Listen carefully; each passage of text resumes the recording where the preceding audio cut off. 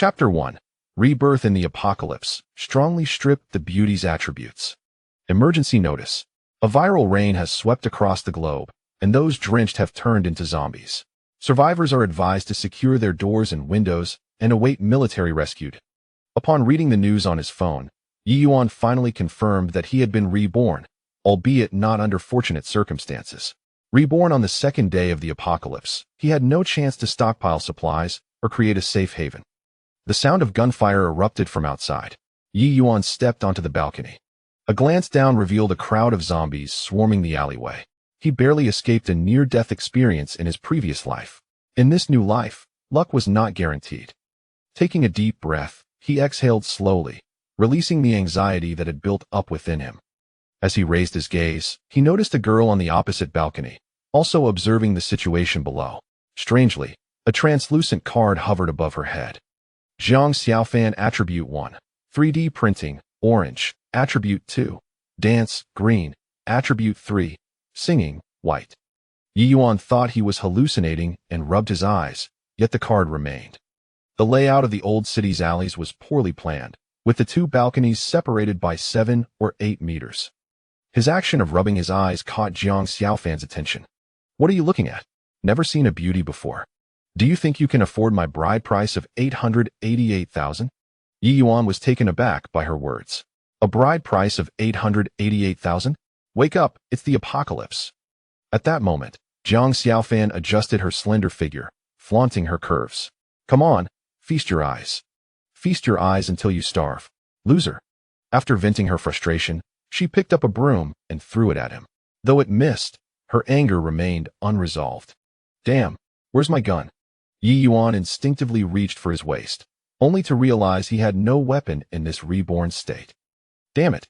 Once again, he experienced the wrath of a fierce woman. As he calmed down, he thought again about the card above Zhang Xiaofan's head. I didn't see the card in my previous life. Why does it appear now that I've been reborn? Could this be my golden finger? Just as he pondered this, a voice seemed to echo in his mind. Yes, host. Any beauty with a goddess-level rating will have an attribute card appear above their head. Only you can see it. By using your mind to strip the attributes, they can become your powers. Attributes transforming into abilities? Incredible. This golden finger was essential for his rebirth. The novel did not deceive him. Zhang Xiaofan, with her fair skin, beauty, and long legs, certainly met the goddess-level criteria, hence the appearance of her attribute card. Before the apocalypse, Zhang Xiaofan was a popular internet celebrity with millions of fans, regularly live-streaming her singing and dancing. She even owned a 3D printer at home, using it to create anime figures as rewards for her fans during live streams. Her attributes were 3D printing, dance, and singing. It seems the attributes relate to one's profession, hobbies, and specialties. Sadly, Zhang Xiaofan had returned indoors. He needed to devise a way to lure her back out. Ye Yuan called out several times from the balcony, nearly attracting the attention of the zombies below, yet Zhang Xiaofan remained hidden. He was growing anxious. Without seeing the card above her head, he couldn't strip the attributes. Just then, gunfire resonated from outside the alley, followed by the sudden arrival of a military vehicle. Through the windshield, he could vaguely see 2 soldiers in camouflage, with the driver having already turned into a zombie, attempting to bite his comrade in the passenger seat. The military vehicle lost control, crashing into several zombies before colliding with the base of Ye Yuan's building. The soldier in the passenger seat managed to escape the assault, wielding a shotgun and firing at the approaching zombies, exploding their heads one after another. More zombies surged towards him, blocking any escape routes except for the building behind him. The soldier dashed into the building, shotgun in hand. Meanwhile, Zhang Xiaofan, hearing the gunfire, rushed to her balcony. Is it the rescue team? She leaned over the railing, eagerly scanning the area, but only spotted the wrecked military vehicle. I clearly heard gunfire. Why haven't I seen anyone? Finally, she revealed herself. The card above Zhang Xiaofan's head remained, and her 3 attributes had not changed.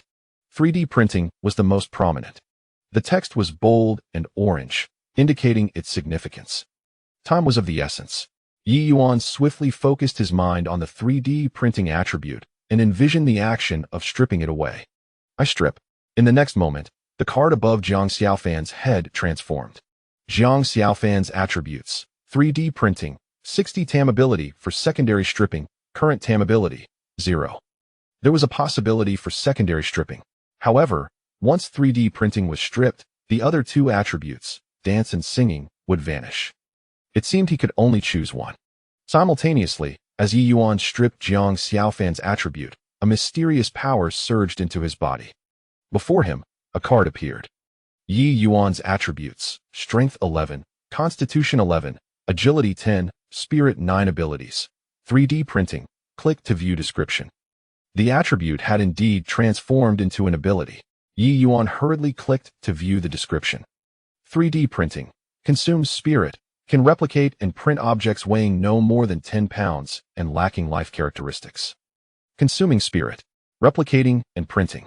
Ye Yuan's quick understanding dawned on him. This was essentially infinite replication. Unbelievable. A standard 3D printing attribute, when stripped, morphed into an ability for infinite replication. Was this for real? Ye Yuan casually pulled out a half-pack of cigarettes from his pocket. Then, using his mind to channel the mysterious power within him, the next scene nearly dropped his jaw. The power transformed into an invisible 3D printer. In 3 seconds, it replicated an entire pack of cigarettes from the original. Opening the box revealed 10 identical cigarettes. Even the wear on the packaging was indistinguishable. Wow, it really can replicate one-to-one.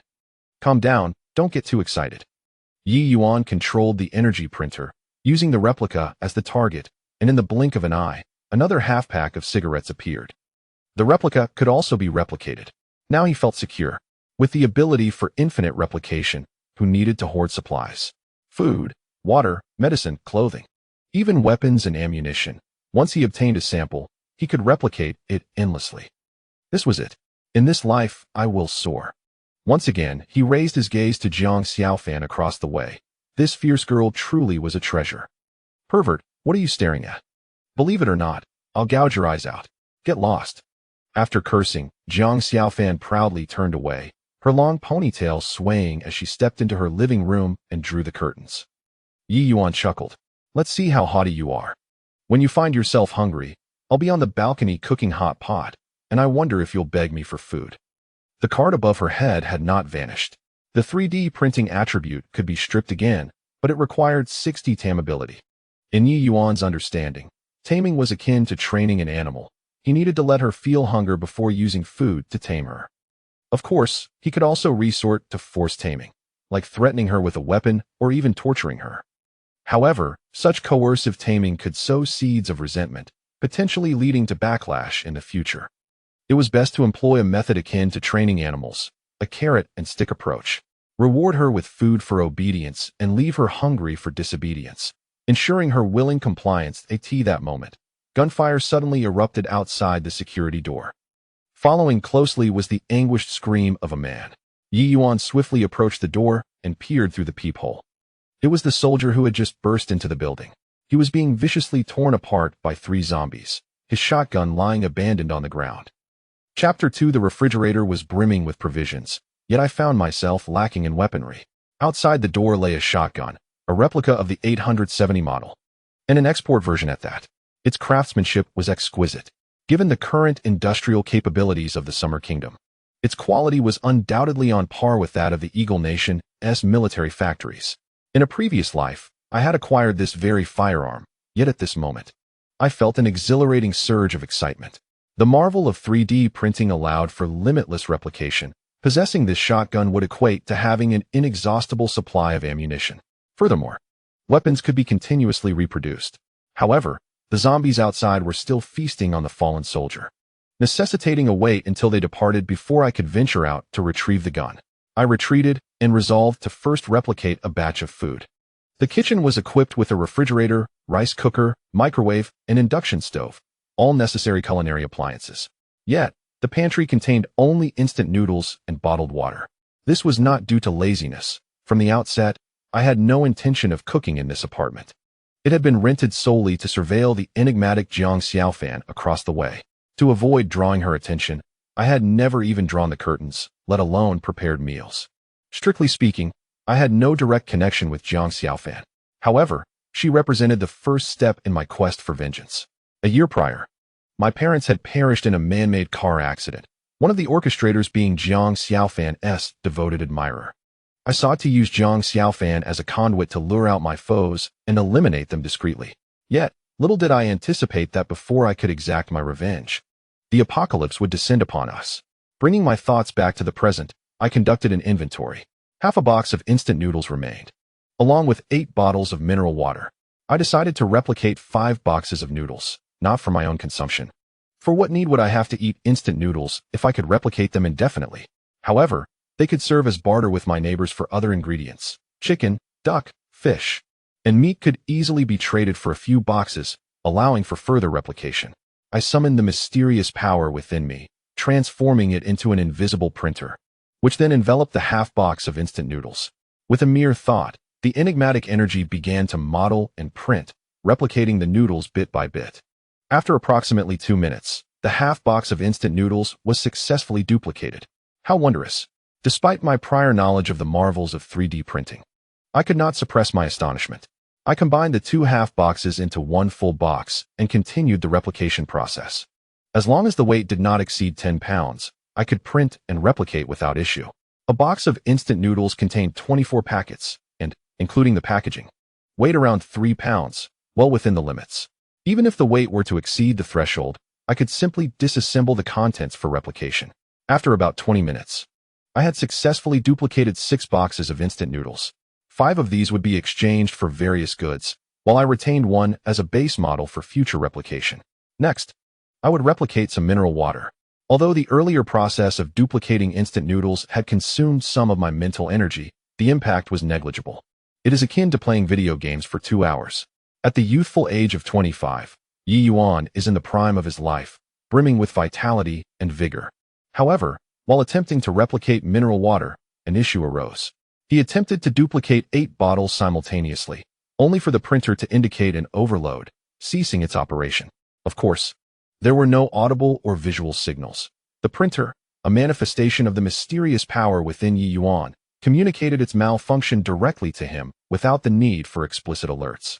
With no other option, he removed 1 bottle, and the printer promptly resumed its task, producing 7 bottles of mineral water in under 30 seconds. Oddly enough, the replication of mineral water was significantly faster than that of instant noodles, and the mental exertion was negligible. What could be the reason for this? As the question formed in his mind, an answer emerged. Returning to the host, instant noodles are organic matter, whereas mineral water is inorganic. The replication of organic substances demands greater energy. Having grasped the rationale, Ye Yuan continued to replicate mineral water, soon generating 2 cases. That would suffice. He then transported 5 cases of instant noodles to the balcony behind the kitchen. Many older homes in the main urban area feature balconies at both the front and back. The balcony adjacent to his kitchen was merely a meter away from his neighbors, allowing for easy conversation. Ye Yuan took a mop and tapped it against the neighbor's balcony several times. Before long, a woman in her 40s peered out from the kitchen. After assessing Ye Yuan and confirming he was not a zombie, she cautiously approached the edge of her balcony and inquired, "Young man, what are you doing?" What a peculiar question. You are in your 40s, and I am in my 20s. There's no way to take advantage of that. I'm simply wondering if you have any fresh ingredients to spare. I can trade you some instant noodles. Ye Yuan placed all 5 cases of instant noodles on the balcony railing. The balustrades of older homes are typically brick-built, wide enough to prevent anything from falling. Look at my home. It's filled with instant noodles. I'm nearly sick of them.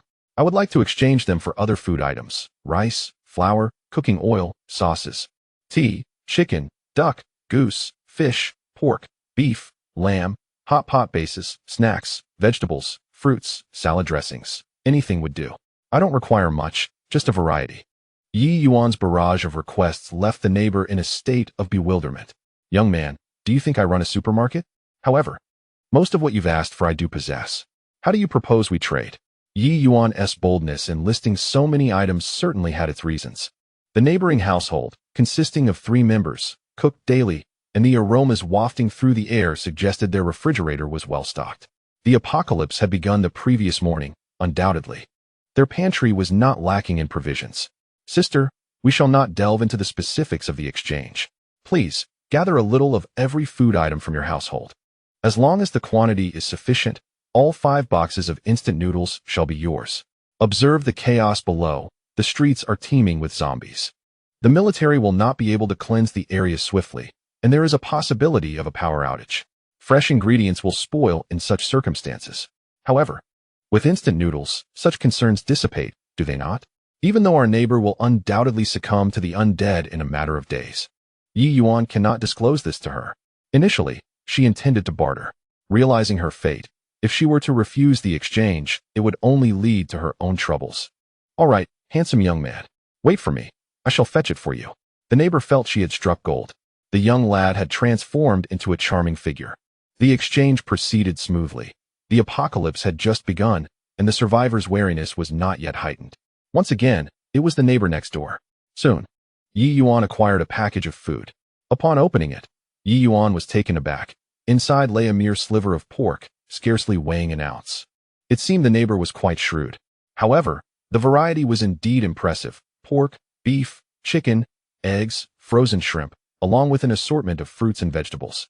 The selection of condiments was also plentiful, all neatly contained in small bottles and jars. Even a little would suffice as a sample. Ye Yuan rubbed his hands in excitement, eager to replicate a batch. By noon, he planned to enjoy hot pot on the balcony, entering taming mode with Jiang Xiaofan. Achieving a taming degree of 60 would allow him to extract another entry. He wondered what surprises a second extraction might yield. Adhering to his previous method, he would first replicate 1 portion of vegetables or meat, then 2 portions together, followed by 4, 8, and so forth. However, Ye Yuan soon encountered a dilemma. Replicating raw meat, including fruits and vegetables, consumed more mental energy than replicating instant noodles, and the process took longer as well. It appeared that organic matter posed a greater challenge. The replication of fresh items proved to be more taxing. As noon approached, the food Ye Yuan had replicated filled the double-door refrigerator to the brim. He too felt fatigued, as though he had been gaming throughout the night. Yet, with food secured, a sense of stability enveloped him. Now, he only lacked weapons. Without any means of defense, a lingering insecurity persisted. Ye Yuan quietly approached the door, peering through the peephole. Fortune smiled upon him, for the 3 zombies had departed after their fill. Only skeletal remnants of a warrior and a fallen shotgun remained on the ground. Just then, an unexpected noise erupted from the kitchen. Chapter 3. The shotgun in hand. Bullets at will. Upon hearing the commotion from the kitchen, Ye Yuan immediately heightened his vigilance. In his previous life, no marauders had invaded his home. Had the butterfly effect manifested upon his rebirth? At this moment, a voice emanated from behind the kitchen. Hey, handsome. Are you there? I have something to trade with you. It turned out to be the neighbor. Ye Yuan felt a sense of relief. He stepped onto the balcony behind the kitchen where the sister held a bottle of beer. Handsome, I don't drink beer. Do you have any instant noodles?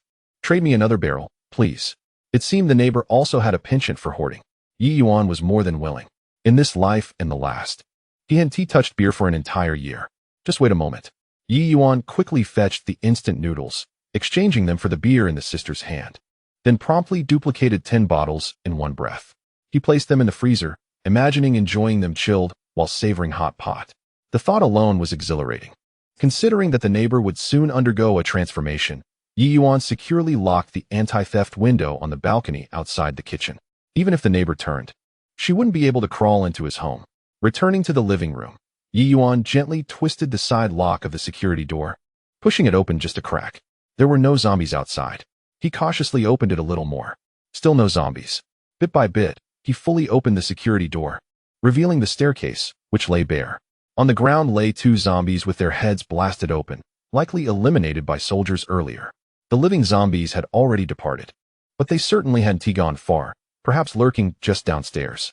Ye Yuan tiptoed outside, picking up the shotgun from the ground, feeling a bit more at ease.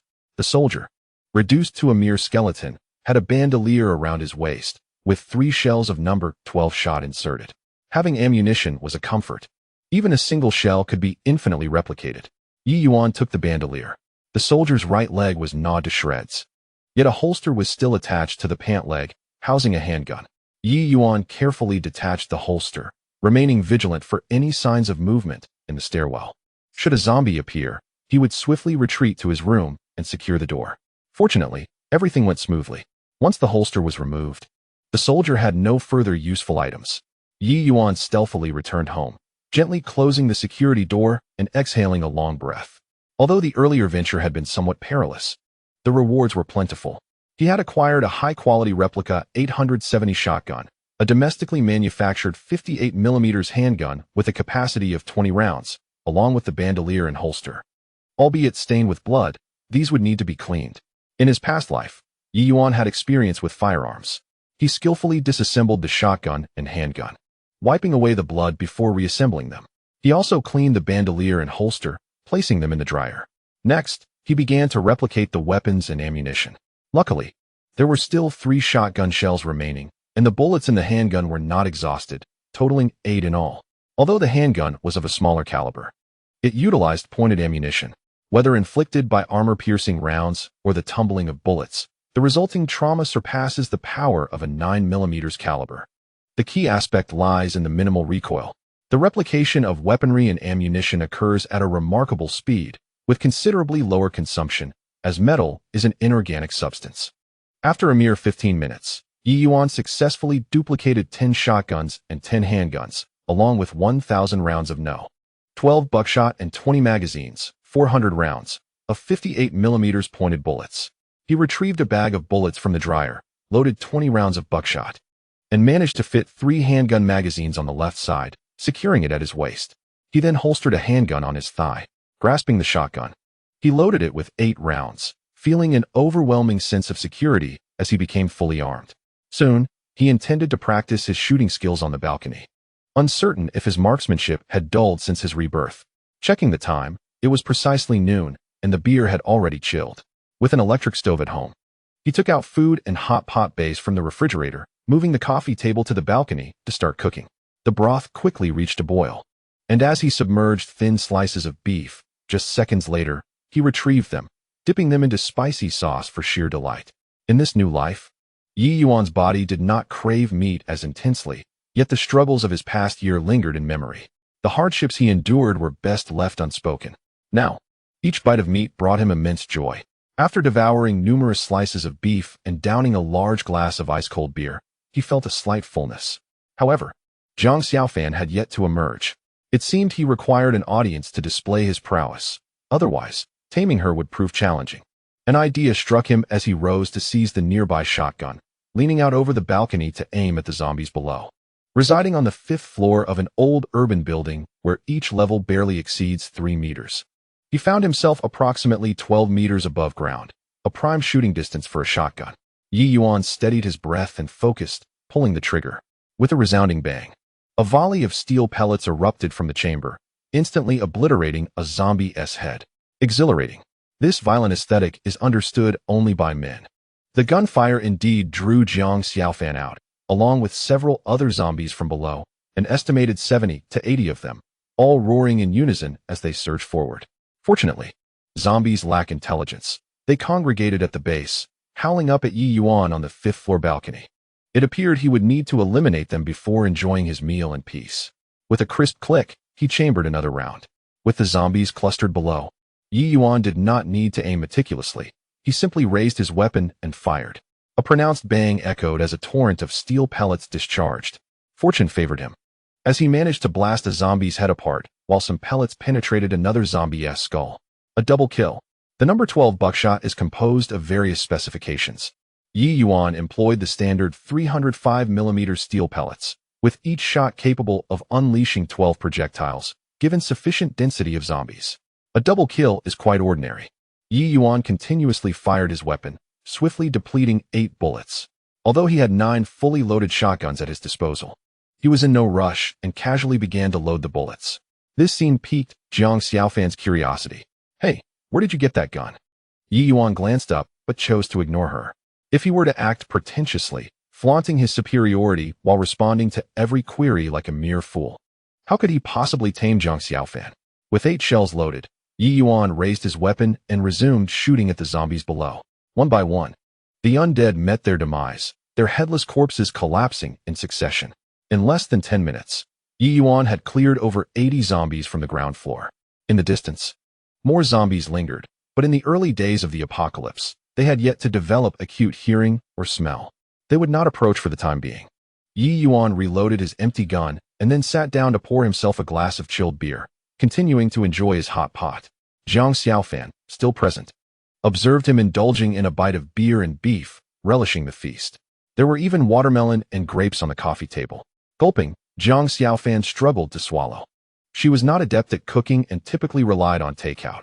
Having gone without food since yesterday afternoon, she was ravenously hungry. Handsome, do you have any food left? I'll buy it from you at 10 times the price.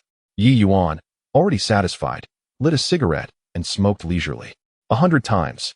I'll pay 100 times the price, please, I'm really starving. Ye Yuan finished the last half of his beer. Washing dishes felt cumbersome. So he simply tossed the pot and soup off the balcony. After all, they could be replicated. Jiang Xiaofan was left dumbfounded. She had clearly seen that there were plenty of unfinished dishes in that pot. Just like that, it was discarded? You fool. You could have given me what you couldn't finish. Jiang Xiaofan exclaimed in frustration, stomping her foot, but Ye Yuan had already turned back into the room. It was not the right time to engage with her.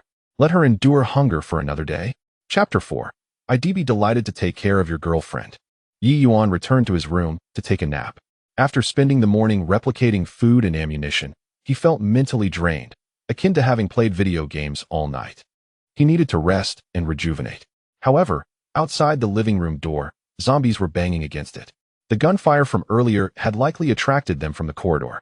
He needed to eliminate the zombies outside, otherwise, he wouldn't be able to sleep soundly. Ye Yuan took up the shotgun and positioned himself at the peephole. Pulling the trigger. Bang! The shot rang out, the dense steel pellets piercing through the peephole, striking precisely at the head. Whether he had killed the zombie outside remained uncertain. There is no need for concern. Regardless, with an abundance of ammunition, the firing continued. Bang! Bang! Bang!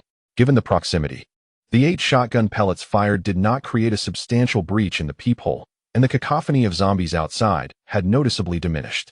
Ye Yuan reloaded the weapon, pressing the barrel against the peephole. As long as any zombies approached, a bullet would be delivered to their foreheads. In a short while, the few zombies outside were completely eradicated. Now, one could rest easy. The hole blasted through the peephole was barely large enough to accommodate a ping-pong ball, ensuring no hands could reach through to unlock the door. Attempts to hook in with a wire would be futile. The mechanical lock was secured, rendering any such efforts ineffective. On the other side, Jiang Xiaofan reclined on the sofa, utterly drained, her stomach filled with water, producing a sound with every step. Yet, there was no sense of satiety. In fact, her hunger had intensified. Her mind was consumed with thoughts of food. The house had been rummaged through multiple times, and all edible provisions had long been exhausted. What to do? At this rate, starvation would claim her life. She retrieved her phone and opened Douyin. The videos she scrolled through depicted either survivors pleading for help or zombies devouring humans, each clip deepening her despair. She had contacted relatives and friends, but none dared come to her aid. Even her parents were unreachable, likely having met with misfortune. At that moment, a notification chimed from WeChat. Upon opening it, she found a message from He Xiao, who had pursued her for half a year. Xiaofan, are you still alive? Please reply. Jiang Xiaofan hesitated but ultimately responded, He Su. I am alive, but I am so hungry, and the downstairs is swarming with zombies. Although He Su held a prominent status, Jiang Xiaofan regarded him with disdain. He was short, portly, and lascivious, exhibiting an arrogant demeanor. Despite being a popular internet celebrity with millions of fans, she did not lack for wealth or beauty, and felt no need to demean herself. However, the He family wielded significant influence in Shidu, and she did not wish to offend He Su. Thus, she had been stringing him along, knowing that if the situation became untenable, she could always leave Shidu. With her resources, she could thrive anywhere. Yet, the unexpected onset of the apocalypse had trapped Jiang Xiaofan in her home, on the verge of starvation. The very person she had looked down upon, He Su, had become her sole lifeline. He Su, please save me. I do not wish to be devoured by zombies, nor do I want to perish from hunger. Xiaofan, do not be afraid. As long as you are alive, I will find a way to rescue you. A glimmer of hope surged within Jiang Xiaofan. Is that true? When have I ever lied to you? Hold on for just 2 more days, and I will dispatch a helicopter for your rescue. 2 more days? I am so hungry that I feel like I could consume myself. I may not last much longer. I am truly famished. Xiaofan, you know the He family has considerable sway in Shidu. Yet, the apocalypse struck so unexpectedly. The official situation is currently in disarray. The available helicopters are limited. Please endure for a while longer and find a way to borrow some food from your neighbors. Hold on for 2 days, and I shall send a helicopter to retrieve you." Speaking of borrowing food from neighbors, Zhang Xiaofan thought of Ye Yuan. "There is a fool across from my house who has an abundance of food that he cannot consume. He would rather waste it than sell it to me." After this, Zhang Xiaofan sent a photo, one he had previously taken surreptitiously, considering himself a social media influencer with millions of followers. Even though many of his fans have turned into zombies, there are surely still a few who remain alive. He thought to post it online to incite some backlash against that fool across the street, which would at least provide him with some solace. To his surprise, as soon as he sent the image, Hisu replied promptly, "I know this person. His name is Ye Yuan. A familiar acquaintance? Then hurry and ask him for food." "No worries, Xiaofan. Rest assured, once I make the call, Ye Yuan will certainly provide you with food." Meanwhile, Ye Yuan was enjoying a comfortable sleep. Just as he opened his eyes, a notification from WeChat chimed. Upon picking up his phone, he saw that Hisu was video calling him. A flicker of murderous intent flashed in Ye Yuan's eyes, but was quickly concealed as he answered the call. "Brother Ye, you're still alive. How wonderful." Seeing Hisu's feigned surprise on the screen made Ye Yuan feel a wave of nausea. The death of his parents was intricately tied to Hisu and his father. In his past life, Ye Yuan's quest for revenge had ended in failure, and he had endured considerable torment at the hands of Hisu before his demise. This grudge was one he could never forget. Hisu remained oblivious, having investigated for 6 months, yet failing to uncover that Ye Yuan's parents were indeed the victims of their machinations. In light of this, Ye Yuan decided to play along for the time being. "Thanks to you, Brother He, I have survived this calamity." "Where are you?" "In the old district of Wudong Garden." "Why are you staying in an old, dilapidated place instead of the villa at Deer Lake?" Although the old district had previously been referred to as old and shabby, it had been renovated and rejuvenated, exuding a sense of historical depth that many found appealing. However, Ye Yuan had chosen this location to monitor Hisu through Zhang Xiaofan, intending to use the He family as a means to draw out his enemies one by one. He had not anticipated that Hisu would delay in taking Zhang Xiaofan, thereby postponing his quest for vengeance.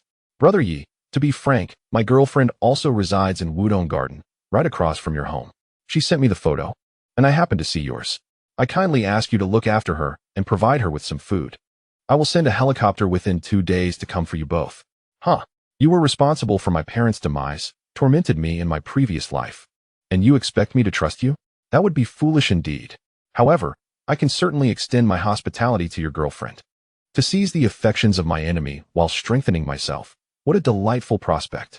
Moreover, Zhang Xiaofan bore no connection to the demise of her parents, remaining completely oblivious to the circumstances. Regardless, they needed to tame her, achieving 2 objectives at once.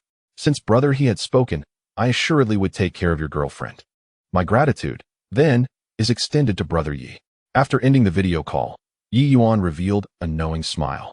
It is worth mentioning that the relationship between the Yi and He families has always been amicable. My father, Ye Jianmin, established the giant semiconductor company, a pillar of the Shudu economy, with considerable dealings alongside the military. The He family is the second largest shareholder, and they maintain a close rapport. Ye Yuan and Hisu regard each other as brothers. Subsequently, the board expressed a desire for the company to go public, and upon securing financing, the value of all shareholders would skyrocket. However, my father opposed the influx of foreign capital. As the founder, he possessed a veto power regardless of the stakes held by others. This led to frequent discord at board meetings. Tragically, my parents then perished in a car accident. Following the incident, Ye Yuan spent half a month in the ICU before being transferred to a general ward. By the time he was discharged, the board had seized control of the company. At that moment, suspicion arose within him. The accident might have been orchestrated.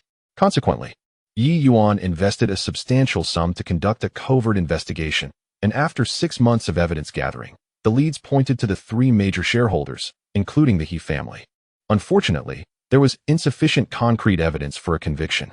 Reluctantly, Ye Yuan resolved to avenge his parents himself. However, before he could execute his plan, doom descended upon him. This is also the reason why, in his previous life, he risked everything to return to Luhu, as his enemies resided there. In this life, should he manage to escape the city center, he would ensure that they regretted their existence. Chapter 5. The Underworld. I possess a firearm. In truth, Ye Yuan lacked the confidence to survive an exit from the city center. Within the entirety of the second ring, the density of zombies is exceedingly high. Presently, it is merely the onset of the apocalypse, and more individuals will inevitably succumb to transformation. In his previous life, the military undertook a significant operation, diverting the zombies from the alleyways. Seizing the opportunity, Ye Yuan descended, driving a wrecked military vehicle to escape. The perils encountered along the way are best left unmentioned. Ultimately, he was cornered by a horde and drove into the Shujing River, using his last bullet to shatter the windshield. Fortunately, zombies are incapable of swimming. Thus, Ye Yuan navigated along the river's current back to Luhu. In this life, he lacks for resources, should he choose not to seek vengeance. He could survive comfortably within the city limits. Yet, this is not Ye Yuan's nature. Therefore, he pinned his hopes on Jiang Xiaofan. By revisiting the entry once more, he might unlock an upgrade of his abilities, perhaps facilitating his escape from the city center. Awakening from slumber, he felt significantly rejuvenated. Ye Yuan replicated 2,000 shotgun shells. With ample ammunition, he felt more secure.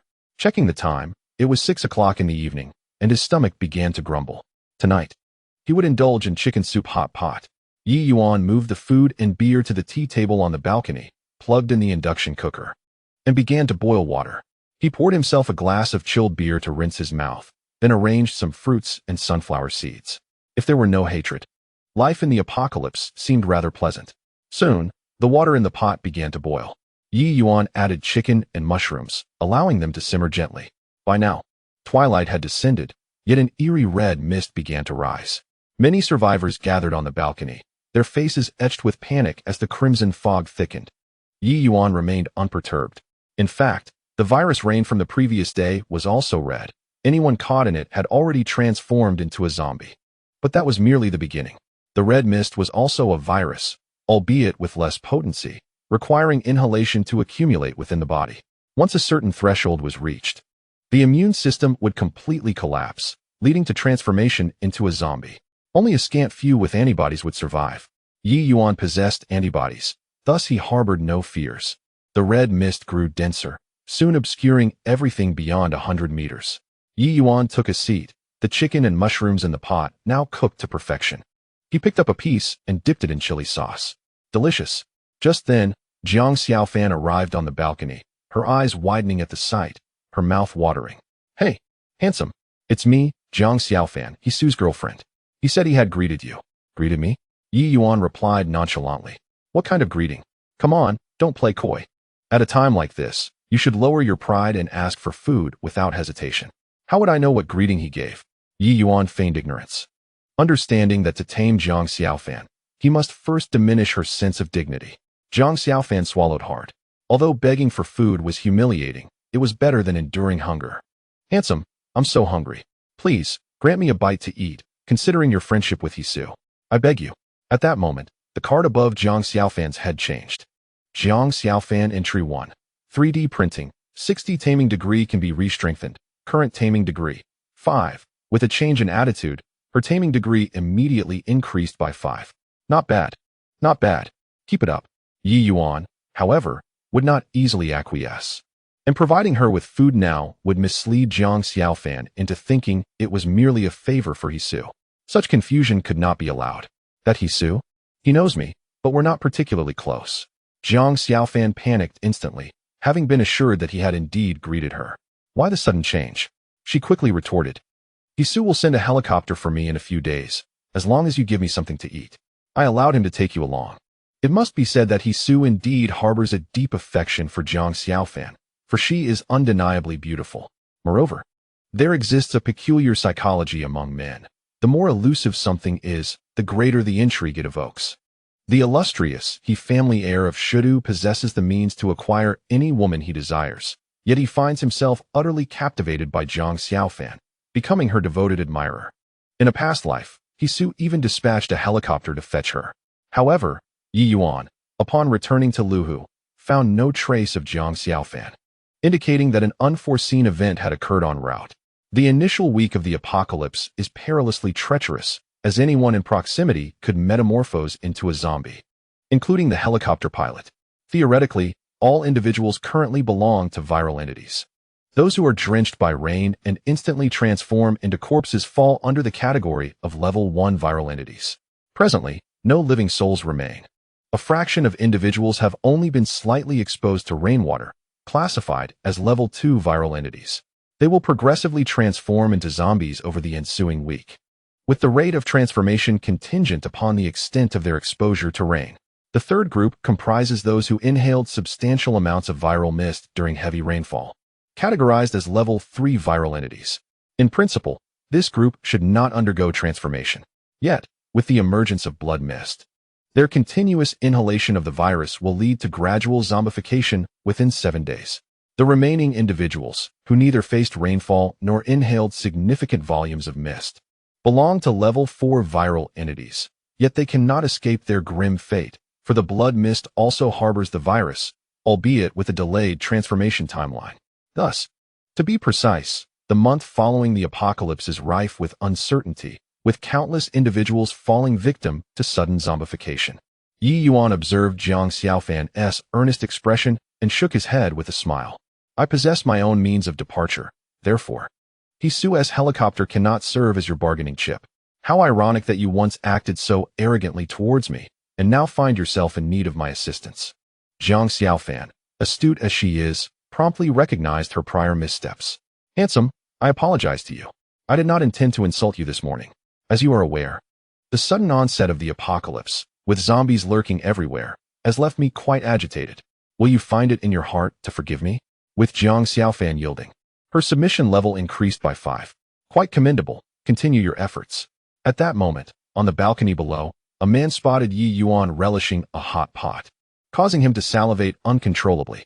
This fellow, with an air of bravado, clearly belonged to the streets, and having neglected cooking for himself, was now famished. Hey, brother.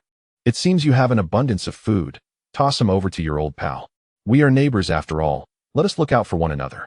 Ye Yuan cast a glance at the streetwise individual, choosing to ignore him. Oh, so you're giving me the cold shoulder, are you? Do you know who I am? This entire area of the old city is under my protection. Believe it or not, I could craft a Molotov cocktail and hurl it onto your balcony to incinerate your house. Don't push your luck. Hurry and send me some food. Ye Yuan was rendered speechless. Where did this wild creature come from? After slaying so many zombies, could it be that he was sleeping at that time? Unaware of my firearm, Ye Yuan calmly lit a cigarette, then swiftly grabbed a nearby shotgun, rising to aim at the ruffian. What the? Bang!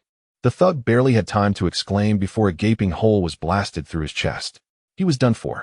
Damn it! Acting all tough. Tired of living. Ye Yuan set down the gun and returned to his chair, ready to continue his meal. Casually, he noticed that Jiang Xiaofan's tameness had increased by 5. What just happened? I didn't do anything to you, and yet it increased? Chapter 6. The Proud Goddess? She is already kneeling before me. Ye Yuan glanced at the card above Jiang Xiaofan's head. Indeed, her tameness had risen by 5, now reaching a total of 15.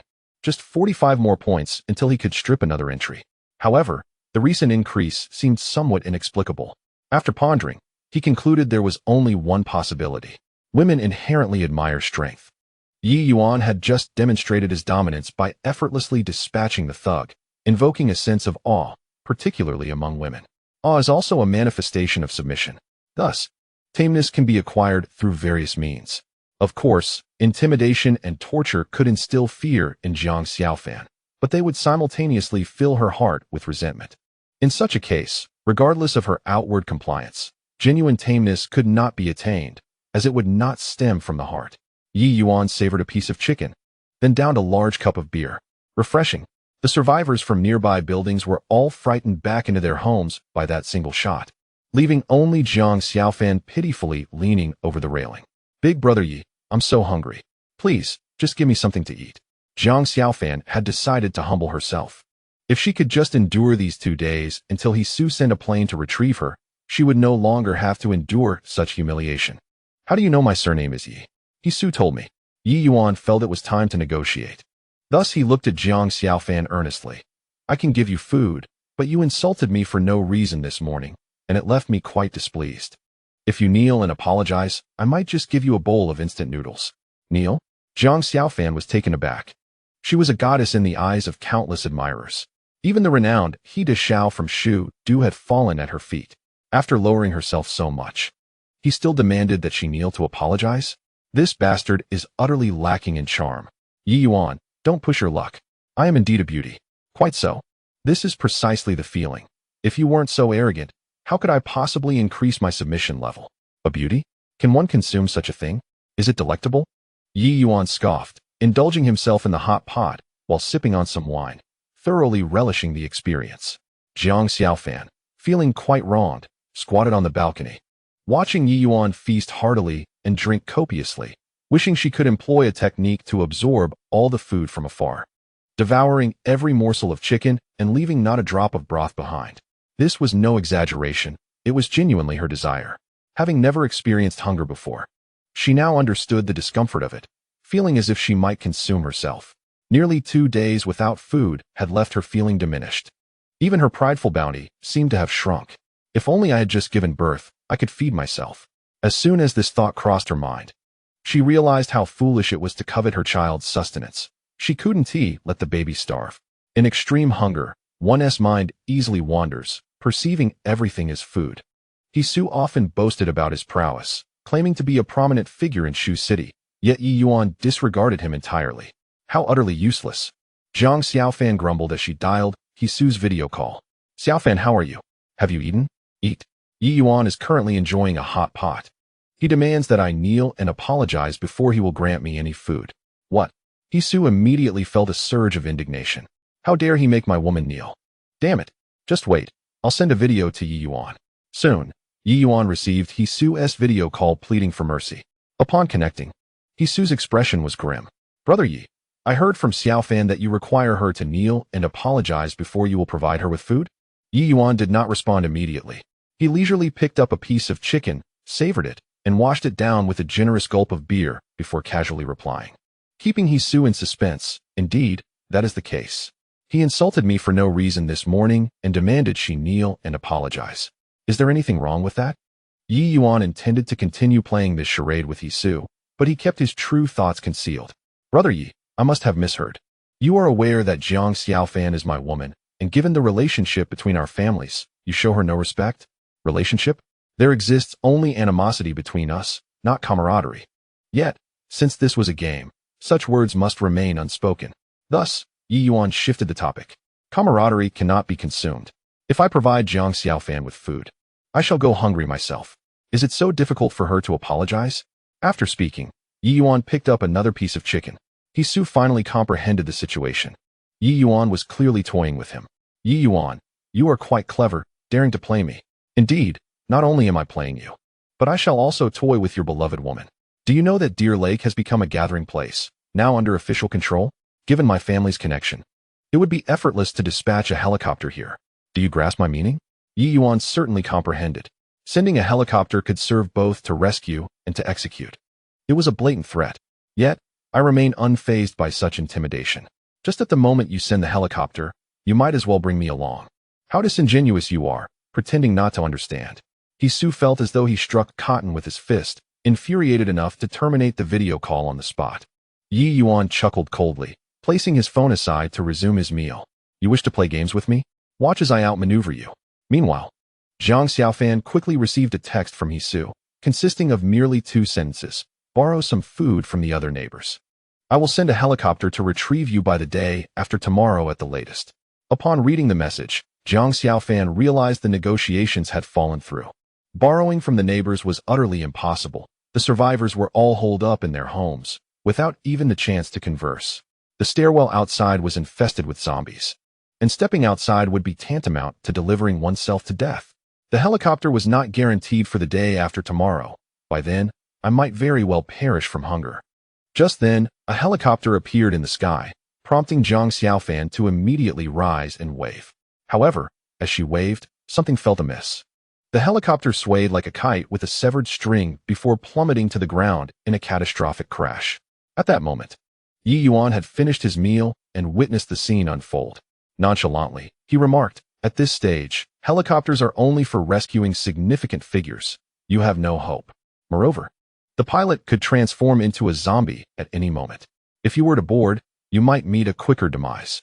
With that, Ye Yuan discarded the pot into the abyss below, too lazy to clean it.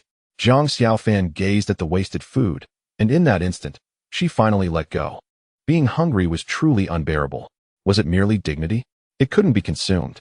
Besides, I was the one who initially insulted Ye Yuan. What harm would there be in apologizing?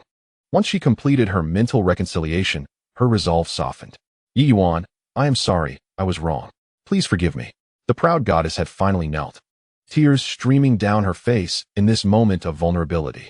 Simultaneously, the card above her head indicated a significant increase in taming level by 20, reaching a total of 35. Just 25 more would allow her to reattempt the extraction of her attributes. Although her apology lacked sincerity, at least she had knelt. Wait, I shall fetch you some instant noodles, she promised. Words must hold weight. A balance of sternness and sweetness is essential. One cannot rely solely on the former, lest it leads to despair, making the continuation of taming impossible. Chapter 7. A bucket of instant noodles increased by 10. Ye Yuan tossed a bucket of instant noodles over from the balcony. Jiang Xiaofan filled a bucket with boiling water, and, after only 2 or 3 minutes of steeping, could hardly contain his eagerness to indulge. Oh, how delectable it was! He had never tasted such exquisite food before. Unbeknownst to him, the taming level indicated on the card above his head increased by 5, reaching a total of 40. He devoured the meal voraciously, slurping up every last drop of soup. With a full belly and a warm sensation in his stomach, Jiang Xiaofan reclined on the sofa, feeling an overwhelming sense of happiness and satisfaction. He reflected on Hisu, who was utterly useless. At critical moments, he had to rely on his neighbor. Although Ye Yuan possessed an eccentric personality, he was not a bad person. If it weren't for him, Jiang Xiaofan would have truly starved.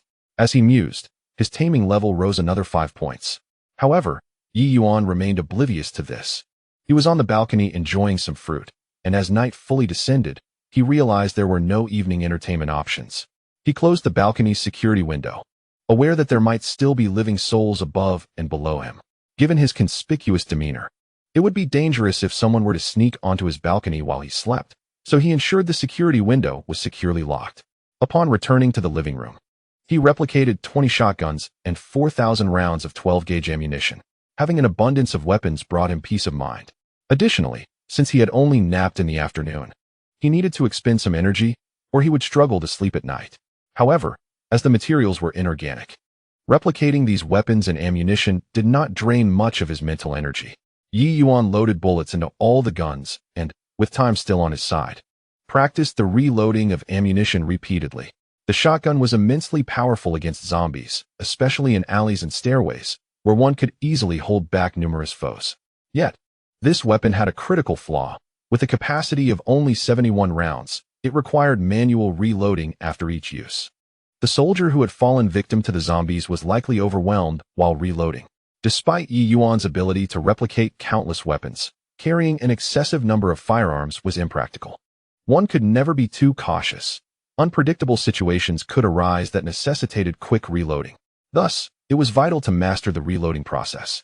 He envied the protagonists in novels who possessed spatial warehouses. If only he could replicate 10,000 shotguns and switch to a new one immediately after depleting the previous. The thought thrilled him. Ye Yuan tirelessly practiced, gradually feeling fatigue set in. A glance at the clock revealed it was already past 9 in the evening.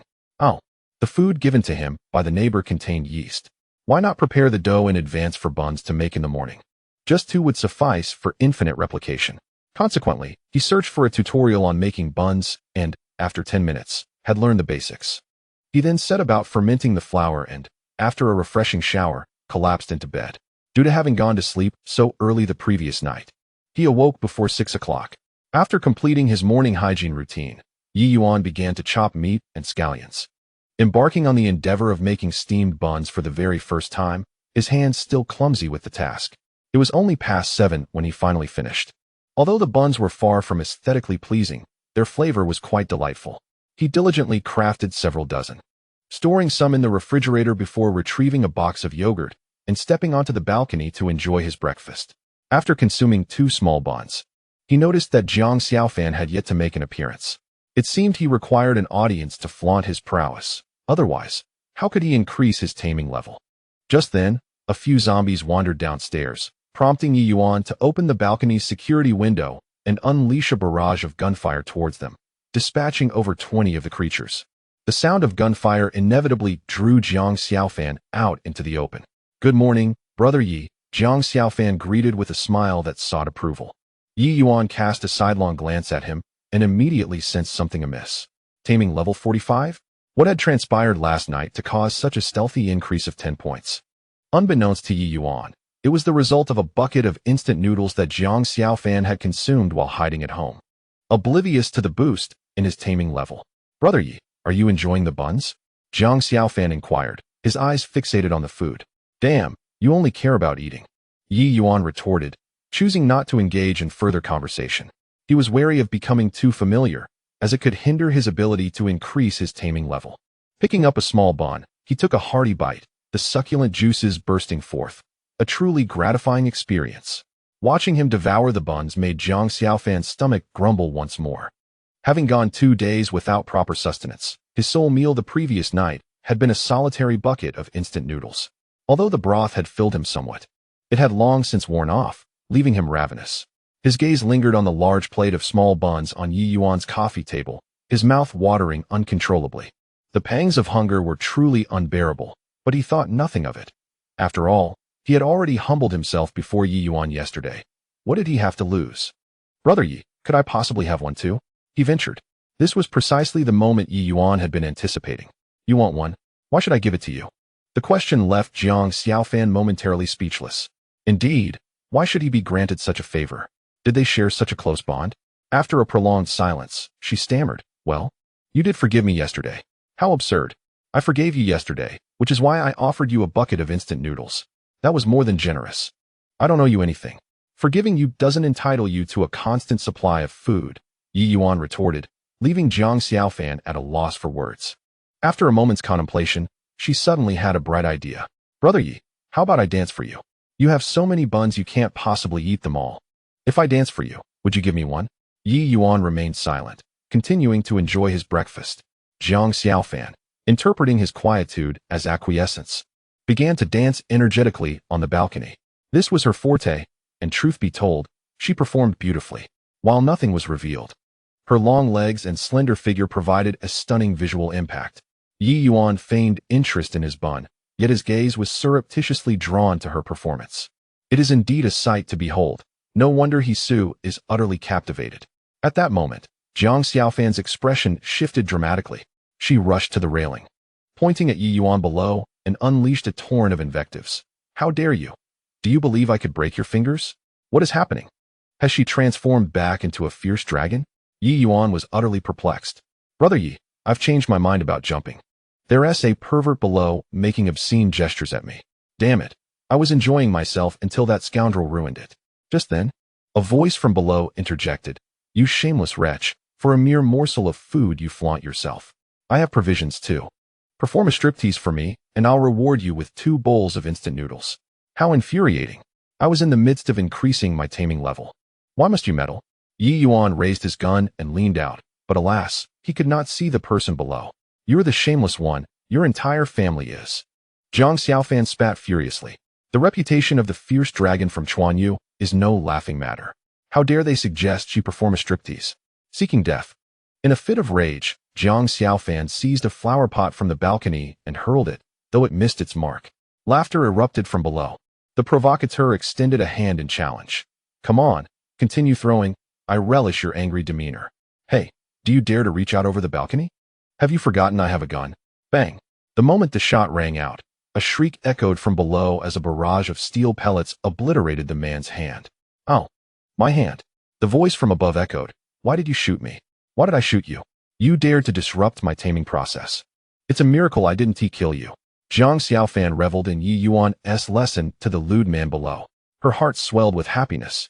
Brother Yi, though he appeared fierce, was quite kind, even aiding her in punishing that despicable man. As this thought crossed her mind, her taming level increased by 5. Ye Yuan's eyes glimmered. Could it be that his act of defending her had inspired gratitude? It seems there are numerous ways to gain taming levels, which is a positive development. With just 10 more points, he could delve into another skill. Ye Yuan felt elated and tossed 2 buns wrapped in a plastic bag down. 2 small steamed buns would hardly suffice, but that was precisely his intention. Maintaining a state of slight hunger would facilitate taming. A favor brings a grudge. The ease of acquisition could indeed hinder the taming process. Chapter 8. The beautiful fierce dragon seeks my aid after finishing breakfast. Ye Yuan sat on the balcony sipping tea. Zhang Xiaofan showed no sign of departing. Brother Yi, may I sing a song for you? It seemed she was attempting to draw closer, laying the groundwork for future favors. Ye Yuan was not so easily deceived. No need. I simply wish to enjoy a moment of tranquility with my tea. Brother Yi, have you ever pondered how to escape? Never thought about it. Where did you acquire that gun? Get lost. Oh, very well. Zhang Xiaofan wrinkled her nose, muttering something indistinctly before returning to her room. Presumably cursing Ye Yuan. It mattered not. Let her curse. A blend of firmness and sweetness was required.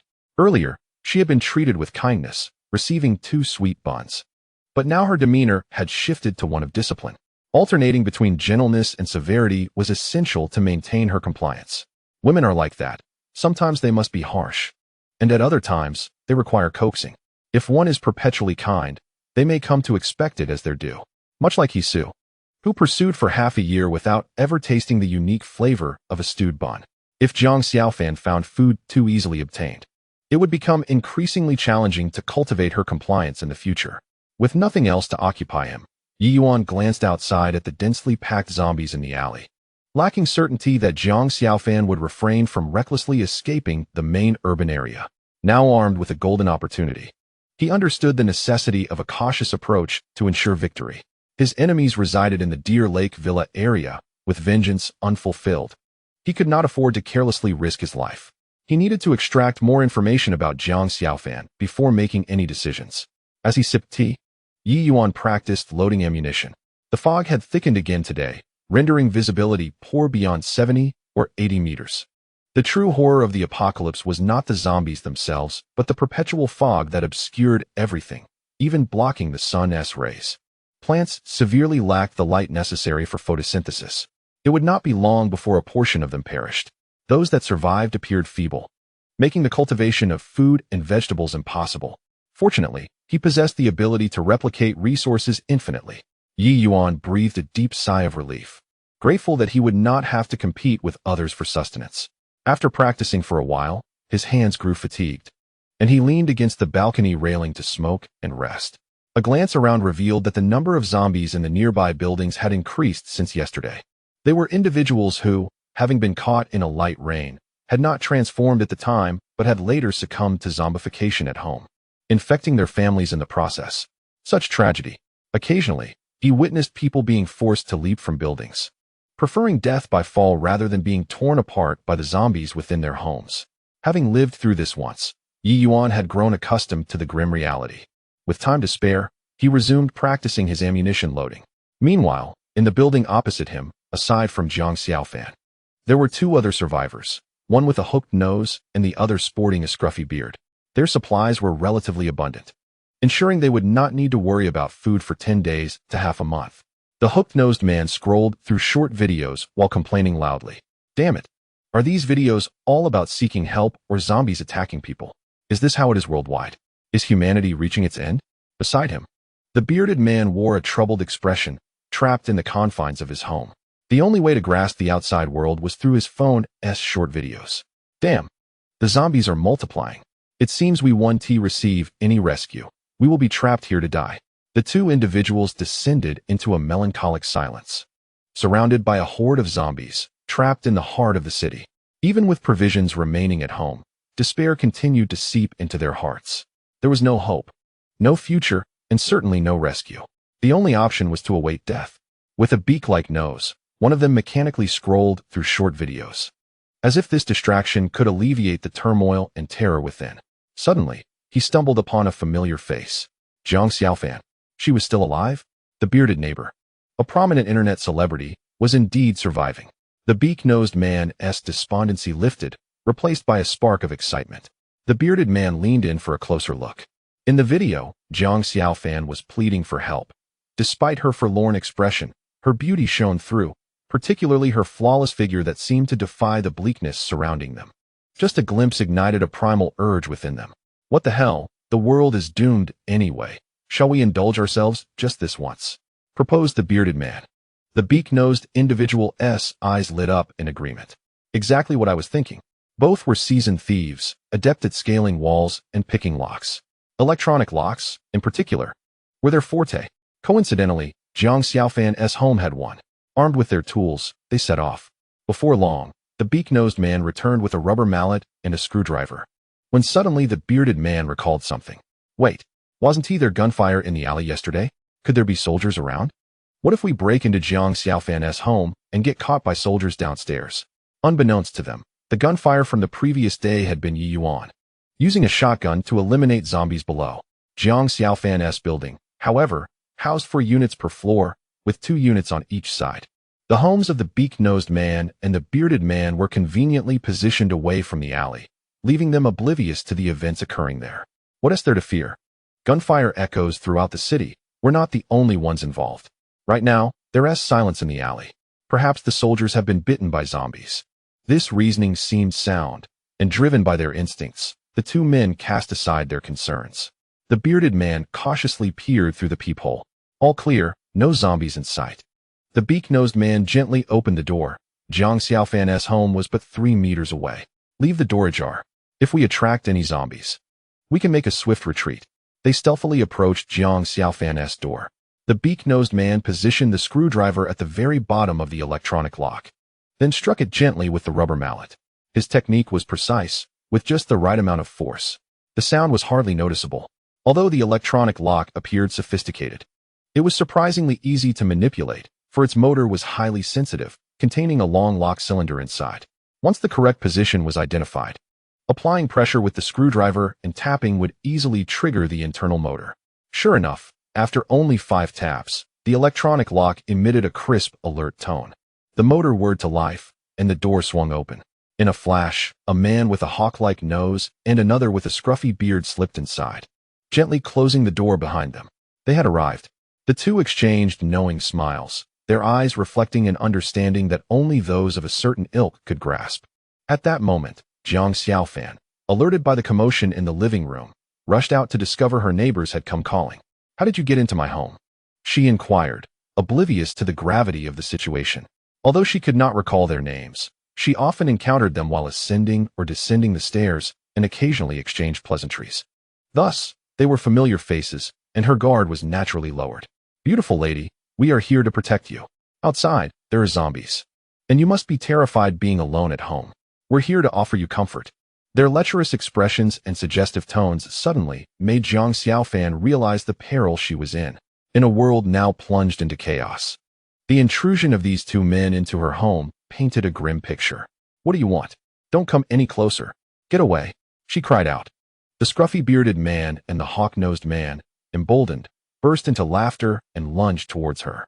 In a frantic bid for self-defense, Jiang Xiaofan grabbed various objects from the living room, a vase, a cup, a figurine, and hurled them at the intruders. However, her feeble attempts were no match for the 2 large men, whose lewd grins only grew wider as they cornered her against the balcony. Desperate, Jiang Xiaofan sought anything to defend herself, but the balcony was bare. The broom that had once been there had been discarded in the previous day's chaos when she had struck Ye Yuan. Suddenly, a thought struck her. Ye Yuan had a gun. Whirling around, she shouted, "Brother Ye, save me." Chapter 9. From Birdshot to Cannons.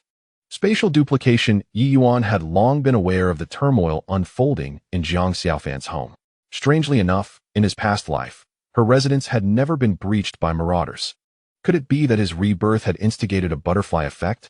Although the butterfly effect remains merely a theoretical concept, individual actions cannot alter the vast gears of fate. Yet, the events transpiring at Jiang Xiaofan's home could indeed be linked to him. The gunshots from the previous day's encounter with the zombies downstairs had attracted the undead from the opposite building, emboldening the marauders to venture out into the hallway. "Brother Ye, please save me." Jiang Xiaofan's voice trembled with desperation as she pleaded for help, waving her arms to fend off the aggressors. Even without her cries for aid, Ye Yuan would never allow the scruffy bearded man and the hawk-nosed man to harm her. He had plans to continue extracting information from her. How dare they lay a hand on my people? He thought furiously. "Jiang Xiaofan, get down," he bellowed. Understanding dawned upon Jiang Xiaofan. Ye Yuan was preparing to take action. He urged her to crouch down to avoid collateral damage. Comprehending the urgency, She promptly complied, swiftly lowering herself. This sudden change left the scruffy bearded man and the hawk-nosed man momentarily bewildered as they turned their gaze towards Ye Yuan on the opposite balcony. What do you mean, kid? I don't quite understand. Do you wish to be a hero and save the damsel in distress? Come forth. I find it hard to believe you can leap over in a single bound. Ha! The oppressive atmosphere of the apocalypse is thoroughly released in this moment, as both individuals burst into unrestrained laughter. At this juncture, Ye Yuan also smiles, a subtle curve gracing his lips, as he swiftly seizes the shotgun resting on the coffee table. Without a moment's hesitation, at a distance of 7 or 8 meters, he does not even need to aim deliberately. A dull thud reverberates as the gun discharges, a barrage of steel pellets erupting forth, instantly piercing through the chest of the bearded assailant. The shot creates a gaping hole, larger than a fist. The hawk-nosed man is momentarily taken aback, his mind seemingly short-circuiting. What just happened? That kid has a gun. Before the apocalypse, gun control in the Summer Nation was stringent, and the common folk had no instinct to crouch upon hearing gunfire. Just in that fleeting moment of bewilderment, Ye Yuan completes the shell ejection and chambers another round. Bang! The second shot finds its mark in the hawk-nosed man's head, exploding it like a watermelon, blood splattering all over Jiang Xiaofan. She exclaims, springing to her feet, terrified and shrieking, as she frantically brushes the blood and bits of flesh from her hair, rushing towards the bathroom. The immediate threat has been neutralized. Ye Yuan settles back down to continue sipping his tea. Meanwhile, Jiang Xiaofan desperately scrubs her hair with shampoo, rinsing it repeatedly, yet feeling as though it remains unclean. Although she has witnessed zombies devouring humans, the sight of blood splattered across her head leaves her feeling profoundly unsettled. She stands beneath the shower for several minutes, the cool water gradually restoring her composure. Reflecting on the events that transpired, she cannot help but feel a sense of relief. Thank goodness Ye Gu was there. I shudder to think of what might have happened otherwise. Ye Gu truly cares for me, despite his occasional harsh demeanor. There is a certain masculinity about him that is appealing, unlike He Su, that sycophant who only showers me with gifts and seeks to ingratiate himself, lacking any semblance of manliness. As she contemplates this, the taming level indicated on the card above her head rises dramatically by 10, now reaching 60. After completing her shower, Jiang Xiaofan dries her hair and changes into fresh clothing before making her way to the living room. Outside on the balcony lie 2 corpses, one with a shattered skull and the other with a perforated chest.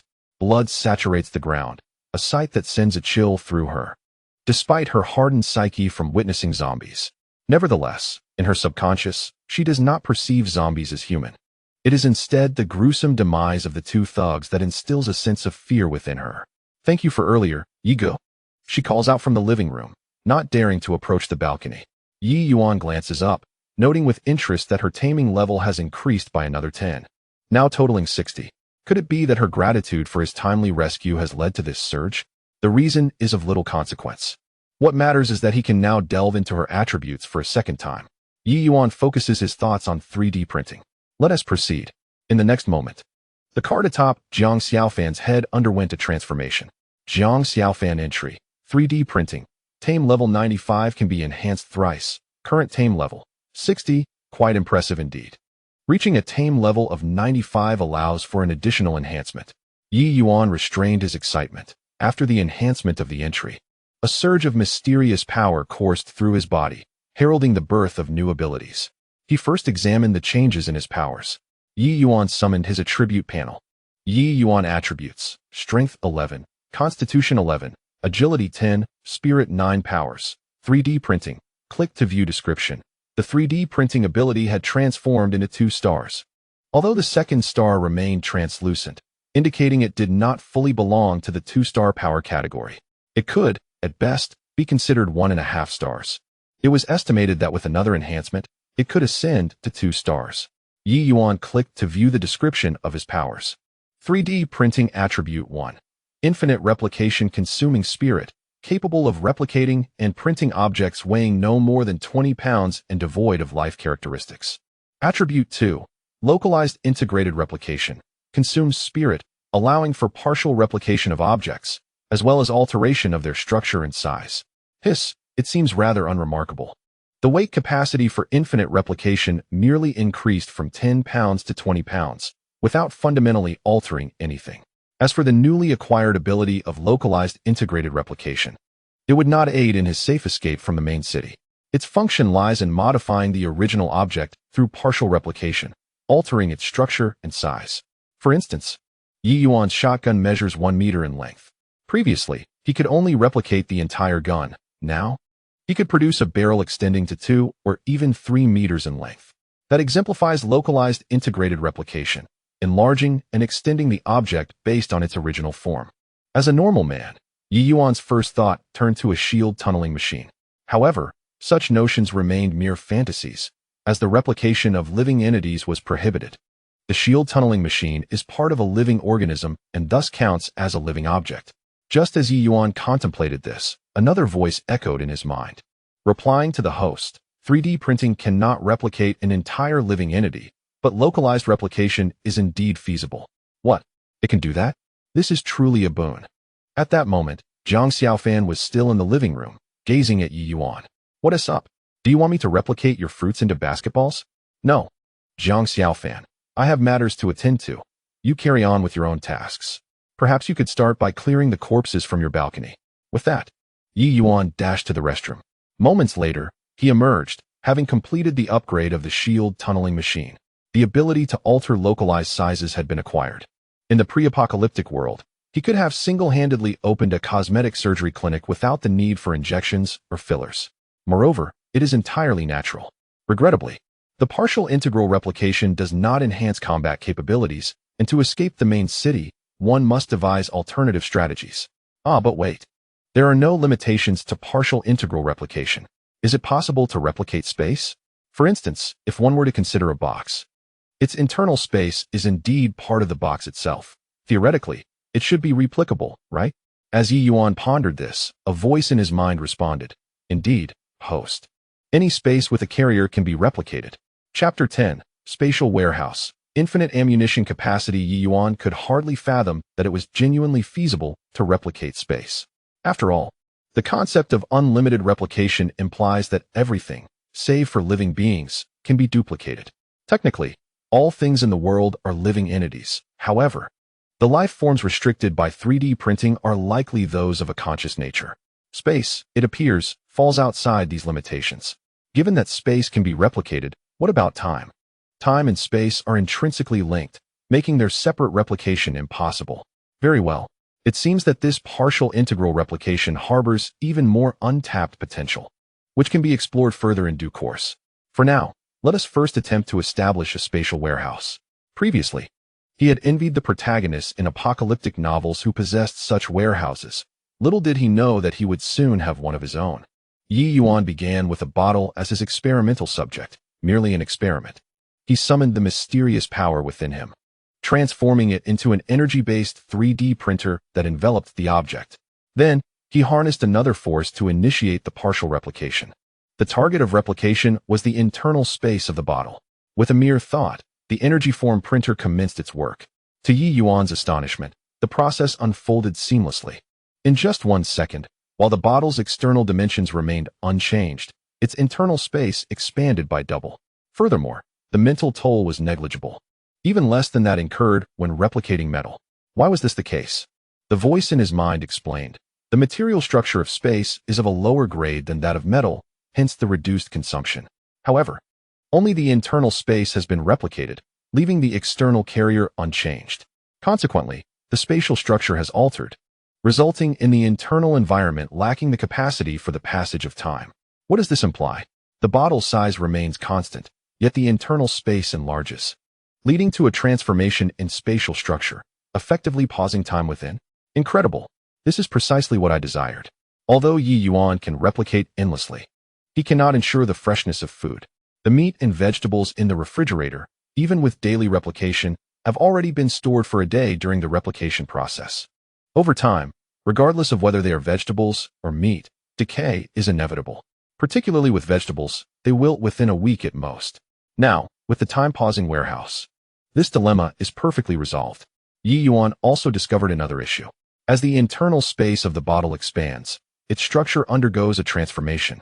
evolving into a realm of pure space devoid of any energy fields. Consequently, one's consciousness can effortlessly penetrate the confines of the bottle, becoming exceptionally potent within. To illustrate this vividly, consider that once humanity sets foot on the moon, they can leap heights of 5 or 6 meters with ease, not due to an enhancement in human strength, but rather because lunar gravity is merely 1/6 that of Earth. In a similar vein, the expanded internal space of the bottle alters its structure, rendering it a pure space free from the constraints of time and energy fields. Thus, Ye Yuan's consciousness within the bottle is unbound, and what was once a feeble awareness now possesses formidable strength, akin to divine will. This realization sparks a brilliant idea in Ye Yuan's mind. He tosses an egg into the bottle, and remarkably, it does not shatter upon hitting the bottom, for the interior space is devoid of any energy fields, including gravity. Yet, within the bottle, Ye Yuan's consciousness, akin to divine intent, merely needs a thought, and the egg gently descends to the bottom, landing perfectly. In the future, when utilizing this spatial warehouse for storage, he can organize items through sheer thought. Continuing his experimentation, Ye Yuan places the lid on the bottle, which prevents his consciousness from entering. Ingeniously, he drills a small hole in the lid, allowing his consciousness to once again access the interior. The pressing issue now is how to extract the egg, since he aims to create a spatial warehouse. Convenience for retrieval is paramount. Ye Yuan envisions duplicating an enormous spatial warehouse capable of housing 10,000 shotguns filled with ammunition. After firing one, he could immediately retrieve another for the next shot. With a little caution, he could easily navigate to the riverbank. After a moment's contemplation, a solution dawns on him. By significantly enlarging the small hole in the lid, he would be able to extract the egg. Without hesitation, Ye Yuan proceeds to replicate the small hole's space, expanding it 50-fold. However, externally, the size of the hole remains unchanged. What has transformed is the spatial dimension, invisible to the naked eye.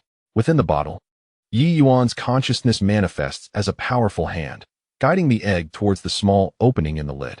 At that moment, a miraculous occurrence unfolds. The egg passes through the minuscule hole, half protruding outside, while the other half remains within the bottle. With a mere thought, Ye Yuan's intangible will propels the entire egg out. Astonished, he exclaims in joy, he has succeeded. The spatial warehouse concept has come to fruition. However, he realizes that the vessel cannot remain a mere bottle. It is unseemly, cumbersome, and prone to shattering, which would lead to the collapse of its internal space. All materials will inevitably drop.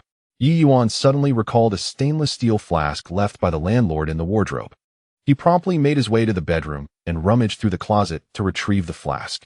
This flat-shaped flask is commonly seen in foreign films, often wielded by protagonists in moments of bravado. Constructed from stainless steel, it is remarkably resilient and has a mere capacity of 200 milliliters, slightly less than a can of cola. It is small and exquisitely crafted, encased in a leather sleeve that allows it to be conveniently hung from a belt. Opening the flask's cap, he found no need for perforation. The more he examined it, the more satisfied he became, quickly deciding to use this flask as a vessel for his spatial repository. Note: do not critique, dear guardians. It will later be replaced with a spatial ring. The flask is merely a transitional element. He first replicated 10 flasks for future use. Should he require additional storage, he would have the materials readily available.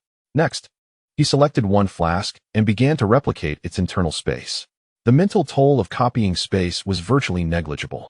Ye Yuan continued to replicate it 12 times, and the internal capacity of the diminutive flask reached 0.8 cubic meters, equivalent to dimensions of 1 meter in length and width, and 0.8 meters in height.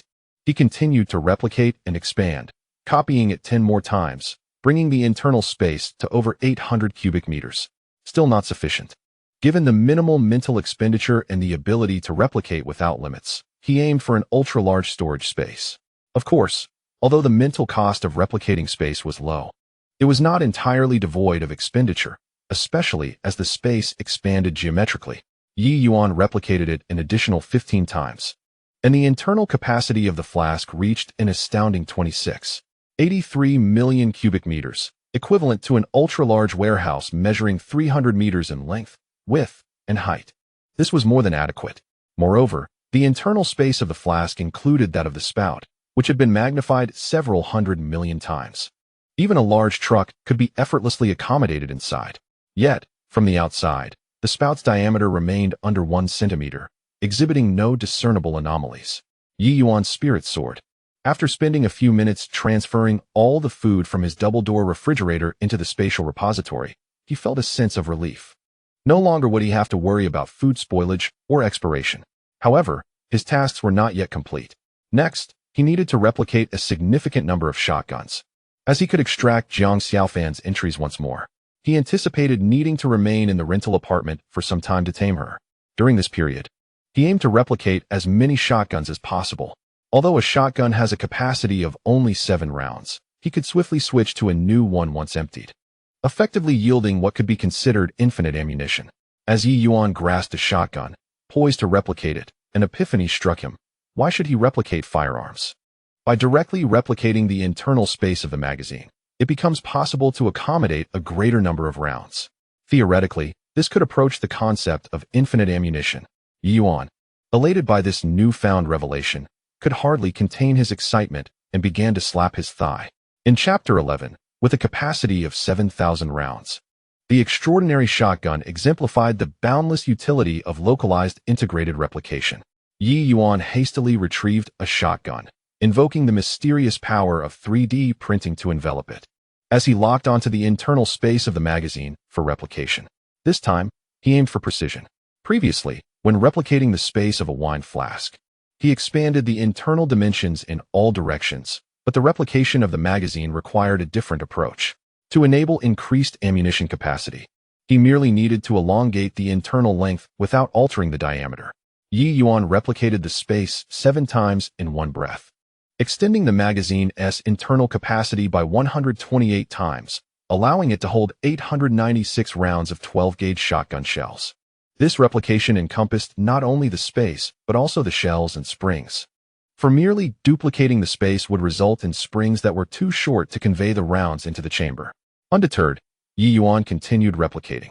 The ammunition capacity was still only a little over 800 rounds, which was far from sufficient. After 3 more replications, the magazine was extended by 1024 times, permitting a total of 7,168 rounds. This was nearly adequate, regardless of whether he could fire them all. Possessing a shotgun with a capacity of 7,000 rounds provided a significant sense of security. Moreover, the power of a shotgun is immense.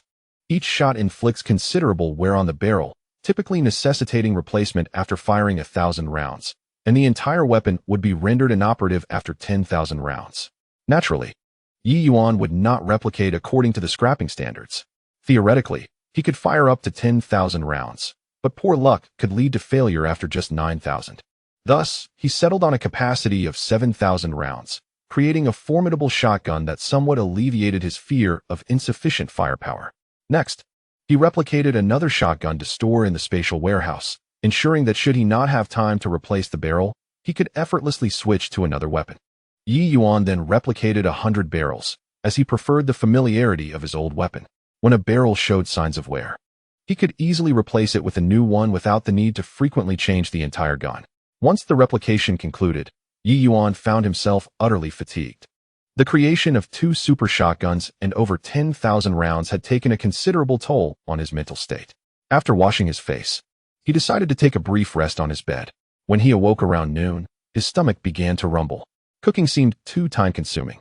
He retrieved a small steamed bun from the spatial warehouse and replicated several more, then heated them while taking a box of yogurt to the balcony. However, he found no sign of Jiang Xiaofan. Moreover, the corpse of the hawk-nosed man with a beard, whom Ye Yuan had previously dispatched, lay sprawled on the floor, the blood having already stained the balcony crimson. What could have transpired? Wasn't she supposed to dispose of the bodies? Bang!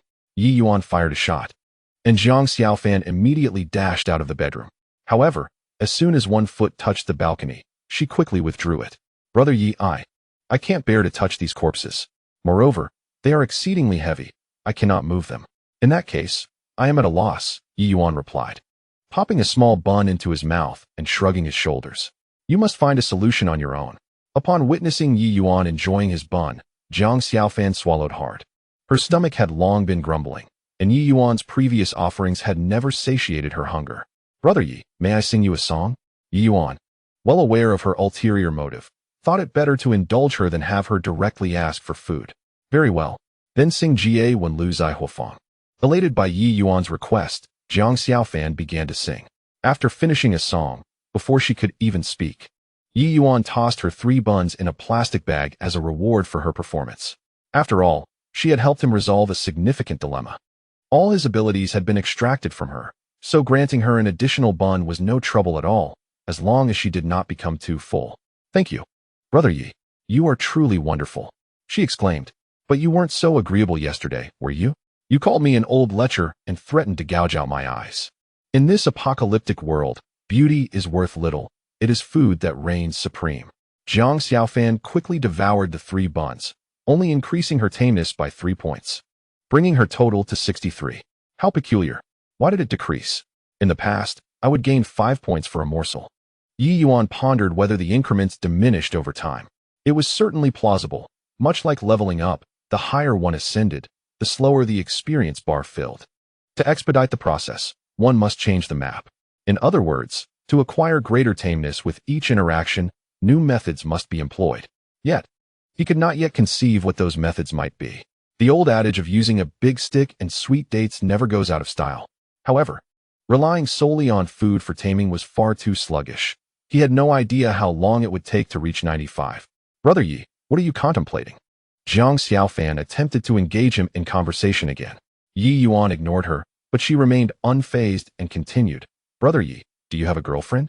Why do you care about that? He retorted. I was merely asking. Is it not a bit dull to converse aimlessly? If you are truly bored, you might as well toss those 2 corpses off the balcony. With the heat, they will start to stink by tomorrow at the latest. Ye Yuan shot her a glare, choosing not to respond. However, the 2 bodies were indeed a troublesome matter. Once they began to rot, the stench would permeate his home, which was rather unpleasant, despite the abundance of corpses outside. However, the odor of the zombies was distinct, reminiscent of decaying and moldy vegetation, a scent to which Ye Yuan had become accustomed in his past life. The stench of decomposing human corpses was unbearable, an affront to any ordinary individual.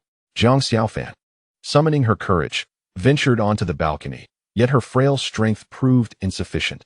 Despite her trembling efforts, she was unable to dispose of the body, instead ending up covered in blood. What should I do, Brother Ye? I can't move it. Could you perhaps come over to assist me? Have you lost your mind? The streets are teeming with zombies, and you expect me to come help you move a corpse? Are you out of your senses? In truth, the zombies in the alley had largely been eradicated. With the capacity of 7,000 rounds in his super shotgun, Ye Yuan was confident he could reach Jiang Xiaofan's home unharmed, provided he exercised caution. Yet, he was not one to be a sycophant. Why should I come over to help you with a body? I'm sorry, Brother Ye. When I get anxious, I forget that there are zombies outside. The rioters are all dead. What are you so worried about? But I fear that more rioters may invade my home. The world is now overrun with zombies. Societal order has collapsed, and all manner of people roam freely. I am terrified. Jiang Xiaofan's concerns were not without merit. It was only the 3rd day of the apocalypse, and already there were those committing heinous acts. If this continued, every survivor could potentially turn into a marauder, willing to kill for a mere morsel of bread. Though Hisu had mentioned sending a helicopter for her, who could say if he was merely placating her? Brother Ye, let us strike a bargain. You come to my home to protect me, and I will cook and do laundry for you.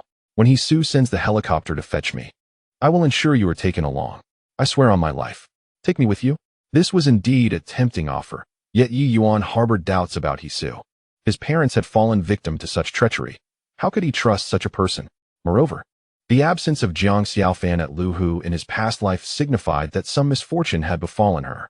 The only plausible explanation was that the pilot had turned into a zombie, causing the helicopter to crash. Even if he were begged to board, he would not dare. Just as Ye Yuan contemplated declining Jiang Xiaofan's proposal, a thought struck him. This was an opportunity. Gaining trust through food was an arduous process. He had previously considered changing locations. Why not move directly to Jiang Xiaofan's home, allowing for closer interaction and greater chances to increase trust? Furthermore, if Hisu were to discover that he was residing in Jiang Xiaofan's home, what would his reaction be? His beloved woman sharing her space with another man would surely incite his fury. Pain to the enemy, pleasure to the ally.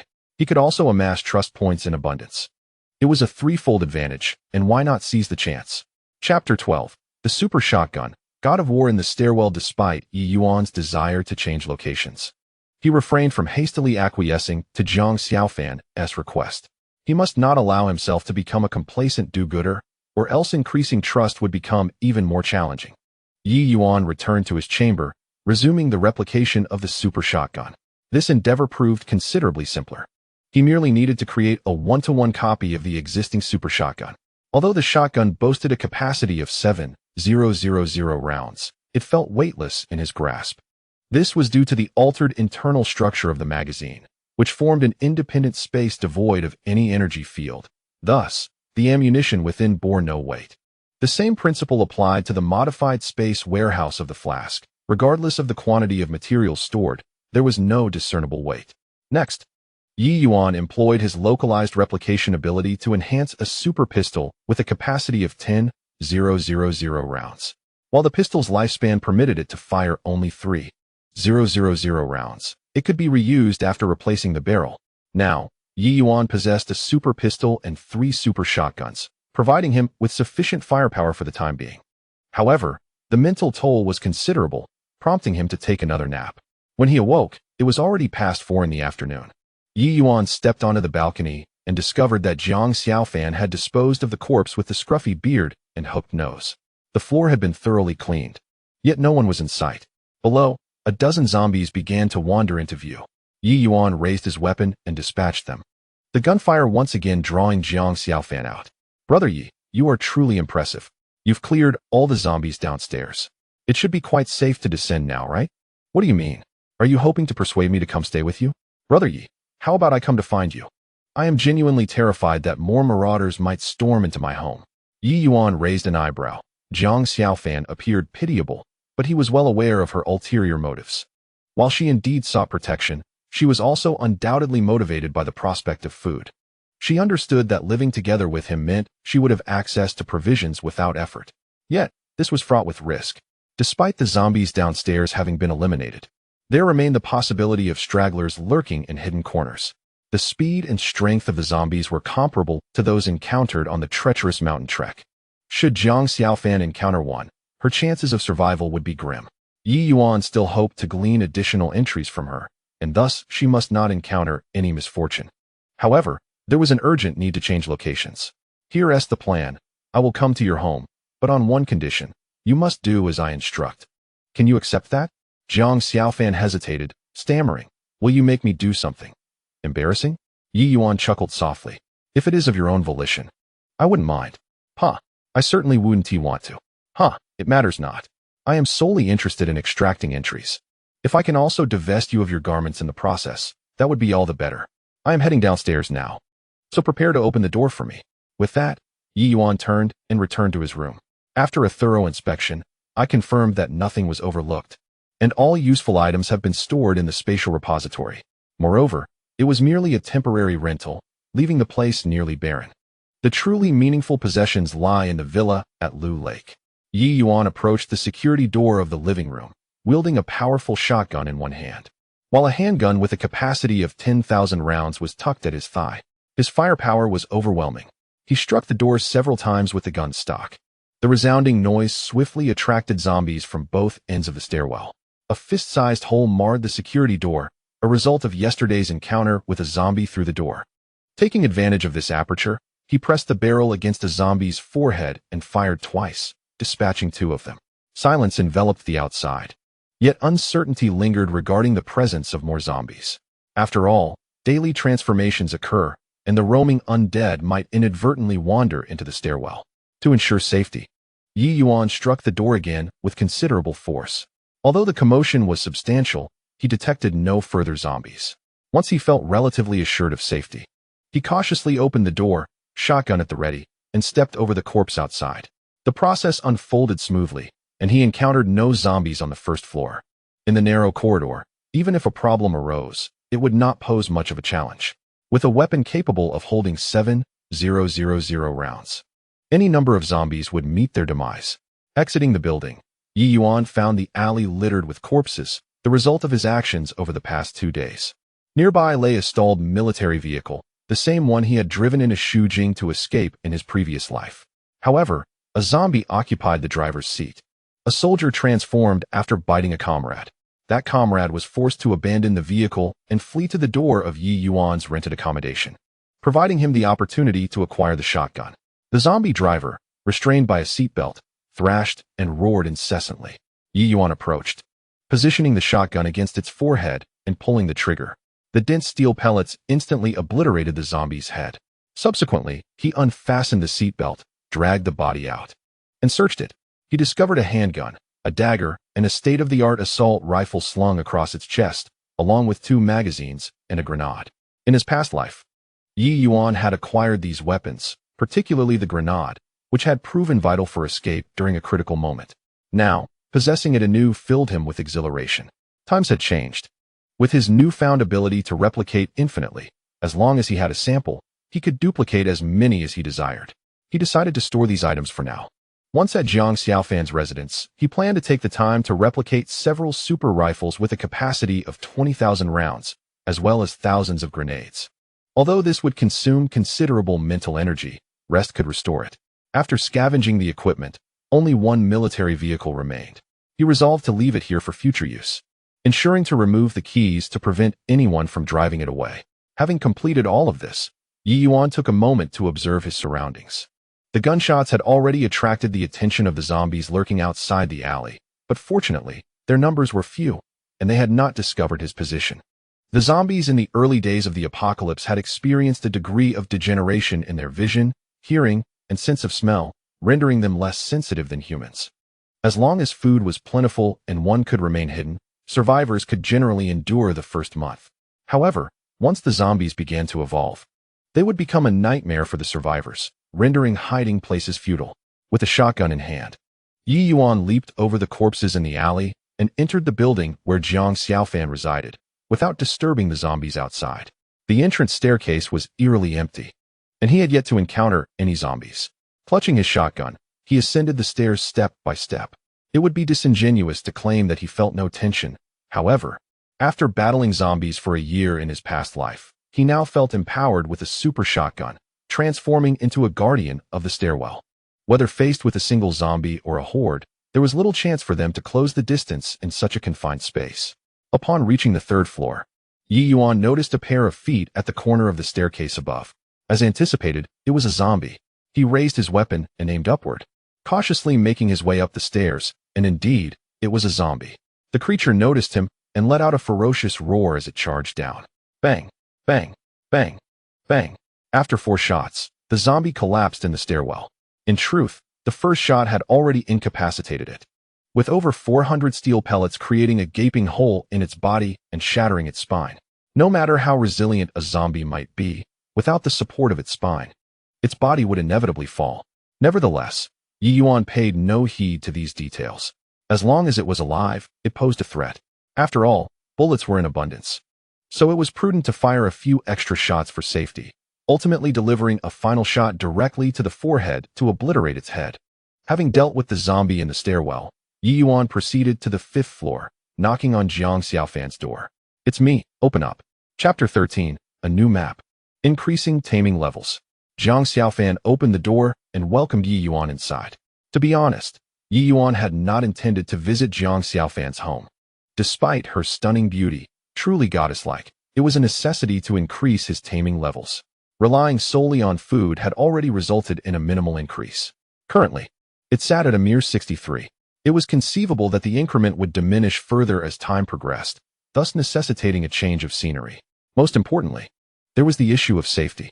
In the apocalypse, human nature had become unrecognizable. As the saying goes, a woman's heart is the most venomous, and one should not be deceived by the delicate appearance of a beautiful woman, for when provoked, she could be more ruthless than anyone. Therefore, upon entering Jiang Xiaofan's home, Ye Yuan wasted no time and unveiled his strategy. He quietly retrieved food from his storage and placed it on the table. "Would you like to have beef hot pot?" Jiang Xiaofan gazed at the scant offerings on the table, a small slice of beef, a leaf of greens, and a miserly amount of condiments. "Is this really enough?" Ye Yuan theatrically extended his hands, mimicking the gestures of incantation, channeling the enigmatic energies within him, manifesting an invisible 3D printer that enveloped the beef. A wondrous spectacle unfolded before their eyes. The beef on the table began to swell, growing larger and larger. The vegetables multiplied from 1 leaf to 2, then 4, and 8, while garlic, ginger, and scallions incessantly replicated. In mere moments, the table brimmed with an abundance of ingredients. Having completed this feat, Ye Yuan ostentatiously performed a gesture to signify the cessation of his magical act, presenting himself with an air of gravity. Behold, I possess extraordinary abilities, capable of infinitely duplicating food. As long as you heed my commands, you shall never know hunger again. Wow! Jiang Xiaofan gazed at Ye Yuan as if he were a specter, his eyes filled with admiration and fervor. Brother Ye, is all this food created through your supernatural powers? Ye Yuan nodded affirmatively. Do you replicate bullets while slaying zombies on the balcony every day? Ye Yuan subtly nodded again, conveying an air of profound mystery. Wow! You are remarkable. As he spoke, the taming degree displayed above Jiang Xiaofan's head surged by 15, reaching a total of 78. He hadn't anticipated that revealing such a skill would yield such an increase in his influence. Now, Ye Yuan possessed a deeper understanding of taming, obedience, admiration, reverence, and even gratitude could all evoke a sense of compliance and dependence in others, thereby enhancing the taming degree. Brother Ye, rest assured, I will follow your every word. You are truly impressive. No wonder women are drawn to strength. A stunning female Tyrannosaurus quickly transformed into a gentle and obedient creature. Thus, men had but one path, to grow stronger.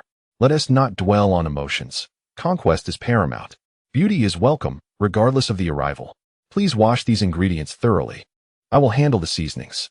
Ye Yuan was somewhat apprehensive about the separate seasoning dish, wary of the possibility that Jiang Xiaofan might tamper with it. Although such an eventuality seemed exceedingly unlikely, considering Ye Yuan had asserted his dominance upon entering the room, declaring, I possess supernatural abilities.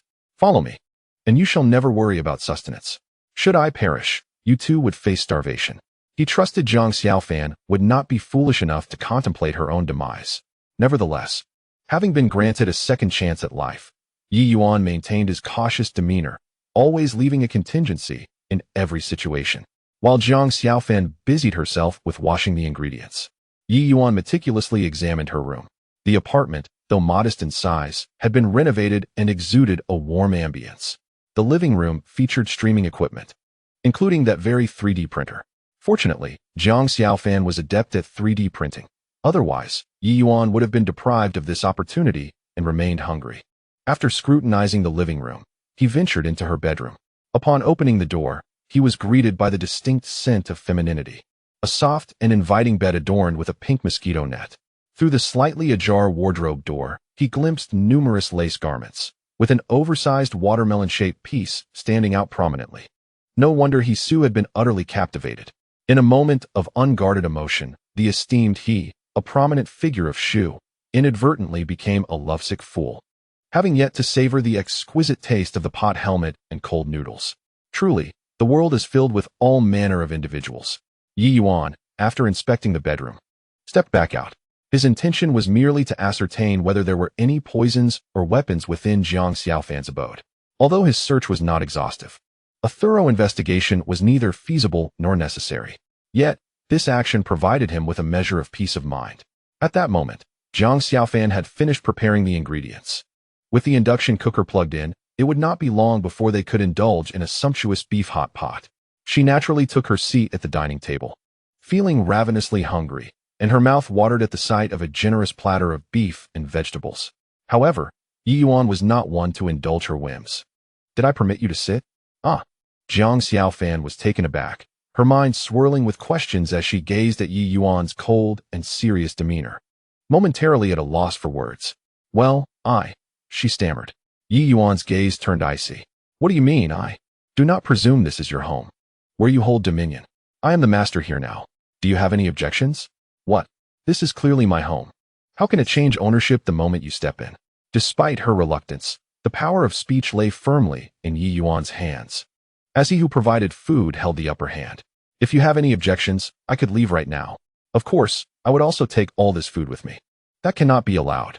Jiang Xiaofan was no fool. She observed the overflowing platter of beef on the table, sufficient for two. It was clear that it was prepared for both her and Ye to go. He might appear cold on the surface, yet he was warm-hearted within. Humph. I won't be taken in by your act. Ye Yuan, I will follow your lead. From now on, you shall be the one in charge of this household." With that, Jiang Xiaofan stood up of her own accord, retreating a meter away. Ye Yuan noted that in that brief moment, her submission had increased by 2, now standing at a total of 80. What was happening? Not allowing her at the table had resulted in an increase in her submission. Was she being foolish? Thus, it was evident that women should not be indulged. The more they are spoiled, the more they become troublesome, necessitating frequent correction. Just then, the broth reached a rolling boil. Ye Yuan deftly placed a thin slice of beef into the pot, allowing it to cook for mere seconds before retrieving it, dipping it into a garlic and chili sauce. Delicious. Jiang Xiaofan stood by, her mouth watering uncontrollably, her stomach grumbling audibly. I must endure. A small act of patience will secure greater rewards. Once Ye Yuan has his fill, he is bound to let me join him at the table. If not, I can always sip the broth. How pitiful. To consider even the broth a delicacy. Nevertheless, it was certainly preferable to going hungry. Moreover, Ye Yuan was not so miserly. There was still plenty of beef on the table, and I was certain I would be able to enjoy a few bites. At that moment, Ye Yuan retrieved a bottle of chilled beer from his spatial warehouse, filling a large glass to the brim. In a single gulp, he downed half a cup, letting out a satisfying belch, which made Jiang Xiaofan's mouth water uncontrollably. Beef hot pot accompanied by beer. Was this the essence of a post-apocalyptic existence?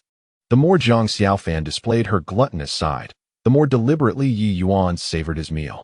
He wielded the big stick with sweet dates. One must swing it with precision, without overdoing it. After indulging for several minutes, Ye Yuan was already half full. Lighting a cigarette, he cast a glance at the ever-hungry Jiang Xiaofan beside him. "Come sit and eat together," he finally said, a phrase he had long awaited. Jiang Xiaofan hurriedly took a seat and, after less than 10 seconds of swishing a slice of beef in the pot, began to devour it ravenously, completely disregarding her goddess-like demeanor. "Slow down, don't burn yourself." "Ye Yuan, you're so kind," Jiang Xiaofan replied, touched by his concern. Her tameness increased by 3 points. It seemed that changing locations was indeed a wise decision, offering more opportunities to cultivate her obedience. Little did Ye Yuan know that this increase stemmed not from the food, but from his casual remark, to eat slowly. Was this what constituted care? He mused that Su had pursued her for half a year without evoking such feelings in her. Thus, one should not be overly kind to women, otherwise, they might take it for granted. Had he allowed her to sit at the table from the start, he likely wouldn't have achieved that increase in obedience. Clearly, the big stick must continue to be wielded. Chapter 14. Duplicating 1,000 grenades. The true safe zone. As Jiang Xiaofan ate, she observed Ye Yuan. He devoured meat and drank from large bowls, a sight that filled her with envy. Yet, she exercised restraint and did not ask for beer. At that moment, Ye Yuan remarked, "You performed well today." He poured her a glass of wine and pushed it towards her. "This is your reward. As long as you behave obediently, I'll ensure you never go hungry or thirsty." Ye Yuan sought nothing more than Jiang Xiaofan's compliance. Her ulterior motives were of little concern. He aimed to maximize her obedience, hoping to access her information again. "Ye Yuan, you're too kind," Jiang Xiaofan exclaimed, tears of joy brimming in her eyes as she held her beer glass. Women from Shudu were known for their strong drinking abilities, and she downed her drink in one go, letting out another satisfied belch. Her obedience surged by 2 points. The feeding remained effective, but it was crucial not to let her take it as a given, or else gratitude would wane, and no amount of feeding would increase her obedience. Now, only 10 more points were needed to access her information once more. As Ye Yuan savored the hot pot, his thoughts wandered. Once Jiang Xiaofan's obedience reached 95, he might have to access her information for the last time. Would he take her with him when he left, or abandon her? Despite being a living arsenal, escaping the old district remained fraught with challenges. Jiang Xiaofan was clearly a burden, and bringing her along was an illogical choice. Leaving her behind would undoubtedly spell doom. Betrayal and abandonment are commonplace among survivors in the apocalypse, and Ye Yuan has grown accustomed to it. He exhaled softly, momentarily pushing these thoughts aside. Surely, there must be a way through the mountains ahead. Perhaps there are even 100 taming points to be gained. Brother Ye, why the sigh? Do you have something on your mind? Enough with the chatter. Once you're full, go wash the pots. But I'm not full yet. Jiang Xiaofan pouted her adorable nose and resumed devouring the meat. Deep down, Ye Yuan was reluctant to leave Jiang Xiaofan behind, for he was uncertain whether she possessed antibodies. With the blood mist descending, survivors inhaled the virus daily. Even without being caught in the rain, most would inevitably succumb to transformation. Keeping Zhang Xiaofan close was akin to carrying a ticking time bomb. What if she transformed and attacked him while he slept? That would be an unjust fate. As Ye Yuan pondered this, a voice in his mind revealed, if you consecutively extract 3 entries from your target, they will automatically become your follower, achieving a taming level of 100 and obeying your commands unconditionally. Followers are immune to the blood mist virus, though they cannot withstand the toxins within a zombie's body. What? Extracting 3 entries will elevate the taming level to 100, and Zhang Xiaofan will automatically become my follower? Moreover, she would be immune to the blood mist virus? Incredible. It seemed he had no choice but to take her along. Although bringing a liability out of the old city posed numerous challenges, having an additional companion equated to having more assistance. Once Zhang Xiaofan became his follower, he could trust her completely, allowing him to train her in weaponry without concern. With 2 of them, each wielding a shotgun, their chances of success would be significantly heightened. Ye Yuan resolved his internal conflict, and his mood lifted. I've eaten my fill. Remember to wash the pots later. By the way, your bedroom is now mine. You can sleep in the guest room. Having said this, he strode into Zhang Xiaofan's bedroom and shut the door with a bang. Zhang Xiaofan was taken aback, yet powerless to contest. She could only mumble to herself, how domineering. Even taking my bedroom. But she shrugged it off, thinking, never mind, I'll just enjoy the hot pot. The beef is delicious. Oh, and there's half a bottle of beer left. Hee hee. While Zhang Xiaofan immersed herself in her meal, Ye Yuan had already locked the bedroom door, preparing to replicate weapons. He pulled out grenades and an assault rifle. After a moment of contemplation, he decided to prioritize the replication of grenades, as shotguns and grenades were most effective against zombies, while the assault rifle was better suited for human targets. Ye Yuan summoned the mysterious power within him, transforming it into an invisible printer that enveloped the modified space warehouse. He focused on the grenades within the warehouse and commenced partial replication. Soon, 1 grenade became 2, then 4, 8, and 16. Before long, he had made significant progress. Ye Yuan meticulously replicated 1,000 grenades, all within the confines of his spatial warehouse, ensuring that no security risks were present. He retrieved one, feeling its substantial weight and the chilling coolness of the metal, which brought him a profound sense of security. With this cache of grenades, the likelihood of successfully breaking out of the main urban area had significantly increased. The process of duplication was swift, yet it drained him mentally, necessitating a brief respite. Ye Yuan stowed the grenades back into the warehouse and reclined on a bed perfumed with feminine essence, gently closing his eyes to enter a light slumber.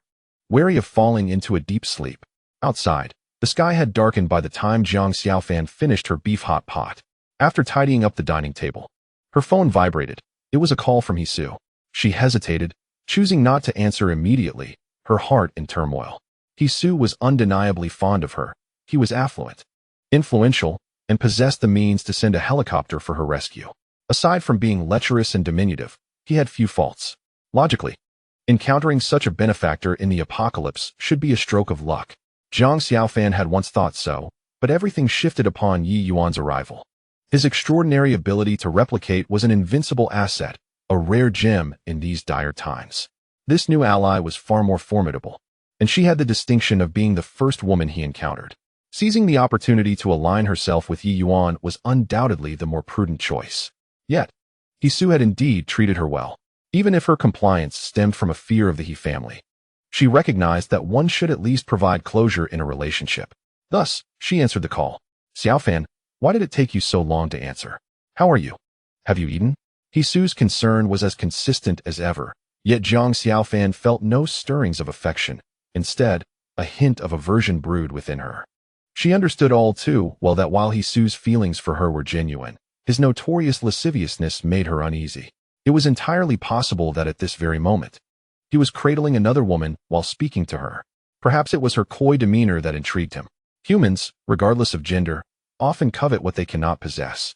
Regaining her composure, Zhang Xiaofan replied calmly, I've already eaten. I was washing the dishes, and my phone was on vibrate, so I didn't hear it ring. On the other end, Hisu visibly exhaled in relief. That's wonderful. Just hold on for one more night. I'll send a helicopter for you tomorrow morning.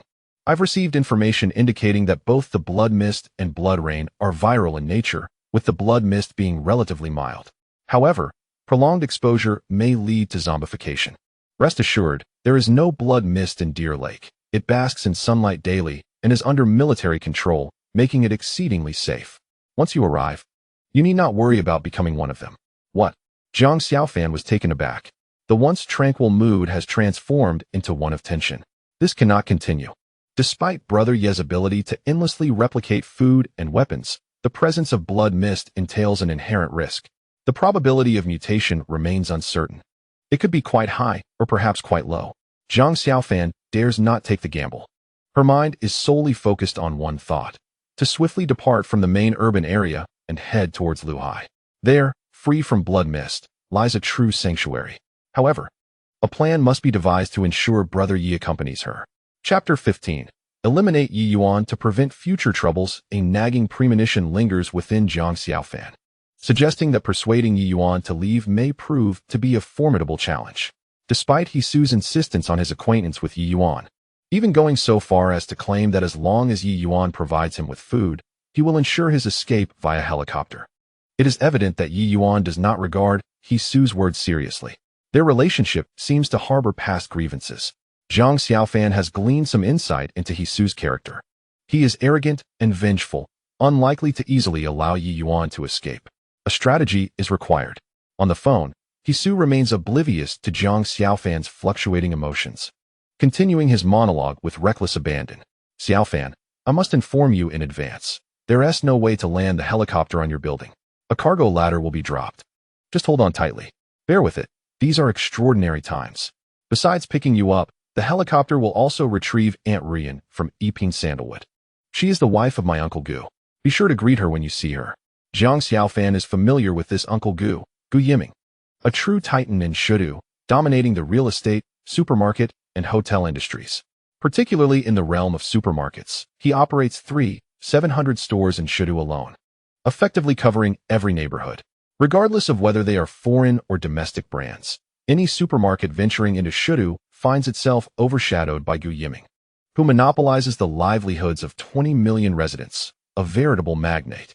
Yet, in this apocalyptic reality, such matters hold little interest for Zhang Xiaofan. Initially, she intended to dismiss Hisu's words casually, but then a sudden inspiration struck her. Hisu, when you come to pick me up tomorrow, could you also bring Ye Yuan along? You mentioned that he would provide me with food, thus you would take him with you. There was a palpable pause on the other end of the line. Ye Yuan, he provided you with food? That cannot be right. He was toying with me yesterday. How could he possibly give you food? Unbeknownst to Zhang Xiaofan, Ye Yuan had indeed played tricks on Hisu. Even if that were true, she remained indifferent.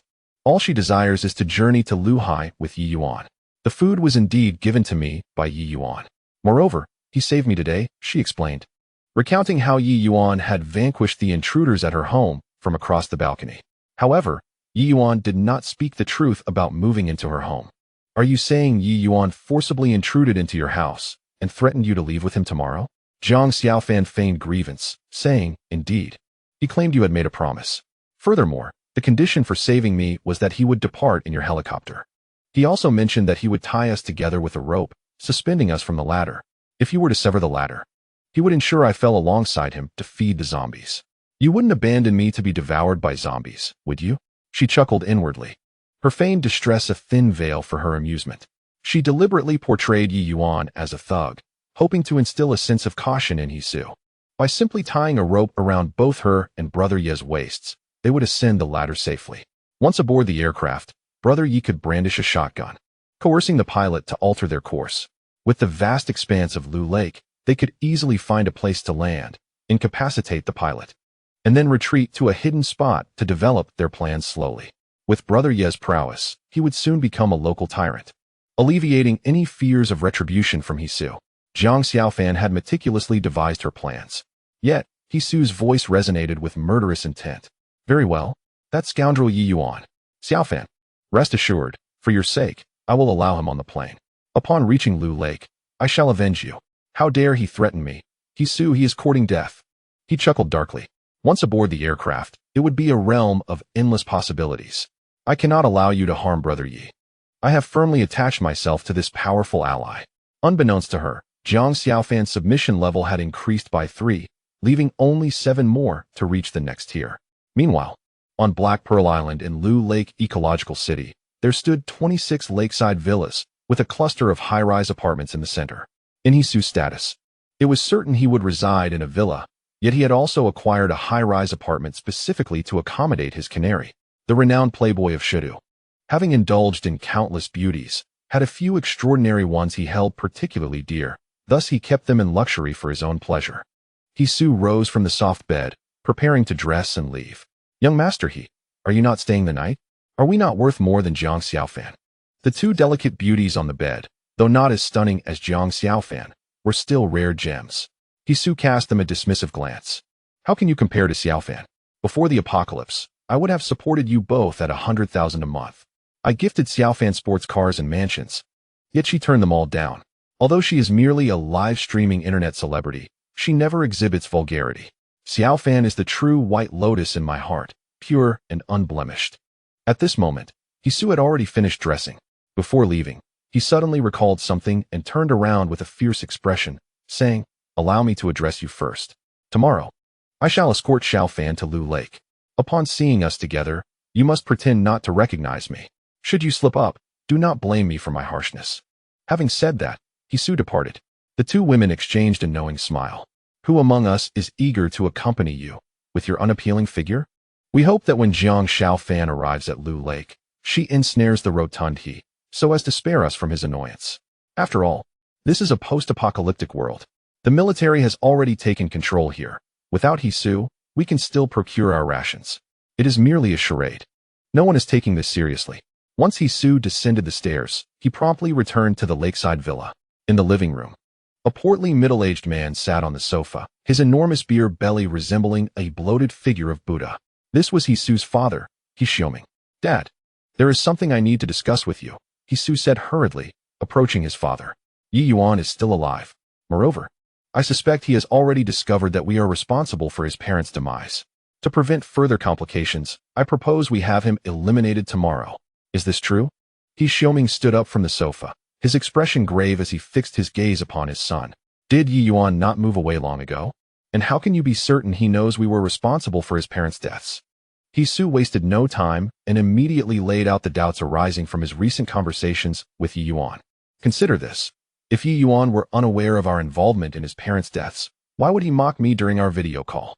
He even intruded upon Xiaofan's home, using her as leverage to coerce me into taking him along tomorrow.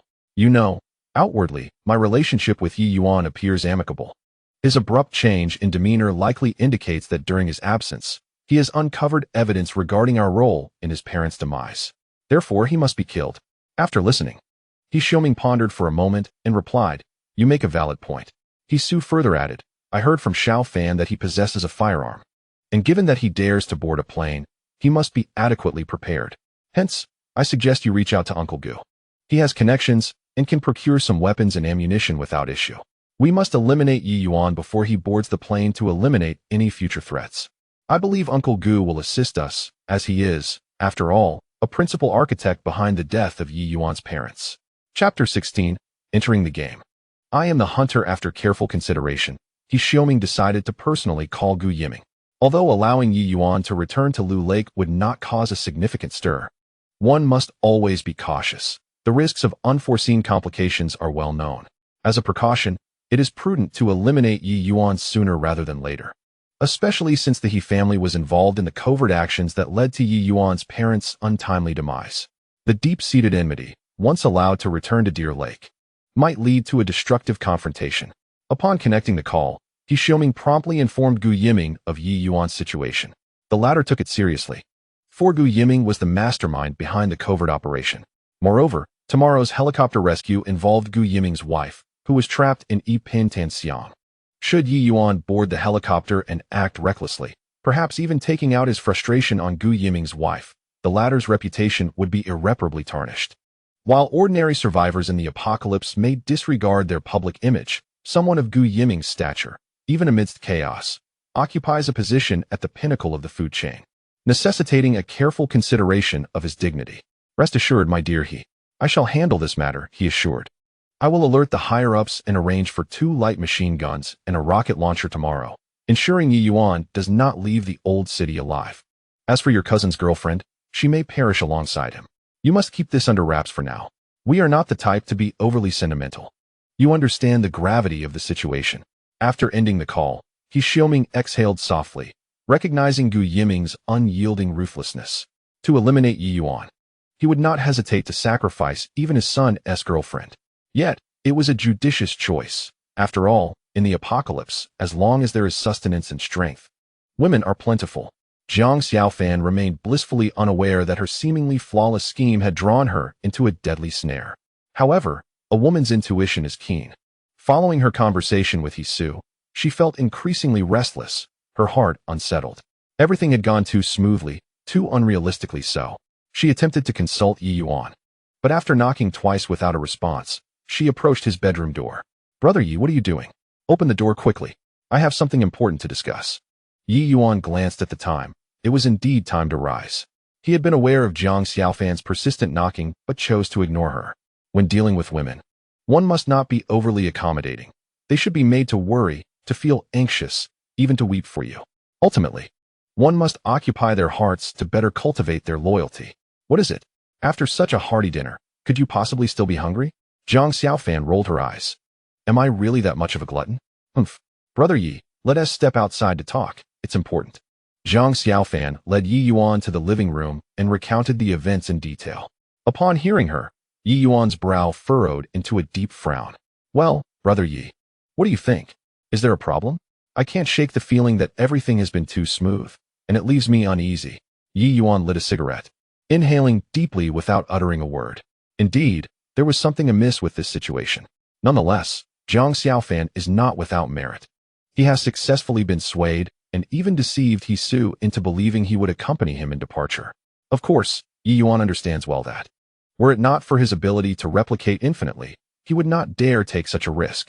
Human relationships are merely transactions of mutual interest, a blend of truth and falsehood. As long as one comprehends this reality, it suffices. After finishing a cigarette, Ye Yuan remarked, I possess a deeper understanding of He Su than you do. He will not allow me to reach Luhua alive, even considering your safety. He may have permitted me on the plane, but what then? Do you think I am invincible merely because I possess a firearm? If he has prearranged 4 or 5 gunmen on board, the moment I step onto that aircraft, I would find myself at their mercy, my life hanging by a thread. Thus, boarding the plane is unequivocally out of the question. Zhang Xiaofan immediately shook his head, asserting, Brother Yi, we shall not board the plane. Instead, we will hang on the ladder, securing ourselves with a rope around our waists. Should the individuals aboard the aircraft fire upon you, I too would plummet alongside you. I believe He Su would not resort to such measures. This precarious strategy may seem like an unsolvable dilemma, yet Ye Yuan perceived numerous vulnerabilities within it. Did you not mention that the helicopter is to fetch Lu Ruyan? If we remain suspended on the ladder, how will we bring Lu Ruyan aboard? The realization struck Zhang Xiaofan. Those on the ladder cannot board the aircraft, making it impossible for those below to ascend. It is unreasonable to expect all 3 of us to dangle from the ladder. Furthermore, Ye Yuan was acutely aware that the helicopter pilot could very well become a threat. He too would not board the plane. You are unaware of my connections with the He and Gu families. It cannot be succinctly explained in mere words. However, one thing is certain. The primary objective of this helicopter rescue is to eliminate me. In my previous life, there was no helicopter dispatched to kill Ye Yuan, as he had remained in the shadows. Yet in this life, he has revealed himself and toyed with He Su. Even if He Su were a fool, he would likely harbor suspicions. Should this matter reach his father, He Xiaoming, the situation would grow even more complex. Perhaps, to eradicate future threats, even Zhang Xiaofan would be eliminated. Ye Yuan understands them all too well. Trust me, we cannot board the helicopter tomorrow. Of course, if you wish to leave, I shall not hinder you. Zhang Xiaofan quickly shook his head, declaring, I will not leave. I wish to stay with Brother Yi. Ye Yuan raised an eyebrow, teasingly questioning. Oh, have you developed feelings for me? That is certainly not the case. I merely want to remain by your side. Ye Yuan smiled knowingly, aware of Zhang Xiaofan's true thoughts. Yet, it mattered little. Love without cause is a rarity in this world. Only those endowed with power may attract followers. The dynamics between men and women are akin to the bonds of mutual benefit, devoid of any need for excessive seriousness. But Brother Ye, how shall we exit the main urban area? He asserted that the blood mist is also a virus. Prolonged inhalation could potentially lead to zombification. Currently, only Deer Lake remains unshrouded by the blood mist. We must devise a means to reach it. Ye Yuan, having lived a second life, is well aware that Deer Lake is the safest haven.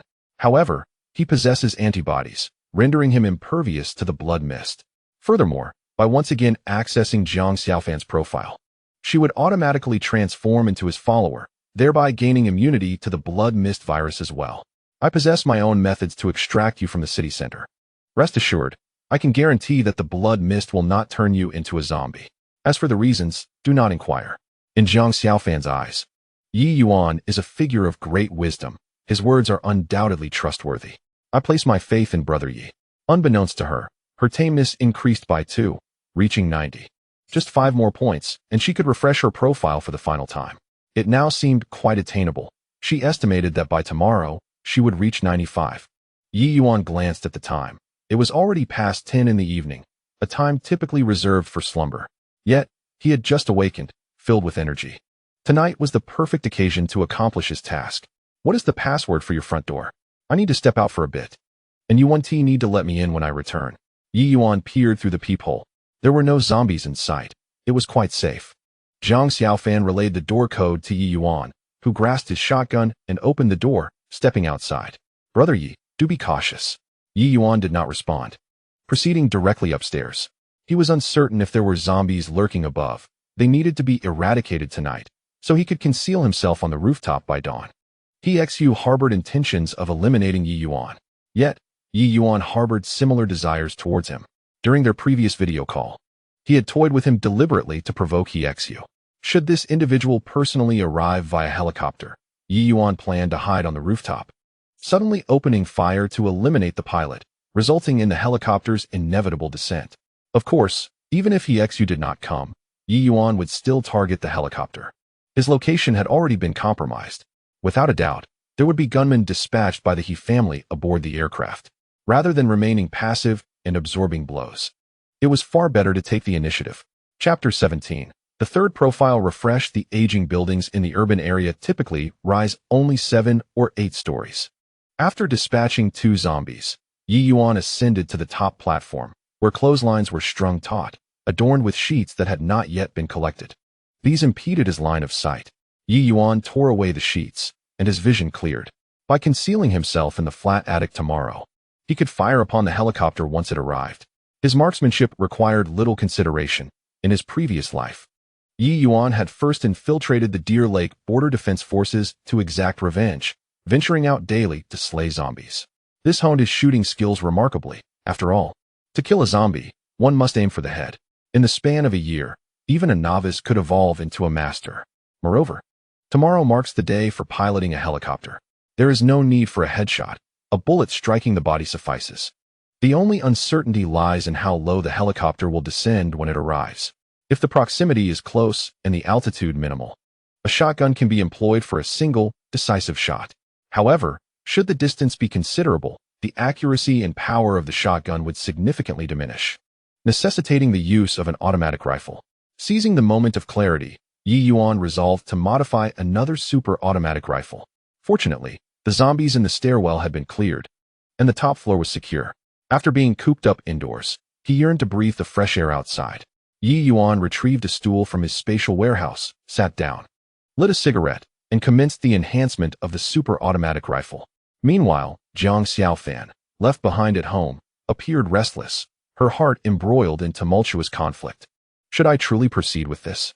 She brushed her hair behind her ear, her bright and captivating eyes gazing out at the mesmerizing blood mist beneath the street lamp. While the low growls of zombies echoed from below, tension mounting, Jiang Xiaofan retreated to the living room and sank into the sofa. In a world such as this, why should I still care about these trivialities? As a woman of delicate constitution, only by aligning myself with a formidable figure like Ye Yuan can I hope to survive. Perhaps Ye Yuan will attract many women in the future, but as long as I become the first, he shall not treat me poorly. Suddenly, Jiang Xiaofan's gaze hardened with determination. She pushed open her bedroom door, opened the wardrobe, and meticulously selected a gossamer camisole nightgown from a row of exquisite garments. Donning a pair of black stockings, she stood before the mirror, admiring her flawless figure, which ignited fervor from every angle. Zhang Xiaofan was acutely aware of her beauty and recognized that it was her greatest asset. Thus, during her university years, while her roommates engaged in romantic entanglements, she remained untouched, despite the plethora of admirers. Zhang Xiaofan believed that only the most exceptional and affluent suitors were worthy of her, deeming it beneath her dignity to settle for less. Even a mere hand-holding would leave her feeling sullied. It is no wonder that some say one should seek a beautiful girlfriend. Beauty often implies purity. This does not mean that beautiful women possess pure hearts, but rather that their allure prevents them from casually entangling themselves with just anyone. Men, too, are similarly affected. The clientele of foot massage establishments are predominantly unremarkable, rough-hewn individuals. It is not that handsome men shy away. Rather, they cannot overcome their own psychological barriers. Entering such a place with a strikingly handsome face feels akin to a lamb entering a den of wolves. Any attention from a technician feels like a loss. It is this narcissistic mentality that has kept Zhang Xiaofan steadfast in her virtue. She extinguished the bedroom light. Lying down in bed with a heart full of trepidation, yet tinged with anticipation, feigning sleep, even though the man she admired was a high-flying elite. In truth, the wealth one possesses is of little consequence. After all, I am affluent in my own right. As long as one is tall and handsome, everything else pales in comparison.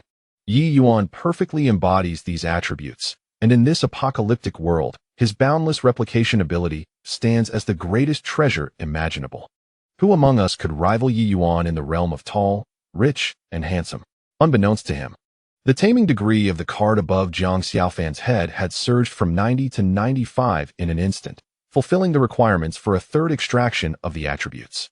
Yet, Ye Yuan remained on the rooftop, engrossed in replicating a super-automatic rifle, entirely oblivious to the happenings surrounding Zhang Xiaofan. At this moment, she lay in bed with her eyes closed, yet her thoughts flitted about like snowflakes, spiraling into a whirlwind of imagination. A twinge of concern gripped her heart. After all, Ye Yuan had taken over her bedroom. What if he turned out to be a staunchly masculine type who assumed she was vying for her own space and sought to evict her? That would be utterly embarrassing. However, Zhang Xiaofan quickly devised a retort. If Ye Yuan truly lacked sensitivity and attempted to oust her, she would simply claim it was her habitual practice to sleep in the bedroom. After all, it was rightfully hers. Sleeping there daily had become a routine. One she might inadvertently forget had changed ownership. A giggle escaped her lips as she reveled in her cleverness, the anxiety within her dissipating and her spirits lifting considerably. Meanwhile, Ye Yuan had yet to finish his smoke when he successfully replicated the super-automatic rifle. Having previous experience with replicating shotguns, he found the process straightforward despite the differences in the feeding mechanisms. The underlying principle remained the same, extending the internal space and spring, a task that was remarkably simple, provided one possessed the ability for localized integrated replication. The super-automatic rifle boasted a capacity of 10,000 rounds. This latest domestic model could achieve a shooting lifespan of 15,000 rounds, yet Ye Yuan had no shortage of weapons and ammunition. He saw no need to push the limits.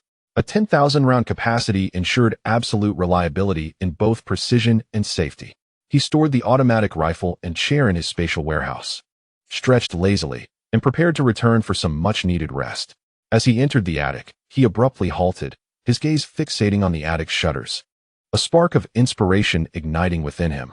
Behind those shutters lay an optimal vantage point for ambushing a helicopter, though the view was obstructed.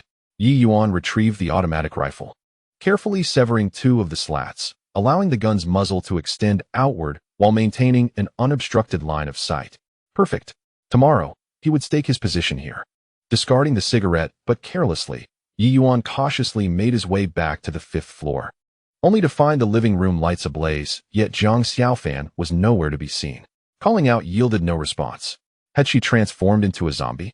In his previous life, upon returning to Luhu and finding Zhang Xiaofan absent, it could not solely be attributed to a helicopter crash. She might have become a zombie ahead of time. Please, let it not be so. There was still one attribute left to extract. Ye Yuan deftly secured the door. His senses heightened as he withdrew his handgun and cautiously approached Jiang Xiaofan's bedroom door. He knocked, yet silence met him. A swift inspection of the bathroom revealed dampness. The lingering scent of shower gel suggesting that Jiang Xiaofan had recently bathed. However, after searching the kitchen, bedroom, bathroom, and balcony, she remained elusive. Only his own bedroom was left unexplored. Ye Yuan stepped outside and gently turned the doorknob, confirming it was not locked. With his right hand raised, gun in hand, he pushed the door open. Through the soft glow of the streetlight filtering in, a graceful silhouette lay on the bed, her posture unintentional yet undeniably enticing. It was Jiang Xiaofan. Her body rose and fell gently, indicating a steady breath. There was no sign of death. What was happening? Wasn't it agreed that the master bedroom was mine? It seemed I had been too lenient. After all this, she still hadn't learned her lesson.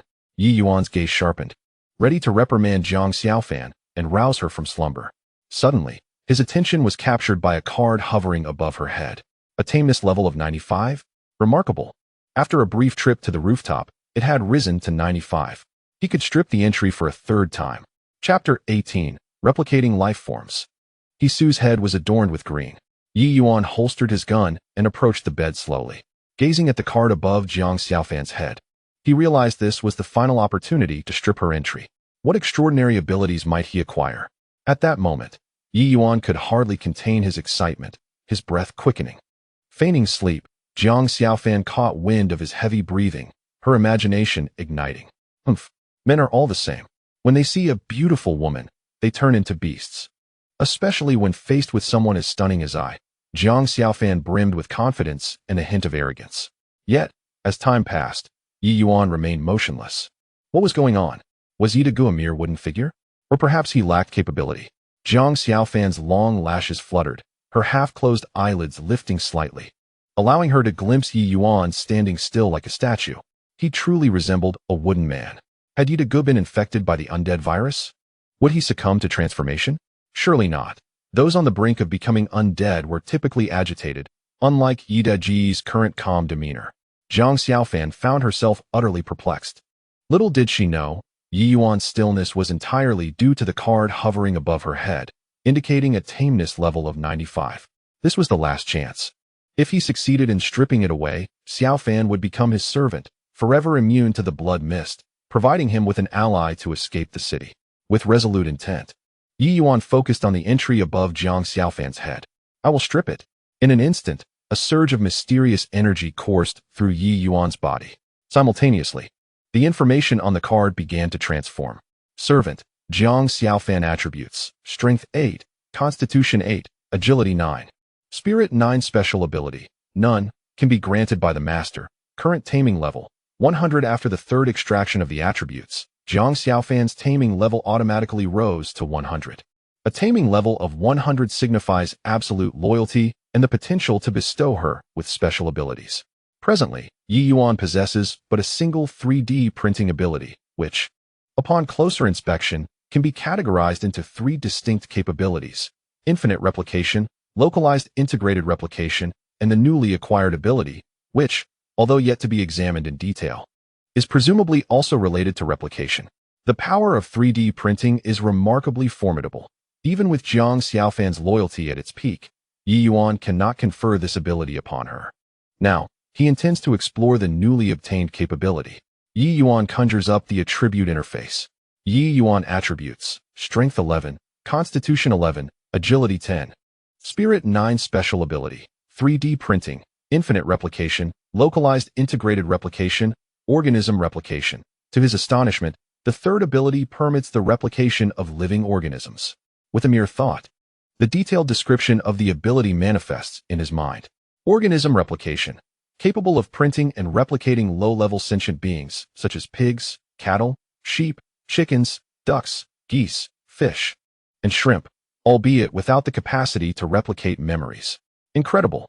The ability to replicate living beings is astonishing. This is tantamount to the power of creation. Though unable to replicate their memories, it matters little. The replicated beings will possess entirely new memories, which may even be preferable. Since low-level sentient beings can be replicated, it stands to reason that non-sentient life forms are also fair game, such as various plants. with blood mist obscuring the sky and the threat of species extinction looming? Not on my watch. As long as I am here, extinction is impossible. Ye Yuan's primary objective is revenge. Yet, once that vendetta is fulfilled, he must surely expand his own influence, necessitating the collection of diverse samples for future replication. Plant samples are not an immediate concern. Although the mist dims sunlight and hampers photosynthesis, it does not completely extinguish light. In a low-light environment, plants will not perish immediately. The pressing matter lies in acquiring animal samples. This undertaking requires careful consideration. At the very least, it should wait until he has escaped the main urban area. Ye Yuan retracts his thoughts, and with another mental command, the card above Jiang Xiaofan's head vanishes. This is a new feature that comes with her status as a servant. Ye Yuan can conceal her personal information card at will, summoning it only when needed. This arrangement is preferable. The constant presence of a floating card above her head gives a robotic impression, and without it, she resembles a living, breathing human being. Since Xiaofan's taming level has reached 100, Ye Yuan contemplates taking her out tomorrow to confront zombies firsthand. Not only to hone her marksmanship, but to prepare for the challenges ahead. In practical combat, it is of paramount importance to cultivate one's courage. Only by bravely confronting the zombies can one avoid succumbing to panic when they inevitably draw near. He certainly did not wish for Xiaofan to be paralyzed by fear upon exiting the city. The servant he had painstakingly tamed being devoured by zombies would not only be a lamentable loss, but would also disrupt his carefully laid plans for departure. As for the grenades, they must remain out of Jiang Xiaofan's reach for the time being. Though he could replicate them infinitely, he feared that in a moment of panic, Xiaofan might inadvertently drop one at her feet, which would lead to chaos. As Ye Yuan contemplated tomorrow's strategy, the seemingly slumbering Jiang Xiaofan was preoccupied with her own thoughts. With her transformation into a servant and her loyalty reaching 100, her admiration for Ye Yuan deepened, and unbeknownst to her, her mindset began to shift. Was Ye Dage truly as dense as a block of wood? Why was he still standing there, seemingly oblivious? No, I must take the initiative. Jiang Xiaofan suddenly opened her eyes, shedding her pretense. It was time to lay her cards on the table. Meanwhile, Hisu lay awake in bed, unable to find solace in sleep. His mind was consumed with visions of Jiang Xiaofan's enchanting beauty. He had deliberately turned in early that night, foregoing intimacy with his usual companion. Tonight, he intended to rest well. When Jiang Xiaofan arrived at Luhu tomorrow, he planned to exert all his charm, aiming for at least 5 minutes of her undivided attention. He had pursued her for over 6 months without success. Now that the apocalypse had descended, surely she had no reason to refuse him. Only he could protect her. Tomorrow, once he eliminated Ye Yuan, Xiaofan would be able to reach Luhu seamlessly. And from then on, they would never part. Hisu indulged in his daydreams, wishing he could summon Jiang Xiaofan to him at that very moment. Alas, the streets were teeming with zombies. All he could do was take out his phone and send her a message. Xiaofan, my dear, what are you up to? After waiting 10 minutes without a reply, he grew puzzled. Shouldn't she be awake? It was still early, barely 8 o'clock. Then realization struck him. In this apocalypse, everyone likely had their phones set to vibrate. Xiaofan probably hadn't heard it. I'll send another message. Thus, Hisu composed another text. Xiaofan, I miss you. Shall we have a video call? After another 10 minutes passed with no response, unease began to creep in. How could she not have seen the message? Xiaofan, what are you doing? Is that bastard Ye Yuan bullying you? At this point, Hisu's anxiety intensified. Xiaofan had previously mentioned that Ye Yuan had abducted her. Being a man alone with a beautiful woman could lead to all sorts of complications. Though the likelihood of Ye Yuan harboring ulterior motives seemed slim, after all, he was counting on departing on his helicopter the following day. Hisu couldn't shake the worry. What if Xiaofan was truly being mistreated? Ye Yuan, you scoundrel. You had better behave yourself. If I discover that you've harmed Xiaofan in any way, I will ensure that your suffering is beyond imagination. Hisu muttered to himself with fierce determination. An hour later, he finally received a reply from Jiang Xiaofan. I just dozed off. The screams of the zombies downstairs woke me up, and that's when I saw your message. She had responded. At last, she had replied. He hurriedly sent a video call, eager to see Jiang Xiaofan was safe with his own eyes. Chapter 19. Fortune lies in danger. I am the hunter. As the video connected, Hisu gazed at Jiang Xiaofan, feeling a sense of relief wash over him. Despite the dim lighting of the room, reminiscent of the faint glow of a street lamp, He could discern that Jiang Xiaofan was well-dressed, albeit looking rather fatigued. It was likely due to her lack of sleep. Xiaofan, seeing that you are all right puts my mind at ease. Please continue to rest, he said. Just as Hisu was about to end the call, Jiang Xiaofan halted him. Can you come to pick me up tomorrow? Me? To personally fetch you by helicopter? That seems rather challenging, he replied, not immediately declining, though his heart was filled with reluctance. Since the outbreak of the apocalypse, he had never ventured beyond Luhu. Moreover, Luhu was the only place not shrouded in the blood mist, and he had not inhaled any of it, leaving him uncertain of whether he possessed any immunity. The thought of leaving Luhu only to be infected and transformed into a zombie was a significant risk, though he harbored feelings for Jiang Xiaofan. He could not gamble with his own life. After a moment of inner turmoil, Hisu stammered, Xiaofan, I'm sorry, but I have something important to attend to tomorrow, so I cannot come in person. I hope you understand. Jiang Xiaofan immediately resorted to the familiar tactics of a woman. Yet, no matter how she expressed her frustration or affection, Hisu remained steadfast, resolutely refusing to leave Luhu. After ending the call, Jiang Xiaofan was perplexed. Brother Ye, why don't you let me confront Hisu? Given our circumstances, there's no need for subterfuge in this apocalypse, is there? Ye Yuan wore a knowing smile. There's no rush. Let us play with Hisu a bit longer. It's unfortunate that he won't come to fetch you tomorrow, he sighed. Upon hearing Ye Yuan's exhalation, Jiang Xiaofan seemed to grasp the implication. Brother Ye, are you suggesting that I lure Hisu here to eliminate him? Ye Yuan nodded. Jiang Xiaofan's compliance had reached 100. Certain truths need not be concealed from her. Yet, she felt a twinge of confusion. Why did she not find anything amiss with Brother Ye's intention to kill Hisu? Although she had initially feigned affection merely to assume the role of Hisu's girlfriend, she was not devoid of humanity, even if she did not harbor feelings for Hisu. He had never wronged her and had devoted himself to her for half a year. Logically, she should not be so indifferent. The notion of Brother Yi wanting to kill him left her seemingly unaffected. Why was that? Jiang Xiaofan could not comprehend. Unbeknownst to her, after becoming Ye Yuan's subordinate, her perspective had been subtly altered, causing her to unconsciously view matters from his standpoint. Brother Yi, perhaps I should send Hisu a video response. This time, I must compel him to come and fetch me in person, and then you can deal with him. Upon uttering these words, Jiang Xiaofan was taken aback by her own audacity. Why had her disposition shifted so dramatically, to the point of willingly offering to assist Brother Yi in eliminating Hisu?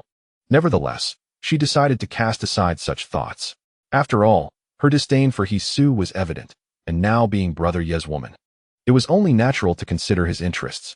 Jiang Xiaofan swiftly fortified her mental resolve, no longer doubting her change in sentiment. However, Ye Yuan shook his head and replied, No, let's refrain from sending Hisu any videos, lest we incite his suspicions. In truth, whether Hisu comes or not is of little consequence. Neither the He family nor the Gu family, nor any of the influential figures in Lu Lake, would dare to venture out recklessly. They have never encountered the blood mist, and none can ascertain if they possess any immunity. Especially after a month, the vast majority will succumb to the transformation induced by the blood mist, signifying that only a select few would have antibodies. The dignitaries of Lu Lake would be even more hesitant to leave. The odds are less than 10%. No one is willing to take that gamble. Conversely, while Lu Lake is an absolute sanctuary, it also serves as a prison that confines them. Their enemies are within Lu Lake, and escape is not an option. There is ample time to toy with them until they perish in despair. Reflecting on her past experiences, Jiang Xiaofan recalled how her vengeance had failed, leading to her capture and enduring inhumane torment, ultimately meeting her demise at the hands of Hisu. The deep-seated hatred would not allow them to die easily. The following morning, after breakfast, Ye Yuan took Jiang Xiaofan to the top floor. Prior to leaving, he had packed all their clothes, essential items, and stored them in his spatial warehouse. This home was no longer tenable. From this day forth, regardless of whether they would shoot down the helicopter, their enmity with their adversaries would be irrevocably exposed. A change of location was imperative, otherwise, sleep would be elusive. Ye Yuan understood well that their enemies at Lu Lake lacked the military strength to mobilize troops, yet they maintained favorable connections with influential figures in the Ministry of Culture. Securing a civilian helicopter through some resources would not pose a problem. Acquiring weapons and ammunition was also feasible. It would be quite straightforward to eliminate someone in the city. Hence vigilance was essential. Upon reaching the top floor, The two concealed themselves in the attic, where Ye Yuan produced 2 chairs to rest. Brother Ye, we need not hide in the attic.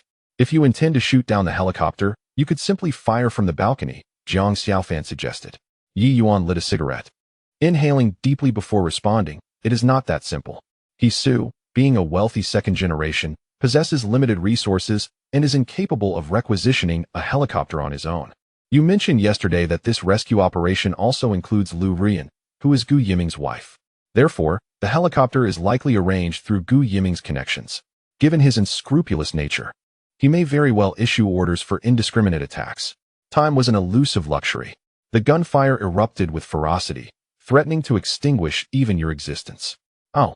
Jiang Xiaofan was taken aback, for she had never anticipated such an outcome. What do you mean? Did you truly believe the Gu family would care for a mere He Su?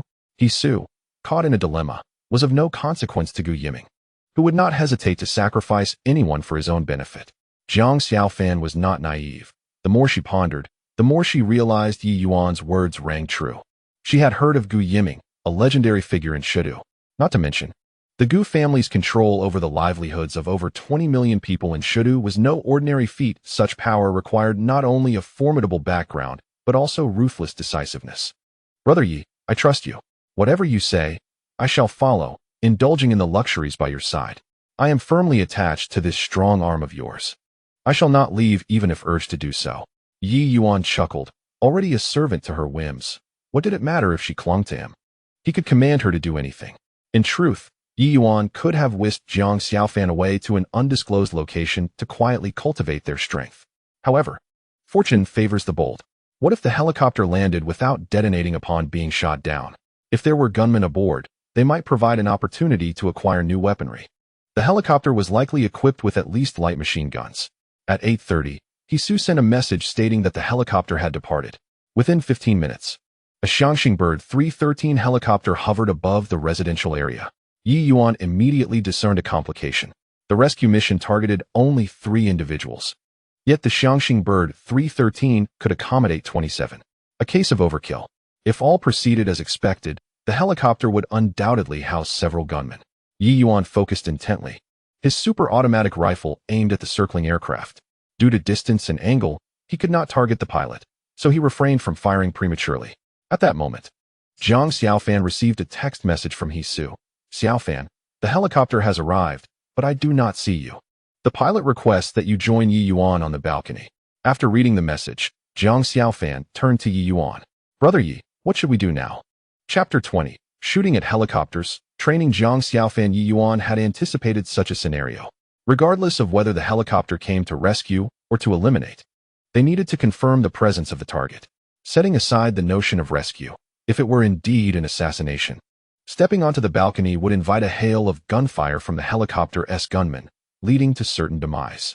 Thus, Ye Yuan had devised a plan. Inform He Su that I have taken you hostage, and we are in the bedroom to the right of the balcony, behind the pink curtains. I demand that the helicopter lower its altitude and deploy the rope ladder before I will step out onto the balcony. Jiang Xiaofan was unaware of Ye Yuan's intentions, yet she complied. Please edit the previous message into a text for He Su. Shortly after, the recipient replied, Xiaofan. Have Ye Yuan draw back the curtains and wave outside. The pilot needs to confirm your floor and location. After reading the message, Ye Yuan remarked, tell him that on the 5th floor, only your house has pink curtains. Once Jiang Xiaofan sent the information, He Su responded again, no. The pilot must see you to ascertain your precise floor.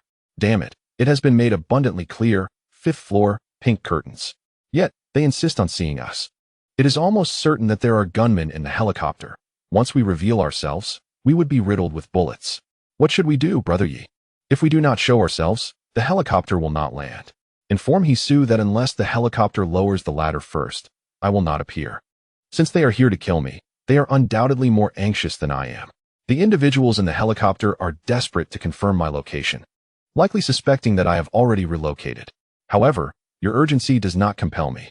As long as I do not show myself, you will not recklessly open fire. The priority now is to have the helicopter approach and lower the ladder. Once the aircraft nears the building to adjust its position, there will be an opportunity to target the pilot. Ye Yuan's task now is to wait. He Su conveyed the message to the helicopter, which then relayed it to those behind the scenes. They are certainly deliberating strategies and will require some time. Approximately 5 minutes later, the helicopter began to move, first adjusting its body to align the cabin door with the building where Ye Yuan was located. The door then opened, and a man appeared, shouldering a rocket launcher. He swiftly aimed at the window adorned with pink curtains on the 5th floor. Whoosh! A rocket was launched, striking Jiang Xiaofan's bedroom in an instant. With a deafening explosion, her home was obliterated, and the entire building shook violently. But that was not the end. Following the rocket's launch, 2 more men wielding machine guns emerged from the cabin door, unleashing a torrent of gunfire upon Jiang Xiaofan's residence. Bastards! Hisu, that scoundrel, deceived me into thinking he sent a helicopter for rescue, only to conspire to kill me as well. Fortunately, I heeded Brother Ye's advice. Otherwise, I would have been dead by now. Jiang Xiaofan raged incessantly. Ye Yuan, however, paid her no mind, his gaze fervently fixed on the helicopter in the distance. My goodness, a rocket launcher, machine guns. If only I could acquire those 2 weapons, I would be set for life. The helicopter pilot exercised extreme caution. For Jiang Xiaofan had informed Hisu of her possession of a firearm, a shotgun. It seems the occupants of the helicopter were also wary of being shot down, which is why they remained at a distance. Stationed 70 to 80 meters away, even if struck by a shotgun, the aircraft would not be in jeopardy. Moreover, the pilot was exceedingly prudent. After the helicopter arrived above the community, it maintained its tail facing the building where Ye Yuan was located, rendering it impossible to target the pilot.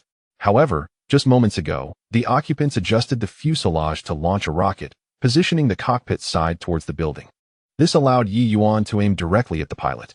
I've been waiting for you. I possess not only a shotgun, but also an automatic rifle. With a resounding gunshot, a 58mm bullet erupted from the chamber, instantly striking the pilot in the neck. The tumbling bullet exited through the opposite side. The pilot met his demise on the spot. Although this shot had an element of luck, Ye Yuan's marksmanship, honed over a year of dispatching zombies in his previous life, surpassed that of ordinary individuals. As the pilot fell, the helicopter lost control and began to tilt. Ye Yuan continued his assault, unleashing a volley from his super-automatic rifle, seamlessly switching between semi-automatic and fully automatic fire. The 2 gunners positioned at the helicopter's door were also eliminated. One perished inside the aircraft, while the other, upon being shot, plummeted directly from the doorway. Ye Yuan observed keenly as a machine gun fell alongside the body. Externally, it appeared to be the latest model of a 7.62mm general-purpose machine gun, equipped with an adjustable 4x scope on its rail. Ye Yuan's eyes gleamed with desire, particularly for the scope. The new domestically manufactured firearms had interchangeable components, allowing direct installation on the rail of an automatic rifle. With the scope and Ye Yuan's sharpshooting skills, eliminating zombies at mid-range with an automatic rifle would pose no challenge. However, Ye Yuan's thoughts were still fixed on the rocket launcher. The helicopter was now severely tilted, its body shaking uncontrollably, leaving the occupants entirely incapacitated. It was about to crash. Brother Ye, you are incredible. You took out the pilot with a single shot. Jiang Xiaofan exclaimed with excitement. Although she had not pulled the trigger herself, she felt a sense of vengeance fulfilled. Given that the occupants of the helicopter had aimed rockets at her bedroom, after all, she was a fierce mother Tyrannosaurus. She lamented her lack of ability, wishing she could have personally fired upon those within the aircraft. The helicopter managed to stay airborne for a mere 10 seconds before plummeting, crashing with a thunderous roar and billowing smoke, resulting in the immediate demise of all aboard. Damn it, Ye Yuan sighed. A helicopter crash does not necessarily result in an explosion. Unfortunately, this time luck was not on their side, and the aircraft detonated. The rocket launcher inside was undoubtedly destroyed, and any rockets would have perished in the ensuing blast. Ye Yuan felt a significant loss. Brother Ye, you seem quite distressed, Jiang Xiaofan remarked. Ye Yuan waved his hand dismissively. It's nothing. Let us not descend just yet. Follow me. The 2 made their way out of the loft. Arriving at the edge of the top-level railing, they gazed down to see the wreckage of the helicopter engulfed in flames, the violent explosions attracting nearby zombies. The fallen universal machine gun should not be far from the explosion site. To acquire the weapon, all the zombies must be eradicated. Please wait for me here. Ye Yuan returned to the attic alone, replicating a super-automatic rifle with a capacity of 10,000 rounds, which he then handed to Jiang Xiaofan. This rifle is for you. Target the zombies near the helicopter. Aim for the head. It doesn't matter if you miss. I have an abundance of ammunition. Consider it practice. This was Ye Yuan's prior plan. Once Jiang Xiaofan's taming level reached 100, he could provide her with a weapon and train her marksmanship.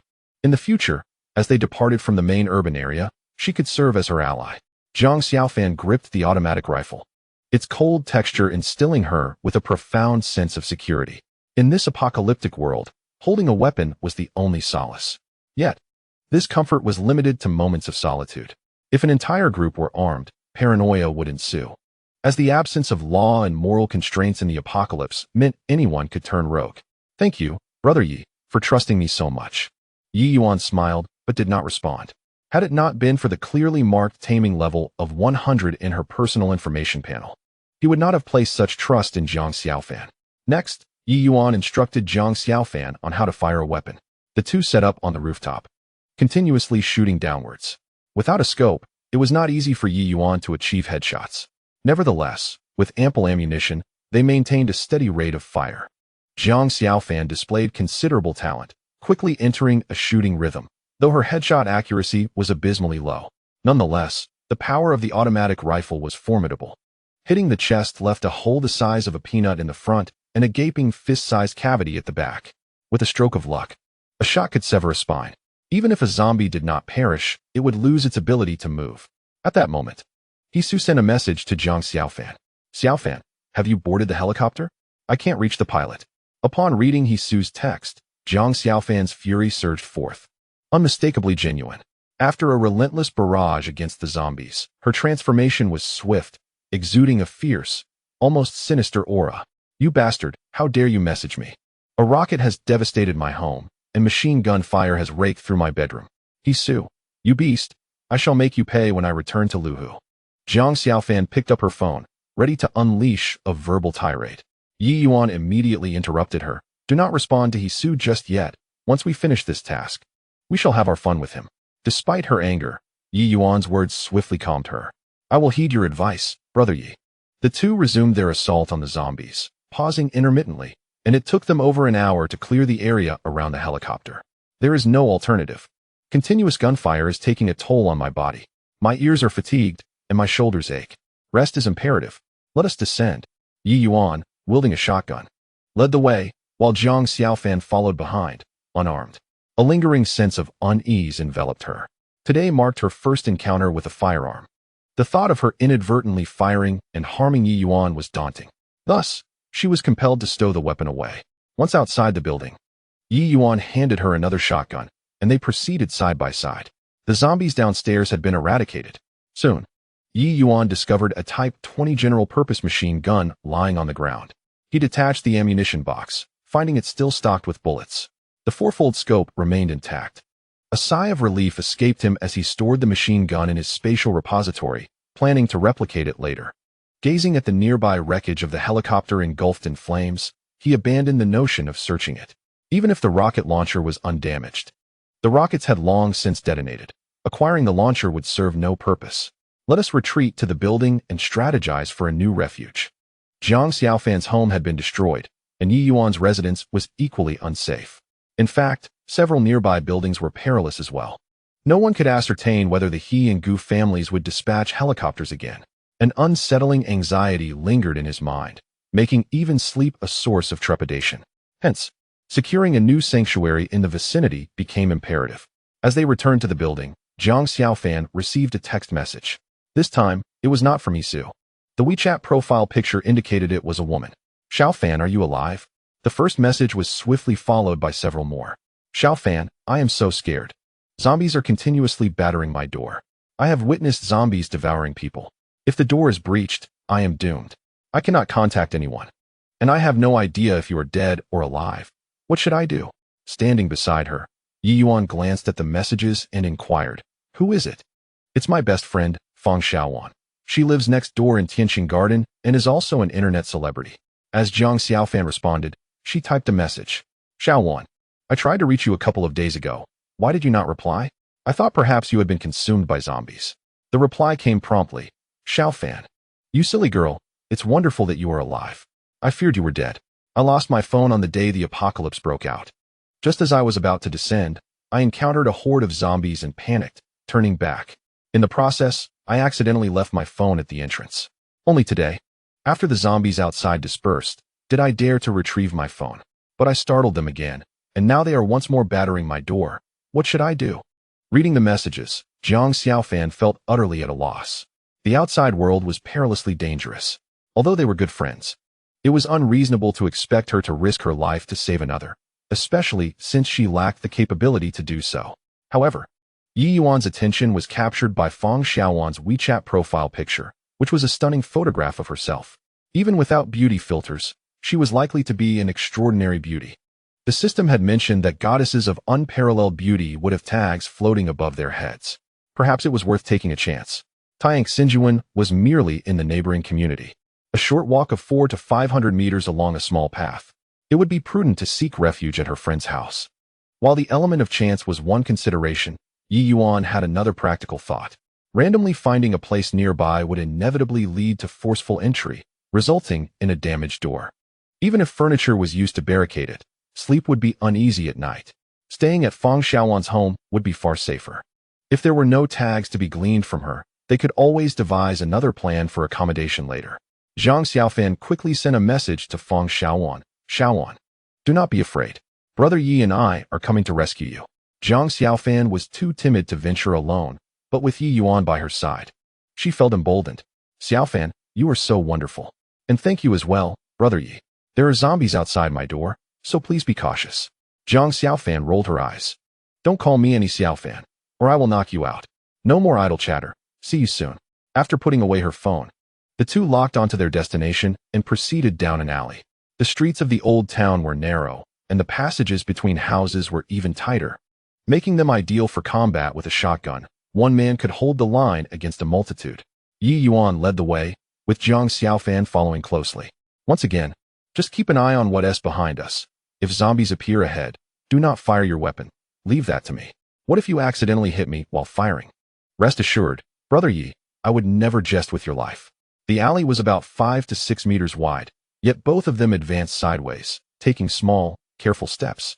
This position afforded two advantages. They could see each other, and their firearms would not be aimed at one another, minimizing the risk of accidental discharge. In truth, the triggers of firearms were not as sensitive as one might imagine. Unless one was overly anxious, they were generally not prone to misfire. As Ye Yuan led the way with a shotgun capable of holding 7,000 rounds, Jiang Xiaofan was largely safe in his wake. She was not likely to be overly anxious. The zombies in the alley had been drawn away by the explosion of helicopters and had been cleared out, rendering the path relatively safe for the time being. The two moved forward. Whenever they approached a corner, Ye Yuan would fire, drawing out any zombies lurking in their blind spots. They were determined to avoid an unexpected encounter. The distance of just over 400 meters was not daunting. After vanquishing approximately 70 to 80 zombies in the alley, Ye Yuan finally reached the exterior of the Tianqing Garden community. However, a predicament arose. The community lay across a street that measured several meters in width. Cautiously, Ye Yuan peered out to assess the situation.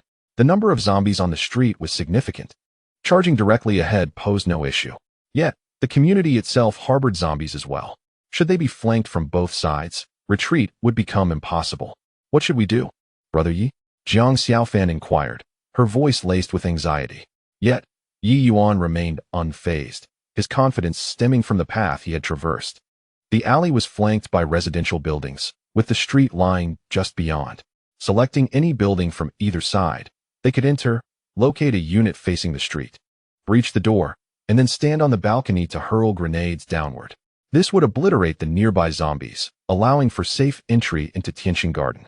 Follow me, Ye Yuan instructed, leading Jiang Xiaofan into the building on the right side of the alley. They ascended to the 4th floor, dispatching a zombie along the way. Choosing a street-facing apartment, Ye Yuan knocked a few times, eliciting sounds from within, indicating the presence of a single zombie. With determination, Ye Yuan raised his shotgun and fired repeatedly, dispatching the creature through the door, while simultaneously forcing the entrance open. They entered the apartment and, after a thorough search, found no additional threats. They barricaded the door with furniture to prevent any zombies from sneaking up on them. Once their preparations were complete, Ye Yuan approached the balcony, retrieving a grenade, pulling the pin, and tossing it down. Seconds later, a thunderous explosion erupted, sending nearby zombies into disarray as they rushed toward the source of the commotion, including those from the opposite Tianqing Garden community. Ye Yuan wore a calm smile. We shall eliminate the zombies from here, and once the area is cleared, we can safely enter Tianqing Garden. Chapter 22. Majestic Jiang Xiaofan on the street below, the sound of explosions echoed incessantly. With a cigarette between his lips, Ye Yuan tossed grenade after grenade as if they cost nothing. The destructive power of the high-explosive grenades was immense, reducing zombies at the epicenter to mere fragments, while even those on the periphery succumbed to the shockwave. Each grenade was capable of annihilating a dozen or more zombies. Jiang Xiaofan observed with exhilaration. After their harrowing journey, the once demure beauty had transformed into a being with an insatiable thirst for destruction. Brother Yi, let me toss a couple too, she implored. Ye Yuan glanced at her, remaining silent. In his presence, Jiang Xiaofan was compliant, yet she still mustered the audacity to extend a finger. Just one, please? Ye Yuan harbored reservations. This was no mere firearm. A misstep could result in calamity for both of them. However, he pondered the necessity of Jiang Xiaofan's assistance in their future endeavors beyond the main urban area. Having taught her the use of grenades in advance would prove invaluable. Very well, I shall instruct you. A grenade is not to be treated lightly like a firearm. Utmost caution is required. It is prudent to throw it early, ensuring not to hesitate. The area below is teeming with zombies, mindless creatures devoid of intelligence, utterly ignorant of the concepts of taking cover or hiding. Even if one were to remove the pin and immediately toss it, it would still obliterate a substantial number of them, rendering the need for precise timing unnecessary. Ye Yuan devoted several minutes to imparting the essentials of grenade throwing to Jiang Xiaofan. Remarkably, she learned swiftly, demonstrating commendable composure. Although her strength was somewhat lacking, preventing her from throwing too far, her demeanor remained calm and unflustered, completely unlike that of a novice. It is no wonder that it is widely believed that nearly 80% of the populace in the Dragon Country possesses berserker genes, making them natural warriors. The awakening of such bloodlines upon seizing a weapon appears to hold some truth. It is known that foreigners often succumb to vomiting at the mere act of taking a life, a phenomenon seemingly non-existent among the people of the Dragon Country. Take Jiang Xiaofan, for instance. Once a lively performer before the apocalypse, she now wields a gun with the ability to slay the undead. And her excitement while using grenades to obliterate them is palpable. Is this not a manifestation of the activation of berserker genes? This is advantageous. Her rapid adaptation means she can assist sooner, avoiding the burden of being a liability. The two took turns unleashing a barrage, utilizing over 80 grenades to finally eradicate every visible zombie, including those congregating near the entrance of the Tianqing Garden, reduced to mere fragments. With the area now secure, they could boldly enter the complex. Let us proceed. Together, they removed the furniture blocking the entrance, cautiously descending the stairs while brandishing a shotgun. Outside, no zombies remained. Exiting the alley and traversing the street, they successfully entered Tianqing Garden. Which building is your friend in? Building 8, room 604. It's a bit far from the entrance. We'll have to traverse nearly the entire complex. Ye Yuan nodded. It was improbable that all zombies within the complex had been drawn out, and crossing through would likely present further encounters. Exercise caution. Engage immediately upon sighting a zombie. Conserve no ammunition. Jiang Xiaofan nodded in agreement, fully aware that Ye Yuan could replicate ammunition infinitely, thus having no intention of conserving bullets. The older community boasted lush greenery. Camphor trees, osmanthus trees, and various ornamental trees grew tall and dense, further obscured by the crimson mist enveloping the area, impairing visibility. Faintly, the low growls of zombies echoed from the depths of the blood mist. The aged neighborhood was steeped in an eerie atmosphere, yet neither displayed any signs of trepidation. With truth in hand and the formidable capacity of a shotgun, they felt invincible. Moreover, the zombies were not densely clustered. Based on Ye Yuan's experiences from a past life, dealing with scattered zombies posed little concern. After walking a short distance, they arrived beneath a yellow corner tree. At that moment, a zombie burst forth from a nearby building, its grotesque visage lunging towards Jiang Xiaofan. The distance was approximately 30 to 40 meters. At such a range, the accuracy of the shotgun would inevitably falter. However, Jiang Xiaofan paid no heed to this. Raising her weapon, she fired indiscriminately, unperturbed by the precision of her aim or whether she struck her target. Relentlessly pulling the trigger in the direction of the advancing zombies, reloading with each spent shell. This action was repeated 7 or 8 times until, when the undead were merely a dozen meters away, one of her shots shattered a zombie's skull. She exhaled softly, a hint of gravity etched on her face, though she did not display overt panic. After all, Ye Yuan was steadfastly by her side. The duo continued their forward march, dispatching another 8 zombies along the way, 3 of which fell victim to Jiang Xiaofan's erratic shooting. Now she felt remarkably pleased, brandishing her firearm with newfound confidence. She could not help but reflect on her prudent choice to cling to the formidable Ye Dage, her metaphorical pillar of strength. Had she not followed him, even if she had escaped Hisu's wrath, she might still be holed up at home, starving, rather than exuding the authority she now possessed. Jiang Xiaofan tightened her grip on the shotgun, reveling in the exhilarating sensation of wielding power. As they proceeded, they soon arrived at the base of Building 8. At that moment, Jiang Xiaofan's phone vibrated. It was a message from Feng Xiaowan. "Xiaofan, I see you. How impressive, you both have guns. But be cautious. There are zombies banging on my door. From the sounds, there should be 3 of them." Jiang Xiaofan looked up to see Feng Xiaowan waving from the 6th-floor balcony, with other survivors peering from behind curtains, observing the pair. "Let us go inside. It's unsafe to remain exposed," Ye Yuan advised. Although firearms were prohibited in Long Country, powerful crossbows could still be procured through certain channels. Holding a gun in plain sight might provoke envy, and an ambush by someone wielding a crossbow could spell disaster. The two hastily entered the stairwell. They encountered no zombies until they reached the 5th floor, suggesting that all had been drawn to the 6th floor by Feng Xiaowan. "Put away your gun. If we encounter zombies, don't shoot. Leave it to me," Ye Yuan cautioned. Having witnessed Jiang Xiaofan's haphazard shooting in the past, he was unwilling to let her act recklessly in the confined stairwell. He positioned himself at the corner between the 5th and 6th floors and fired a shot, instantly attracting the attention of the zombies above. 3 zombies came barreling down from the 6th floor toward Ye Yuan. At this moment, he remained composed. In such a constricted space, there was no need for precision. Bang, bang, bang, bang. He discharged 4 rapid shots, taking down all 3 zombies. Though 2 fell not from a fatal shot, but due to the bullets penetrating their bodies and severing their spines. Ye Yuan approached. The muzzle of his gun pressed against the head of the zombie. Bang, bang. After 2 shots, silence enveloped the surroundings. Ye Yuan contemplated for a moment and resolved to dispose of the 3 corpses by casting them down the ventilation shaft. The weather remained somewhat warm, and lingering in the stairwell for too long would inevitably lead to a foul odor, especially since he might stay at Feng Xiaowan's residence for a while. Jiang Xiaofan lent a hand, and together they swiftly dealt with the bodies. At that moment, the door of room 604 creaked open slightly, revealing a pair of bright, dark eyes. Upon seeing Jiang Xiaofan, the occupant immediately swung the door wide open, allowing Ye Yuan to discern her true appearance. She was a youthful girl with 2 braids, possessing a fair complexion and an innocent, doll-like visage. "Xiaofan, Xiaowan." The 2 women joyfully embraced each other. However, Ye Yuan's attention was drawn to the card hovering above Feng Xiaowan's head. It bore an unexpected inscription, Chapter 23, Super Excavator, My World. At that moment, Feng Xiaowan's attributes materialized above her. Feng Xiaowan Attribute 1, Excavator Master, Blue. Attribute 2, Culinary Skills, White. Attribute 3, Driver, White. Among the 3 attributes, the Excavator Master stood out in bold blue letters, while the others were rendered in white.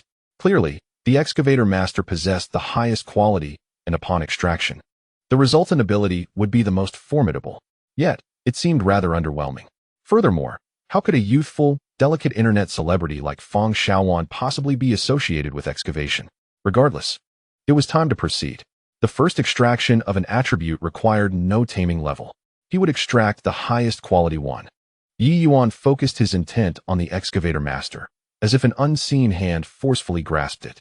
In an instant, a surge of mysterious energy flooded into Ye Yuan's being. Success! At that moment, the card above Feng Xiaowan's head transformed.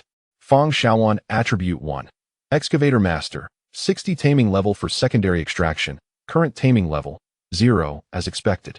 Similar to Jiang Xiaofan, after the initial extraction, a second was still possible. Should he manage to extract 3 times in succession, Feng Xiaowan would become his servant. However, the unique qualities of the excavator master's ability remained unclear. Ye Yuan promptly summoned the attribute panel to examine the description of the ability. Excavator Master, Super Excavator, employs any excavation tool, consuming a minimal amount of mental energy to instantaneously excavate 1 cubic meter of soil or rock. Was that it? The ability's effect was as straightforward as its name suggested. Digging, how lackluster. Wait. Suddenly, Ye Yuan experienced a flash of inspiration, followed by a wave of elation. The super excavator appeared to be extraordinary. With only a small expenditure of mental energy, one could instantaneously excavate 1 cubic meter of earth. In simpler terms, it meant digging holes, instantaneously. Regardless of the excavation tool employed, one can effortlessly unearth a cubic meter of earth and stone. A shovel, too, qualifies as an excavation instrument. It can be utilized to dig tunnels, providing a safe and efficient means of escaping the urban core, devoid of any risk. One could venture anywhere with it. Moreover, this instantaneous digging does not deplete one's energy, nor does it result in any mess or fatigue. It is utterly effortless. Is this not the essence of my world? A multitude of thoughts suddenly surged in Ye Yuan's mind. The task of gathering samples would henceforth become significantly more manageable. The presence of zombies scattered across the land is far from daunting. As long as one wields a shovel, one can navigate the tunnels with ease.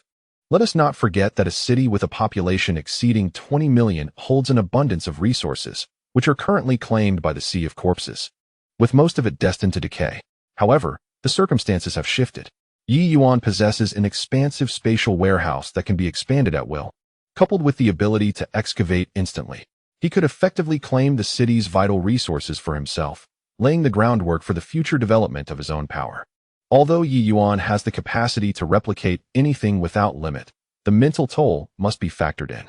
Relying solely on his replication ability to sustain a throng of followers is feasible, yet establishing a force of several thousand, or even tens of thousands, while agricultural production remains dormant, renders the prospect of feeding such a multitude through self-replicated food impractical. Moreover, the blood mist enveloping the land severely hampers crop growth, with no certainty as to when it might dissipate. In the future, having access to food will be akin to divinity. Previously, Ye Yuan had not contemplated the collection of resources due to his insufficient capabilities. Now that he can excavate instantaneously, he would not permit such abundant resources to rot away. There is no urgency to rush to Deer Lake. It serves as a safe zone and a prison where adversaries dare not venture beyond its confines. He can simultaneously gather resources in the city while seeking out beautiful women to acquire information. At this stage, many survivors exist, and it is likely that there are several attractive women as well. Even with modest fortune, encountering at least 2 or 3 is probable. In a month's time, over 90% of the population will have succumbed to zombification. At that point, the chance of encountering a goddess-like beauty will be akin to winning the lottery. Thus, it is imperative to act promptly. Of course, risks abound. No one can ascertain whether the current survivors possess antibodies or when they might transform into zombies. Discovering a beautiful woman could lead to her swift metamorphosis into a corpse. Yet Ye Yuan remains untroubled. Infected individuals do not undergo immediate transformation.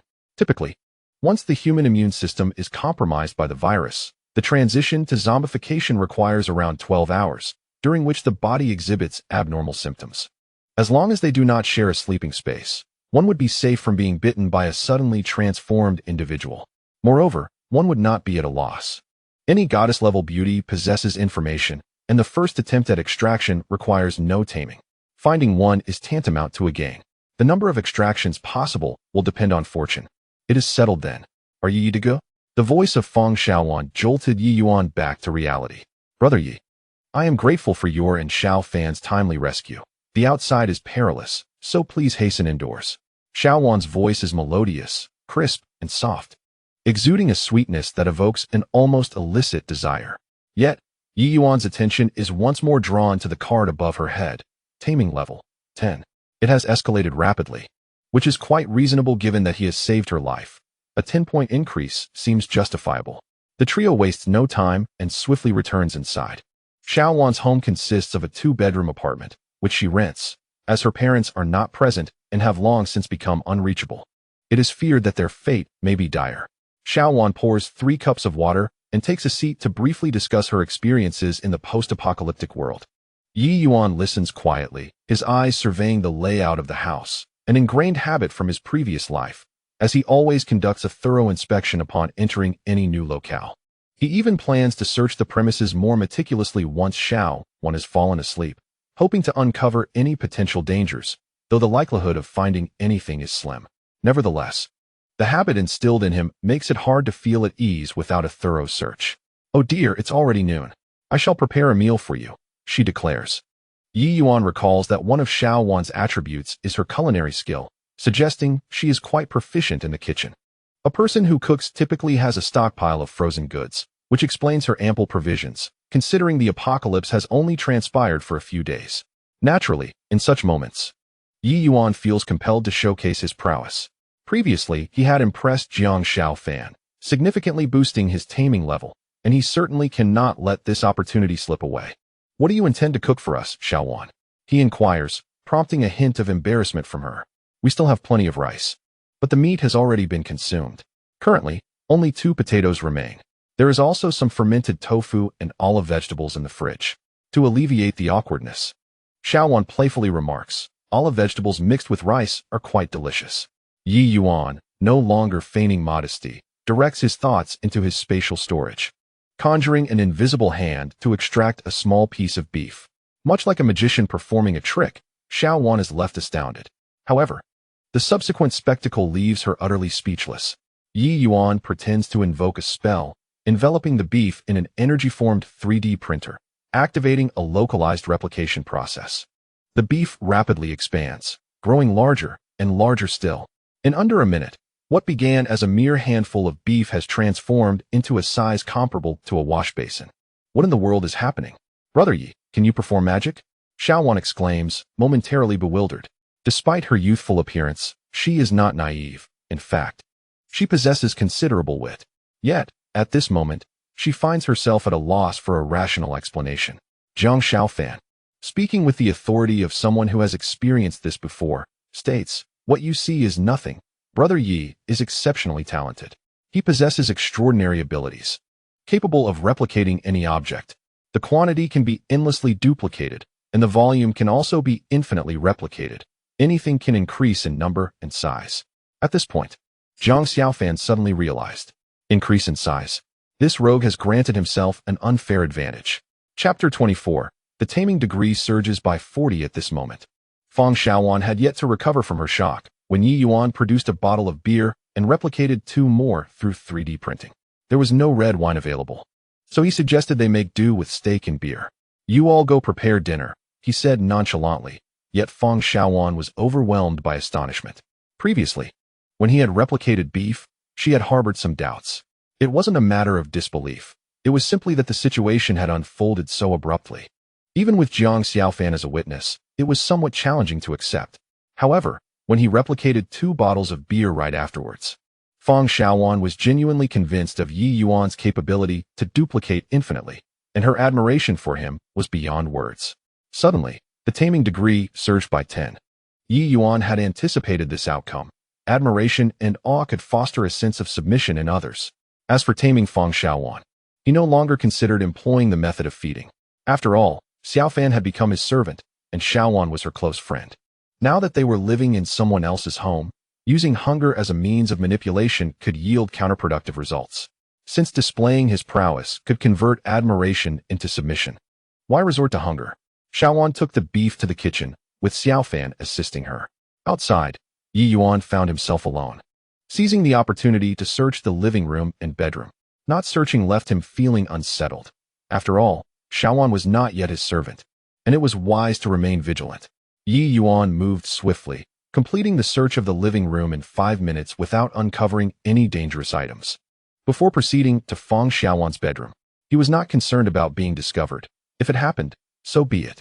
In principle, since entering Xiaowan's home, he had already regarded himself as the master of the place.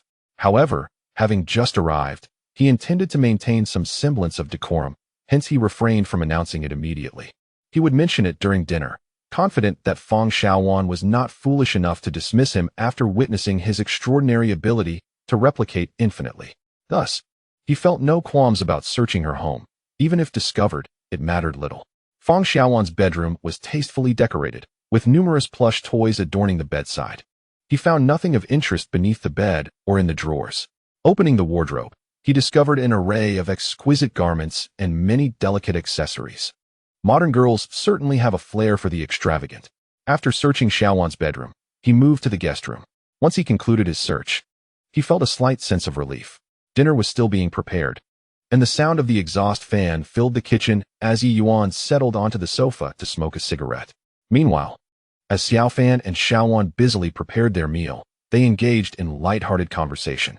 Xiaowan, Brother Yi is quite the formidable ally. You must make a good impression on him. With him by your side, you will never have to worry about food or drink. Should he acknowledge your worth, he may also bestow upon you weapons. Just like I did today, when I dispatched over 20 zombies with a gun and eliminated many more with grenades. It is only with weapons that one can truly safeguard oneself.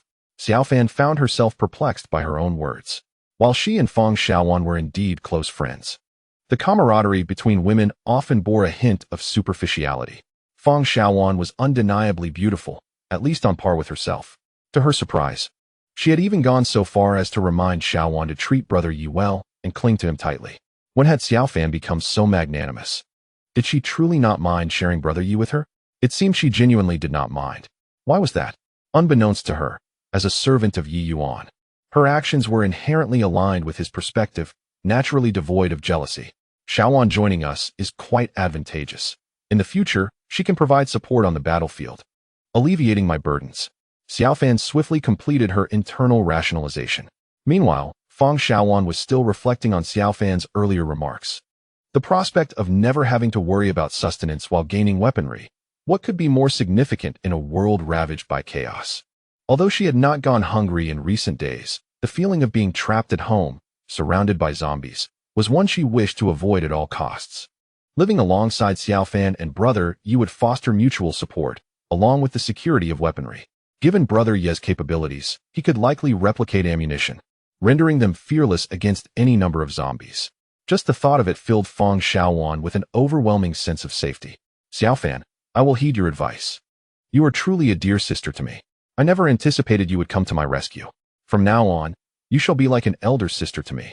Unbeknownst to her, the bond between them deepened, and her loyalty soared by 20 points, reaching a total of 40. While this increase appeared significant, it still fell short of the threshold for further advancement. Despite Feng Xiaowan's readiness to offer support, it was, to some extent, born out of the pressures of reality rather than genuine enthusiasm. Thus, her loyalty did not skyrocket to 90 instantaneously. Such psychological transformations require time. They cannot occur overnight. Before long, 3 steaks were cooked to perfection. The two friends placed the steaks on the table. Brother Yi, dinner is served. Ye Yuan looked up, his eyes widening in astonishment. 40 loyalty points? What on earth transpired in the kitchen just now? A sudden increase of 20? This is quite extraordinary. It seems that winning over Xiaowan will be far simpler than I anticipated. After a moment of contemplation, Ye Yuan soon comprehended that his dramatic entrance, coupled with Xiao Fan's adept mediation, had indeed made it considerably easier to tame Xiaowan. Quite splendid.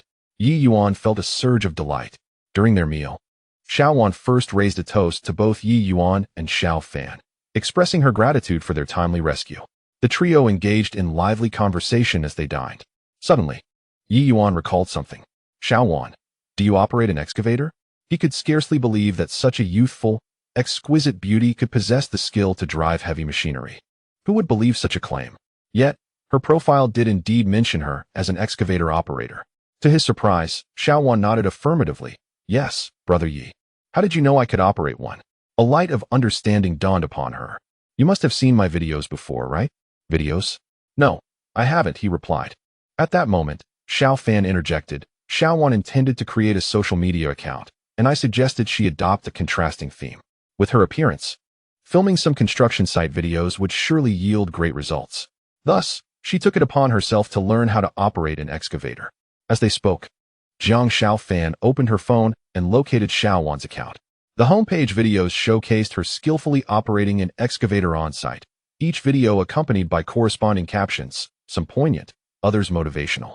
The comment section was filled with admirers lamenting, expressing dismay that such a pure and beautiful woman was working at a construction site. It was a moral outrage, they proclaimed. Little did they know, it was all merely a performance. Brother Ye, do you think I am wicked for deceiving so many netizens? Ye Yuan asked. Ye Yuan waved his hand dismissively. In this age of attention-seeking, you have not swindled them of their money. So where is the question of good or evil? Besides, we live in dire times. I care not for your moral standing. Ye Yuan's intention was merely to delve deeper into her profile, yet Ye Yuan evidently misunderstood. Brother Ye, I do not wish to deceive anyone, especially not you. I swear to the heavens, I will do whatever you ask. Chapter 25. Surprised, delighted, and elated. What shall you have me do? The phrase "I will do whatever you ask" certainly bore a hint of intrigue. Was Ye Yuan hinting at something? Ye Yuan was uncertain. However, he noted that her sincerity had increased the taming level in the card by 5, indicating her words held truth. Yet, her current taming level stood at only 45, and her loyalty was still lacking. Even if her previous words were sincere, it did not guarantee her fidelity in the future unless she was fully tamed as a servant. Of course, this was contingent upon her not becoming a zombie. Until Ye Yuan became a servant, even if she were to offer herself willingly, Ye Yuan would not dare to accept. What if she were to bite him in her sleep? Naturally, the transformation into a zombie required 12 hours, during which the body would exhibit abnormal symptoms, such as prominent veins on the face and neck, bloodshot eyes, dark circles, fever, and so forth. However, such a conspicuous transformation can only be discerned 2 or 3 hours before the body undergoes decomposition. One might fall asleep and risk being fatally bitten by the person beside them. Nevertheless, since Ye Yuan has asserted her intention to heed my every word, it is only fitting that I assert my dominion. Henceforth, I shall preside over this household. The master bedroom shall be allocated to myself and Xiao Fan, while you shall occupy the guest room. Do you have any objections? In truth, it matters little where one sleeps, but as the head of the household, it is imperative to symbolically affirm my status. Ye Yuan harbors no desire for the three of us to be entangled in ambiguity regarding our roles. The most appropriate manifestation of authority is the distribution of rooms. Ye Yuan, displaying remarkable understanding, readily acquiesced without hesitation. After satisfying their hunger and thirst, Ye Yuan felt inclined to rest. Having shot down a helicopter in the morning and engaged in a relentless battle, he found his spirit somewhat fatigued. A brief midday repose would aid in restoring his vigor. Ye Yuan led Jiang Xiaofan into the bedroom, leaving Ye Yuan alone in the living room. As she gazed at the closed bedroom door, a profound sense of loneliness and despondency enveloped her. The solitary heart often aches when witnessing couples retreat into their intimate space, regardless of whether Ye Yuan and Jiang Xiaofan shared such a bond. Yet, this distinction held little significance. In this bleak and desperate world, at least 2 souls could find solace in one another, alleviating their inner fears. Ye Yuan yearned to join them, merely desiring companionship. In her solitude, she felt an unsettling sense of isolation, reminiscent of the despair that had begun to creep back in after only a few days. Inside the room, as Ye Yuan and Jiang Xiaofan settled down, He Su sent a message. Xiaofan, please reply, where are you? I can't reach the helicopter, and you haven't responded. I am quite worried. Jiang Xiaofan read the text with an air of indifference, even tinged with a hint of malice. How audacious of him to send a message after the helicopter he dispatched nearly claimed my life. Just as Jiang Xiaofan contemplated blocking He Su, he sent a request for a video call. Accept it. It's time to confront him, Ye Yuan suggested. He had long wished to confront He Su, eagerly anticipating the expression that would grace his face upon learning the truth. However, revealing everything too soon could provoke heightened caution, especially concerning the helicopter. Ye Yuan had rehearsed numerous scenarios in his mind, contemplating whether to draw the helicopter closer to the building or deceive the pilot into entering his line of fire. Otherwise, he would be unable to eliminate the pilot. The true intent behind his strategy was to lure the helicopter in. Once it was downed, there would be hope for acquiring new weapon samples. Thus, he refrained from provoking He Su prematurely, allowing him to serve as a mere conduit for information, facilitating Ye Yuan's maneuvering with the helicopter's pilot. In hindsight, this decision proved astute. Now that the helicopter lay in ruins, He Su's reaction upon confrontation would surely be one of furious disarray, a spectacle to behold. Jiang Xiaofan listened to Ye Yuan's words and made a video call. He Su, upon seeing Jiang Xiaofan, was instantly overwhelmed with excitement. Xiaofan, you nearly gave me a heart attack. The helicopter couldn't reach you, and you didn't reply to my messages. I was so worried about you. Where are you now? Zhang Xiaofan let out a cold laugh. Where am I? Do you wish to know my location only to send a helicopter to eliminate me? What? Me kill you? Xiaofan, clarify your words. How could I ever send a helicopter to harm you? There must be some misunderstanding. Furthermore, your tone is so frigid, and your gaze is quite intimidating. Please, cannot we settle this misunderstanding amicably? Zhang Xiaofan, disinterested in further entanglements with He Su, recounted to him in detail the events of that morning.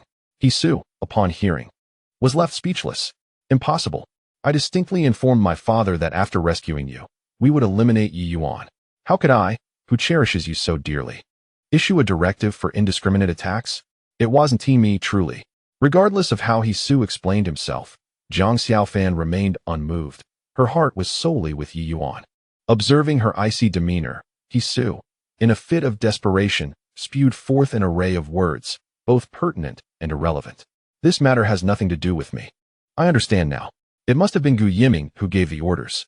He requisitioned the helicopter through connections, arranged the weaponry, and those shooters are his men. Yes, it's Gu Yiming. That old scoundrel, devoid of any compassion, dares to threaten my woman. I will not let this rest. Enraged, He Su rambled on incoherently. Zhang Xiaofan retorted coldly, I am not your woman. I never was. You are not my woman? Xiaofan, we simply have a misunderstanding.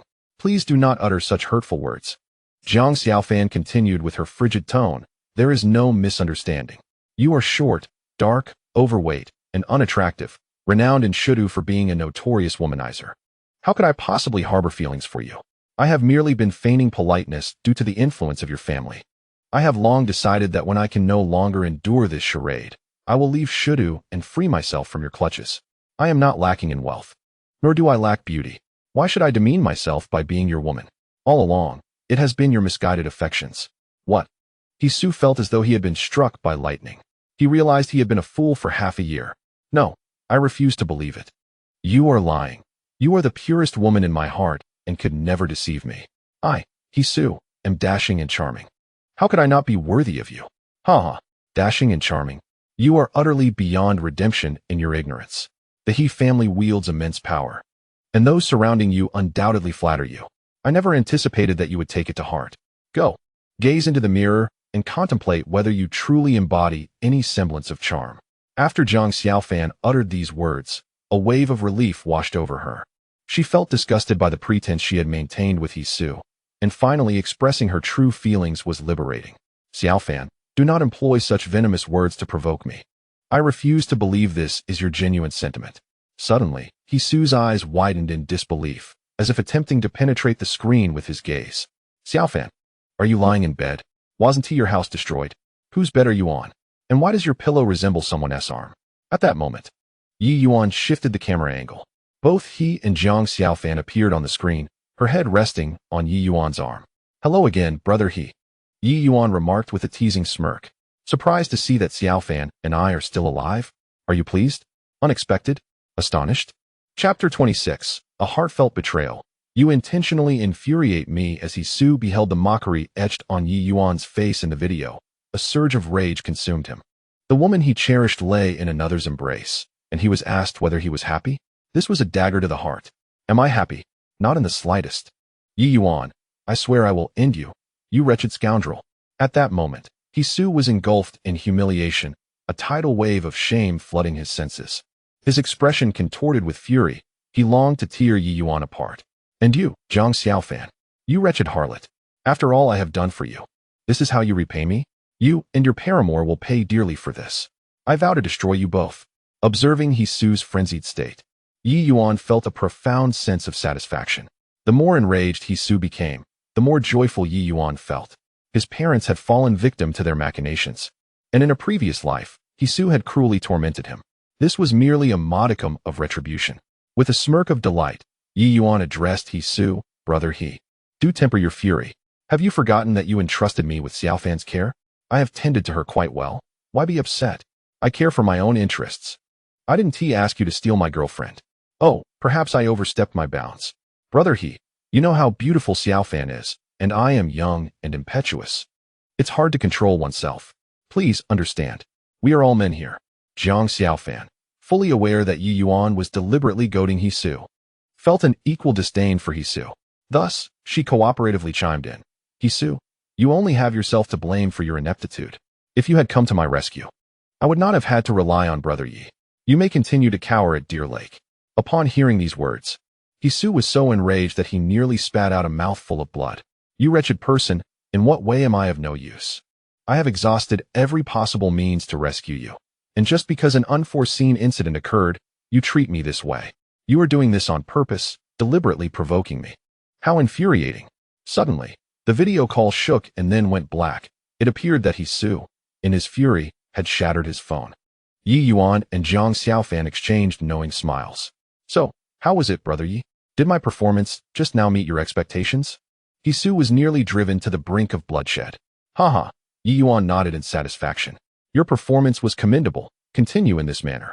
I have no intention of letting this matter rest. I intend to drive He Su into a slow descent into madness, leaving his entire family in despair. Later, around 4 in the afternoon, after Jiang Xiaofan awoke, she ventured out to find Xiao Wan, while Ye Yuan remained in the room, preparing to replicate a new batch of weapons.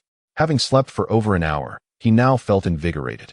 Ordinarily, he should have awakened much earlier, but the tedium of the apocalypse warranted a little extra rest to replenish his energy, allowing for the replication of more weapons. Although the consumption of mental energy from inanimate objects was relatively low, excessive replication would lead to noticeable fatigue. Ye Yuan took out the 762 universal machine gun he had acquired that day, first detaching the 4x scope and replicated a dozen or so in one go. He equipped his automatic rifle with one of them.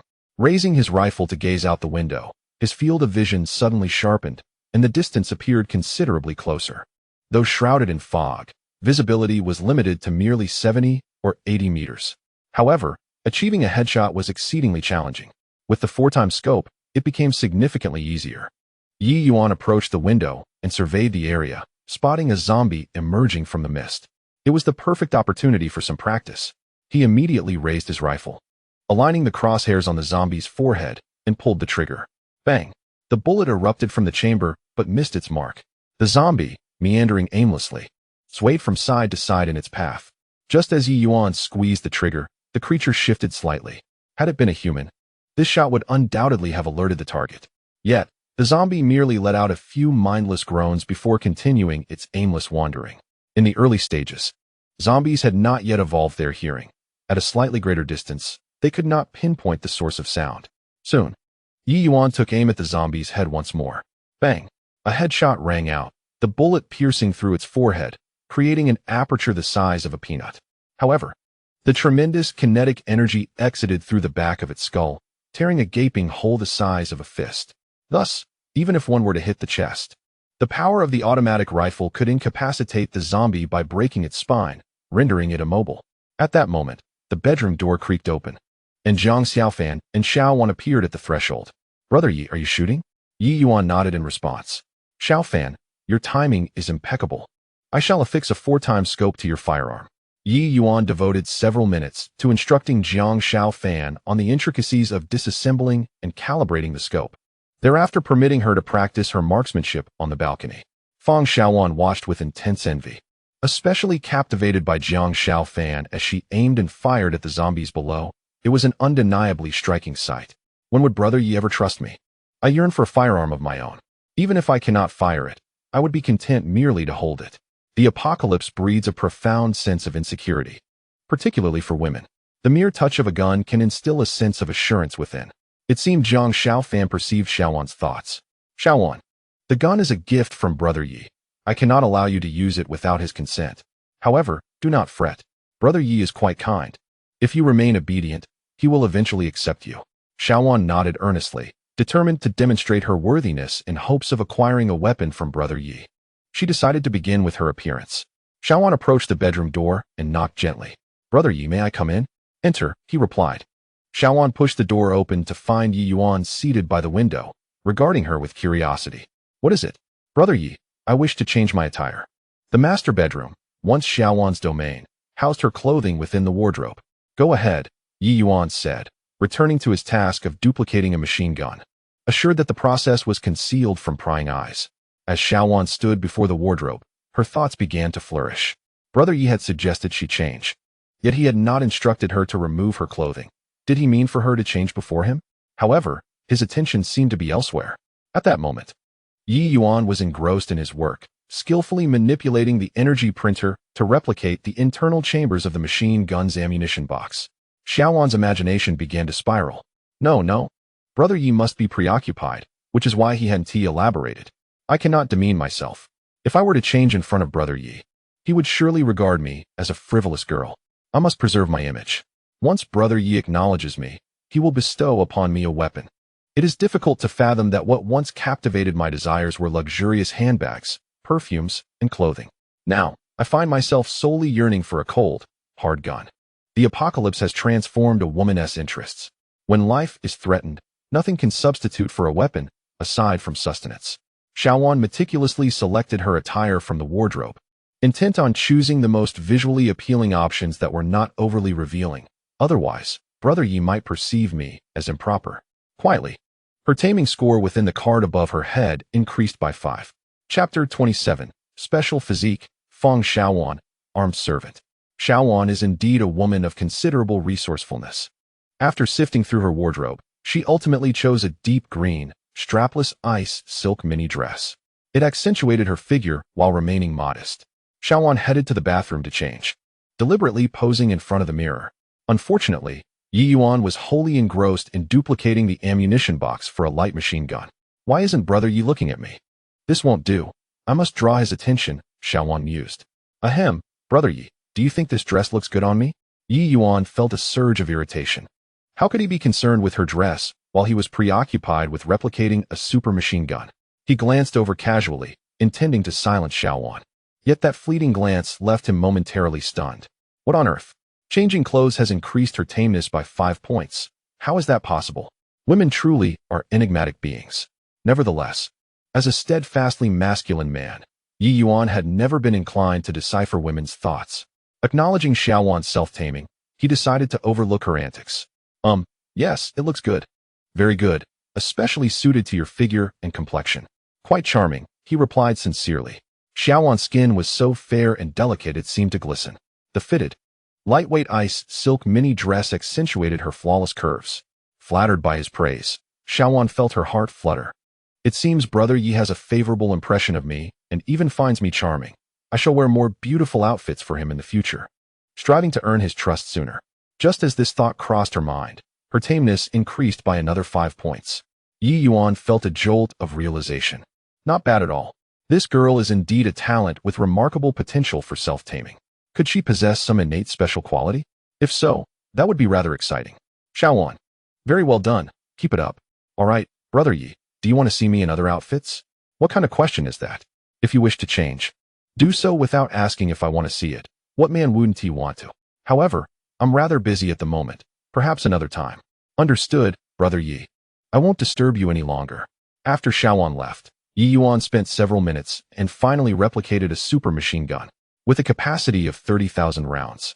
It fired 7.62mm bullets, boasting power far exceeding that of a .58 caliber. In the right terrain, a sweeping barrage could shred through a horde, even without headshots. Yet one machine gun was insufficient, as firing 500 rounds necessitated a barrel change, leaving no time for such adjustments in a critical moment. Thus, Ye Yuan replicated 2 additional super machine guns for alternating use, along with 100 spare barrels. Glancing at the clock, it was only 4:30. His mental fatigue was not overly taxing. Therefore, he proceeded to replicate an automatic rifle and 2 handguns with a 10,000-round capacity.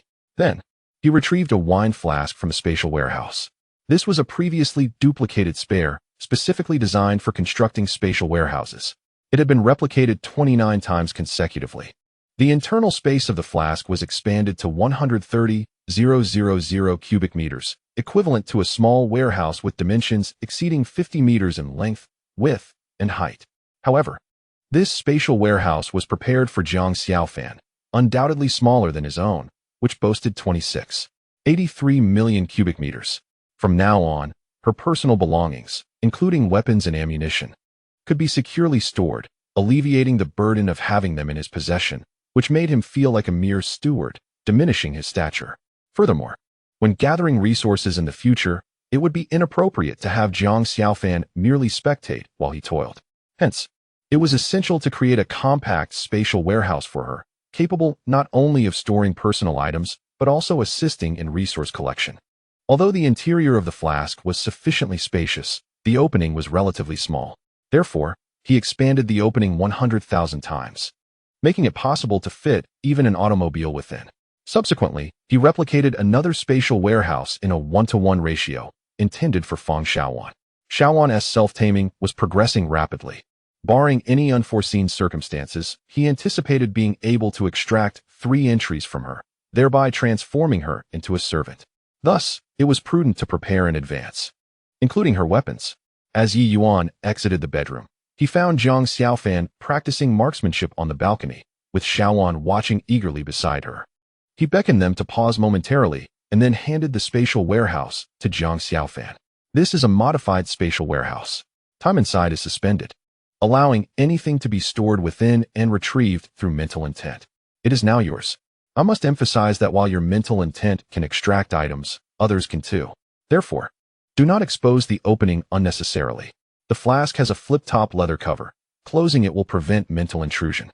You may hang it at your waist or the outer thigh, whichever is more convenient. Jiang Xiaofan accepted the compact flask, her mind swirling with confusion. This, a flask? A spatial warehouse? Brother Yi does not seem to be lying.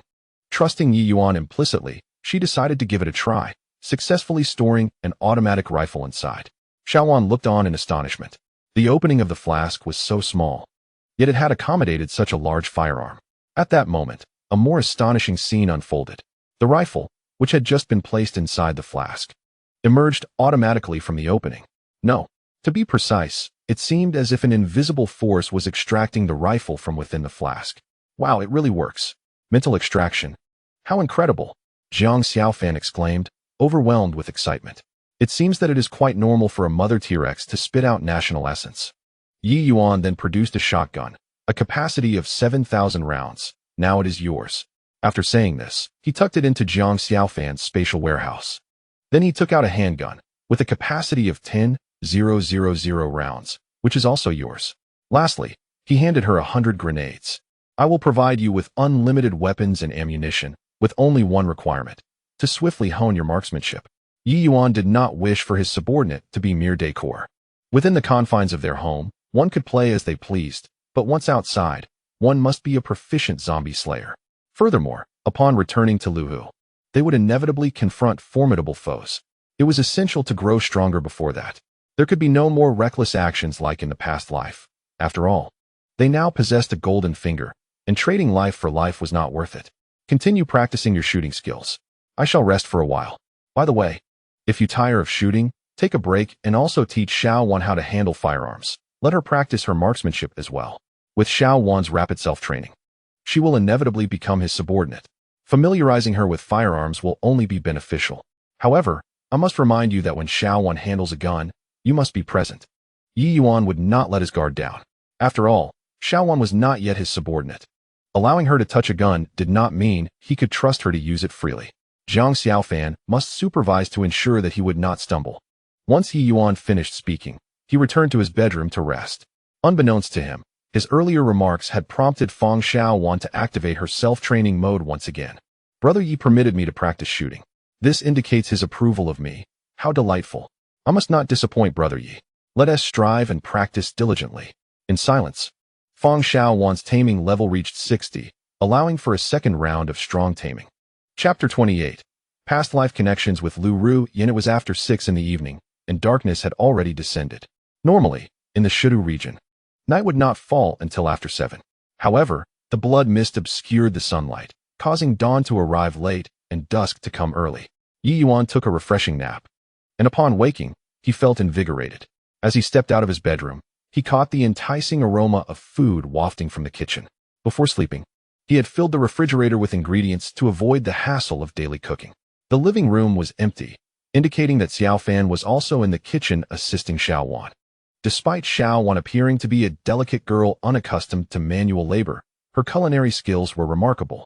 In her attributes, cooking ranked second. Ye Yuan approached the kitchen door, intending to inquire about dinner, but upon seeing Xiaowan, he was utterly astonished. What on earth?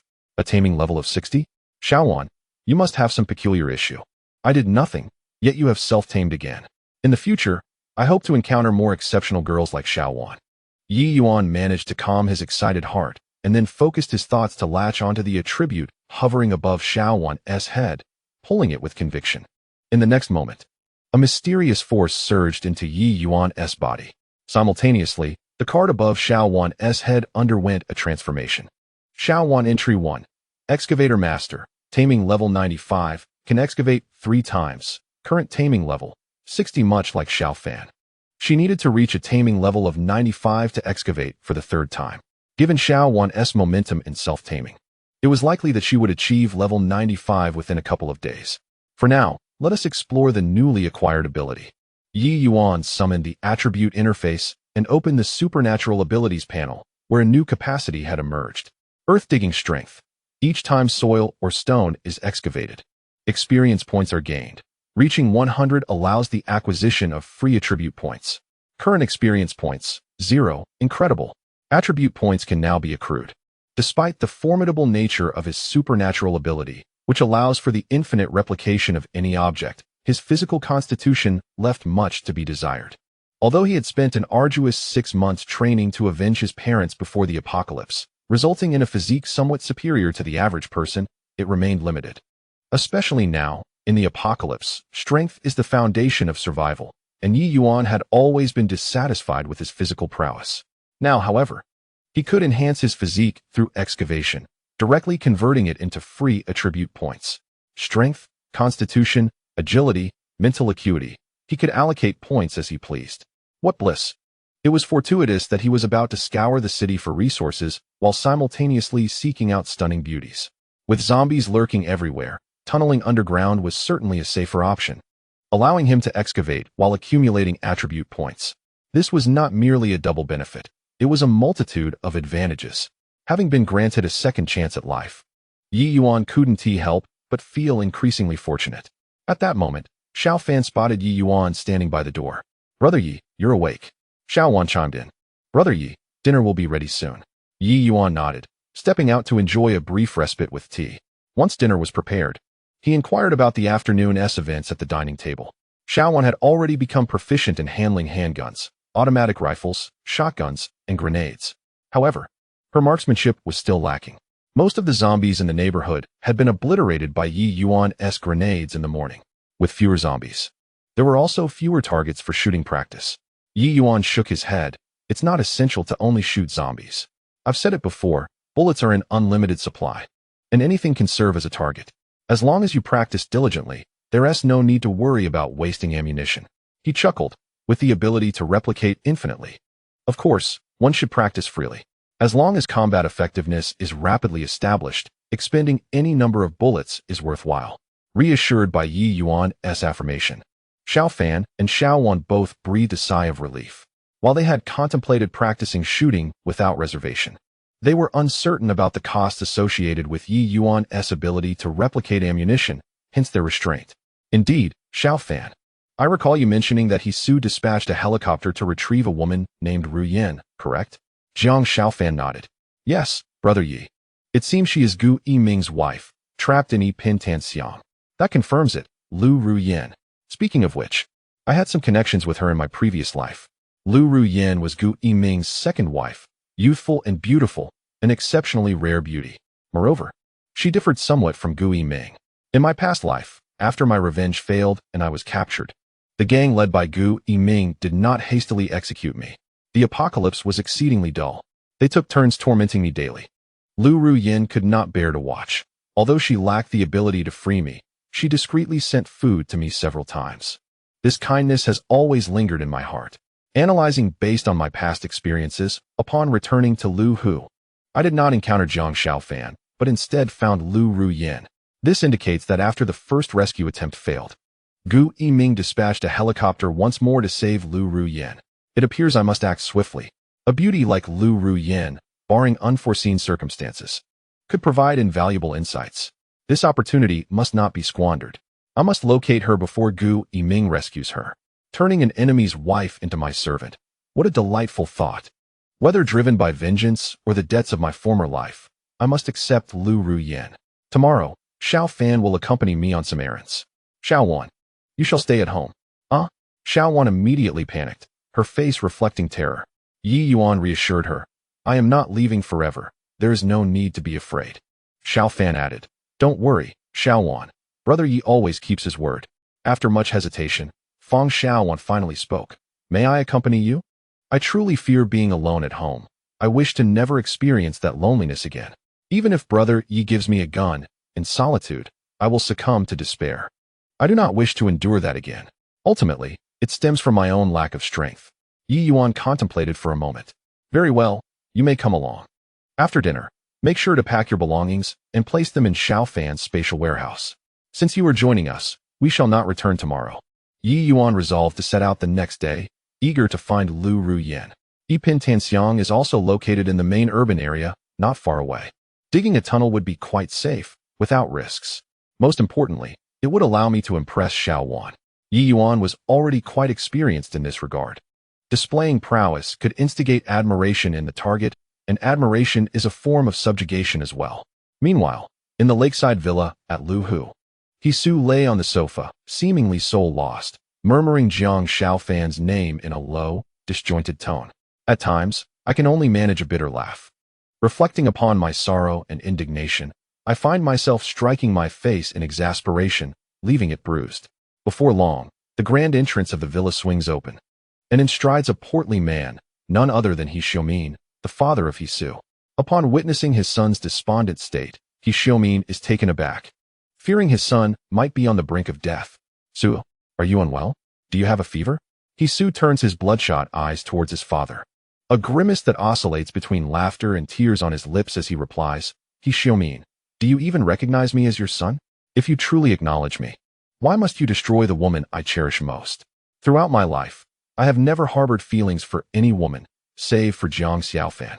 Yet, you conspired with that scoundrel Gu Yiming to betray me.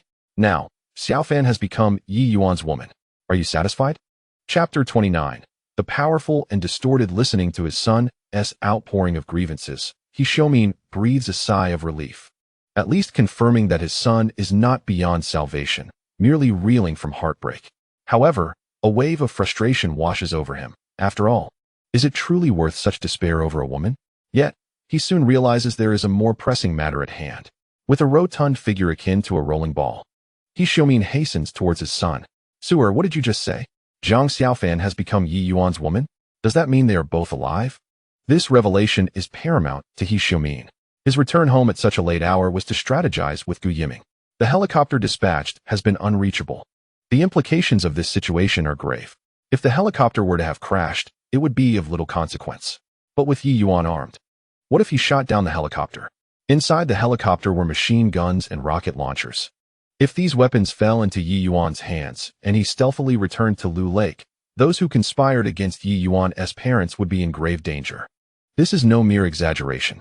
He Xiumin is acutely aware that the vicinity of Wudong Courtyard, where Ye Yuan resides, is adjacent to the Shujian River. Zombies cannot swim. If Ye Yuan were to desperately plunge into the river, he might find a way back to Lu Lake, where several survivors have managed to swim to safety in recent days. Hence, both He Xiumin and Gu Yiming regard this matter with utmost seriousness. Yet, despite numerous inquiries, news of Ye Yuan's fate remains elusive, until now, when it comes from his son. Suer, answer me. Is Ye Yuan alive? After a dismal afternoon, Hisu finally erupts. He springs to his feet. He Xiumin, are you still my father? You would even go so far as to destroy the woman I love. I wish to sever our father-son ties. With a sharp slap, He Xiumin strikes Hisu across the face. You worthless fool. You are the son of He Xiumin. Yet where is the slightest semblance of my prowess in you? For the sake of a woman, you would sever our father-son relationship? Without my protection, how many would remain at your beck and call? If you choose to dissolve our bond, I assure you, you will perish alone, unclaimed by anyone. She's merely a woman. If you gather your resolve, I shall provide you with as many women as you desire. This slap has ignited He Su's fury. He glared at He Xiumin. Indeed, you care not for women, for you are a homosexual. Do not think for a moment that I am oblivious to this. All your bodyguards have entanglements with you, yet I am a man of normal inclinations. I am fond of Xiao Fan, and you seek to obliterate her. Now, it is He Xiumin's turn to be enraged. Damn it, you beast. To dare publicly reveal my secret, the fact that you are a homosexual must remain concealed from outsiders. This wretched creature dares to shout it aloud. Seeking death, are we? If this were to leak, how would I, He Xiumin, continue to navigate the circles of power? Slap. Another blow struck He Sue's face. Beast. Silence yourself. Someone, take him to the basement to cool off for a few days. Soon, He Xiu was forcibly dragged to the basement by a group of muscular men clad in tank tops. Truly, it is astonishing. The household is filled with muscle-bound men. And one wonders whether He Xiumin, that rotund fellow, leans towards being a 0 or a 1. If he is a 1, that is manageable. If he is a 0, the imagery is too disturbing to contemplate. He Xiumin longs to find a robust man to vent his frustrations, yet more pressing matters demand his attention. He promptly dialed Gu Yiming's number. Brother Gu, Ye Yuan is alive. This is unequivocally true. It was Suer who informed me. Alas, do not mention it. He has discovered our involvement in the explosion that took Xiaofan's life and is now at odds with me. I cannot extract further details. The only certainty is that Ye Yuan still lives. Meanwhile, at another villa by the lake on Black Pearl Island, Gu Yiming's countenance darkened as he hung up the phone. It appears Ye Yuan has uncovered the truth behind his parents' demise. Otherwise, he would not have taken precautions, even downing the helicopter.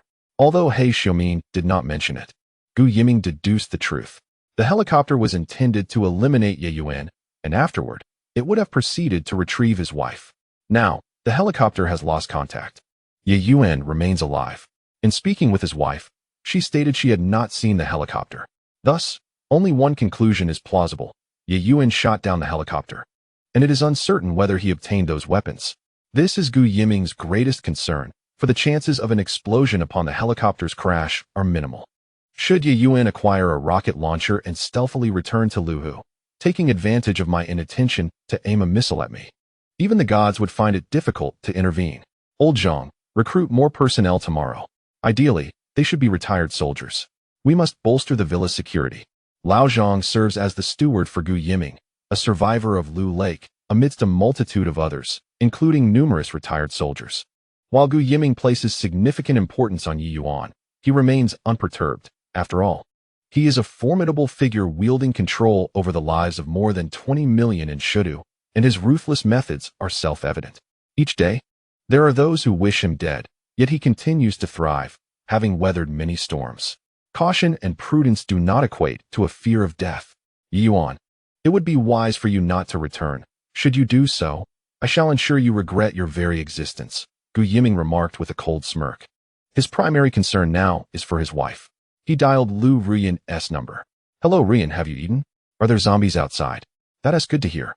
Please be cautious, fortify the doors and windows. I will find a way to bring you back soon. After ending the call, his animosity towards Ye Yuan intensified. I have been too lenient. Failing to eradicate the root of the problem only invites endless repercussions. I should have dealt with Ye Yuan while he was hospitalized. Then none of this would have transpired, nor would he have shot down the helicopter. Now, Rian is trapped in Yiping Tanxiang, which is truly vexing. Gu Yiming exhaled deeply. For the time being, the military cannot provide a helicopter. He hopes Rian can hold on. As for his affection for Lu Rian, it is more a matter of possessiveness than genuine love. In his earlier years, he was quite the dandy, indulging in the myriad beauties of the world. However, he suffered a setback at the home of Brother San, notorious for the rampant spread of viruses and bacteria. Gu Yiming had sought out a high-caste beauty, only to fall victim to an unknown virus. After 3 arduous years, he managed to recover, yet he was irrevocably changed, rendered impotent. His wife, unable to bear the loneliness of a living widow, eventually divorced him. Since then, Gu Yiming's psyche has twisted, transforming his desire for beautiful women into a compulsion to possess them. I may not utilize the beauty, but I must have her for myself. This mindset took root. Lu Rian was a woman he had forcibly taken as his wife. Though he had never touched her, the thrill of possession brought him immense satisfaction, akin to treasuring a rare gem. This penchant for collecting and possessing deepened with time, much like a bottle of Maodai from the year of the sheep, becoming increasingly precious as the years passed. This distorted mentality gradually led Gu Yiming to genuinely fall for Lu Rian, despite never having utilized her. He regarded her as a treasure, unworthy of desecration. Rian, once I retrieve you, you shall never roam freely again. You are mine, and shall forever remain so. I will not permit anyone to lay claim to you. Chapter 30. The Wrath of Rian, the Empress against the horde of zombies. Yiping Tanxiang is also one of the older residential complexes in Shidu. Yet it boasts mature greenery and well-established amenities. Do not be misled by the age of the community. Its residents are individuals of distinguished stature. While the vehicles entering and exiting may appear ordinary, one frequently encounters license plates adorned with the numbers 888 or 666. Yiping Tanxiang is the earliest high-end villa district in Shidu, inhabited entirely by prominent figures. Lu Rian, enamored with the vibrant atmosphere of the old city, commissioned Gu Yiming to purchase a villa for her in this locale, occasionally retreating there for a brief respite.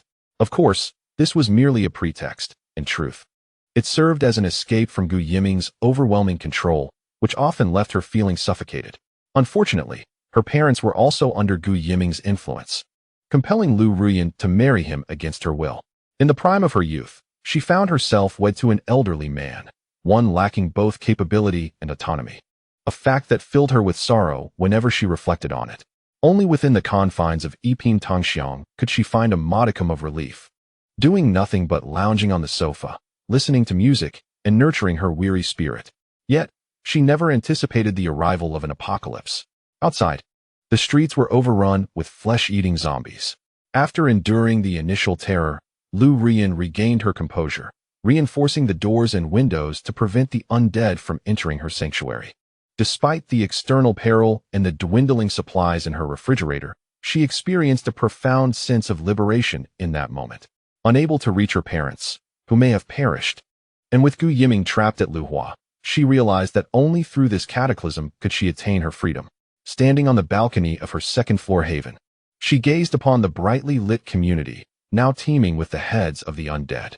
With a gentle exhale, Lu Rian wrestled with her internal conflict. Would Gu Yiming send a plane for her? Should she leave when the time came?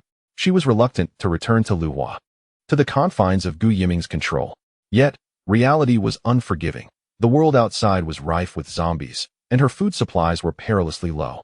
If she did not vacate this place soon, she would face starvation. Was she to return to that prison-like home once more? Lu Rian struggled for a considerable time before ultimately submitting to her circumstances.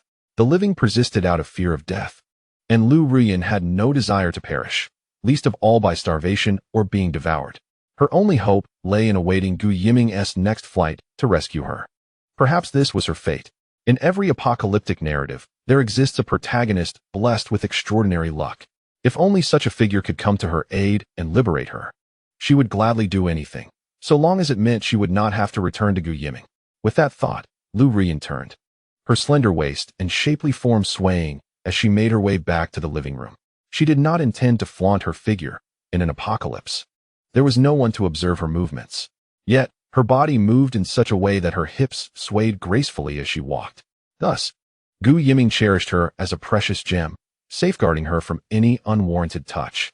Even a mere glance that strayed from propriety would provoke his wrath.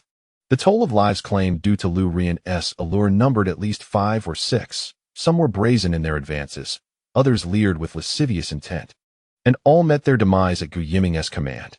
He would not permit the sanctity of his treasured possession to be sullied by others.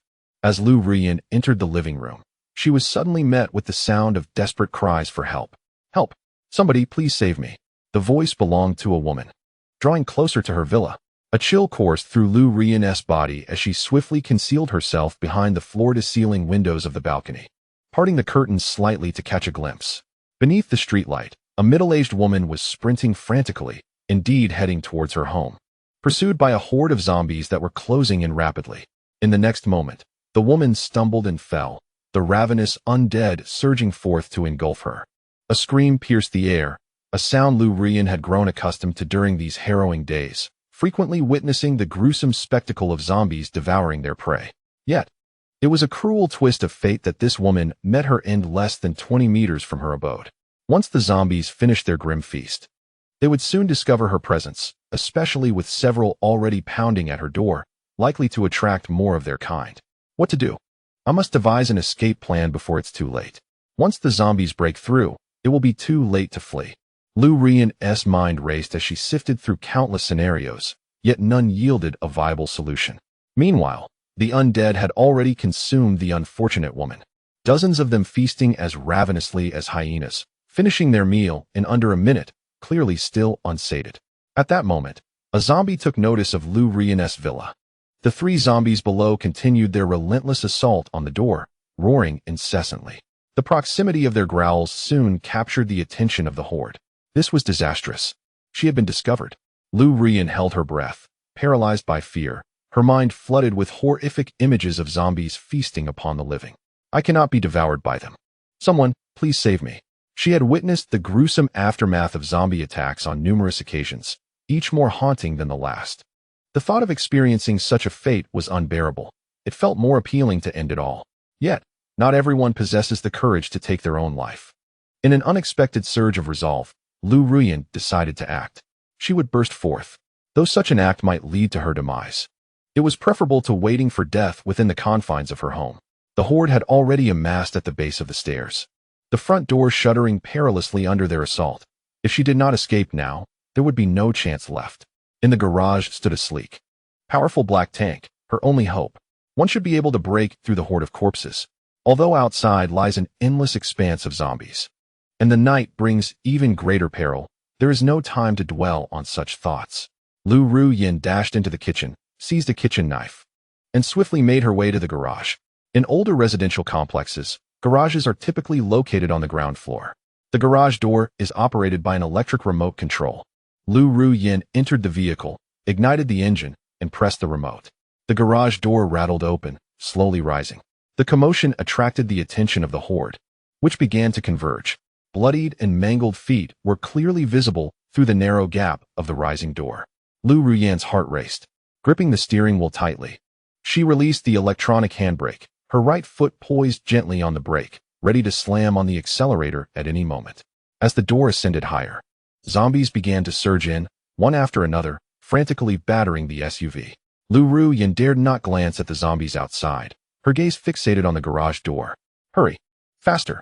At this moment, the SUV was completely encircled, yet the door had not fully risen, just enough for the vehicle to escape. Charge! The stunningly beautiful Lu Rian emitted a feral roar from her throat. She slammed her right foot down, flooring the accelerator. The SUV roared to life, knocking down the zombies that stood in its path, crushing them beneath its tires. Even from within the vehicle, the sound of their explosive demise was palpable, sending chills down her spine. In the beam of the headlights, the grotesque faces of the zombies clinging to the front of the car were starkly visible. Lu Rian forgot her fear. With eyes widened in determination, she growled lowly, her foot pressing firmly on the gas. Finally, the SUV surged through the horde, bursting out of the garage. Yet, she found herself momentarily lost. The number of zombies outside was overwhelming. Where should she go? Chapter 31. Forever under surveillance. The night of the apocalypse is fraught with danger, as the zombies grow increasingly active. Fortunately, the woman from earlier had drawn the nearby zombies into Lu Rian's home, providing her a temporary sense of safety. Even if she encountered a few scattered zombies, the SUV could easily plow through them. However, fuel was running low, and she needed to find a refuge quickly. Lu Rian reduced her speed, her eyes scanning the windshield as her mind raced. She was a caged canary, yet certainly not devoid of intellect. Otherwise, she would not have deceived Gu Yiming for so long, allowing him to believe she had been tamed. Yet in this moment, she felt a surge of panic. Her thoughts were muddled, leaving her indecisive. At that instant, she thought of Gu Yiming, despite her deep-seated hatred for him. He was perhaps the only one who could assist her. Lu Rian swiftly dialed his number, succinctly relaying the sequence of events. What? You've escaped? Rian, are you hurt? Enough of this nonsense. Hurry up and think of a solution. I am not injured, Lu Rian replied, suppressing her anger. She dared not lash out at Gu Yiming, even though she cursed him inwardly. On the other end of the line, Gu Yiming remained silent for 3 seconds, seemingly in hesitation. Yet, he ultimately made a decision. Rian, drive to Villa number 9. It is not far from your home. Once you arrive, someone will open the door for you. Do not hang up. Villa number 9? Lu Rian felt perplexed. It was indeed close to her home, as she passed by the community daily. However, that villa was uninhabited, its door perpetually shut. Even if someone lived there, It should be a friend of Gu Yiming's. Otherwise, who would let her in? Yet, he had never mentioned having friends at Pintanxiang. Despite her confusion, the urgency of the situation left no time for contemplation. Lu Ruyin turned her car around and soon found herself outside Villa Number 9. Yiming, I've arrived. I know. As soon as those words were spoken, the garage door of the villa slowly opened. Lu Ruyin hesitated for 2 seconds before pressing the accelerator and driving into the garage. Immediately, the garage door descended, plunging her into darkness. Ruyin, do not turn on the lights tonight. There is food in the refrigerator. Hold out here for a few days. I will send someone to pick you up. Lu Ruyin switched on her phone's flashlight and groped her way to the kitchen. Indeed, she found the refrigerator stocked full of food, mostly instant meals, frozen dumplings, glutinous rice balls, and noodles. She then inspected the rooms. Everything was tidy, so immaculate it seemed as though no one had ever lived there. A thin layer of dust coated the sofa. After a thorough search, she finally found signs of habitation in the master bedroom. The quilt was unmade, but the occupant was absent. Lu Ruyin, sharp-minded yet frustrated, quickly grasped the situation and smiled bitterly. Gu Yiming, you are truly a demon, an omnipresent demon. You suffocate me. She finally realized that this villa was also purchased by Gu Yiming, specifically to monitor her. She only came to stay for 2 or 3 days each month, yet even those brief moments remained under his control. How absurd. I was naive to think I was free only at Pintanxiang. No wonder Gu Yiming readily bought a house here for her. He cared not for money. If necessary, he could simply purchase another property for those who surveilled her. This also explained the dust-covered tidiness of Villa Number 9. The watchers only visited for 2 or 3 days each month, leaving no one to clean. Moreover, Villa Number 9 is equipped with a remote-controlled lock, and there is undoubtedly surveillance within the room. It is quite possible that Gu Yiming is watching her through the monitors. Even though this villa has saved her life, Lu Ruyin finds it impossible to harbor any gratitude. At this moment, she feels as though Gu Yiming's hand is tightly constricting her throat, depriving her of freedom and breath. There remains half a pack of unfinished cigarettes on the bedside. The person surveilling her is inexplicably absent from the house. Perhaps they have already succumbed to becoming a zombie. Lu Ruyin retrieves a cigarette, skillfully lights it, and takes a deep drag. The stimulation of nicotine momentarily alleviates her inner anguish. For the past few years of being controlled, cigarettes have been her only companions. Truly, her name, Lu Ruyin, is fitting. After finishing a cigarette, fatigue overtakes her, and she casually finds a guest room to lie down and rest. The next day, upon awakening, daylight has already broken. In this apocalyptic world, there is no sense of time, nor is there a need for a 9-to-5 schedule. One simply awakens naturally. Ye Yuan observes that Xiao Wan's tameness has increased by 5 points. Quite impressive. Even while asleep, she improves. With time, she will adapt. This good girl is a self-taught prodigy, and today, he must put on a grand display before her, striving to reach a score of 95 as soon as possible. After the three have breakfast, they prepare to set out for Pintanxiang. All of Xiao Wan's essential belongings have been stored in Xiao Fan's spatial repository. Let us proceed to the property's tool room first. I will lead the way, Xiao Wan will walk in the middle, and Xiao Fan will bring up the rear. Since Feng Xiao Wan is unaccompanied, she is not yet a servant, despite her exemplary behavior and obedience. However, her status as a non-servant leaves Ye Yuan feeling uneasy. Placing her in the middle generally avoids any unforeseen incidents. Today's mission is to dig a tunnel towards Pintanxiang, and they must first retrieve a shovel or hoe from the property's tool room. Although the super excavator can instantaneously dig 1 cubic meter of earth and stone, it requires the use of digging tools. Doing so empty-handed is not feasible. The trio arrives smoothly at the first floor without encountering any zombies, as Ye Yuan had already eradicated them the day prior. However, new zombies are bound to have appeared in the community. Stay alert, do not rush. Beyond 70 or 80 meters, visibility diminishes, so we must remain vigilant for any zombies that might emerge from the mist. Nonetheless, scattered zombies pose no threat to Ye Yuan. The property is not far off. After dispatching 4 zombies, the 3 successfully reach the tool room. Inside, shovels, hoes, and various tools are in abundance. However, the shovels and hoes are too long. Ye Yuan uses his shotgun to sever the handles, making them much more manageable. Xiao Fan, you try it first. Ye Yuan tosses a half-meter-long hoe to Jiang Xiao Fan. With focused determination, Jiang Xiaofan swings the hoe and digs into the ground beneath her. A miraculous scene unfolds as a pit measuring 1 cubic meter in length, width, and height suddenly appears beneath her feet, and in her moment of distraction, she lets out a startled cry as she falls in. Fortunately, the pit was not too deep, so no harm was done. My goodness, this is extraordinary. Jiang Xiaofan has once again embraced her innate talent, her fierce countenance radiating with exhilaration.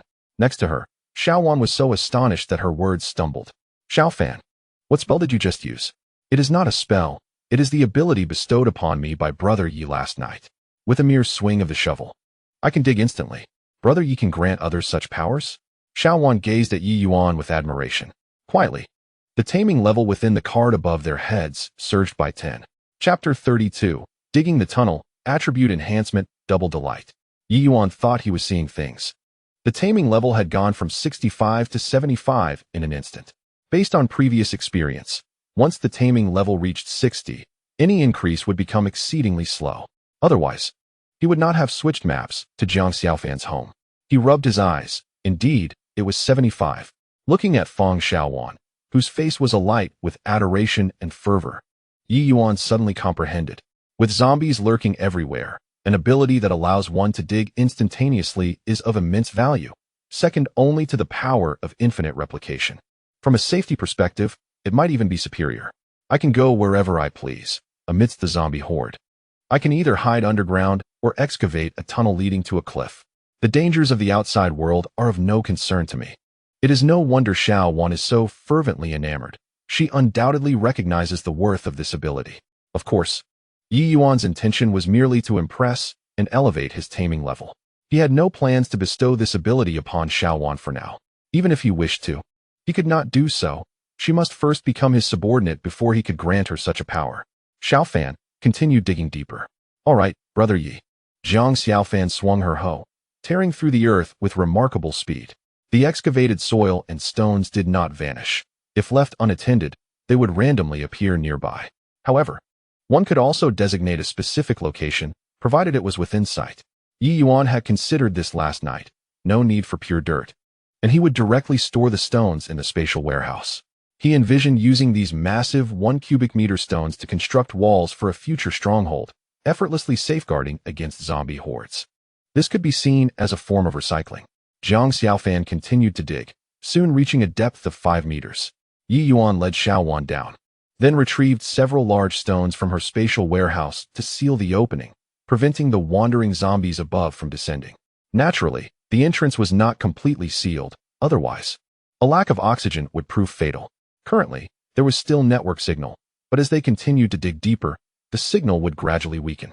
Thus, Ye Yuan first utilized his mobile device to locate the esteemed sandalwood.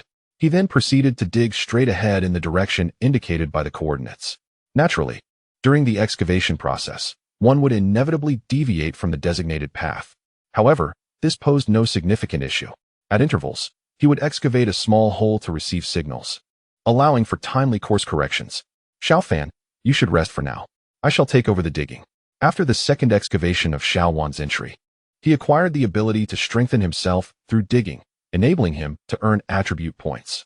Ye Yuan was eager to enhance his strength and, as long as he did not tire, he prioritized the excavation. With each shovel's thrust, a notification appeared before him. Experience for ground strengthening, 1.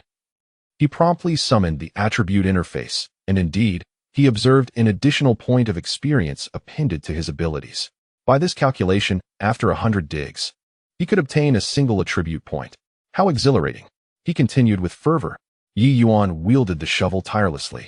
Noting a peculiar phenomenon, the earth and stone he was excavating were remarkably solid, akin to reinforced concrete, alleviating any concerns of a collapse. Before long, he had excavated a tunnel 50 meters long. At that moment, another notification emerged. Ground strengthening level up. You have gained 1 free attribute point. Haha. Finally, an attribute point. Ye Yuan immediately summoned the attribute interface once more.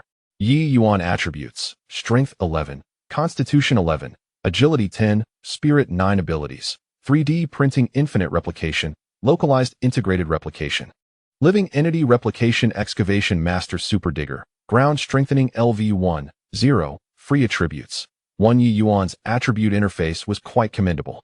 His strength, constitution, and agility surpassed those of an average individual, though his spirit was somewhat lacking. Moreover, both his 3D printing and excavation abilities demanded a certain expenditure of spirit. Thus, he allocated the single free attribute point to enhance his spirit. He resumed his labor. However, he refrained from digging further ahead for the time being. Concealed underground, he had long lost the network signal and needed to emerge to receive signals and correct his direction. Ye Yuan began to dig upwards. Soon, a square opening appeared above him. A shadow tumbled down from the opening. As it fell, they all recognized it as a zombie. Roar! Before the zombie could rise, it emitted a furious growl. Ye Yuan had anticipated such an occurrence. Therefore, he had already readied his shotgun. Bang! A single shot to the head dispatched the creature. After eliminating the zombie, Ye Yuan raised his phone above his head, hoping to facilitate the reception of the network signal. Though uncertain of its efficacy, it at least provided a degree of psychological comfort. Before long, the display on his phone revealed his current position, indicating a deviation from his previous trajectory. When he resumed digging, he would merely need to adjust his angle slightly. However, Ye Yuan noticed that the mobile map displayed a hardware supermarket nearby. It would be feasible to dig a tunnel into the hardware store to procure a shovel and a flashlight. Relying solely on the phone's flashlight for illumination depletes the battery rapidly. Moreover, the hoe and shovel obtained from the property management are neither compact nor convenient. Let us first head to the hardware supermarket to acquire some tools. Ye Yuan retreated and began to dig a few shovels to the left, then upwards. His sense of direction was quite commendable. Soon, he broke into the interior of the hardware supermarket, which was devoid of any patrons. Since they had already arrived, they might as well conduct a thorough sweep. Xiaofan, let us get to work. Empty the hardware supermarket. Although it was termed a supermarket, it merely spanned 200 to 300 square meters, yet it was stocked with an array of tools, densely arranged on the shelves. These tools might not be immediately useful, but they could prove advantageous in the future. After all, it was merely a matter of taking what was at hand. Ye Yuan took immediate action, collecting wrenches, screwdrivers, wires, drills, and cutting machines, all into the spatial warehouse. At first, Xiaofan hesitated, having grown up under the red flag's teachings that discouraged theft. This behavior felt somewhat disconcerting to her. However, she soon experienced the exhilarating thrill of taking things without consequence. Wow, the sensation of acquiring items for free is utterly delightful. No wonder some people become addicted to stealing. I can hardly restrain my hands. Xiaofan began to indulge herself. Xiaowan watched on, wide-eyed, as Ye Yuan and Xiaofan seemingly conjured items into the small wine jars. Everything felt so magical. At that moment, Ye Yuan approached her and handed her a wine jar. This is for you, prepared in advance. It's also a spatial warehouse. I learned how to use it yesterday and thought you might assist in emptying the supermarket. Huh. So, Brother Yi has acknowledged me in his heart. Otherwise, he wouldn't have prepared the spatial warehouse for me in advance. Now I have my own spatial warehouse. All right, Brother Yi, I'll move swiftly. Upon receiving the spatial warehouse, Xiaowan immediately sprang into action, unconsciously humming a tune, completely oblivious to the apocalypse outside. She had forgotten about the zombies lurking beyond. However, the zombies couldn't penetrate in. Even if they did, they could retreat into the tunnel and block the entrance with boulders. At that moment, Ye Yuan noticed that Xiaowan's taming level had increased by 5. He was becoming accustomed to this. It appeared that Xiaowan was suitable for being fed, though not with food, but rather with some advanced technology. He planned to ponder this further in the evening to see if he could expedite her taming process. As the saying goes, a man and a woman working together makes labor less burdensome. The three of them worked in unison, and in less than half an hour, they had successfully emptied the supermarket. All right, let us wrap up. With the appropriate shovel, Ye Yuan's digging speed increased significantly. Before long, the skill of ground excavation had ascended to level 2. You have acquired 1 point of free attributes. Digging tunnels also allows for the accumulation of attribute points, a double delight. In Chapter 33, Do Not Touch My Woman Now, the free attribute gained was once again allocated to mental fortitude. A robust mental capacity is essential to magnify the value of infinite replication. Otherwise, one must rest after each replication to recuperate. Continuing forward, it became evident that after reaching level 2, gaining experience points had become slightly more arduous. At level 1, each excavation yielded 1 point, but upon ascending to level 2, the yield diminished to merely half a point. It appears that as one levels up, the experience points awarded decrease. However, this posed little concern for Ye Yuan, whose objective was to gather all vital resources from the city, inevitably necessitating the excavation of numerous tunnels. The skill of ground excavation proved to be an unexpected boon. A slower upgrade was of little consequence. The subsequent tasks were rather monotonous, with Ye Yuan and Zhang Xiaofan alternating in their tunnel digging, periodically surfacing every 100 meters to receive network signals and recalibrate their positions. On occasion, fortune would not favor them, leading to accidental digs into the underground garage of a residential complex. Fortunately, the presence of zombies in the garage was scarce, posing minimal threat. After a kilometer of excavation, they finally reached the vicinity of Ye Sandalwood. Although this distance seemed short, the nature of tunnel excavation is linear. A surface approach would involve numerous twists and turns, potentially doubling the distance and exponentially increasing the danger. Throughout this arduous journey, Ye Yuan accrued an additional 2 points of free attributes, elevating ground excavation to level 4. While Zhang Xiaofan gained 3 points, all of which she devoted to her strength. As a female, her physical strength was relatively limited, particularly when wielding an automatic rifle, which possessed considerable recoil. While she could manage single shots adequately, sustained fire proved challenging. It was imperative to enhance her strength in the early stages. With her strength now at 10 points, though the effects of recoil still lingered, the improvement was substantial, eliminating the likelihood of erratic shooting. Currently, their position was beneath the Ye Sandalwood residential complex, though the exact location remained uncertain. Ye Yuan planned to excavate an exit, aware that zombies might tumble down. Xiaofan, do not fire recklessly, he cautioned. Zhang Xiaofan nodded in agreement, understanding that Ye Yuan was at the forefront of the excavation. Erratic gunfire could inadvertently harm him. Fortune smiled upon them this time. Upon removing the last layer of earth from above, no zombies fell through. Ye Yuan extended his phone's camera through the opening to survey the surroundings. Upon retrieving the device, he was taken aback. Surrounding a nearby villa were throngs of zombies, certainly dozens at the very least. Who on earth led these zombies to this place? At that moment, the mobile signal had also been restored. Ye Yuan checked the map and noted that the villa outside their tunnel was marked as number 7. What an astonishing coincidence. Villa number 7 is indeed the residence of Lu Ruyan. Before the apocalypse, Ye Yuan conducted a meticulous investigation into the enemies responsible for his parents' demise, with Gu Yiming being the foremost culprit. He is the mastermind behind it all. Consequently, Ye Yuan is well versed in the details of Gu Yiming's life. As Gu Yiming's wife, Lu Ruyan's daily activities are completely mapped out in Ye Yuan's mind. He is also aware that Lu Ruyan owns a villa in Tanxiang. Unexpectedly, through a stroke of fortune, he has found himself at her doorstep. However, Ye Yuan's demeanor quickly shifts to one of anxiety. The villa has already been breached by zombies. Is Lu Ruyan still alive? This does not align with his previous life's experiences, where she had safely returned to Lu Hu. Could it be the butterfly effect stemming from his rebirth? Ye Yuan remains skeptical of such notions. The influence of an individual is feeble, incapable of altering the predetermined course of events. Setting aside these thoughts, whether she is alive or dead, he must investigate Lu Ruyan's home. Xiaowan, step back. Xiaofan, you too. Please assist me by turning the flashlight to its maximum brightness. The powerful flashlight from the hardware store is akin to a signal flare.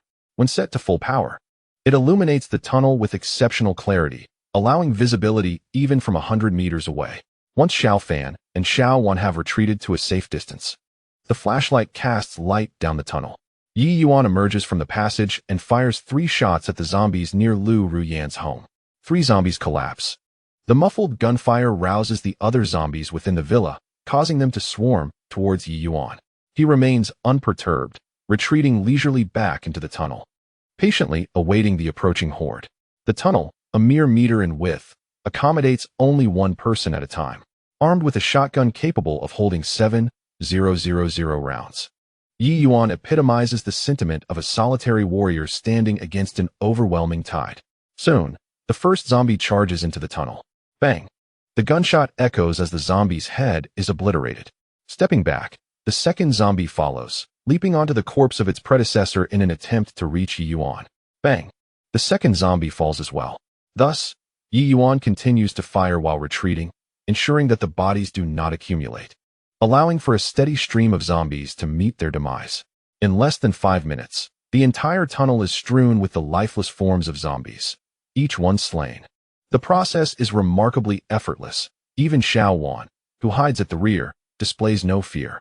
Ye Yuan instructs Xiao Fan to dim the flashlight. At that moment, he realizes that Xiao Yuan's tameness has increased by 5.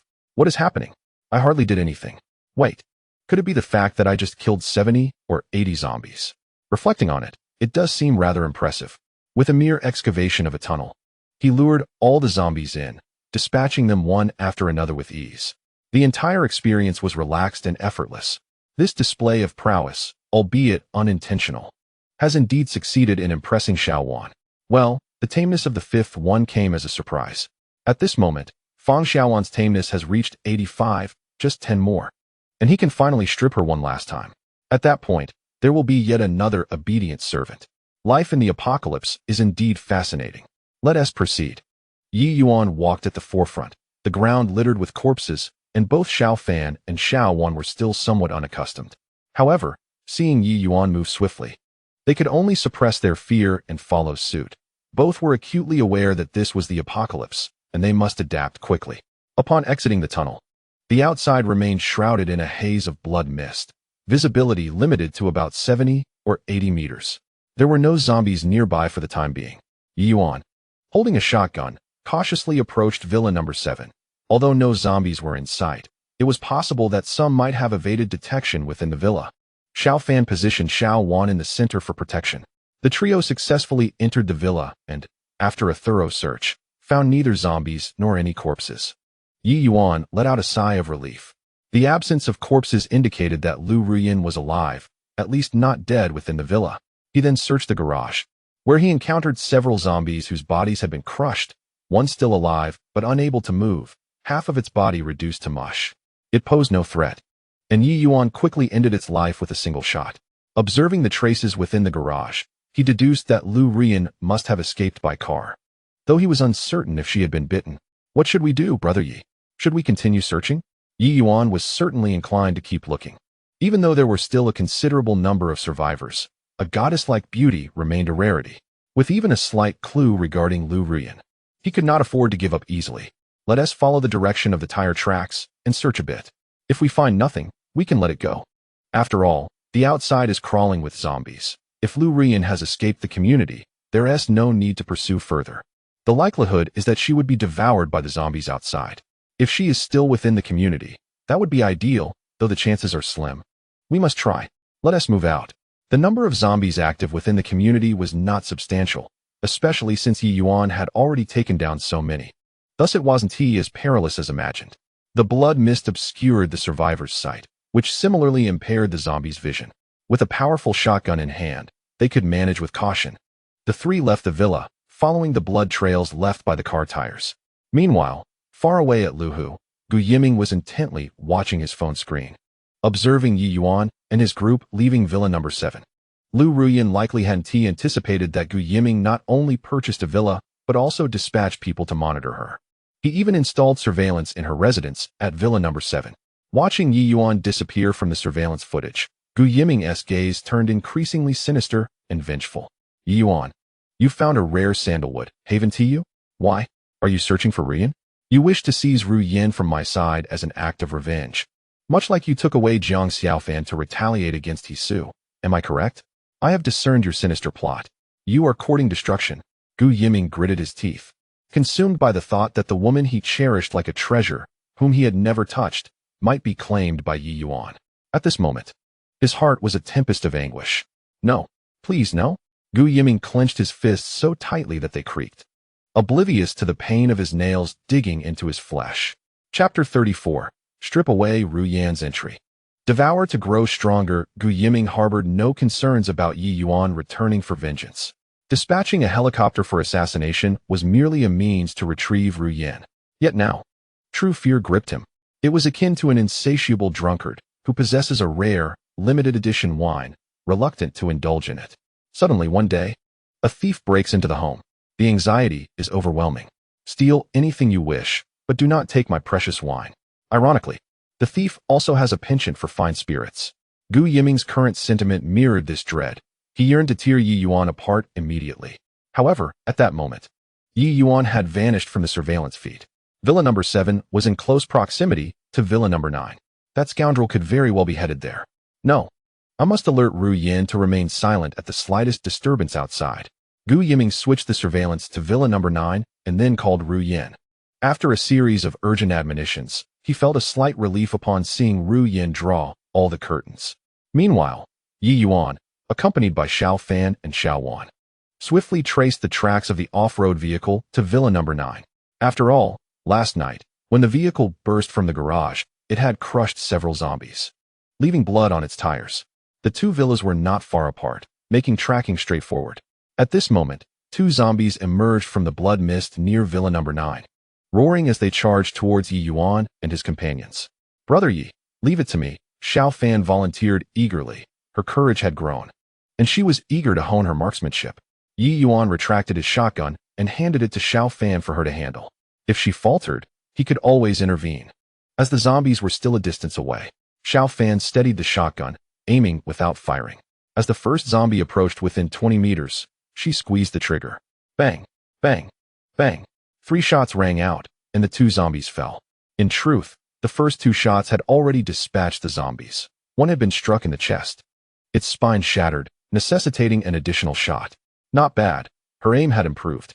Receiving Ye Yuan's praise, Xiao Fan felt elated, determined to perform admirably before him at all times. The gunfire outside startled Ru Yin, prompting her to stealthily part the curtains and observe through a narrow slit. Gu Yiming witnessed this scene through the surveillance video, and his heart leapt to his throat in dread. He must not be discovered by Ye Yuan. He immediately called Lu Ruoyan, intending to coerce her into hiding and forbidding her from peering outside. The phone lay on the bedside table. Lu Ruoyan, facing away, heard the faint vibration, yet pretended not to notice. She had her own discernment. The Dragon Kingdom enforces stringent gun control. The gunfire outside likely signified military or police efforts to eliminate the zombies in the community.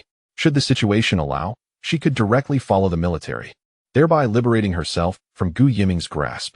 Her loathing for him had reached a peak, and she was acutely aware that escaping with the military left her future uncertain. Even leveraging Gu Yiming's connections could lead to her being sent back to Luhu. However, she dismissed such thoughts. She had endured enough of this stifling existence, and she would seize the opportunity for freedom, however fleeting. Yet, when Lu Ruoyan cautiously parted the curtains, she froze in disbelief. The figures outside were not from the military. Peering through the gap, she discerned a man and 2 women, and upon closer inspection, they bore a striking resemblance to acquaintances. Suddenly, a spark of recognition ignited within her. One of them bore a resemblance to Ye Yuan. The Gu and Yi families shared a long-standing friendship. Otherwise, Ye Yuan's father would not have allowed Gu Yiming to invest in his company. Consequently, the 2 families had often crossed paths. Lu Ruoyan had encountered Ye Yuan several times. Just then, a horde of zombies burst forth from the nearby blood mist, charging towards Ye Yuan and the others. A jolt of alarm surged through Lu Ruoyan. With so many zombies, even with a gun in Ye Yuan's hand, they stood little chance. Instinctively, she thought to open the window and invite Ye Yuan and his companions inside, for they were once familiar faces. And she remained oblivious to the animosity between the Yi and Gu families.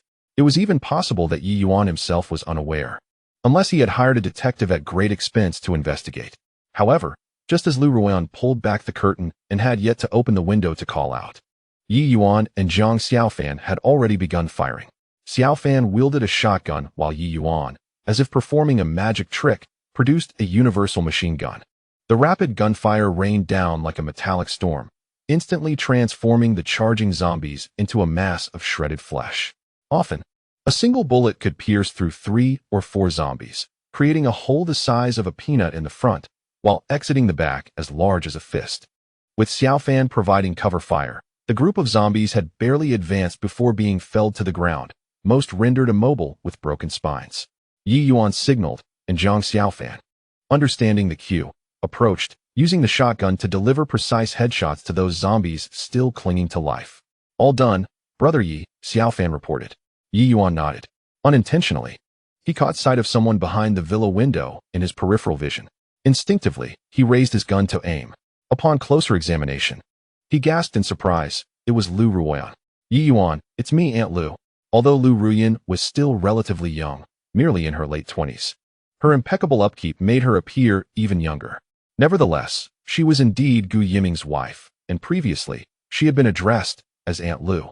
Ye Yuan, however, chose not to dwell on the matter of how to address her, as his attention was entirely captivated by the card resting atop Lu Ruoyan's head. As anticipated, such beauty was accompanied by noteworthy attributes. Lu Ruoyan's attributes: 1. Nutritionist, blue. 2. Culinary skills, white. 3. Driver, white. The first attribute, boldly presented in uppercase, was nutritionist, and its blue quality paralleled that of Xiao Wan's excavator operator. This indicated the potential for a blue supernatural ability. At that moment, Lu Ruoyan opened the door. Ye Yuan, come in quickly. Focused intently, Ye Yuan directed his thoughts toward the nutritionist attribute and made a decisive move to extract it. In an instant, a surge of mysterious energy flooded into his being. Success. The attribute had transformed into a supernatural ability. Its specific functions remained unclear for the moment, but he decided to set that aside for now and entered the house with Xiao Fan and Xiao Wan as Lu Ruoyan closed the door behind them. Ye Yuan, it's been over half a year since we last met. I never expected to reunite here. What is the situation outside? Can you share it with me? Ye Yuan shook his head. The situation is dire. Zombies are everywhere, and anyone they bite will turn into one. It will only get worse. As he spoke, Ye Yuan summoned his attribute panel to examine the supernatural ability he had extracted from Lu Ruoyan. Nutritionist. All food can be converted into high-grade nutritional products. Upon consumption, one gains free attribute points. Consumption LV1. For every ton of food consumed, one gains 1 free attribute point. At level 1, a maximum of 20 tons can be consumed. The description of the ability was rather simplistic, yet the information had integrated seamlessly into Ye Yuan's mind. Indeed, the nutritionist was impressive. Ordinary food could be transformed into superior supplements. By consuming 20 tons of food, one could instantly acquire 20 free attribute points. Zhang Xiaofan, Feng Xiaowan, and Lu Ruoyan were certainly not mere ornamental figures. Haha, this outing was incredibly rewarding. Chapter 35. Your wife is coming with me. Are you upset? At this moment, Ye Yuan felt elated. Functionally, the nutritionist ability he had acquired from Lu Ruoyan was inferior to Xiao Wan's excavator operator, as the latter not only excavated but also enhanced strength and acquired attribute points. However, the nutritionist's efficiency was unparalleled. Simply locating a large supermarket with an unrestricted variety of food allowed for the swift consumption of 20 tons, yielding an immediate gain of 20 free attribute points. It was efficient, simple, and straightforward. While Ye Yuan reveled in his joy, Lu Ruoyan suddenly thrust her phone before him, the screen displaying a message. Ye Yuan, do you have a place to stay? Can you take me with you? Do not speak or look around. I suspect there are surveillance cameras in the villa. Ye Yuan cast a furtive glance at Lu Ruoyan. This woman possessed a delicate and intricate mind. Particularly, her last remark served as a reminder for Ye Yuan to refrain from casting his gaze elsewhere, effectively leaving herself a contingency. Should Ye Yuan lack a solid foundation or be unwilling to take her along, she would ultimately have to yield to Gu Yiming. Everything that transpired today could be rationally explained to Gu Yiming. The vibration of her phone went unnoticed. Allowing Ye Yuan to enter was merely a courtesy extended due to their past acquaintance. There was no fault in that. Moreover, if Ye Yuan avoided wandering eyes, Gu Yiming would be none the wiser regarding the villa's surveillance. Of course, Ye Yuan was indifferent to Lu Ruoyan's cautious demeanor. It was not surprising for a woman devoid of support to secure a backup for herself. Furthermore, she was not of ill character. In his previous life, just before his demise, she had stealthily delivered food to him on 2 occasions. Regardless of her motivations, Ye Yuan was resolute in his decision to take her away. Rest assured, Ruoyan, no matter how perilous the outside world may be, you are free now. Come with me. I shall find you a place of absolute safety. With those words, Ye Yuan grasped Lu Ruoyan's hand and strode toward the exit. His previous declarations had been made with unreserved candor. The presence of surveillance was advantageous. He intended for Gu Yiming to witness and hear it all. Take that, you scoundrel. As Lu Ruoyan was pulled along by Ye Yuan, her heart raced. After years of marriage to Gu Yiming, this was the first genuine moment of holding hands with another man. Gu Yiming did not count, for he was a eunuch, psychologically warped, treating people as mere collectibles. However, a question lingered in Lu Ruyan's mind. Previously, Ye Yuan had always referred to her as Aunt Lu. Yet now he addressed her by her name in such an intimate manner. Xiao Fan and Xiao Wan trailed behind. Xiao Fan, already a servant, was unfazed and felt no jealousy. Conversely, Xiao Wan, who was not yet Ye Yuan's, felt a twinge of envy upon witnessing him grasping Lu Ruyan's hand. She felt a sense of loss, thinking, Brother Ye is yet to take my hand. Why is he reaching out to another woman? It's not fair. After the four departed the villa, Ye Yuan brandished a machine gun while Xiao Fan held a shotgun, and they all vanished into the crimson mist. Gu Yiming, staring at the vacant phone screen, was seething with fury. Ruyan, how dare he call my wife so affectionately? Ruyan did not protest, allowing him to lead her away. Enraged, he vowed, I will not let you two scoundrels escape. I swear it. With bloodshot eyes, his murderous intent surged forth. Old Zhang, immediately contact the higher-ups. No matter the cost, I demand a helicopter. Even if I must dig 3 feet into the ground. I will find Ye Yuan and Lu Ruyan and ensure they are ground to dust. The depth of love is matched only by the depth of hatred. Lu Ruyan was Gu Yiming's treasured gem, and over the years, his twisted possessiveness had morphed into a perverse form of love. Yet, he had not anticipated this. Lu Ruyan voluntarily followed Ye Yuan's departure, and in that moment, it felt as if the heavens themselves had crumbled. I vowed to make this pair of treacherous lovers deeply regret their existence. Meanwhile, Ye Yuan, accompanied by 3 women, did not venture far. The outside world was perilous. Remaining in the fragrant sanctuary was the wisest choice. Even if Gu Yiming sent individuals to search, he lacked the strength to breach the ground, and the obscuring mist above would render locating us quite challenging. At this juncture, the 4 arrived at the entrance of Villa number 16. After knocking a few times, the unmistakable sounds of zombies echoed from within. It was plausible that survivors were hiding inside. Nonetheless, as long as there were no zombies, one could find solace in staying there. If necessary, we could conduct a thorough search later. Ye Yuan commenced digging into the ground, opting for a tunnel as a more secure approach rather than forcefully breaking down the door, which would compromise our peace of mind during the night. Once the tunnel reached the villa, we could seal it off afterward. With a single thrust of his shovel, Ye Yuan swiftly excavated a cubic meter, creating a sizable pit measuring 1 meter in length, width, and height. Xiao Fan and Xiao Wan had grown accustomed to such displays, but for Lu Ruyan, witnessing this spectacle for the first time left her utterly astonished, her eyes wide enough to accommodate a chicken egg. Ye Yuan, what did you just do? Xiao Fan quickly stepped in as Ye Yuan's spokesperson. This is Brother Ye's unique ability, specifically used for digging tunnels. He can excavate a cubic meter in no time. I possess this ability too, granted to me by Brother Ye. The final statement was tinged with a hint of pride, almost as if declaring her claim as Ye Yuan's first woman. Lu Ruyan gazed in disbelief, yet the evidence before her was undeniable. With each swing of Ye Yuan's shovel, he effortlessly removed a volume of earth and stone, rapidly creating a passageway to the underground. My heavens, what a shock! An overwhelming sense of astonishment filled me. No wonder Ye Yuan mentioned wanting to take me to an absolutely safe place. With such digging prowess, where in this apocalypse could one feel secure? As long as I remained by Ye Yuan's side, I would no longer have to fear danger, and most importantly, I could escape Gu Yiming's clutches. Unbeknownst to her, Lu Ruyan's submissiveness surged by 10 points.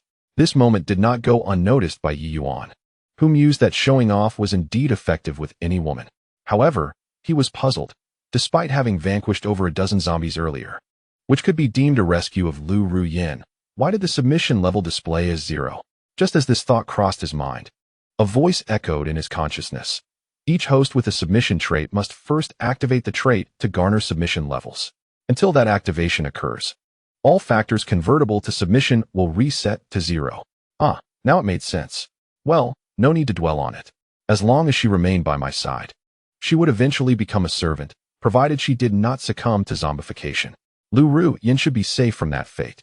Her antibody status remains uncertain, yet it is clear that she will not transform into a zombie in the short term. Otherwise, it would have been impossible for her to meet him at Deer Lake in her past life. Before long, Ye Yuan managed to excavate within the villa, and 3 women followed him inside. Subsequently, he emptied the boulders from his spatial warehouse to seal the entrance to the underground tunnel that led into the villa. finding a key within its confines. Let us take refuge here for the time being, he suggested. Rest assured, Ru Yen, even if Gu Yiming comes searching for us, we can swiftly retreat into the tunnel. Once inside, I shall hold dominion. A warmth enveloped Ru Yan's heart. She had anticipated Ye Yuan's concern for her, prioritizing her safety above all else. Moved, her trust in him increased by tenfold. Nevertheless, a lingering confusion remained within her. Why did Ye Yuan now address her by name? Ye Yuan, you used to call me Aunt Lu. Why the change now? After a moment of silence, Ye Yuan's expression turned to one of cold amusement. The past is the past. At present, my sole desire is to eliminate that scoundrel Gu Yiming. He is unworthy of being my elder. I understand you were coerced into marrying him. Therefore, in my eyes, you are not his wife. Is there a problem with me calling you by your name? No. Of course not. Ru Yen replied with genuine warmth. Thank you, Ye Yuan. I appreciate you calling me by my name. I wish to shed the label of Gu Yiming. Ye Yuan nodded in agreement. Very well, let us rest briefly, then embark on a thorough raid. We must locate a supermarket without delay.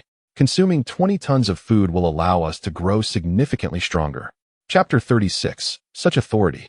Bang. Ru Yen was unclear about what Ye Yuan meant by a raid. At that moment, she was still enveloped in the joy of newfound freedom.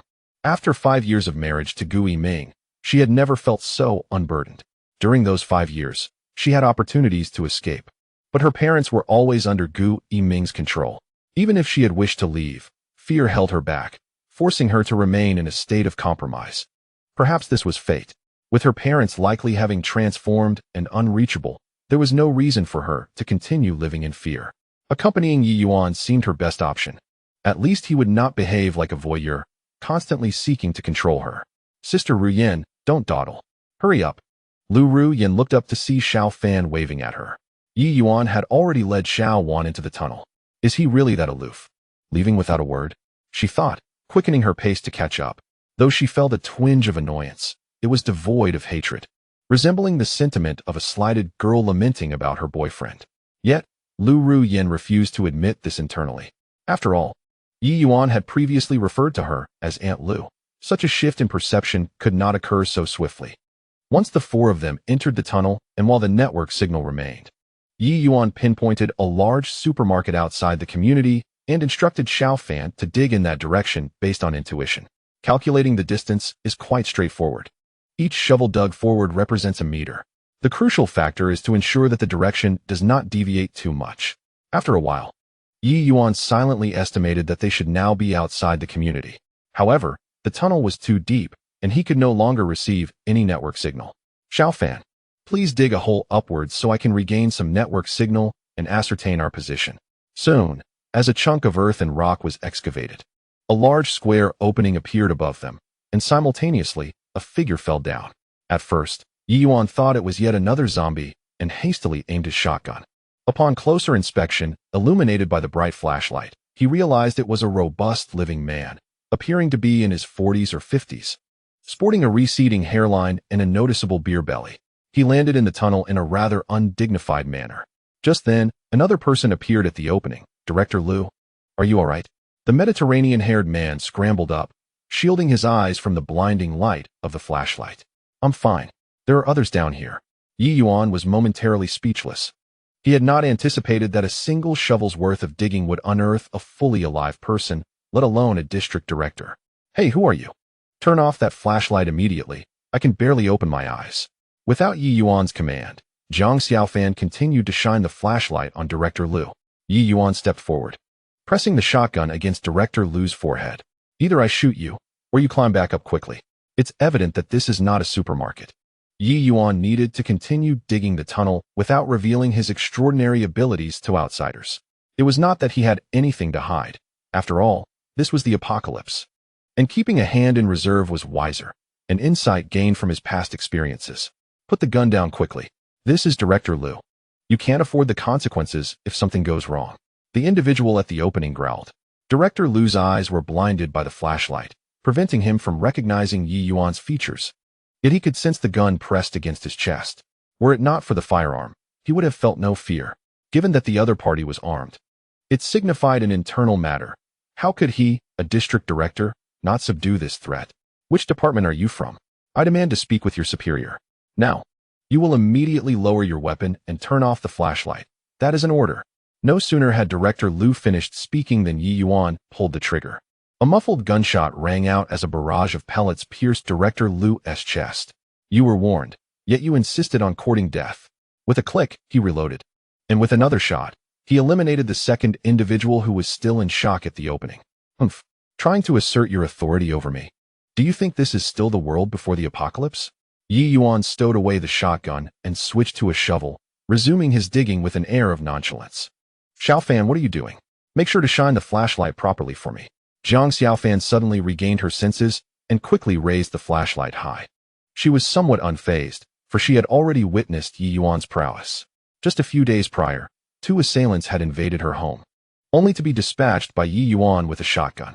Thus, the news of Director Lu's demise elicited little reaction from Jiang Xiaofan. In stark contrast, Xiao Wan and Lu Ruyan stood frozen in place, utterly astounded. Brother Ye Yu, you've killed someone? Ye Yuan turned to face the bewildered Xiao Wan and Lu Ruyan, feeling compelled to emphasize a crucial point. Listen well, this is the apocalypse. It is a world governed by the survival of the fittest. Do not trust strangers, especially those in positions of power. They will not regard you as human.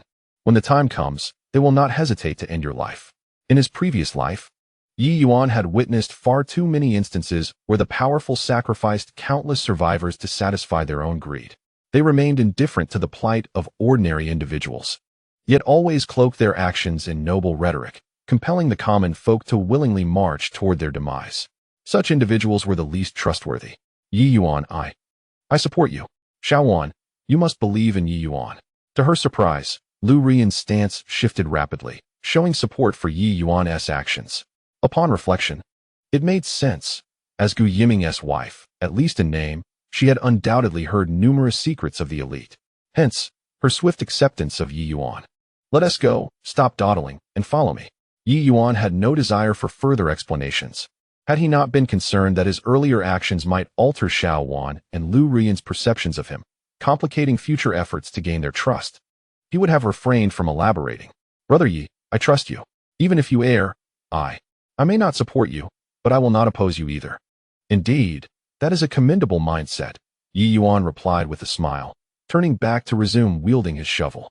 This time, he adjusted his direction slightly and soon tunneled into the supermarket. Tianyi Supermarket. Upon uttering this name, Lu Ruyan's expression shifted uncomfortably. Tianyi was the largest chain supermarket in Shidu, boasting 500 stores that spanned nearly every neighborhood and street. It was an enterprise belonging to Gu Yiming, which was precisely why Lu Ruyan felt discomfort. Anything associated with Gu Yiming was inherently repugnant to her. Ye Yuan wore a mischievous grin as he approached Lu Ruyan. Do you despise Gu Yiming? Lu Ruyan nodded. In that case, Ye Yuan continued, we should take pleasure in raiding his supermarket. Indeed, that seems to be the case. Although the supermarkets in the urban area had lost their significance to Gu Yiming, it was still exhilarating to claim his possessions without consequence. Lu Ruyan nodded enthusiastically. Ye Yuan retrieved Xiao Wan's spatial storage, perfectly suited for replication. Forget it, just copy 2 and keep 1 sample for direct use when needed. Ye Yuan harnessed the power of 3D printing and swiftly replicated 2 spatial warehouses, handing one to Lu Ruyan. This is a spatial warehouse, and now it is yours. In the supermarket, aside from food, please clear out everything else you can manage to move for me. Xiao Wan, kindly instruct Ruyan on how to utilize it. Xiaofan, let us commence our task. Ever since they raided the hardware supermarket, Jiang Xiaofan had developed a fondness for the thrill of acquiring goods without cost. At Ye Yuan's command, he was instantly invigorated, dashing towards the shelves to begin a fervent collection spree. This supermarket was quite extensive.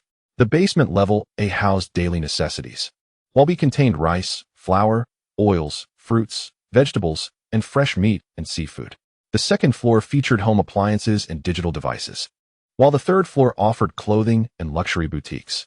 Presently, Ye Yuan and his companions found themselves on the basement level, with food situated in Area B, his ultimate target. Chapter 37. You abduct my wife and raid my supermarket? Like a rabid dog seeking prey, Ye Yuan sprinted towards the B area of the supermarket. The thought of soon becoming powerful was exhilarating, and his excitement was uncontainable. He leaped forward in a flurry, arriving at Area B, where an array of packaged foods greeted his gaze. Shelves were densely populated with candies, milk, and bread. Ye Yuan's eyes sparkled as he unleashed his devouring ability. And in an instant, a colossal vortex materialized before him, resembling the gaping maw of an abyss. Everything on the shelves, including the shelves themselves, was engulfed by this immense mouth. At that moment, two choices appeared in Ye Yuan's mind: transfer or transform. Transfer would relocate the food to a designated spot, such as a corner, while transform would instantly convert the food into high-grade supplements. Ye Yuan first attempted the transfer, guiding 2 loaves of bread that had been swallowed into the spatial warehouse with his thoughts. To his surprise, it was a resounding success, remarkably smooth. Haha, in the future, I can collect resources by combining my devouring ability, swallowing everything at once, and then transferring it to the spatial warehouse. How convenient. Ye Yuan felt elated and switched his focus to transformation, converting all the food into supplements. With a mere thought, the vortex released a tremendous force, and all the food transformed into a colorful gas that flowed into Ye Yuan's body. However, the packaging remained intact, as it did not constitute food, and thus tumbled to the ground. Having consumed the first mouthful of food, Ye Yuan exhaled contentedly. How peculiar it was, having devoured 300 to 400 pounds of food. He felt no sense of fullness, for all the food had been converted into energy. Ye Yuan hurriedly approached another shelf. The power of devouring was unleashed.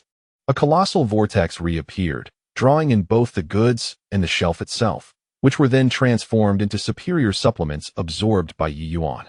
Oh, what ecstasy! After consecutively consuming 7 shelves, a prompt suddenly emerged before him. You have devoured 1 ton of food, gaining 1 point of free attribute. Incredible! In merely 2 or 3 minutes, he had earned a point of free attribute, far more efficient than the method of digging. Of course, the true value of digging lies in the act itself, while the enhancement in physical strength is merely a fortuitous benefit. Ye Yuan promptly allocated the point to his mental attribute. All of his powers, to some extent, required mental energy. He decided to elevate his mental attribute first, gradually enhancing the others afterward. Ye Yuan exhaled and glanced at his attribute panel. Ye Yuan attributes: Strength 11, Constitution 11, Agility 11, Mentality 13 powers, 3D printing, infinite duplication, local integrated duplication, living being duplication, excavator master, super excavator, digging and strengthening LV4, 39, nutritionist, devouring LV1, much more pleasing to the eye. All 4 attributes were formidable. Transforming into a scion was just around the corner. He continued to devour. Ye Yuan incessantly consumed, leaving the 3 women behind him dumbfounded. It was not that they were being lazy. While they were thoroughly looting the supermarket, they happened upon Ye Yuan morphing into a gaping maw, endlessly devouring food, leaving them utterly astonished. My goodness, can Brother Ye really consume so much? It appeared he was not actually eating. Those food items transformed into a kaleidoscope of gases, absorbed by Brother Ye's body. What kind of ability is this? Brother Ye is becoming increasingly enigmatic, exuding an overwhelming aura. Admiration and reverence filled the hearts of the 3 women. Unbeknownst to them, Fang Xiaowan's taming level increased by 5, reaching 90. Just 5 more, and she could be stripped of her final layer. Lu Rian experienced a more substantial rise, increasing by 10, reaching 30. A bit more time was needed for the second stripping. At this moment, Ye Yuan turned around and noticed the 3 women standing by, watching him as if they were spectators at a performance. This is absurd. Hurry up and get to work. There are more places to loot. Oh, another increase in taming level? Ye Yuan felt a surge of joy. He had not intended to show off, yet simply consuming food had enhanced their taming levels. Quite remarkable. Before long, candies, beverages, instant noodles, and sausages were all consumed by Ye Yuan. He gained another 3 points of free attributes, all of which he allocated to his mental attribute. Ye Yuan's mental attribute now reached an astonishing 16 points, nearly double that of an ordinary person. For the time being, this was sufficient. With more attribute points to come, he could distribute them more evenly. Ahead lay rice, flour, and cooking oil.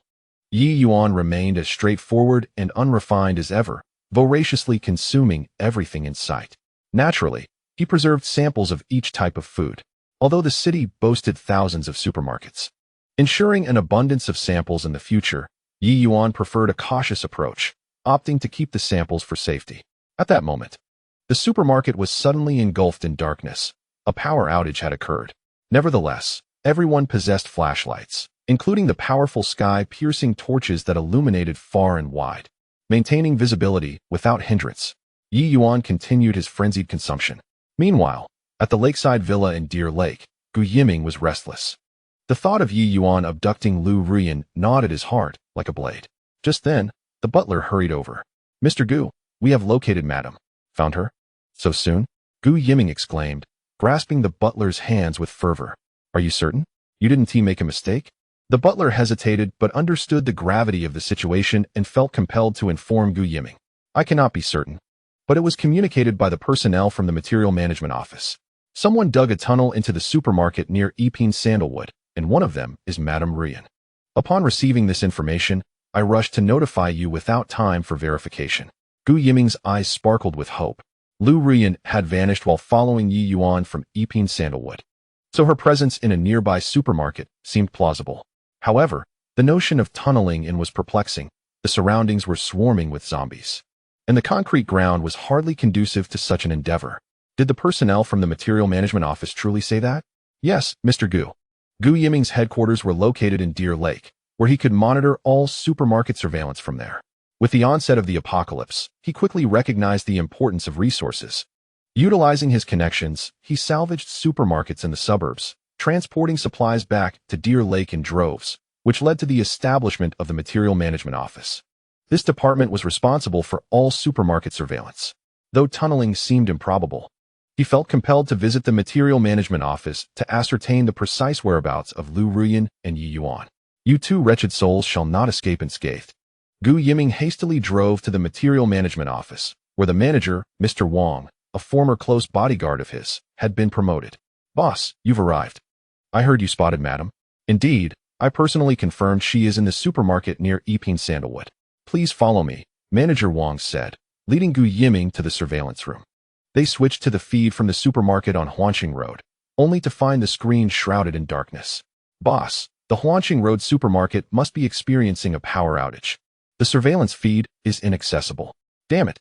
At a critical moment, the power went out." "Wang Biao, are you deceiving me?" Gu Yiming fixed his gaze upon Manager Wang, who trembled in fear, his legs weakening beneath him. He was acutely aware of his employer's ruthless and vindictive nature, one that would not easily forgive. "Boss, I assure you, I have not deceived you. They can all testify that they indeed saw your wife at the Tianyi supermarket on Huanqing Road, where she was frantically gathering supplies." Gu Yiming squinted slightly, fully aware that Wang Biao would not dare to lie, nor was there any need for such deception. It was entirely plausible that it was true.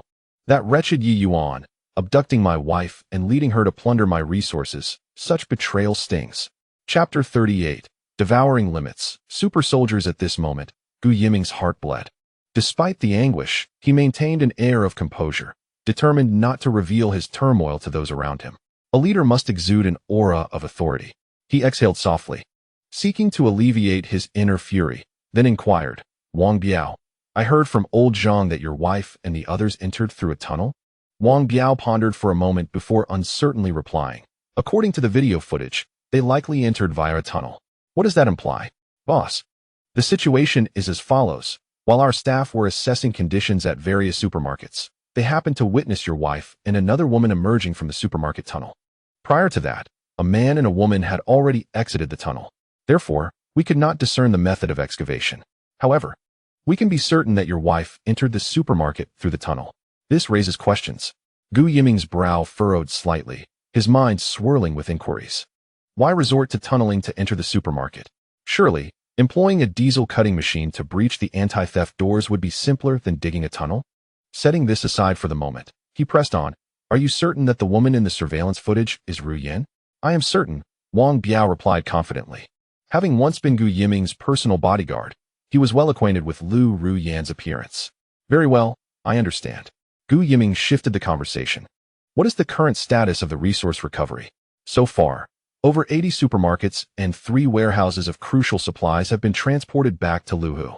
Although the streets are teeming with zombies, the undead in the suburban development area are relatively sparse, allowing the large trucks to traverse unimpeded." On the very first day of the apocalypse, Gu Yiming had organized efforts to salvage resources, and it appeared that the endeavor had yielded considerable results. "Excellent. But we must not slacken our efforts. These supplies are the foundation of our existence. Yes, boss. Gu Yiming had only articulated part of his thoughts. These resources were not merely the cornerstone of survival, but also the assurance of power in the apocalypse. With food in abundance, he could recruit manpower, and with sustenance, he could acquire weapons and ammunition through certain channels. Despite the stringent gun control measures that prevailed before the apocalypse, the world has undeniably changed. Many soldiers have succumbed to the fate of becoming zombies, and the safety defenses of Deer Lake must rely on the collaboration between military and civilians. This presents an opportunity. With ample supplies, personnel, and the prospect of acquiring weapons and ammunition, there is no reason to doubt the possibility of establishing dominance. Even if one cannot stand on equal footing with the military, one can still hold one's head high before the bureaucratic elite. Gu Yiming has grown weary of the bureaucratic clique. Regardless of his formidable means, he remains merely a businessman in their eyes, still a prime target for exploitation. Having been subjected to their schemes before the apocalypse, he realizes that once he secures weapons and recruits private soldiers, he will no longer need to bow to the whims of these parasites. Upon returning to the villa by the lake, Gu Yiming immediately instructed his butler to contact the military. No matter the cost, he was determined to rent a helicopter. Since Ye Yuan and that insufferable woman, Ru Yan, were still near the Xiang, he was confident that if he acted swiftly, he would surely find them. Meanwhile, Ye Yuan continued to indulge himself. He had completely consumed the food from Area B, resulting in a significant increase of 12 attribute points. His current attributes stood at Strength 13, Agility 13, Constitution 13, and Spirit 18. In total, he had devoured 12 tons of food in Area B. The only remaining items were live aquatic products, which he could not consume due to their vitality. The supermarket had just experienced a power outage. Prior to this, all oxygen pumps and water circulation systems for the live seafood were operational, and most of the creatures were still alive. This revelation sparked excitement in Ye Yuan. His 3D printing ability could replicate low-level life forms, meaning he would now have unlimited access to fresh seafood. Without delay, he began to transfer these aquatic products into his spatial warehouse, including abalones, lobsters, shrimp, clams, and a variety of freshwater fish. After his efforts, Area B was thoroughly cleared out. Of course, the supermarket offered more than just this limited selection. The shelves represented only a fraction of the total stock, with the majority housed in the warehouse. Ru Yan, do you happen to know where the warehouse of this supermarket is? Ru Yan, having once been Gu Yiming's wife and frequently staying at Xiang, might possess knowledge of its precise location. I know, it's on the second basement level. I can lead you there. Ye Yuan couldn't help but feel a sense of satisfaction. Stealing Gu Yiming's wife was immensely gratifying. Not only could he exact revenge, but he could also raid his supermarket with her guidance. Due to the power outage, they had to walk to the second basement level. Ye Yuan was unconcerned about the safety of Xiao Fan and Xiao Wan. The supermarket's front door was locked, and without special tools, outsiders could not gain entry. At this time, very few dared to venture outside. It was fortunate that the apocalypse commenced at such an hour. Around 8 a.m., the blood rain began to fall, and during this period, the supermarket was largely closed, resulting in all supermarkets being shuttered. This was, however, inconvenient for him. The city is now undergoing a thorough sweep, with all supermarkets deemed safe, thereby eliminating considerable trouble. Most importantly, those who caused the demise of my parents are among the affluent elite. They are unlikely to rise early. Consequently, these individuals have successfully evaded calamity, living comfortably in Deer Lake, biding their time for revenge. Unbeknownst to them, Ye Yuan and Lu Ruyan have arrived at the basement level 2. Armed with a powerful flashlight, their visibility is remarkably clear as they approach the warehouse. The main entrance is locked, yet this poses no challenge for Ye Yuan, who raises his shotgun and forcefully breaks it open, adjusting the flashlight to a floodlight mode.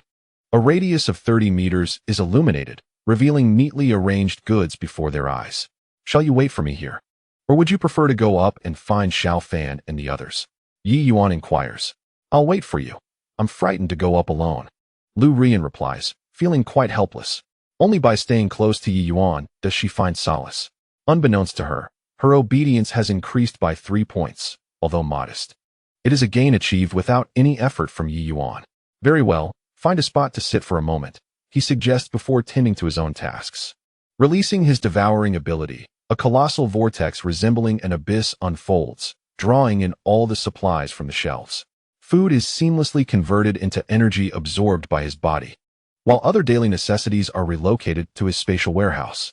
In a short while, Ye Yuan has devoured 8 tons of food, acquiring 8 points of free attributes. After allocation, his attributes are now Strength 15, Constitution 16, Agility 16, and Spirit 18, significantly equivalent to twice that of an average individual. It is no exaggeration to state that Ye Yuan can barely be considered a super soldier at this point. At this moment, a notification emerges before him. You have reached the limit of food consumed. Upgrade your ability to continue devouring. The limit has been reached. He can consume a maximum of 20 tons, equating to 20 points of free attributes. However, how to upgrade this ability? Just as Ye Yuan contemplates this, a voice in his mind responds. Repeating the extraction of a specific attribute may yield a new ability or upgrade the existing one, contingent upon the nature of the ability. Now it makes sense. For instance, the 3D printing ability extracted from Xiao Fan. Each extraction increases the weight of items that can be replicated. Yet this is merely an ancillary benefit. The upgrade effects are negligible, if not non-existent. However, each time an attribute is extracted from Xiao Fan, new capabilities emerge. The first grants unlimited replication, the second allows for partial replication, and the third enables living entity replication. Clearly, the attributes extracted from Lu Rian differ. The devouring ability necessitates continuous upgrades to elevate its limits. Only by enhancing these limits can one continue to acquire free attributes. Understood. It appears that to grow stronger, I must swiftly win over Lu Rian. Chapter 39. The Joy of Zero-Cost Shopping. I shall only wear it for Brother Yi. Ye Yuan turned to glance at Lu Ruyan, only to find her quietly observing him. The moment their eyes met, she quickly averted her gaze. A faint blush adorning her cheeks, reminiscent of the shyness that accompanies the discovery of a secret. Does she harbor feelings for me? The notion of love blossoming over time seems implausible. After all, our acquaintance has only recently begun. Although we had met before, it was merely a fleeting interaction at a dining gathering. Thus, the conclusion is singular. A strong individual inherently possesses an aura of charisma, particularly in a post-apocalyptic world. In this context, taming Lu Ruyan should not prove to be overly challenging. Yet, time is of the essence as we must hasten to clear the supplies. While I can no longer consume food, I can certainly sweep through the resources. As the abyssal maw opened wide, all supplies were drawn towards it, effortlessly relocated to the spatial warehouse. There was no need to convert food into energy. Merely collecting resources yielded remarkable efficiency, and within 10 minutes, an entire warehouse was emptied, including fruits and vegetables from the freezer, as well as chicken, duck, fish, pork, beef, and lamb. Nevertheless, continuous utilization of my devouring ability has taken a toll on my mental stamina. I shall rest shortly. Let us proceed. Ye Yuan approached Lu Ruyan, took her hand without regard for her consent, and led her outside the warehouse. The pair swiftly descended to the basement level. It was at this moment that Ye Yuan noticed an increase of 10 in Lu Ruyan's taming degree. Her blush now deepened further. What is happening? A simple handhold resulted in such a rise. In that instant, Ye Yuan profoundly realized how effortlessly a strong man can captivate a woman's heart.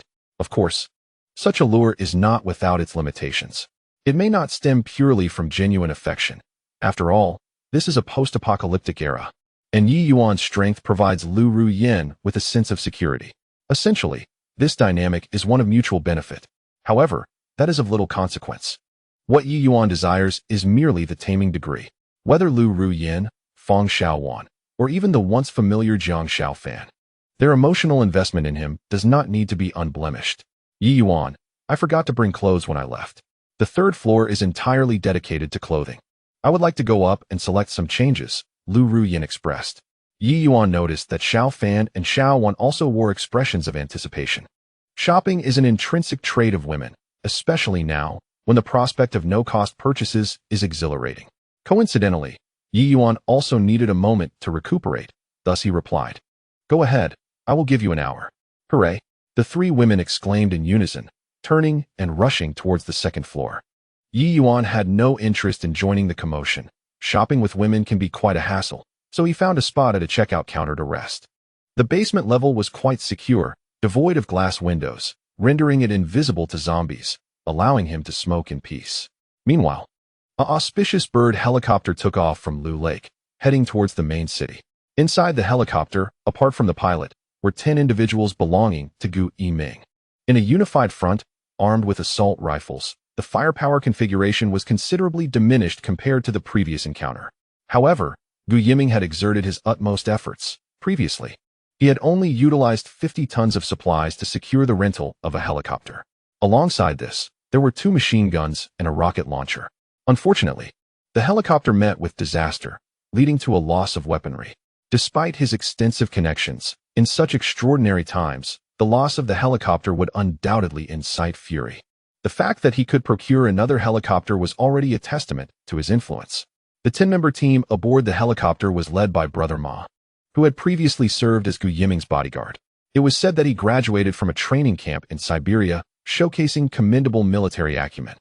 Brother Ma patted the driver on the back and instructed, "Brother, upon reaching our destination, we shall descend directly onto the rooftop of the supermarket. Please wait for us."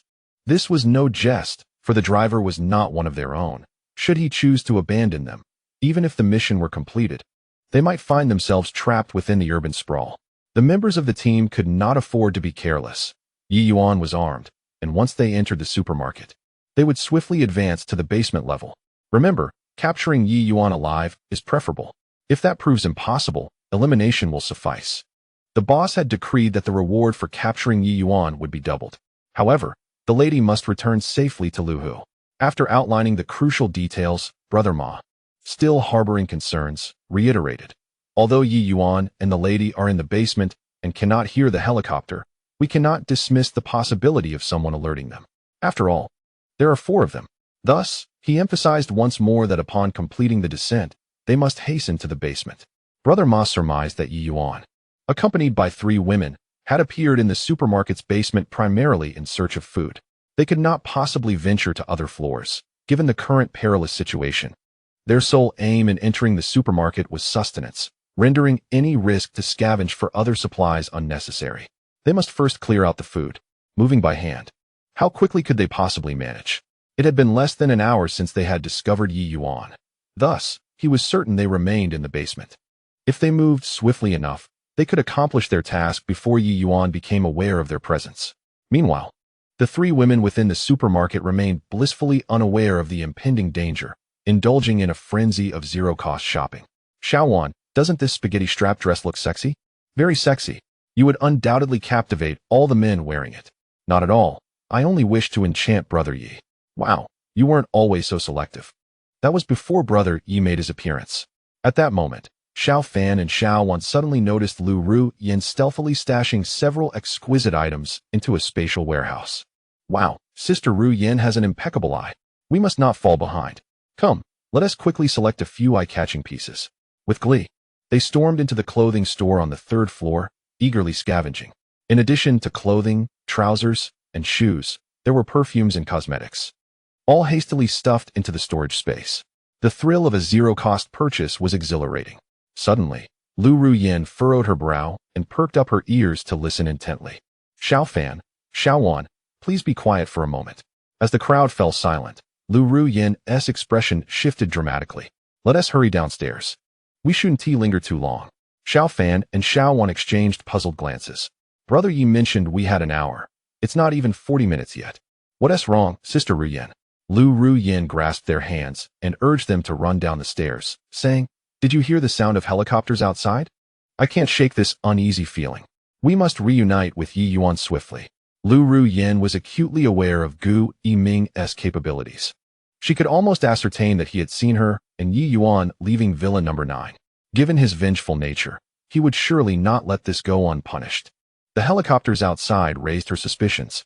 Lu Ru Yin was far from being a fool. Otherwise, she could not have played her role alongside Gu Yiming for so long without discovery. Xiao Fan quickly grasped the situation. "Sister Ru Yin is right. Just a few days ago, Gu Yiming sent a helicopter intending to kill me and Brother Yi, but it was shot down by him. He certainly won to relent. Regardless of whether the helicopters belong to Gu Yiming or not, we must exercise caution. It's safer to regroup with Brother Yi." "Oh, Lu Ruyan finally understood that the helicopter sent by Gu Yiming to retrieve her had been downed by Ye Yuan. Thank goodness it was shot down, otherwise she would have found herself back at Lu Lake under his control. Soon, the three returned to the basement and informed Ye Yuan of the situation. Helicopters? Ye Yuan furrowed his brow in contemplation, a cold smile gradually forming on his face. Chapter 40. Trapping the tortoise. Entering means death. You choose not to walk the path to heaven, yet insist on breaking into hell. Since Gu Yiming has sent his minions to confront us, we shall not hold back. Quickly, retreat into the tunnel. Move swiftly. After entering the tunnel for 100 meters, Xiao Fan immediately began to dig a corner. And they all hid there. Hurry, let us act quickly. The three women swiftly entered the tunnel. Ye Yuan, meanwhile, took out a bag of rice, tore it open. And as he walked toward the tunnel, he scattered the rice on the ground, creating the illusion of a cargo spill. This was also a way to guide Gu Yiming's subordinates. Although it was uncertain whether they were indeed Gu Yiming's men, it was highly likely. Even if they were not, as long as they dared to enter the tunnel, Ye Yuan would not leave any of them alive. Human greed knows no bounds. The food in the supermarket's living area had been entirely taken by individuals themselves, even those who were not associated with Gu Yiming. Upon following the scattered rice into the tunnel, would likely harbor ill intentions. Perhaps upon turning around, they might find someone brandishing a knife behind them. Having witnessed too much in his past life, Ye Yuan once held faith in the goodness of humanity, but that was before the apocalypse. It wasn't long before he too became ensnared in the chaos.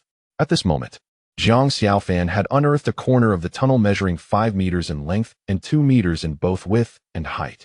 Is this sufficient? Ye Yuan replied. It's about adequate. The tunnel was straight.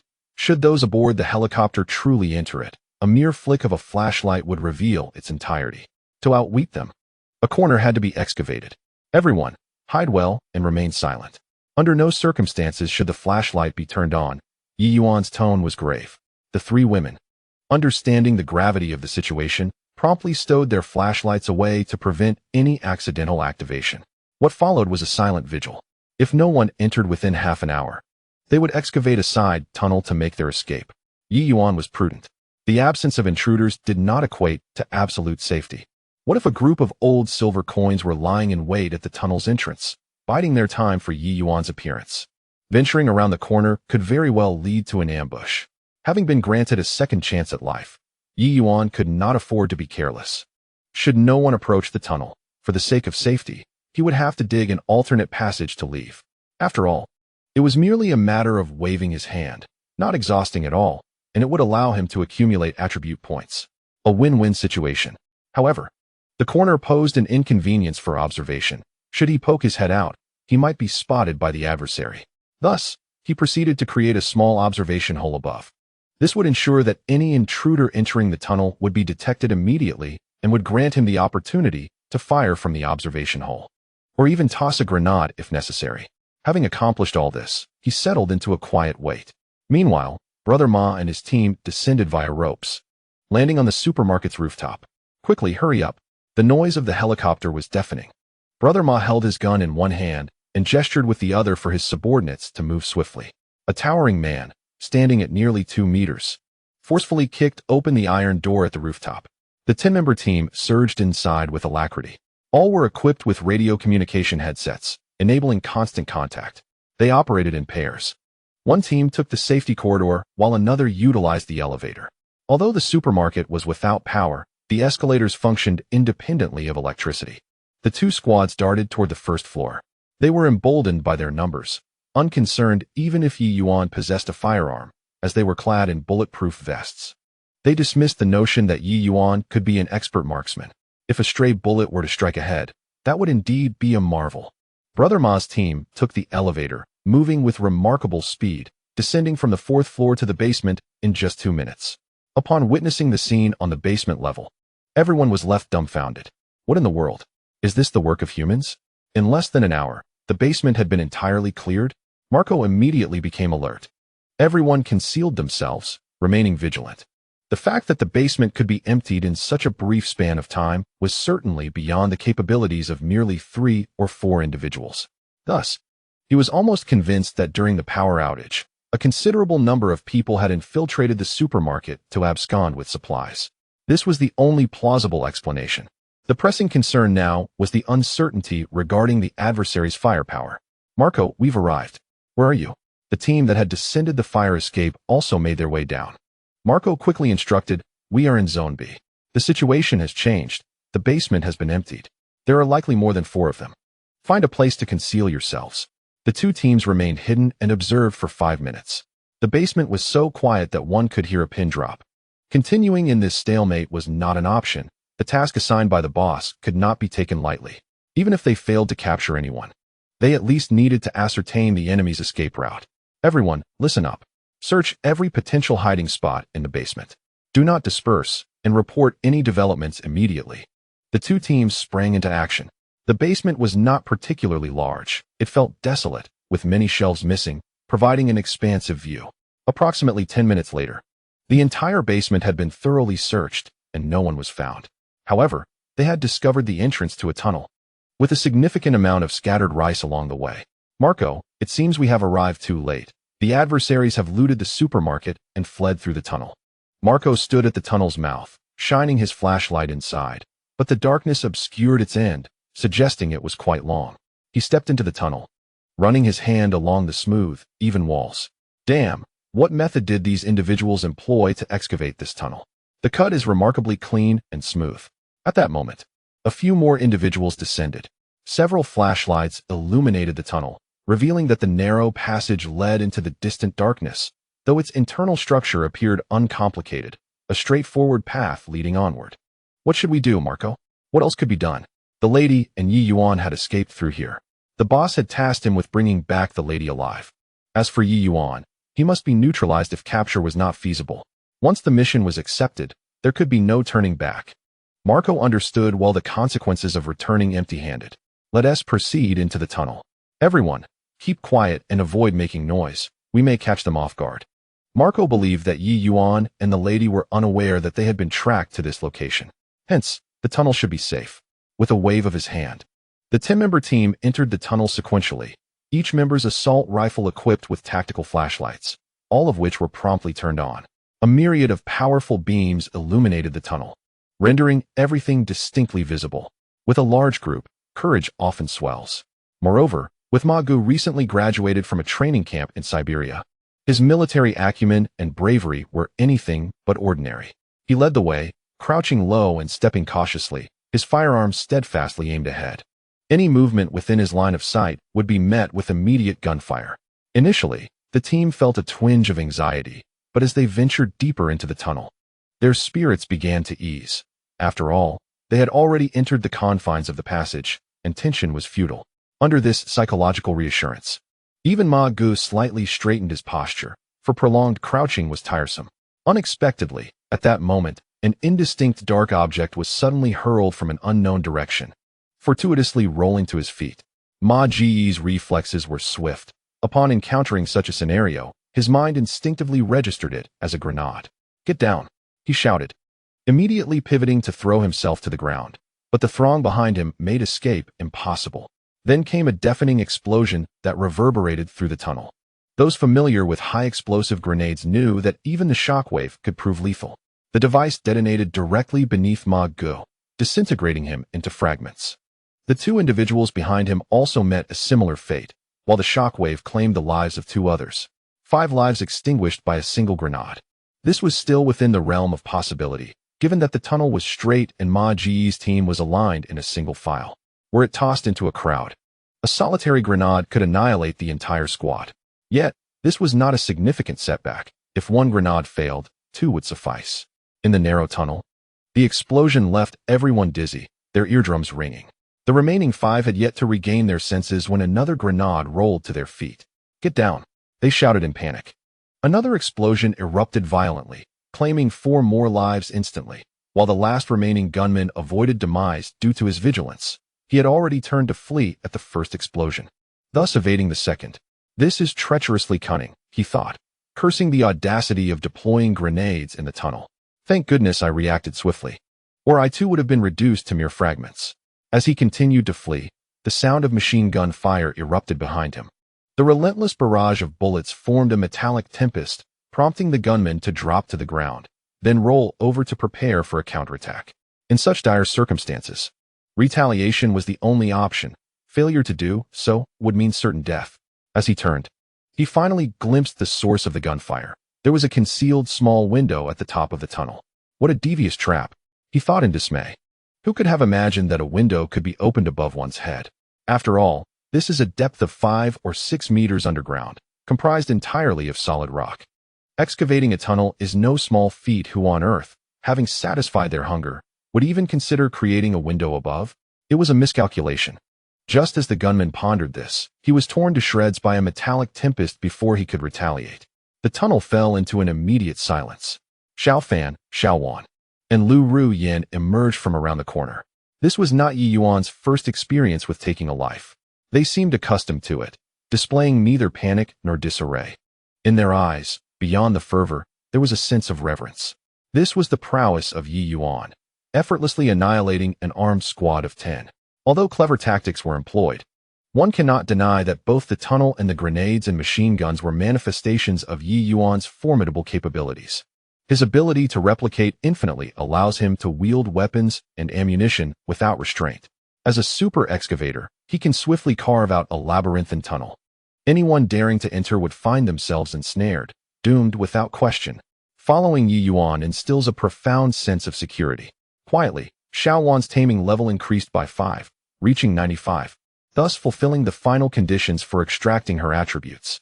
Not only that, Lu Ruyan's taming level also rose by 10.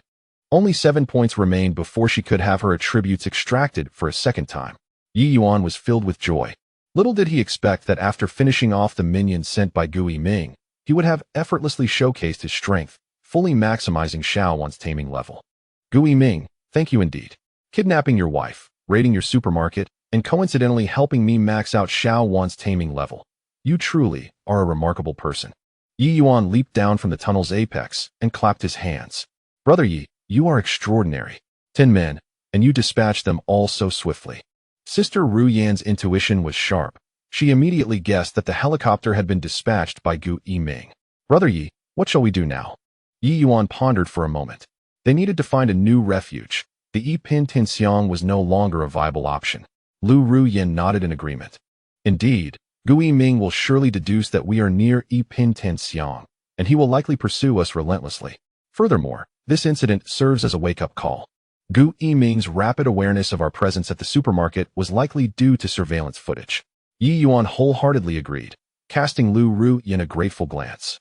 She was indeed meticulous. He had also considered that Gu Yiming's quick discovery of their location must have stemmed from the supermarket's surveillance. Little did he expect this old fox could remotely access the supermarket's monitors. Upon further reflection, it was not surprising. He had an obsession with surveillance. The fact that Lu Ruyan was monitored wherever she went only confirmed this. Ye Yuan, do you think Gu Yiming saw you excavating the tunnel to enter the supermarket? Ye Yuan contemplated for a moment before shaking his head. He likely did not. As we entered the supermarket, a sudden power outage occurred, rendering him oblivious to the unfolding events. The scene of tunneling into the supermarket may have been glimpsed by Gu Yiming. However, if he truly perceived my extraordinary abilities, he would not recklessly dispatch such a small contingent to brazenly traverse the tunnel to their demise. Thus, I surmised that by the time Gu Yiming became aware, we were already within the supermarket, and he did not witness me consuming food. If he had indeed discovered this, it would have been utterly terrifying, devouring hundreds, if not thousands, of pounds of food, akin to a monstrous entity. Unless the military intervened directly, Gu Yiming would not send individuals to their certain death in vain. Now, you all should proceed to clear the battlefield, examine their equipment for anything intact, and gather it for my replication. While the 3 of them sift through the spoils, Ye Yuan hastens to attend to pressing matters. Xiao Wan's taming level has reached its zenith. One more act of stripping her would render her my servant. Ye Yuan focused his mind on the digging master. I strip. In the next moment, a mysterious force surged within Ye Yuan. It was unclear whether this was an upgrade of his powers or the acquisition of a new ability. Ye Yuan promptly summoned the attribute interface to inspect. There was no upgrade. Instead, he had gained a new extraordinary power, Earth Excavation Toss. This ability consumes a certain amount of mental energy, allowing him to designate the thrown earth and stones to any location within a 1-kilometer radius. Although the literal interpretation was somewhat ambiguous, Ye Yuan's mind swiftly comprehended the method of utilizing this newfound ability. As the name suggests, excavated soil and stones can be hurled to a specified coordinate, provided it lies within a 1-kilometer diameter. Eager to experiment, Ye Yuan aimed his shovel at the stone wall, and an enormous pit measuring 1 meter in length, width, and height was instantly excavated. However, the excavated material was neither stored in his spatial warehouse nor randomly discarded nearby. At that moment, a semi-transparent 3D model appeared in Ye Yuan's mind, illustrating a 1-kilometer radius. This expanse encompassed not only the horizontal dimensions, but also the vertical, resembling a 3D radar display that clearly depicted the spatial structure. Even the zombies roaming the street outside the tunnel were vividly visible. Within this 3D depiction, countless coordinates were revealed. The soil and stones recently excavated could be designated to any of these coordinates. This was utterly fascinating. Ye Yuan, akin to a discoverer of new lands, locked onto a zombie hovering about 20 meters above. With a flick of his thought, he gently tossed the shovel, sending the excavated earth and stones to the designated coordinate. Subsequently, the massive stone plummeted from a height of 20 meters with a resounding crash, reducing the unsuspecting zombie to a mere pulp. The entire process, though seemingly intricate, was executed seamlessly. In truth, it is but a matter of a fleeting thought, particularly when observed from outside, as a colossal stone appears out of thin air above the zombie's head, subsequently descending to crush it. My goodness, Ye Yuan's face radiated fervor. To wield the power of the earth, to kill without a trace. Within a kilometer's reach, a single thrust of my spade could spell your demise, and you would remain oblivious to the identity of your assailant. I ask you, are you fearful? However, employing this technique demands considerable mental fortitude. It is impractical to rely on it for the annihilation of hordes of the undead, as firearms and grenades are far more suitable for such endeavors. Yet, it serves well for recalibrating my course. While tunneling, the lack of network connectivity necessitates periodic openings to receive signals and verify the accuracy of my route, a cumbersome task. But now, with a single thrust, a 3D representation unfurls in my mind, allowing for immediate adjustments. At this moment, Xiao Fan and her companions concluded their battlefield sweep, returning with an abundance of spoils. Brother Yi, we have procured some fine treasures. Chapter 42, Seizing Bulletproof Vests. A colossal stone strikes an aircraft. Ye Yuan assessed the spoils of this battle. 4 intact assault rifles, 5 handguns, an assortment of ammunition, 6 bulletproof vests, 7 tactical daggers, a tactical flashlight, and 3 sets of radio communication headsets. The haul was indeed commendable. The bulletproof vests, tactical daggers, and radio headsets significantly enriched Ye Yuan's repository of resources. Particularly, the radio communication headsets. Once duplicated, each individual could possess one, facilitating instantaneous communication in close proximity, an immense convenience. At that moment, it seemed a voice emanated from one of the headsets, faint yet discernible only when held closely. Ye Yuan donned the headset, straining to comprehend the dialogue. Hello, respond. Why are you silent? I have new orders. We must return to Luhui immediately. Hurry upstairs, or I shall depart. Upon hearing please respond, Ye Yuan raised an eyebrow. Recognizing the speaker's identity, the helicopter pilot. Due to an urgent mission, he was instructing the group to ascend swiftly. Once you arrive, do not think of leaving. With Ye Yuan's disposition, it was inconceivable that he would allow the helicopter to take flight. No need to call for assistance. Gu Yiming's men are all dead, and you shall not leave alive. Ye Yuan's voice dripped with a chilling malice. The pilot, taken aback, took a moment before replying. Are you Ye Yuan? Did you eliminate them all? One must concede, Gu Yiming possessed considerable prowess. Even their communication devices were military grade. Normal conversation with the helicopter pilot was possible from depths of 5 to 6 meters underground, a testament to their exceptional quality. Ye Yuan refrained from answering the pilot's inquiry. He swung the shovel, targeting the wall, and instantly a vivid 3D image unfolded in his mind.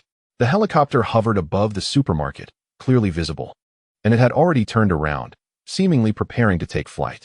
Too late. With a mere thought, a massive stone abruptly materialized above the helicopter, plummeting without warning. With a resounding crash, it struck the helicopter's rotor, flattening the fuselage. The helicopter lost its balance, akin to a kite severed from its string, and plummeted to the ground, erupting in a thunderous explosion. Mission accomplished. A satisfied smile spread across Ye Yuan's face. The earth-digging technique proved to be extraordinarily effective, not only executing stealthy kills, but also ensuring absolute precision. As long as he remained within a 1-kilometer radius, no matter where one sought refuge, they could be seen clearly, only to be crushed by a colossal stone. This was indeed a flawless skill reminiscent of a seasoned veteran. After calming his excitement, Ye Yuan replicated several tactical flashlights, equipping each weapon with one. This enhancement greatly improved convenience. Previously, the bright flashlights from the hardware store were incompatible with the weapons, causing significant inconvenience, especially in darkness. It was crucial to have dedicated personnel for illumination, as this could severely impact combat effectiveness in critical moments. Ye Yuan then provided each person with a bulletproof vest. Although its efficacy might be limited, given that the greatest threat now was the zombies, who would not encounter him directly underground, a little extra safety was never unwelcome. Let's call it a day, Ye Yuan decided, planning to venture out again tomorrow for a thorough sweep. If his memories served him right, the main urban area would experience power and water outages the following day, allowing him to scour the area without the risk of being monitored. He urgently needed to select a new base of operations. After examining the map on his phone for a while, he ultimately settled on Nanha International Luxury Court as his new refuge. Within the main urban area, it was considered a relatively new community, boasting numerous villas. He could simply choose an unoccupied villa to reside in. This was one of the perks of the apocalypse. With sufficient strength, one could claim whatever they desired. The only concern was ensuring the tunnel did not directly excavate into the lake. Thankfully, each shovel strike provided a 3D reference, alleviating the need to dig blindly as before. Such laborious tasks as tunnel digging were ideally suited for servants. Yet who could resist the allure of gaining attribute points through this earth-digging prowess? In good spirits, Ye Yuan took it upon himself to dig ahead, allowing Xiao Fan to take over when he grew weary. The distance to Nanha International Luxury Court was considerable, a deliberate choice on Ye Yuan's part. On one hand, it served to accumulate attribute points. On the other, this route was replete with large supermarkets and shopping centers. He intended to establish the primary tunnel first. In the future, it will be possible to expand branches from the main path, making a comprehensive city sweep significantly more convenient. Thus, the tunnel being excavated now boasts a width of 3 meters, allowing for the easy passage of bicycles or electric scooters, greatly facilitating travel. After digging for over 20 minutes, Ye Yuan has earned an additional 3 points in free attributes. Currently, acquiring these points is relatively easier, though the experience required will increase as time progresses. However, the continuous excavation has taken a toll on his mental stamina, prompting him to let Xiao Fan take over. Xiao Wan, holding a flashlight behind him, wore a look of envy on her face. After the last extraction of her attributes, she had automatically become Ye Yuan's servant, truly one of his own. Ye Yuan then produced 3 weapons, a shotgun, an automatic rifle, and a handgun, presenting them all to Xiao Wan. These weapons are now yours. Thank you, Brother Yi, she replied, understanding that this gesture signified Ye Yuan's genuine acceptance of her. The coveted weapons were finally in her possession, truly hers, bringing her immense joy. Next, Ye Yuan began to feign a mystical demeanor, placing one hand on Xiao Wan's forehead. Do not move. I shall bestow upon you extraordinary abilities. What? Bestow upon me extraordinary powers? Like Xiao Fan's ability to excavate vast quantities? She could hardly fathom that Ye Yuan would grant her such abilities. In her eyes, Xiao Fan had received her powers simply because she was Ye Yuan's first woman, while she herself had not shared any such relationship with him. Will you really grant me this? Is this true? At that moment, a mysterious force surged from Ye Yuan into Xiao Wan, an experience that felt slightly unseemly.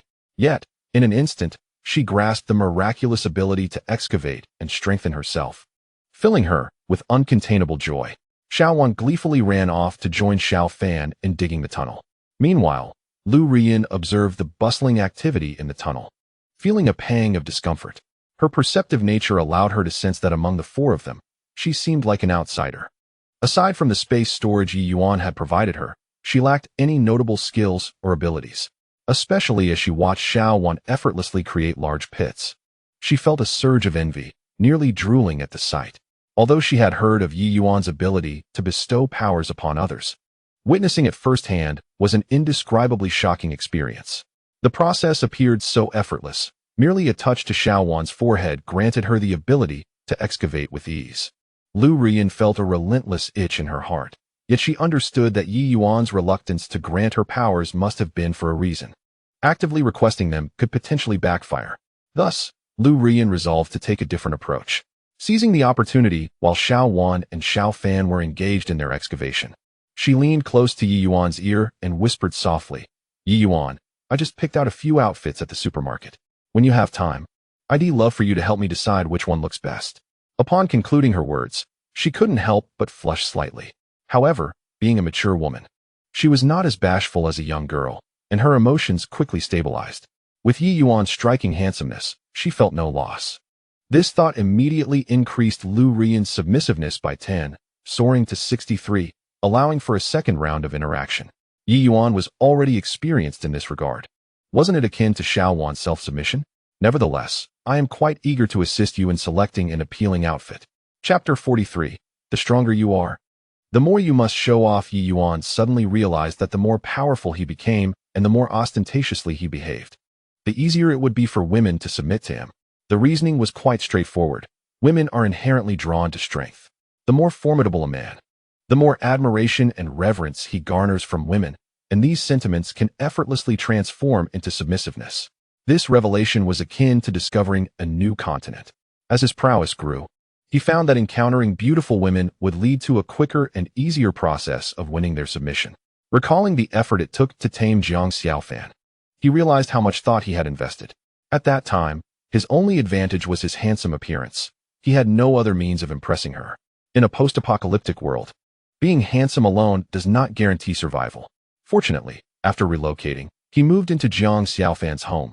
Otherwise, it would have taken him even more effort to win her over. However, that was all in the past. The future promised to be smoother. With a delightful mood, Ye Yuan effortlessly completed a second round of interaction with Lu Rian. This time, he did not gain a new ability. Instead, he upgraded his devouring ability to level 2. Devouring LV2. For every 2 tons of food consumed, 1 point of free attributes can be converted with a maximum of 20 points. Quite impressive. Just as a drowsy individual welcomes a pillow, he could now continue to devour food and grow stronger. However, the amount of food required for each upgrade had increased from 1 ton to 2 tons. It mattered not. The city was filled with abandoned supermarkets, and food was abundant for those capable of taking it. For Ye Yuan, food was the least of his concerns. After digging for another 10 minutes, Xiao Fan and Xiao Wan began to feel fatigued. Their mental fortitude was far inferior to Ye Yuan's, and they could not endure as long. After 10 minutes, they needed to switch out. Nevertheless, their brief efforts yielded considerable rewards. Xiao Fan gained 2 points of free attributes, allocating them to her physique and mental strength. Her current stats were Strength 10, Constitution 9, Agility 9, and Spirit 10. While not matching Ye Yuan, these attributes were significantly stronger than those of an average adult male. Xiao Wan acquired 3 points of free attributes. Despite their exhaustion, the thought of becoming increasingly powerful buoyed their spirits, and they chatted and laughed, leaving Lu Rian envious and restless. How could Ye Yuan possibly accept me? Had Xiao Fan and Xiao Wan already become his, which explained his attentive care towards them? What if I, too, became Ye Yuan's? Lu Ruyan pondered this thought, her heart inexplicably racing at the memory of Ye Yuan once calling her Aunt Lu. How could this be? Was there something twisted within me? It was all Gu Yiming's fault. He was the true aberration, and having lived with him for so long had evidently influenced me. Yes, it was entirely Gu Yiming's fault. Humph. Gu Yiming. Trouble comes knocking while one is at home. The trio took turns digging the tunnel. As their mental stamina waned against the relentless toll, exhaustion forced them to pause for rest, knowing they had ample time. In moments of idle chatter, Lu Ruyan had inquired about the demise of Ye Yuan's parents. Although she possessed no concrete evidence, her astute mind had already deduced a possible connection to Gu Yiming. Ye Yuan neither confirmed nor denied her insinuations. Discussing such matters held little significance for him. In his eyes, Lu Ruyan remained merely a prospective servant. Even as a servant, their dynamic dictated that he, as the master, had no obligation to divulge personal secrets to her. Her role was to obey his commands and, on occasion, repair the frequently malfunctioning shield machine. Of course, should Ye Yuan feel a pang of loneliness, he could share his thoughts. By 4 o'clock in the afternoon, after relentless effort, The tunnel finally breached the confines of the Nanhu International Mansion. This neighborhood was expansive, a prestigious enclave inhabited by the affluent, boasting a high occupancy rate before the apocalypse. Thus, finding an unoccupied villa posed a bit of a challenge. Although Ye Yuan was cold and unfeeling, he was not a bloodthirsty marauder. He had no interest in storming a villa and slaughtering its previous occupants. Such acts were beneath him. While locating a truly unclaimed villa was somewhat difficult, his mind possessed a 3D radar, simplifying the search considerably. Currently, Ye Yuan remained within the tunnel. He dug into the wall, extracting a massive stone, opting not to discard it just yet, as the 3D map in his mind continued to update. Seizing this moment, he carefully observed his surroundings. The 3D representation not only showcased the spatial layout, but also illuminated all living beings within view. It was all quite clear. Villa No. 28 by the lake was uninhabited. Without hesitation, Ye Yuan commenced digging. In less than 3 minutes, he had breached the villa's interior. Emerging from the tunnel, the group collectively exhaled, the oppressive atmosphere of the underground weighing heavily on their spirits after prolonged exposure. Residing above ground proved far more comfortable. Ye Yuan instructed Xiao Fan to unload some of the massive stones from their spatial warehouse, blocking the tunnel's entrance to the villa. Leaving the opening unsealed would keep him in a state of unease. In truth, the tunnel beneath Tianyi Supermarket has been entirely sealed off by Ye Yuan. Consequently, even if Gu Yiming were to dispatch individuals to investigate the supermarket, it would be impossible for them to trace him to his current hideout via the tunnel. However, the tunnel lacks oxygen. Periodic ventilation holes must be excavated. Although these apertures are modest in size, should someone uncover a vent and follow it to his location, it would spell trouble. By day, this is of little concern, but at night, should an intruder slip in while he sleeps, he would be oblivious to the danger. Therefore, it is imperative to seal the tunnel completely to ensure a sound night's rest. Once all tasks were completed, and while the water and electricity remained operational, Ye Yuan indulged in a soothing hot shower. He then filled a barrel with hot water and stored it in his spatial warehouse, duplicating it to a staggering 100,000 barrels. This would suffice for a lifetime of hot water. The ability to replicate it endlessly is quite the indulgence. With over 2 hours until dusk, Ye Yuan retired to the master bedroom for a brief slumber. Upon awakening, the tantalizing aroma of food wafted from the kitchen. After a long day and a missed lunch, his stomach was audibly protesting. "Brother Yi, just a moment longer. Dinner will be ready in no more than 10 minutes. Sweetly chimed Xiao Wan from the kitchen doorway. Xiao Fan and Ru Yin were also lending a hand. Having women around is certainly advantageous. It is no wonder the older generation often speaks fondly of a warm hearth with a wife and children. Ye Yuan settled into the plush leather sofa, feeling somewhat empty inside, realizing he needed to occupy himself. He could send a video to Gu Yiming. The man had sent helicopters twice to eliminate him, yet remained silent, perhaps underestimating his resolve. Ye Yuan had Gu Yiming on WeChat and promptly sent a video call request, which was accepted almost instantaneously. "Hello, Uncle Gu." Ye Yuan greeted with a radiant and gentle smile, infused with a hint of respect, reminiscent of a younger generation addressing their elders. This demeanor left Gu Yiming utterly perplexed, unsure of how to respond. Did Ye Yuan truly not realize that he had dispatched helicopters to kill him? Did he remain unaware that it was Gu Yiming who orchestrated the demise of his parents? This led to a moment of confusion for Gu Yiming, pondering whether Ru Yin was indeed unharmed. "Oh, dear Yi Xinzi, it is truly wonderful that you are alive. Where are you? Do you need Uncle to find a way to come and fetch you?" This left Ye Yuan bewildered. What did he mean? Was he genuinely playing along? If that were the case, he would ensure that Gu Yiming experienced a delightful surprise filled with excitement. Chapter 45. Ye Yuan, Uncle Gu. How well do you think I performed? In reality, Ye Yuan was uncertain whether Gu Yiming had deduced that he was aware of his involvement in the plot against his parents. However, it mattered little. Even if Gu Yiming feigned ignorance, he had abducted his wife, and Ye Yuan was continuously raiding his supermarket, leaving Gu Yiming powerless in the face of his advantage. Engaging in this charade is of little consequence, for the apocalypse is rather dull. Thus, Ye Yuan jested, "No need to trouble Uncle He. Should you send someone to fetch me, it might invite calamity." "What do you mean by calamity?" Gu Yiming inquired, his brow furrowing. Ye Yuan feigned reluctance, reminiscent of a wayward youth, and reluctantly articulated, "Uncle Gu may not yet be aware. I have spent half a year investigating and have finally uncovered a hint that my parents' demise may be linked to Ye Yuan. He chose the phrase may be linked, implying uncertainty, serving as a prelude to further deceive Gu Yiming. Is this truly the case, my dear nephew? Gu Yiming feigned astonishment. Ye Yuan frowned. I am not certain. The clues suggest his involvement, but I have yet to confirm anything before the apocalypse struck. Coincidentally, Hisu's girlfriend resides directly across from me. As you know, I am young and impetuous. Coupled with my suspicion that Uncle He conspired against my parents, I ended up with Hisu's girlfriend. She is now my woman. Upon discovering this, Hisu initiated a relentless pursuit against me. Suddenly, Ye Yuan raised 2 fingers, incredulously stating, twice. He sent helicopters to eliminate me on 2 occasions. Is it really just over a woman? Thankfully, I am fortunate enough to have survived. Otherwise, my body would have long since decayed. After delivering this monologue, Ye Yuan felt his performance was impeccable, devoid of any trace of acting. Gu Yiming found himself further bewildered. As Ye Yuan's tone suggested, he remained oblivious to his own role as the mastermind. He was unaware that both helicopter pursuits had been orchestrated by Ye Yuan himself, with the He family unwittingly taking the blame. This arrangement worked in Ye Yuan's favor. Since the confrontation had not yet escalated, Ru Yin remained safe and untouched by him. However, he could not inquire further, for such questions would arouse Ye Yuan's suspicion regarding his knowledge of Ru Yan's whereabouts, leaving him unable to provide an explanation. The immediate priority was to ascertain Ye Yuan's location. Gu Yiming gathered his thoughts and declared, I did not anticipate the He family to be so ruthless. Henceforth, I shall sever all ties with them. Dear nephew, please tell me where you are. I shall do everything in my power to borrow a helicopter from the military to bring you to safety.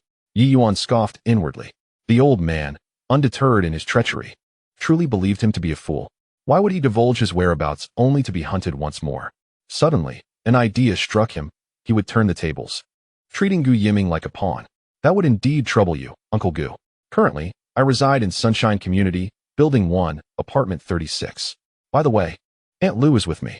Sunshine Community is in close proximity to Yiping Tongxiang, a logical cover. After all, he had just departed from Yiping Tongxiang that morning. And with the city overrun by zombies, it was improbable he could have traveled far. Reporting a nearby community would make it easier for Gu Yiming to believe him. At that moment, Lu Ru Yin emerged from the kitchen, carrying a platter of food. Ye Yuan, who are you video chatting with? Dinner is almost ready, just in time. Ye Yuan promptly pulled Lu Ru Yin over, and the two appeared together on the video screen, intentionally drawing close. The weather was somewhat warm, and they were both clad in short sleeves, their arms brushing against one another, deliberately letting Gu Yiming observe. Uncle Gu, see? I wasn't lying. Aunt Lu is right here with me. Upon seeing Gu Yiming, Lu Ru Yin was momentarily startled, having just escaped his clutches. She could hardly fathom why Ye Yuan would initiate a video call with him. Something was amiss.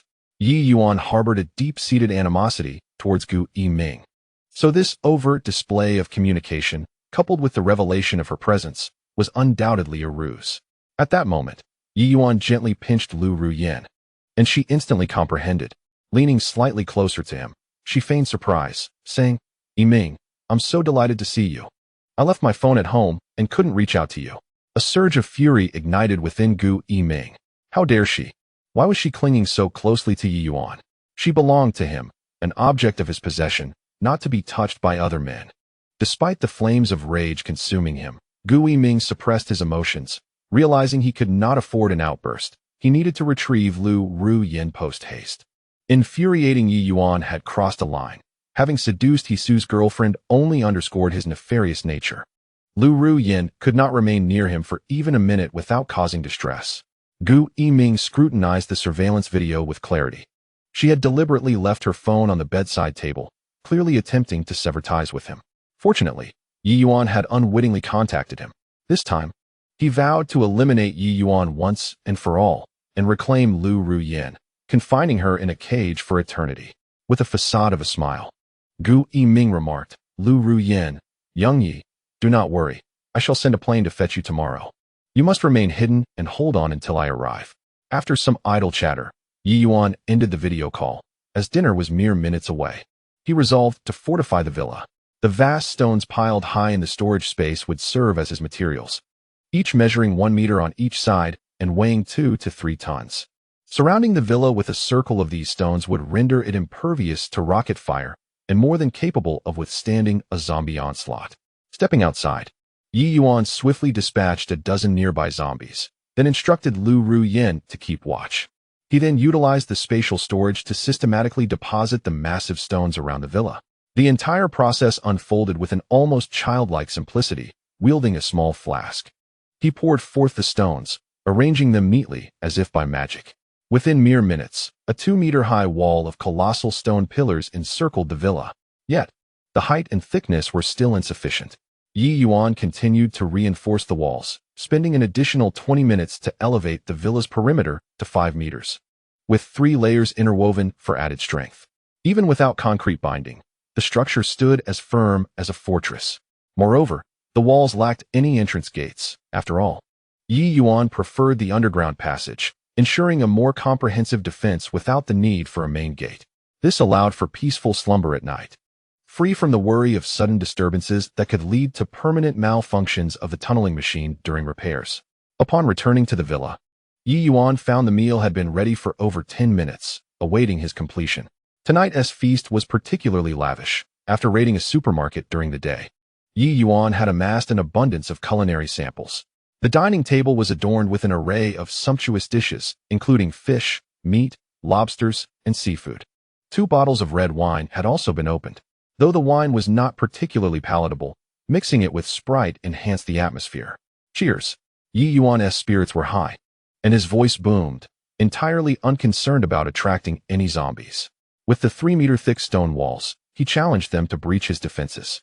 As the group dined and conversed, Lu Ruyin suddenly inquired, Ye Yuan, why did you reach out to Gu Yiming earlier? I believe I heard you mention that we reside in Sunshine Community. Ye Yuan smirked with ulterior motives. It was all part of his jest. Furthermore, the main thoroughfare we excavated today conveniently passed through Sunshine Community.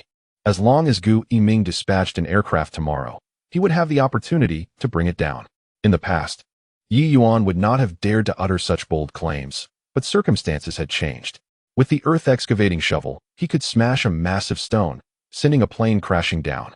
No matter how many aircraft he sent, they would merely be delivering provisions, ultimately leading to a confrontation with Gu Yiming. Not only did I deceive you, but I also whisked away your wife. How infuriating that must be for him. The delight in psychologically tormenting others was a thrill he cherished.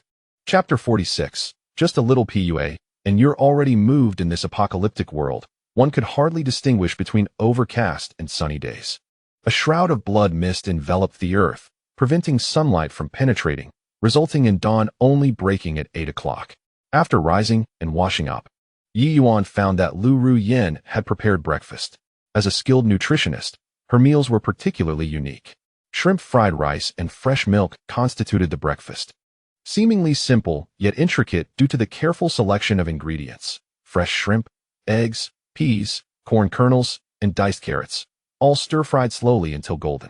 The meal was nutritionally balanced, and Lu Ruyin understood his needs for nourishment. Ye Yuan, come eat. Where are Xiao Fan and Xiao Wan?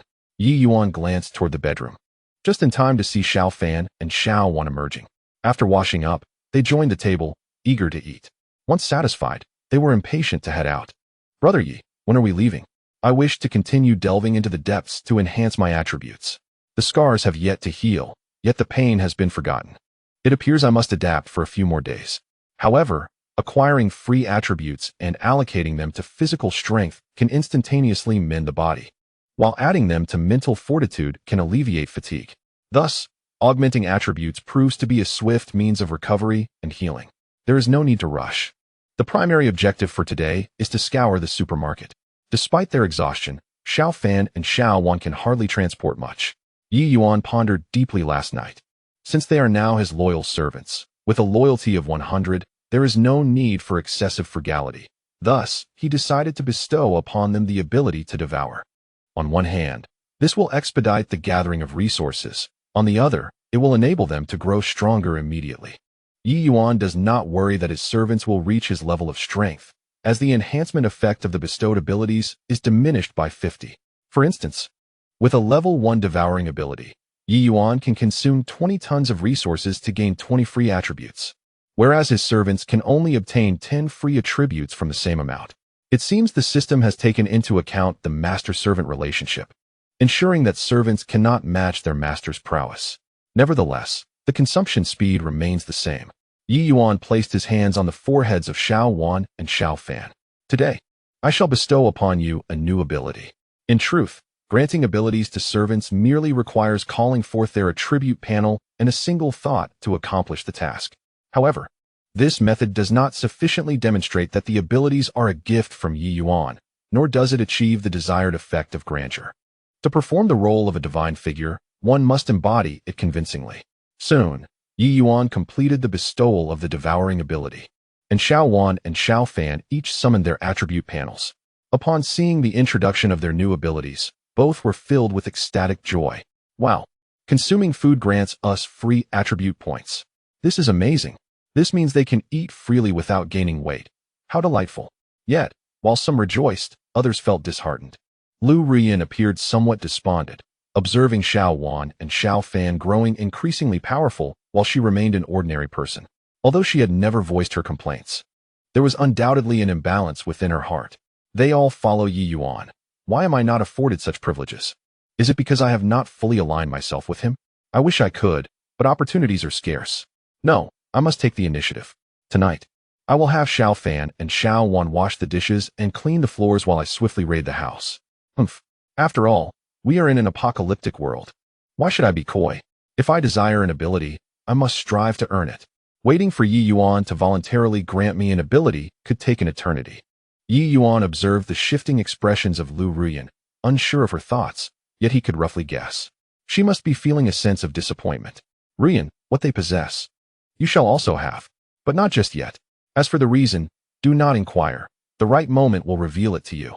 Ye Yuan is a principled individual. He is not a servant and resolutely refuses to provide weapons or abilities. Moreover, even if he wished to grant them, he is unable to do so. Abilities can only be bestowed upon servants, and such a relationship is essential. However, these words deeply moved Lu Ruyan. Ye Yuan truly cares about my feelings. He must have his reasons for acting this way. Thank you, Ye Yuan, I believe in you.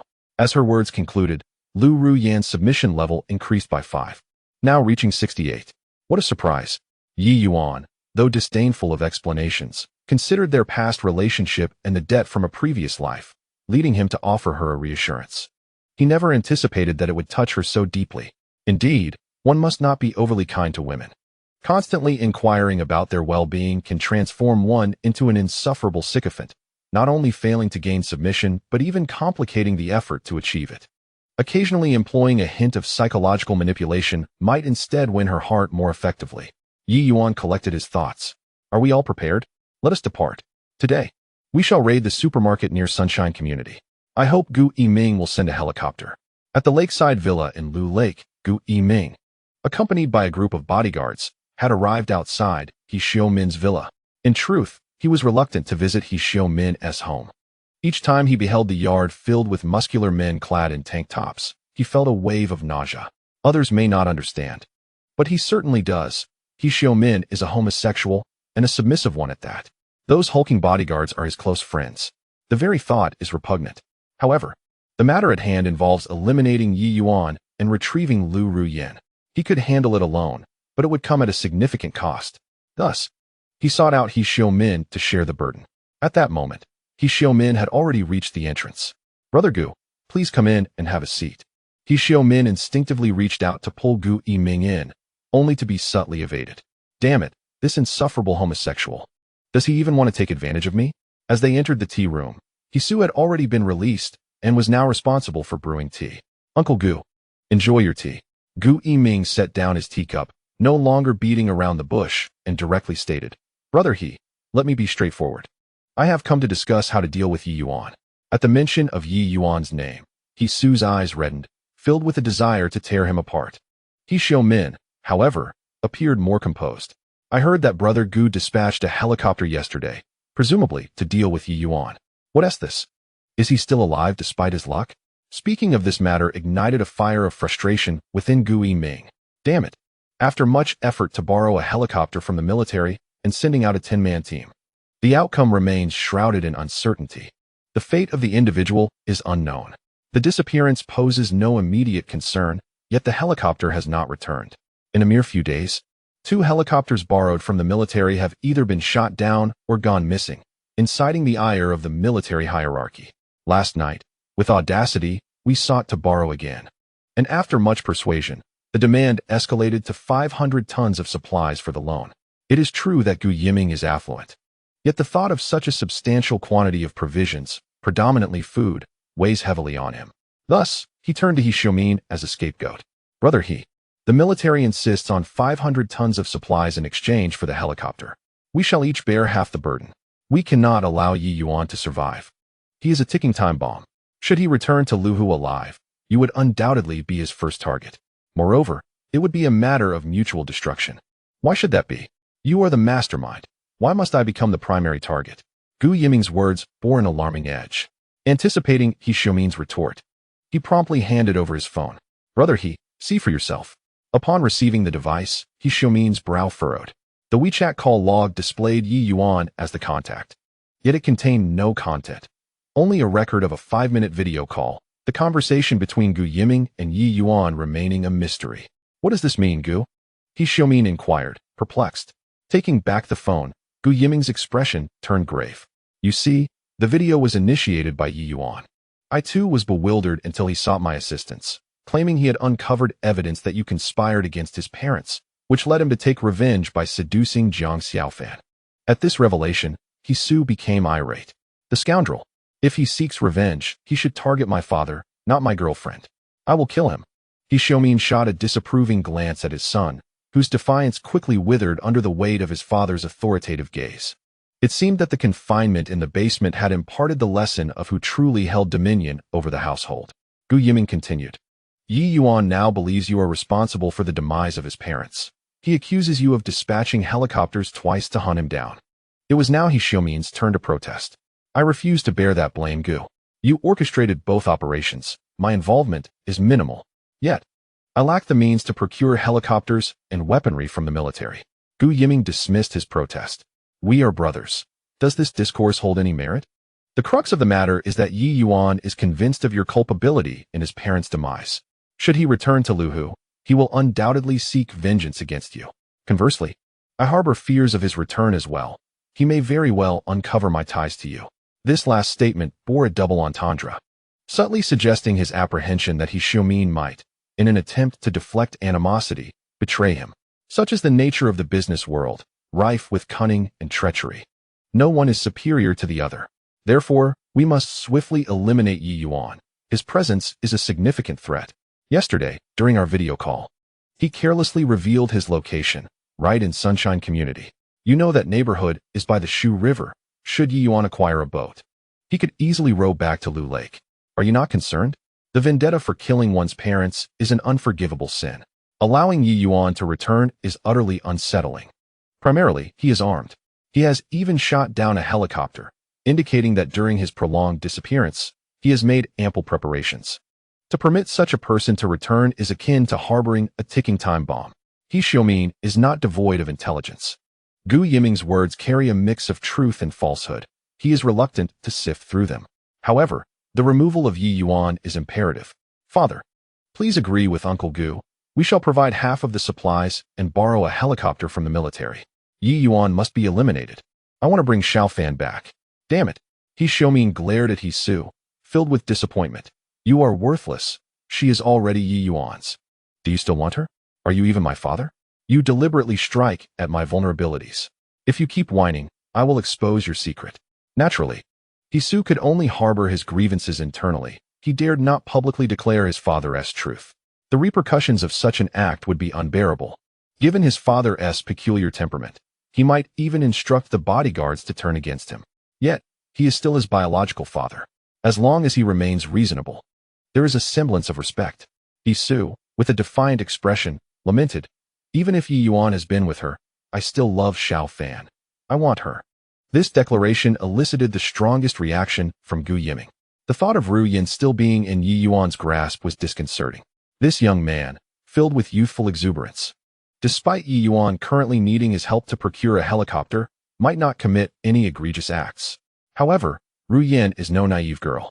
During their video call yesterday, she was uncomfortably close to Ye Yuan. What if she were to seduce him? This young man, in a moment of weakness, could lead to my ruin. A treasure cherished for so many years must not be sullied by another. Brother He, please make your stance clear. 500 tons of supplies. We shall each contribute half. Once you agree, I will promptly arrange for someone to liaise with the military. Within half an hour, we could mobilize. Although 500 tons is substantial, He Xiaomin's family is quite prosperous. Before the apocalypse, he primarily engaged in food processing, wholesale medical supplies, travel, and investment development, with food processing being the most lucrative. Just like Gu Yiming, He Xiaomin recognized the significance of food at the onset of the apocalypse and immediately began to take measures to secure it.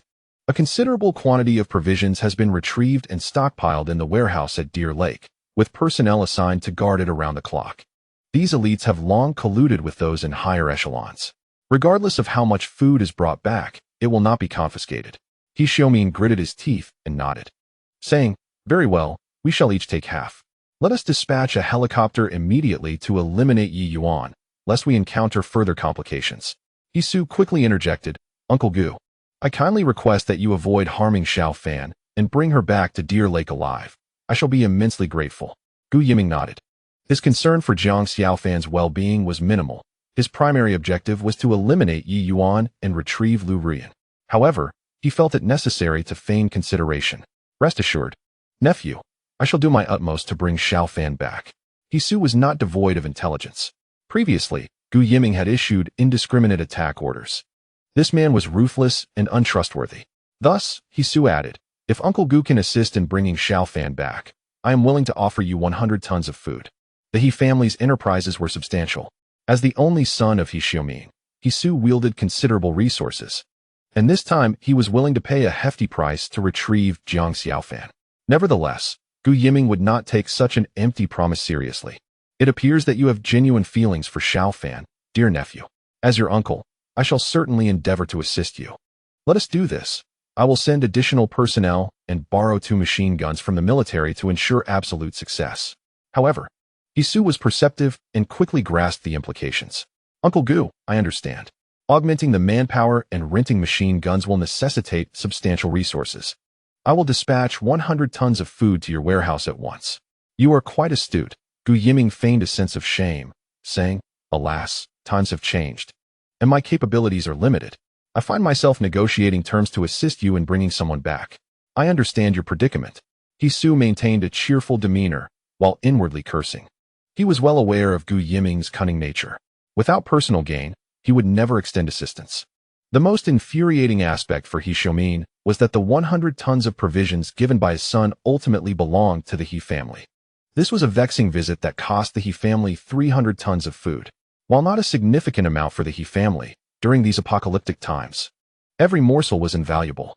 He was in contact with high-ranking military officials, preparing to establish his own private militia. The scarcity of resources was self-evident. It was all the fault of his foolish son. He could not stop him. The prospect of his dim-witted son exposing his secrets would be utterly humiliating. After leaving the He household, Gu Yiming promptly drove to the military. Although the military was quite displeased with him, his connections were formidable, and he managed to secure a helicopter with 500 tons of provisions. As for weapons and ammunition, he had already procured those. Demanding 100 tons of supplies from He Su was purely an endeavor to exploit this naive individual. After meticulous contemplation last night, he firmly believed that the helicopter dispatched yesterday had likely defected en masse.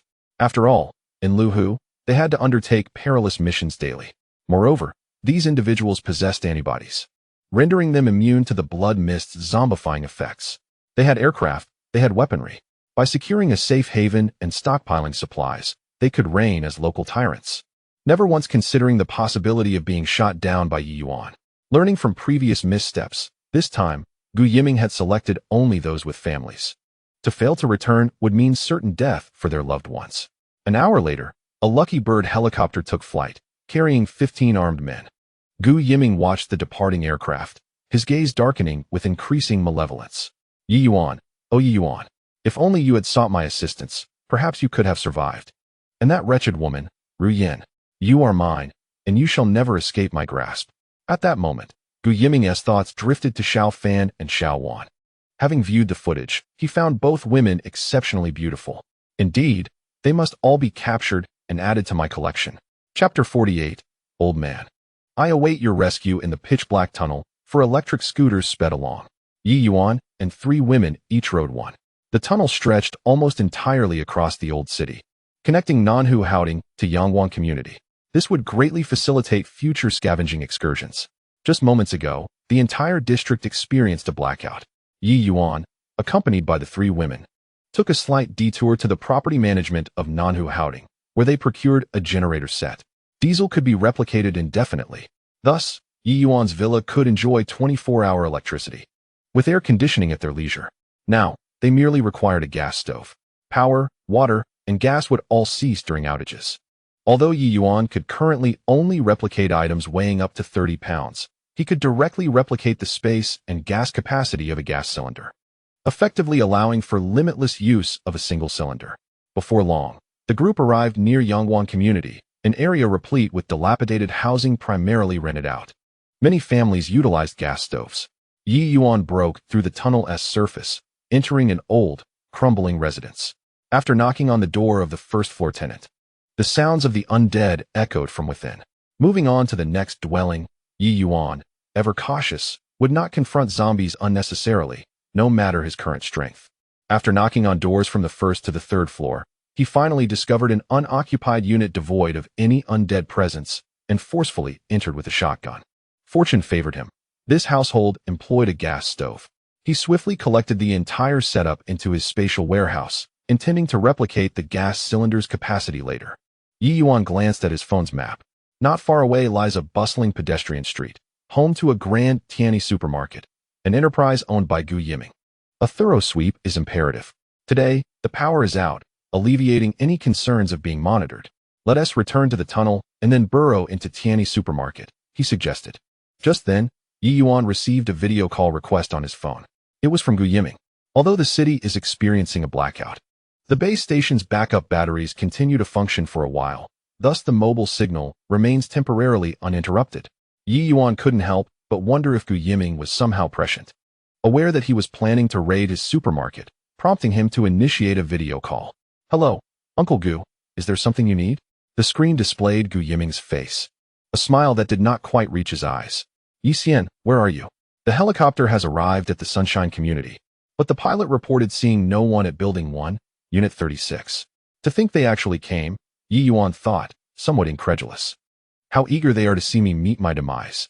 Uncle Gu, our residence was overrun by zombies, and we barely managed to escape. I'm afraid I can't tell you where we are right now, but we are safe. Hold on, let me check my phone's location, he added before ending the video call. He then retrieved a massive stone from his spatial warehouse and began to excavate, envisioning a 3D map with a diameter of 1 kilometer in his mind. Found it.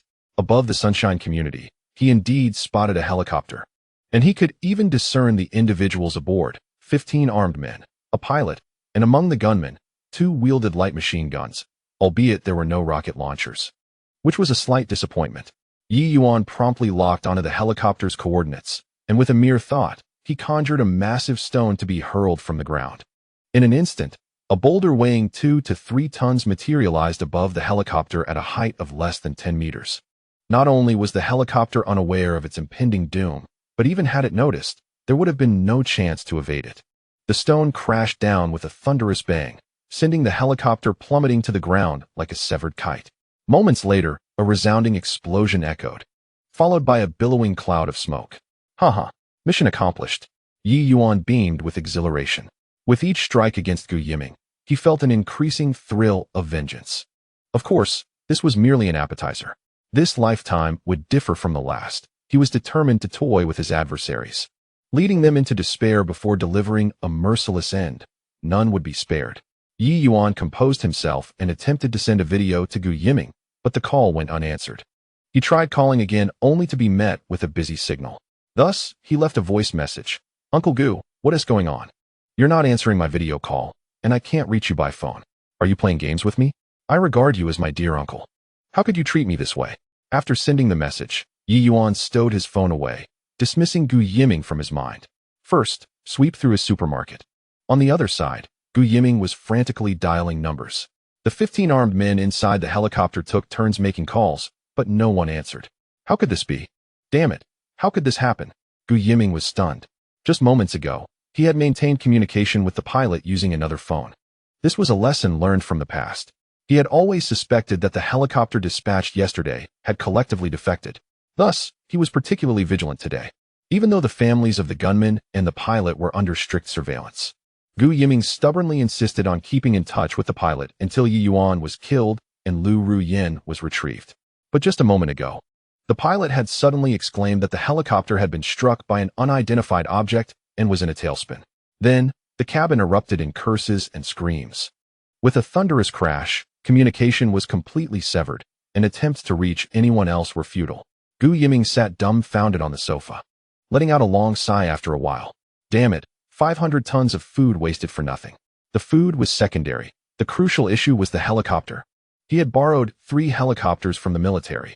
One had been shot down, another was missing, and now this one had been destroyed by an unidentified object. What kind of terrible luck is this? Even as a powerful figure, he couldn't help but curse. How could he explain this to the higher-ups? 3 helicopters. No matter how extensive his connections were, such incidents required an explanation. The higher-ups would demand a justification that was far from ordinary. It seemed he would have to face another significant loss. Gu Yiming increasingly realized the urgent necessity of possessing his own private armed forces, and they had to be well organized. Only by commanding an army could he genuinely wield power and avoid being drained by the elite. When the time came to eliminate Ye Yuan, it would be a mere formality. Speaking of Ye Yuan, he began to worry again with the helicopter crash. It would be impossible to retrieve Lu Ruyin for the time being. That bastard better not touch my treasure. If you dare to lay a finger on Ruyin, I will ensure you regret being born, suffering a fate far worse than your parents. Gu Yiming felt he was losing his mind. Ever since Ye Yuan appeared, nothing had gone smoothly, and that bastard kept leaving messages, asking if he was playing him. Am I playing you? Yi Xian, I sincerely apologize. The helicopter was just struck down by an unidentified object. Please hold on a little longer. I will see if I can come up with another plan. At Tianyi Supermarket, Ye Yuan, upon hearing Gu Yiming's message, revealed a sly smile. You truly have a relentless heart, still seeking ways to save me? It's clear you intend to kill me. Very well, I shall await your arrival. Once Lu Ruyin becomes mine, we shall see if you still come to save me. Chapter 49, Aerial Conflicts. This time by waterway on the first floor of Tianyi Supermarket lay an enormous latex mattress, presumably a prize from a promotional event prior to the apocalypse. Lu Ruyin suggested relocating it, claiming that resting upon such a mattress would be immensely comfortable. Ye Yuan understood her implication without hesitation. Utilizing his devouring skill, he transferred the mattress to his spatial repository. At level 2, his devouring ability allowed for the consumption of items weighing no more than 1,000 pounds at a time. An ordinary mattress posed no challenge. It was effortlessly devoured and relocated to the storage. Witnessing this spectacle, Lu Ruyin smiled knowingly, and her taming degree increased by 2 points. Was it truly possible to enhance taming degree with such an object? It was merely a mattress. The intricacies of a woman's thoughts eluded him, so he decided to scour the warehouse instead. Ruyin, you have yet to master the devouring ability. Hence I shall not assign you any tasks. Take whatever you desire. After all, this supermarket belongs to Gu Yiming. He sought the psychological satisfaction of looting. The supermarket was expansive, with a first floor designated for daily necessities and living supplies. All food items were located in the living area. As Ye Yuan approached, Xiao Fan and Xiao Wan had already begun their frenzy, voraciously consuming food. However, Ye Yuan had granted them only level 1 devouring, enabling them to consume a maximum of 500 pounds of food at a time, and within the confines of the skill's range. Any excess would be beyond their grasp. Ye Yuan made his way to the section stocked with rice, flour, and cooking oil. These items weighed heavily. With a single gulp, he could devour over 1,000 pounds. In less than 2 minutes, he had completely consumed all the rice, flour, and oil, including various dried goods nearby, totaling just over 4 tons. He gained an additional 2 points in free attributes, which he allocated to strength and spirit. Instantly, he felt a surge of power coursing through him. An exhilarating yet surreal sensation.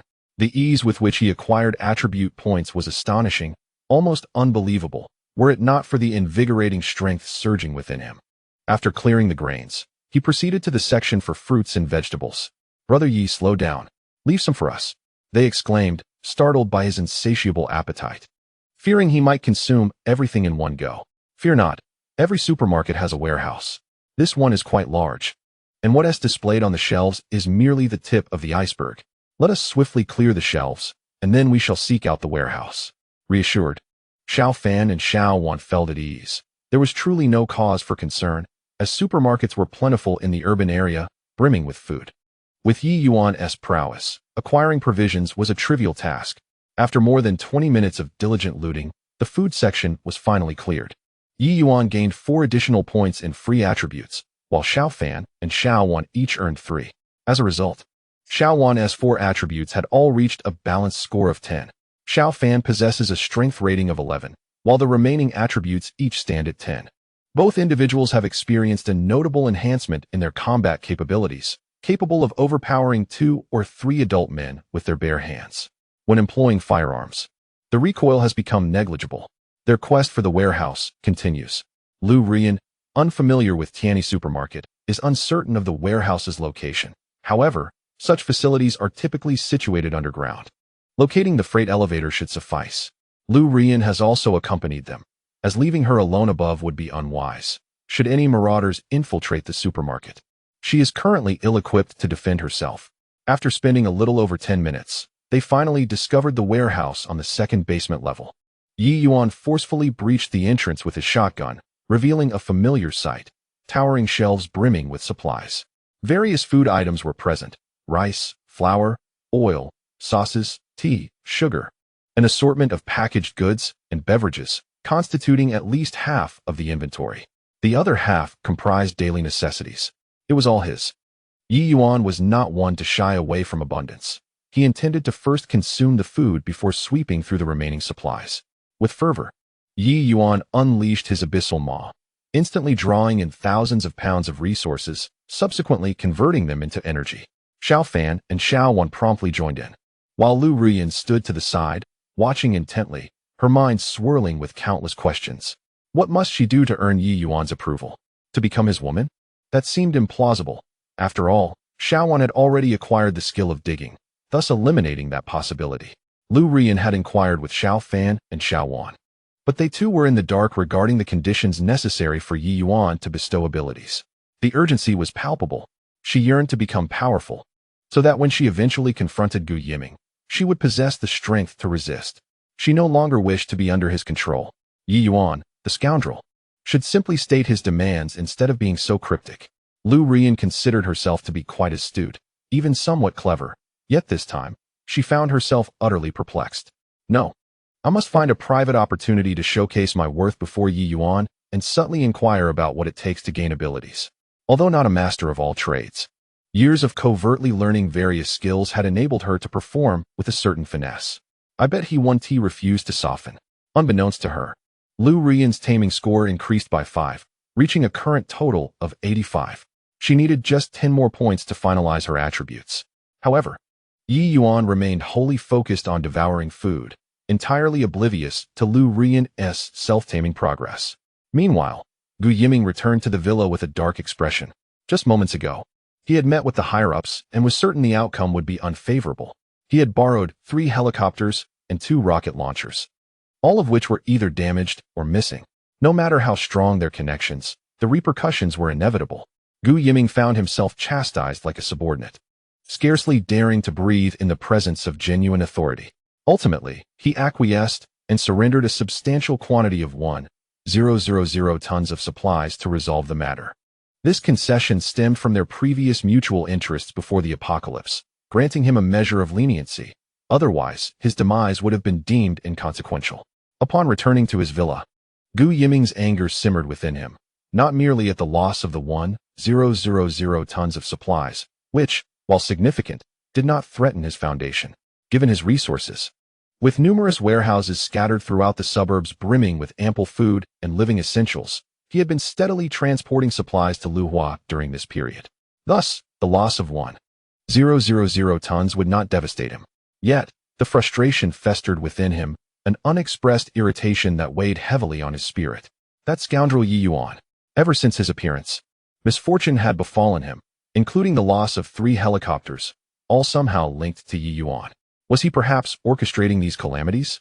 After much contemplation, Gu Yiming deemed that possibility unlikely.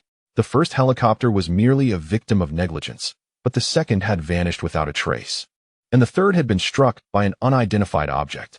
The latter 2 incidents appeared unrelated to Ye Yuan. It seemed that aerial routes were fraught with peril for him. He would resort to maritime passage this time.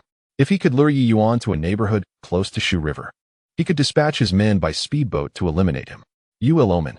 He must be dealt with before he lays a finger on Ru Yan. My possessions shall not be tainted by others. Chapter 50. I refuse to accept that Ye Yuan still lives. He must be exterminated. Gu Yiming felt a profound sense of injustice. In his quest to eliminate Ye Yuan, he had incurred significant losses, were it not for his connections. He would have faced execution long ago. Yet, he was not solely responsible for the demise of Ye Yuan's parents. Logically, such enmity ought to be shared. Therefore, confronting Ye Yuan was not merely his burden alone. Previous expenditures of manpower and resources had been solely his own, particularly the fallen mercenaries, whose families were owed compensation, albeit meager provisions. However, he was no fool to bear such costs alone. It was imperative to involve others. Thus, Gu Yiming promptly placed a call, summoning all those complicit in the scheme against Ye Yuan's parents to his residence. They were shareholders and executives of Giant Semiconductor. Ye Yuan's father had staunchly refused to allow the company to go public, determined to prevent foreign control, leading to countless tumultuous board meetings. Eventually, Gu Yiming had taken the lead, conspiring with 2 other shareholders and the company president to orchestrate the murder. These individuals resided in Luhua as well. Before long, He Xiaomin and his son, He Su, arrived first. Brother Gu, I heard that the attempt to hunt down Ye Yuan failed again. Was it true that the helicopter was destroyed by an unidentified object? Gu Yiming's expression twisted in discomfort. Why must they bring up such matters? However, one cannot entirely blame He Xiaomin, as he contributed 200 tons of food to this operation, while He Su provided an additional 100 tons. Brother He, you and I are both businessmen and should understand that investments come with inherent risks. Moreover, you are not merely investors in this venture. The elimination of Ye Yuan is something you have fervently desired. Unfortunately, fortune did not smile upon us, and the helicopter crashed without a single survivor. Darn it. He Su reacted most vehemently, unleashing a torrent of curses. Ye Yuan's life is truly charmed, causing me to suffer a loss of 100 tons of supplies for nothing. What does your 100 tons amount to? Gu Yiming furrowed his brow, taking a deep breath before stating, such a loss is trivial. I was summoned by the higher-ups and had 2,000 tons of supplies extracted from me as compensation. What the hell? It was clearly 1,000 tons. How did it double in the blink of an eye? Gu Yiming continued, this burden cannot rest solely upon my shoulders. The deaths of Ye Yuan's parents were not solely my doing, yet the repercussions of eliminating Ye Yuan are mine to bear alone. Brother He, we are both businessmen. Is this how business is conducted? Even if He Xiaomin were accustomed to receiving preferential treatment, he could not help but feel a tightening sensation of unease. What do you mean, Brother Gu? Gu Yiming did not rush to reveal his intentions, opting instead to signal for He Xiaomin to wait a moment longer. Before long, 2 more individuals entered the room. Leading the way was a middle-aged man in his 50s, characterized by a prominent nose, thin lips, a receding hairline, and eyes filled with a brooding intensity, clearly a man of ruthless disposition. This individual was Hong Jingyi, the 3rd shareholder of Giant Semiconductor Company, who before the apocalypse primarily managed logistics warehouses, cold storage for perishables, and food trade exports. His influence was considerable, with warehouses brimming with supplies scattered throughout the suburbs, which were subsequently transported back to Luhai in droves after the outbreak. It was rumored he had engaged in discussions with the military to establish a private armed force. Following him was a man in his 40s, sporting a side part and donning gold-rimmed glasses, exuding an aura of cultured amiability. However, his presence here indicated he was not to be underestimated. His name was Ye Yuan, the president of Giant Semiconductor and the most trusted confidant of Ye Yuan's father before the apocalypse. It was unexpected that he would collude with the 3 major shareholders, causing the demise of Ye Yuan's parents and swiftly seizing control of the company. Gu Yiming invited both men to take a seat. With everyone now present, he felt it was time to lay his cards on the table. He recounted his earlier conversation with He Xiaomin, Upon hearing his account, Hong Jingyi and Yu Wei couldn't help but express their astonishment. They had not anticipated that Ye Yuan's life would prove so resilient, surviving 3 attempts on his life. Indeed, a significant threat. President Gu has paid a heavy price for this. My younger brother expresses deep regret. Regret, my foot. Did I summon you here just to listen to your drivel? I demand that you share the burden of my losses. At this moment, Yu Wei abruptly shifted his tone. According to General Gu, does Ye Yuan currently only know that it was General He who caused his parents' demise? This statement carried an unsettling implication. He Xiaomin quickly grasped that Yu Wei's insinuation was that this matter should be addressed solely by him, while the rest could remain uninvolved. He Xiaomin articulated his point with a degree of diplomacy. However, He Su was far less restrained. What the hell, Yu Wei? What do you mean by that? You treacherous scoundrel. Ye Yuan's father trusted you the most, yet you betrayed him. You truly lack humanity. And now, you wish to distance yourself from the situation? Not a chance. I tell you, Ye Yuan has prepared for over half a year. He can bring down helicopters and possesses excellent marksmanship. Regardless of whether he aims to take down the He family, I will be the first to expose you. Once he has killed you, I shall deal with him. Yu Wei was left utterly speechless. He had initially intended to play a subtle game, only to be abruptly cut short by the brash He Su. At this juncture, Hong Jingyi stepped in to mediate. Everyone, let us remain calm. I must clarify that no one can distance themselves from this matter. We must shoulder the burden together. Hong Jingyi's words were eloquently stated, projecting an air of composure. Yet he was astute. At present, the He family was in the spotlight, and should Ye Yuan return, he would undoubtedly seek vengeance against them. If negotiations failed, He Xiaomin could easily betray everyone, living in constant fear. After all, Ye Yuan had previously downed a helicopter and still possessed weaponry. Lurking in the shadows could very well lead to one's demise. Thus, it was prudent to maintain the status quo, rendering the He family the visible target while others contributed resources and manpower. Eliminating Ye Yuan swiftly was the wisest course of action.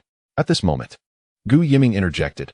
I appreciate Brother Hong's profound sense of justice. I, Gu, am not one to be petty. I will overlook the resources lost previously. However, for the purpose of eliminating Ye Yuan, I have been compelled by the higher-ups to forfeit 2,000 tons of resources. I hope everyone can assist me by contributing 800 tons each as compensation. I will also dispatch a motorboat to enter the main urban area and eliminate Ye Yuan. An audible gasp of disbelief swept through the crowd. Such audacity. You have lost 2,000 tons, yet demand 800 tons from each of us? Why not simply seize it? Gu Yiming paid no heed to the outrage, continuing. If you find this unreasonable, you are welcome to kill Ye Yuan yourselves. Or you may choose to let him return for revenge. However, I cannot guarantee that when he returns, he will not uncover more clues. A blatant threat. It was starkly clear. Either provide me with resources, or I shall inform Ye Yuan of your involvement in the conspiracy against his parents. Gu Yiming indeed possessed the audacity to make such a declaration. While others feared Ye Yuan's return, he showed no trepidation. For he was currently the only one able to procure weaponry from the military, even though he had yet to establish his own private armed force. However, the household was guarded by over 100 bodyguards, all equipped with automatic rifles and light machine guns. With such formidable firepower, there was no concern regarding Ye Yuan's potential return. His worry lay instead with Lu Ruyan and the possibility of her being with Ye Yuan. Mr. Gu, your words seem somewhat distant, Hong Jingyi remarked with a forced smile as he rose. Are we truly contemplating eliminating Ye Yuan? That appears rather unrealistic. At present, only you possess the means to procure weapons. Therefore, this matter rests upon your shoulders. Though it was evident to all that Hong Jingyi was seething with suppressed anger, his countenance remained affable. His strength was comparable to Gu Yiming's. Regrettably, his connections were somewhat lacking, leaving him temporarily at a disadvantage. Since Hong Jingyi had agreed, Yu Wei found little to contest. He Xiaomin wished to voice something, but found himself at a loss. He was an open adversary of Ye Yuan, the one most eager to eliminate him. However, sacrificing 800 tons of supplies was painfully burdensome. With that quantity, he could entertain numerous charming young men, only to be left feeling swindled. Damn Ye Yuan, this is all your fault. He Xiaomin suppressed his fury and exhaled deeply. Brother Gu, the supplies will soon arrive at your warehouse. Please make the necessary arrangements. I do not wish to hear Ye Yuan's name uttered again. Dispatch him swiftly. He Su added hastily. Uncle Gu, Please ensure that Xiao Fan remains unharmed. Bring him back alive. He Xiaomin felt a wave of exasperation. This foolish son. Has he never encountered a woman? Men are far more entertaining than women. At that moment, Gu Yiming's phone rang. Upon checking, he saw it was a call from Ye Yuan. Chapter 51. First strike the heart, then eliminate the foe. Upon seeing Ye Yuan's name on the screen, even a magnate like Gu Yiming felt a twinge of apprehension. A group was in the midst of plotting Ye Yuan's demise. What was meant to be a clandestine affair was now disrupted by an unexpected call. How could one not feel anxious? Everyone quiet. It's Ye Yuan on the line. Gu Yiming cautioned the assembly before pressing the answer button. Yi, are you all well? Gu Yiming intended to inquire about Ruyan's well-being. Yet the circumstances rendered such a question inappropriate.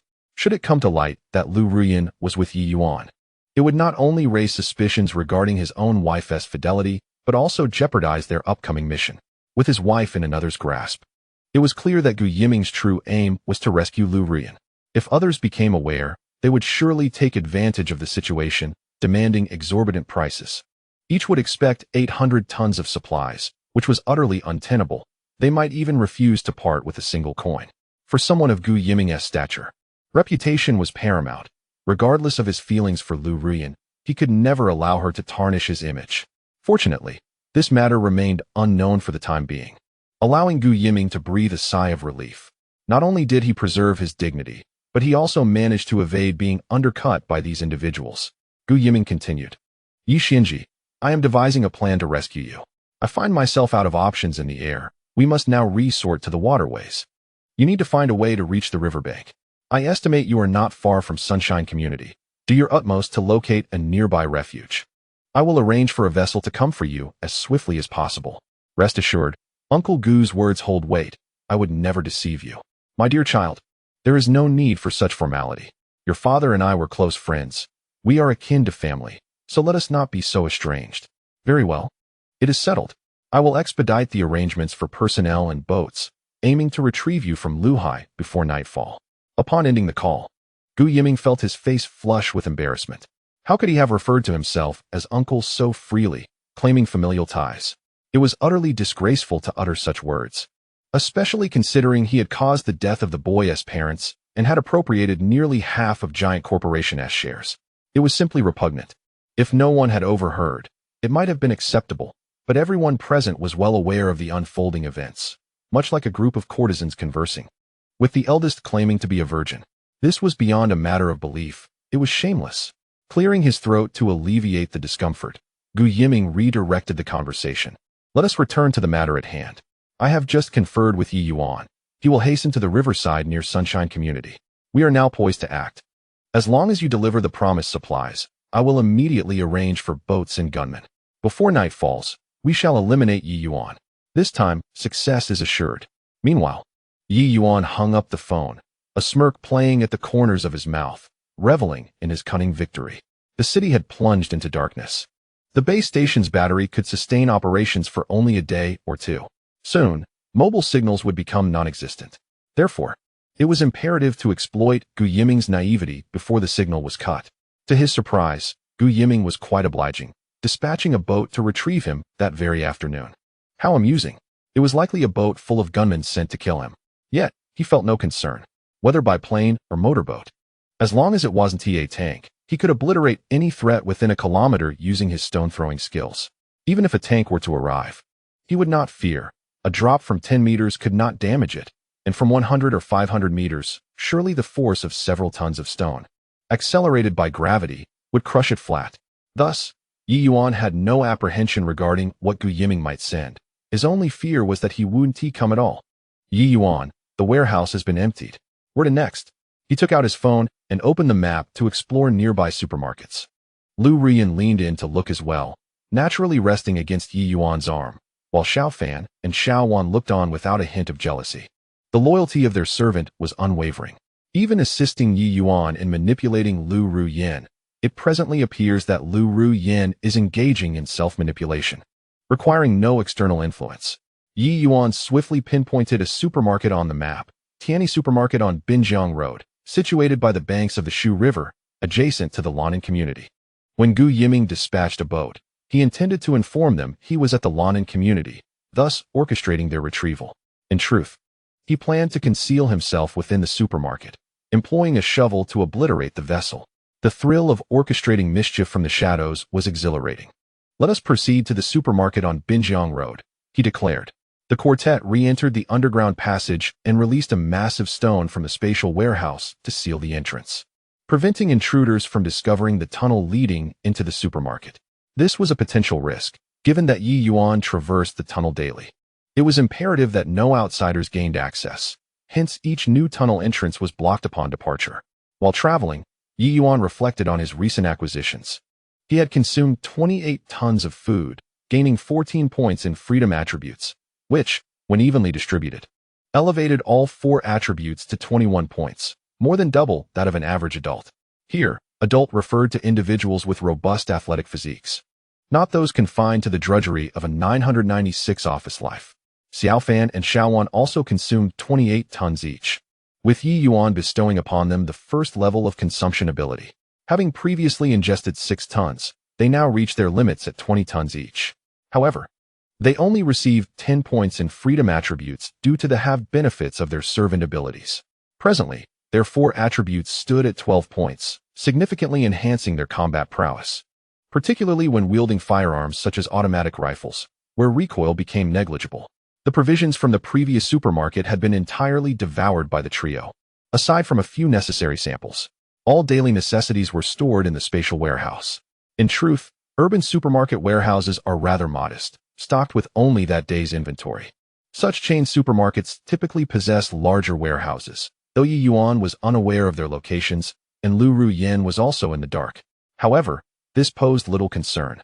In the apocalypse, time was abundant, and their adversaries remained trapped at Luhu, unable to escape.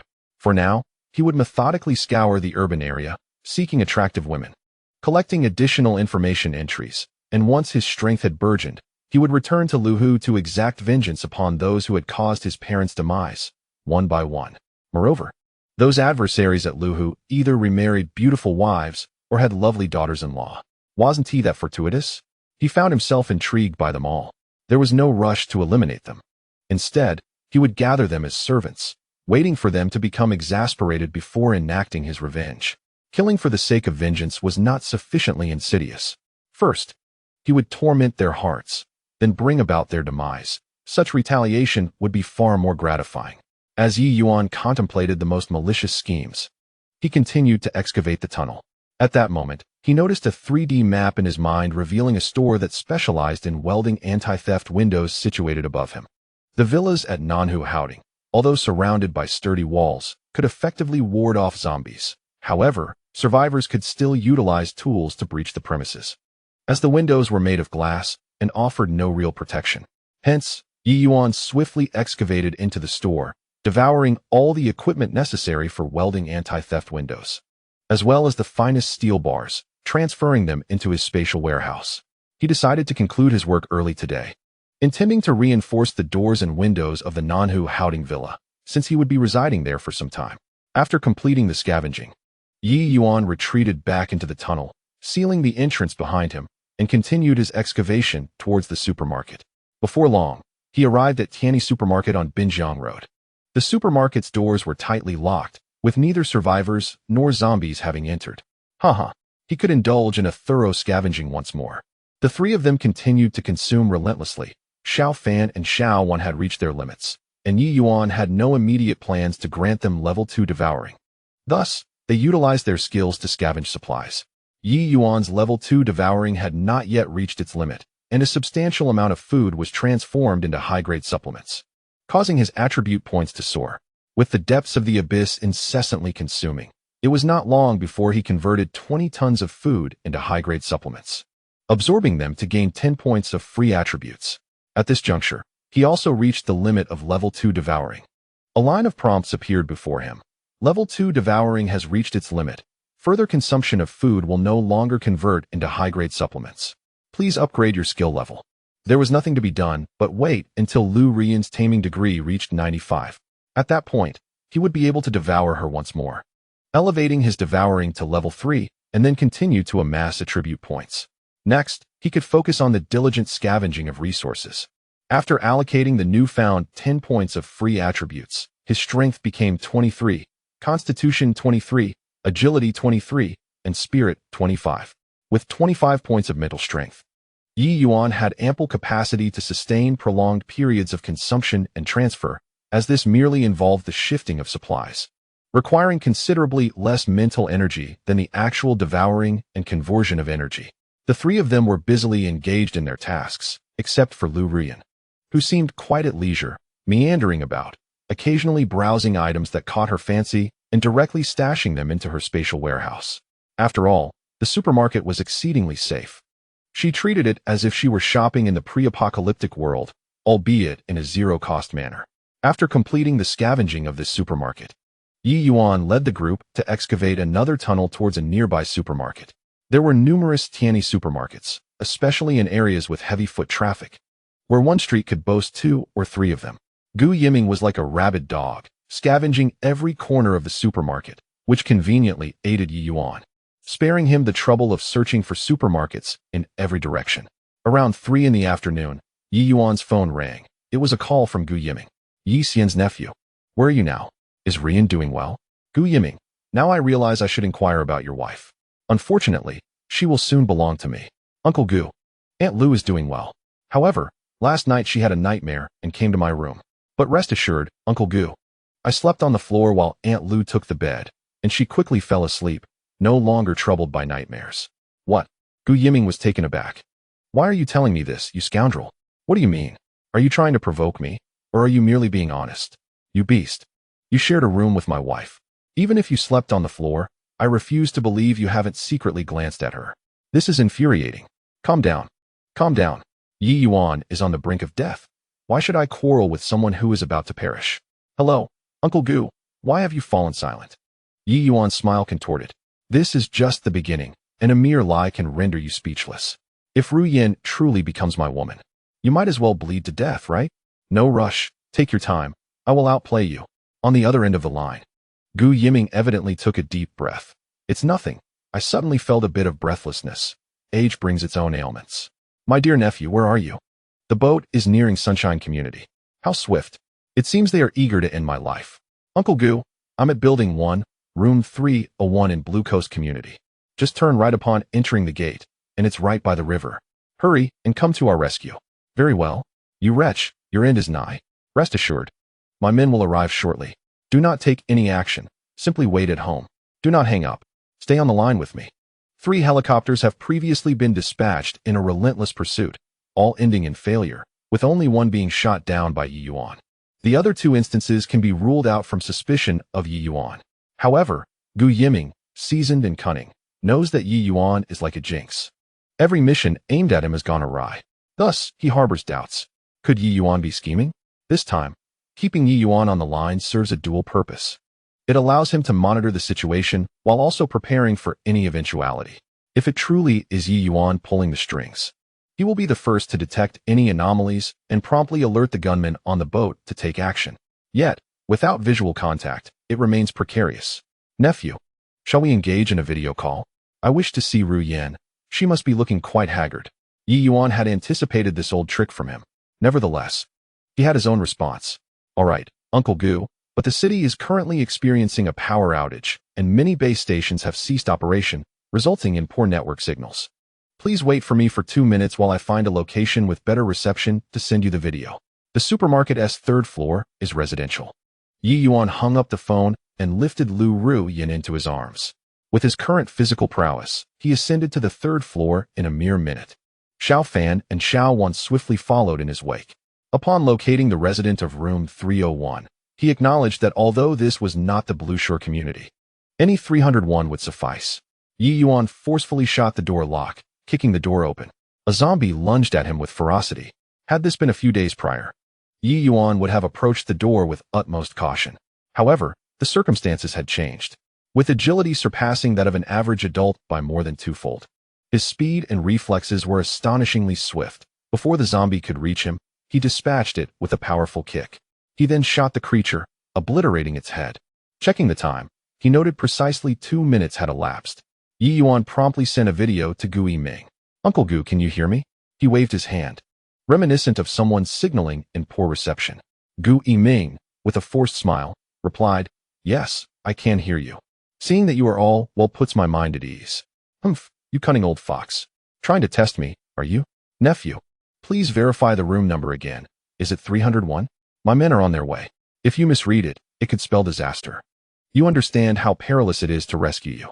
Ye Yuan chuckled, stepping outside to confirm the door number. "Indeed, Uncle Gu, it is 301. Excellent, that reassures me. Quickly close the door and be wary of the zombies. My men will arrive shortly." "Close the door, you say? The lock has been broken." However, Gu Yiming could not see that.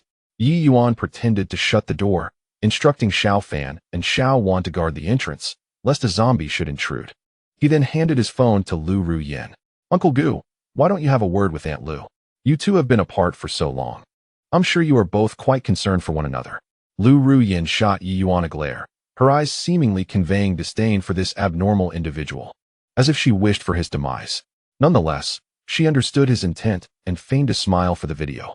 "Yiming, do not worry, we are all safe." Meanwhile, Ye Yuan was not idle.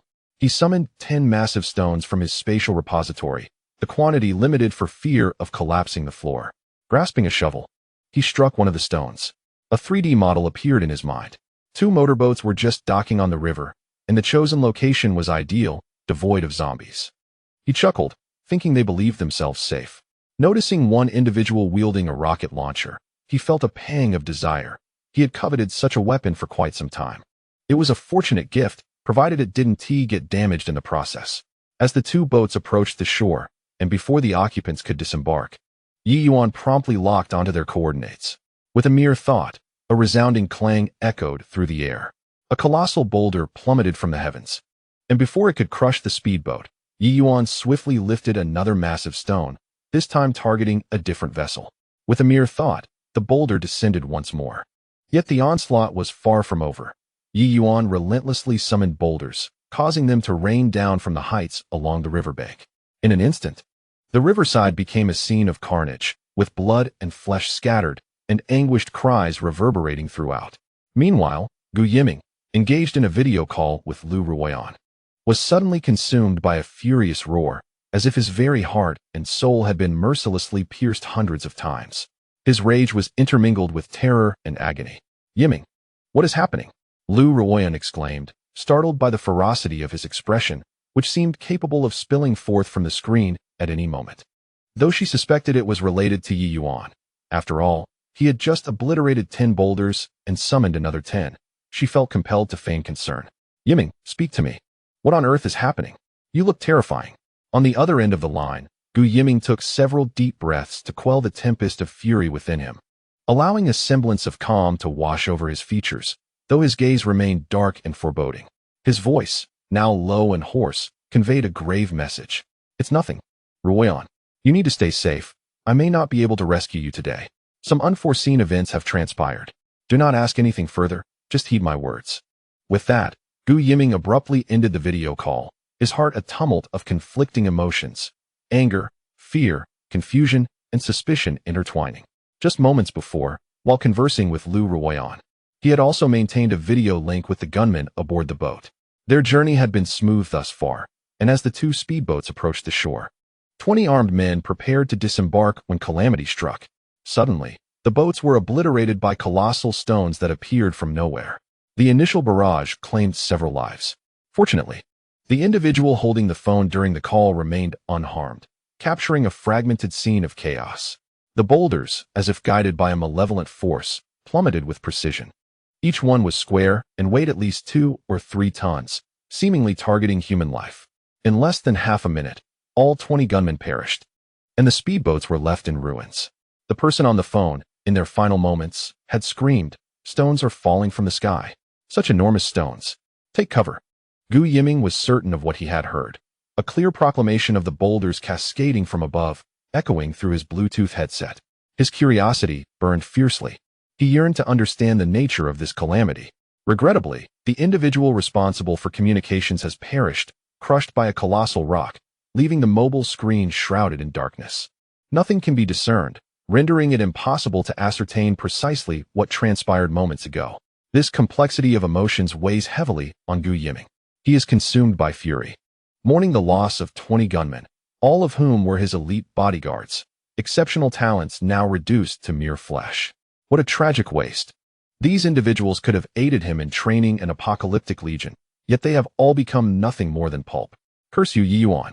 Every time you meddle, my men face annihilation. What on earth are you? A harbinger of misfortune?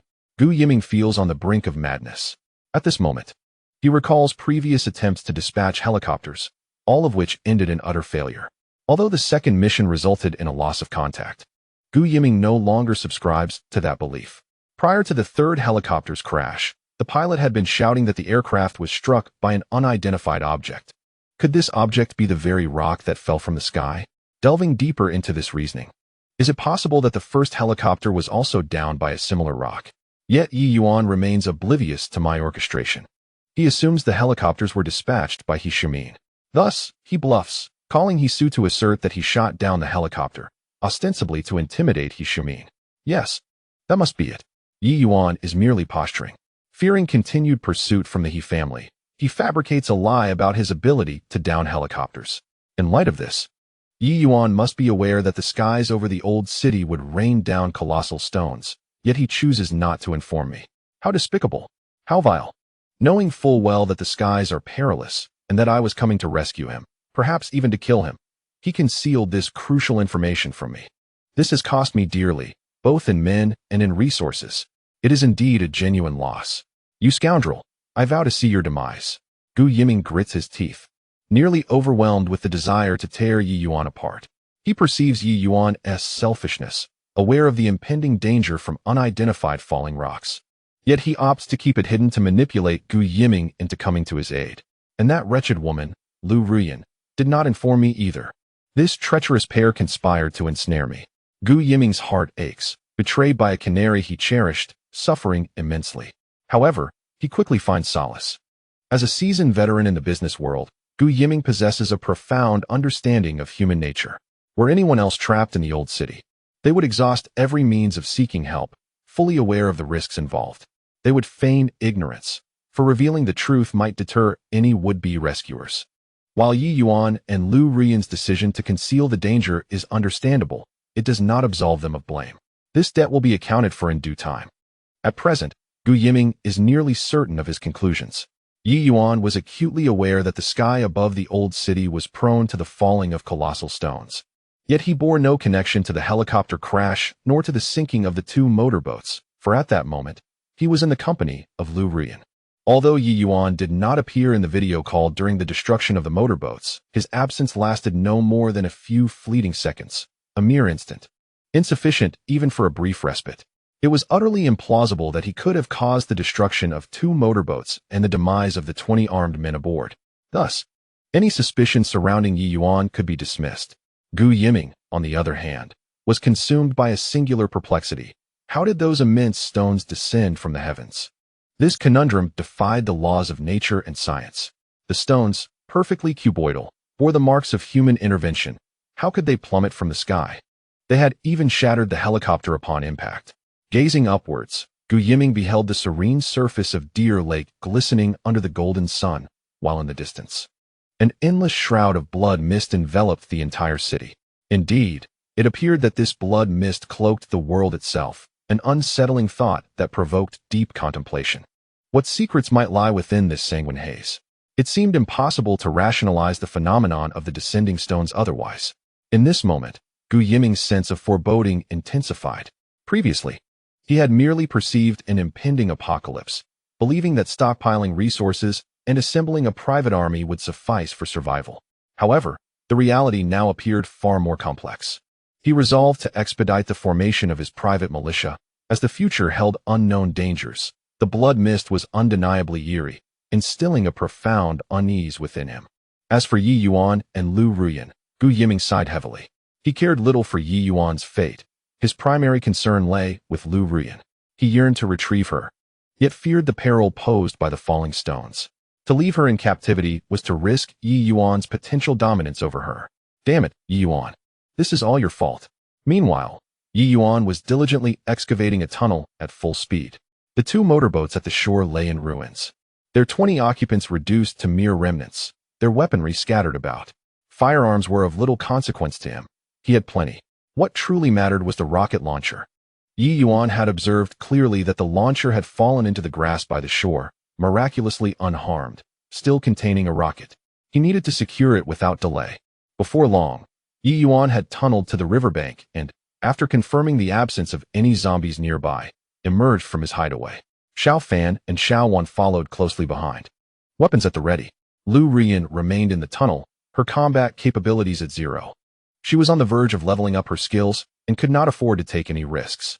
Soon, Ye Yuan discovered the rocket launcher nestled in the grass. Ha! Gu Yiming, did you ever anticipate this? How did that song go?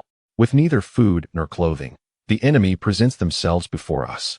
With neither guns nor cannons, the enemy constructs them for us. You have delivered weapons to me from afar, and I graciously accept. Ye Yuan held the rocket launcher, removing the rocket and caressing it with great affection. In the future, the possibility of infinitely replicating rocket shells will emerge. One can detonate them at will, bringing unparalleled exhilaration. Just then, Ye Yuan suddenly furrowed his brow, his gaze fixated on the rocket shell, his expression transforming into one of fervent intensity. In Chapter 54, Super Rocket Shells, even a misfire can destroy you. Ye Yuan was struck by inspiration as he contemplated the rocket shell in his hand. If he could harness his 3D printing replication ability to expand the internal components of the rocket shell, could its power not surpass that of conventional missiles? Theoretically, it could even exceed that of Fat Man and Little Boy. This is because the replication of the internal structure is not confined to mere spatial dimensions. It encompasses the explosive materials as well. An expansion by several 100 million, or even billion-fold, could undoubtedly yield explosive power exceeding that of an atomic bomb. However, this endeavor is a monumental undertaking. Currently, Ye Yuan's replication capacity permits him to replicate items not exceeding 30 pounds. To expand the explosive filling of the rocket shell by billions of times is an unfathomable task, perhaps taking an eternity to accomplish. Moreover, such immense power poses a significant risk. A detonation could very well annihilate him as well. Replicating the explosive filling is certainly feasible, but he hesitates to replicate the propellant. The composition and dosage of the propellant must be meticulously calculated based on the combustion chamber and nozzle specifications. Any reckless alteration of these established parameters could lead to catastrophic failures during launch, resulting in a lethal explosion. Conversely, explosive fillings can be replicated without hesitation, as they require a trigger to detonate post-launch. Once fired, the outcome is beyond his concern. After all, he would be safe from harm. Generally, the range of a shoulder-mounted rocket launcher is approximately 500 meters. Given this distance, a tenfold replication of the explosive filling for the rocket shell seems most prudent. Not every shot will be fired to its maximum range. Some targets may be within a mere 100 meters, or even closer. If the explosive power is excessive, the resulting shockwave could easily propel him away. Thus, a conservative approach is advisable. Ye Yuan, accompanied by his companions, retreated into the underground passage. The outside world was perilous. A moment's inattention could result in a zombie emerging from a hidden corner, leading to dire consequences. Having antibodies does not equate to immunity from the zombie virus. The same applies to his subordinates. A zombie bite can, akin to a venomous snake, instantaneously secrete a virus. The zombie virus is a mutated strain, entirely distinct from the blood mist virus. Once bitten, the outcome is assimilation. Even divine intervention would be futile. Therefore, Ye Yuan remained vigilant in the wilderness, opting for the safety of the underground passage. He first replicated 10 ordinary rocket shells along with 10 launch tubes. Although such a quantity was unnecessary for mere prototypes, it was better to be prepared than to be caught unawares. Subsequently, Ye Yuan extracted one of the rocket shells, replicating the internal explosive filling, including its spatial parameters, by tenfold. It was time to put his skills to the test. Ye Yuan arrived at the entrance of the tunnel, loading a rocket into the launcher. Aiming at a large truck by the riverside highway, he pulled the trigger. Whoosh! The rocket, trailing a long tail of flame, shot forth like a python emerging from its lair, and after a few slight undulations, it accurately struck the small car beside the truck. It missed its intended target. Although Ye Yuan was quite skilled with firearms, he had never wielded a rocket launcher in his past life, only knowing how to fire it. Hence his lack of precision was quite understandable. Upon the rocket's impact with the small car, a deafening explosion erupted, instantly engulfing the area in flames. And the nearby truck was shattered into countless pieces. Even the dozen or so cars adjacent to it were sent flying. The spectacle was truly magnificent. Ye Yuan chuckled to himself. Missing the target was of little concern. The power was immense, and a slight inaccuracy mattered not. A rocket with tenfold power was formidable. If aimed at a horde of zombies, it would undoubtedly obliterate a multitude in one blast, a catastrophic massacre. At that moment, 3 women peeked out. Witnessing the raging inferno in the distance and the mangled vehicles, all left in stunned silence. "Wow, Brother Ye, what kind of rocket launcher is this? Its power is astounding," exclaimed Lu Ruyan, her heart racing at the sight. "I know it. Brother Ye must have enhanced the projectile." Ye Yuan's prowess was indeed remarkable. Anything in his hands seemed to gain extraordinary capabilities, even granting himself enhancements. At this moment, Ye Yuan was struck by a new idea. Since the explosive material inside the rocket could be replicated and expanded, could grenades be treated similarly? No. He quickly dismissed this suicidal notion. Rockets could be fired over great distances, thus the tenfold replication posed no issue. However, grenades were thrown by hand. Even a regular grenade, if mishandled, could injure or even kill the user. Should the internal explosives be expanded, it would be tantamount to courting death. While it would be safe to drop a grenade from a rooftop, the norm was to throw it on the ground in all directions. It was wiser not to act foolishly. Injuring oneself was not worth the risk. Beyond grenades, Ye Yuan contemplated bullets. The powder within automatic rifle cartridges could be expanded, but the resulting power could easily rupture the barrel. The steel pellets of a shotgun could also be augmented, yet the balance of powder and pellet weight was meticulously calculated. Should the number of pellets exceed a certain threshold, the insufficient propellant would diminish the firepower significantly. Though he had many ideas, the only one truly feasible was the rocket. Nevertheless, it was of no consequence. If one grenade was inadequate, throwing 10 would surely suffice. If a single bullet was insufficient, unleashing a torrent of gunfire with a machine gun was certainly a viable option. When quality falls short, quantity can compensate. After all, the ability to replicate infinitely was at his disposal. Moreover, with the rocket serving as a devastating weapon, other arms could be employed normally. There was no need to pursue perfection. Ye Yuan then stowed away the rocket launcher and proceeded to seal the entrance of the tunnel. The day's labor has concluded. We shall return.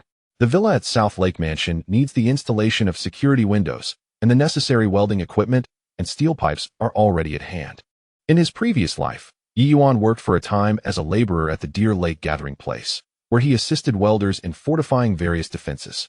Thus, despite being born into wealth, he possesses a fundamental understanding of practical skills. The 4 of them rode their electric bikes homeward, and soon arrived at the foot of the South Lake Mansion. However, the entrance to the villa's underground passage was obstructed by a massive stone. Ye Yuan had been prudent, anticipating that should anyone intrude upon the villa, at least they would be unable to access the underground. Now, he needed to remove the stone into his spatial warehouse. He brandished a shovel, striking at the stone, and instantly a 3D schematic materialized in his mind. To his surprise, the 3D diagram revealed 6 individuals within the villa, 4 men and 2 women, gathered in the living room. Each held a fire axe or a fire hammer, stained with blood. Some sat while others stood, their voices raised in what appeared to be an argument. Indeed, the scenario matched his suspicions. As a once pristine villa had been surrounded overnight by a stone wall, the survivors would undoubtedly seek a way to infiltrate. Ye Yuan was mentally prepared for this eventuality, and this was precisely why he had reinforced the doors and windows. After all, a wall could be scaled. Yet, entering would be tantamount to courting death. Ye Yuan was disinterested in their identities or intentions for invading his home. He had no desire to engage in dialogue with these individuals. Although the 3D diagram indicated they were armed solely with cold weapons, he pondered the possibility of them carrying firearms. It would be far more efficient to eliminate them outright. Thus, Ye Yuan continued to excavate, and suddenly, massive stones materialized above the living room. With a cacophony of crashes, within mere seconds, all 6 individuals were crushed. Ye Yuan then led the 3 women out of the underground passage, revealing the living room strewn with the lifeless bodies. The women, now accustomed to such sights, remained unperturbed. The chaos in the living room was palpable, and Ye Yuan retrieved the stones into his spatial warehouse before unleashing his devouring skill. The abyssal maw opened wide, consuming the destroyed furniture and the corpses, transferring them to his spatial repository. Previously, during a supermarket sweep, he had collected a plethora of furniture, which he now retrieved and arranged anew, restoring the living room to its former glory. At that moment, Ye Yuan caught a glimpse from the corner of his eye. A chilling glint sparked in his gaze as he observed a drone hovering outside, perched atop the high wall, surveilling the villa. He was certain this drone had only just appeared, meaning that he had indeed drawn attention by eliminating the individuals within the villa and utilizing the devouring skill to relocate the wreckage and the dead into his spatial warehouse. Additionally, a new set of furniture was rearranged in the living room, all of which transpired without the knowledge of the drone. Ye Yuan, look, exclaimed Lu Ruyan, as she spotted the helicopter atop the high wall. Xiao Fan and Xiao Wan immediately raised their firearms, but Ye Yuan quickly gestured for them to lower their weapons. In that fleeting moment of hesitation, the drone turned abruptly and fled. Frustrated, Xiao Fan and Xiao Wan stamped their feet, while Ye Yuan chuckled softly, remarking, "Had we shot it down just now, we would have forever remained oblivious to the whereabouts of the drone's operator." In these apocalyptic times, trust was a rare commodity. Since someone had set their sights on this location, Ye Yuan was determined to uncover the individual's hiding place, regardless of their intentions. For the sake of safety, it was imperative to eliminate any future threats. Thus, he immediately summoned a massive stone, and with a swift motion of his engineering shovel, a 3D holographic image materialized in his mind. The fleeing drone became vividly visible. "So, you think you can spy?" he mused. "Dare to land, and I shall discover your hideout." Ye Yuan monitored the drone's movements. The 3D image acted like radar, effortlessly penetrating the blood mist. Yet, the drone did not halt, continuing its flight until it vanished from the confines of his mental map. With a sigh of regret, Ye Yuan acknowledged that the 3D projection could only cover a diameter of 1 kilometer, equating to a radius of 500 meters. Such an expanse was indeed vast, allowing for unexpected escapes, pursuits, or reconnaissance. However, it posed challenges for monitoring drones, as they were impervious to ground zombies, soaring freely without restraint. Capturing the drone's trajectory within a 500-meter radius proved to be quite difficult. Ye Yuan stored the massive stone in his spatial warehouse, and the 3D image dissipated from his mind. "What happened, Brother Yi? Where did the drone go?" Xiao Wan inquired. Ye Yuan shook his head. "It has exited my surveillance range. However, there is no cause for concern. It is likely that survivors are trapped in their homes and are merely using the drone to assess the outside situation." Though he spoke with reassurance, Ye Yuan remained vigilant. In theory, residing underground was safer, even absolutely secure. Yet, the underground environment was stifling. Spending the day digging tunnels was one thing, but living underground at night could lead to despair over time. Thus, reinforcing the windows with security bars seemed a preferable solution. Equipped with the necessary tools and materials, Ye Yuan exited the villa and proceeded to the yard, retrieving the steel rods and connecting the cutting machine to a power source. The three women busied themselves measuring the window dimensions. Before long, Ye Yuan crafted a security window, subsequently replicating it for the other windows based on their measurements.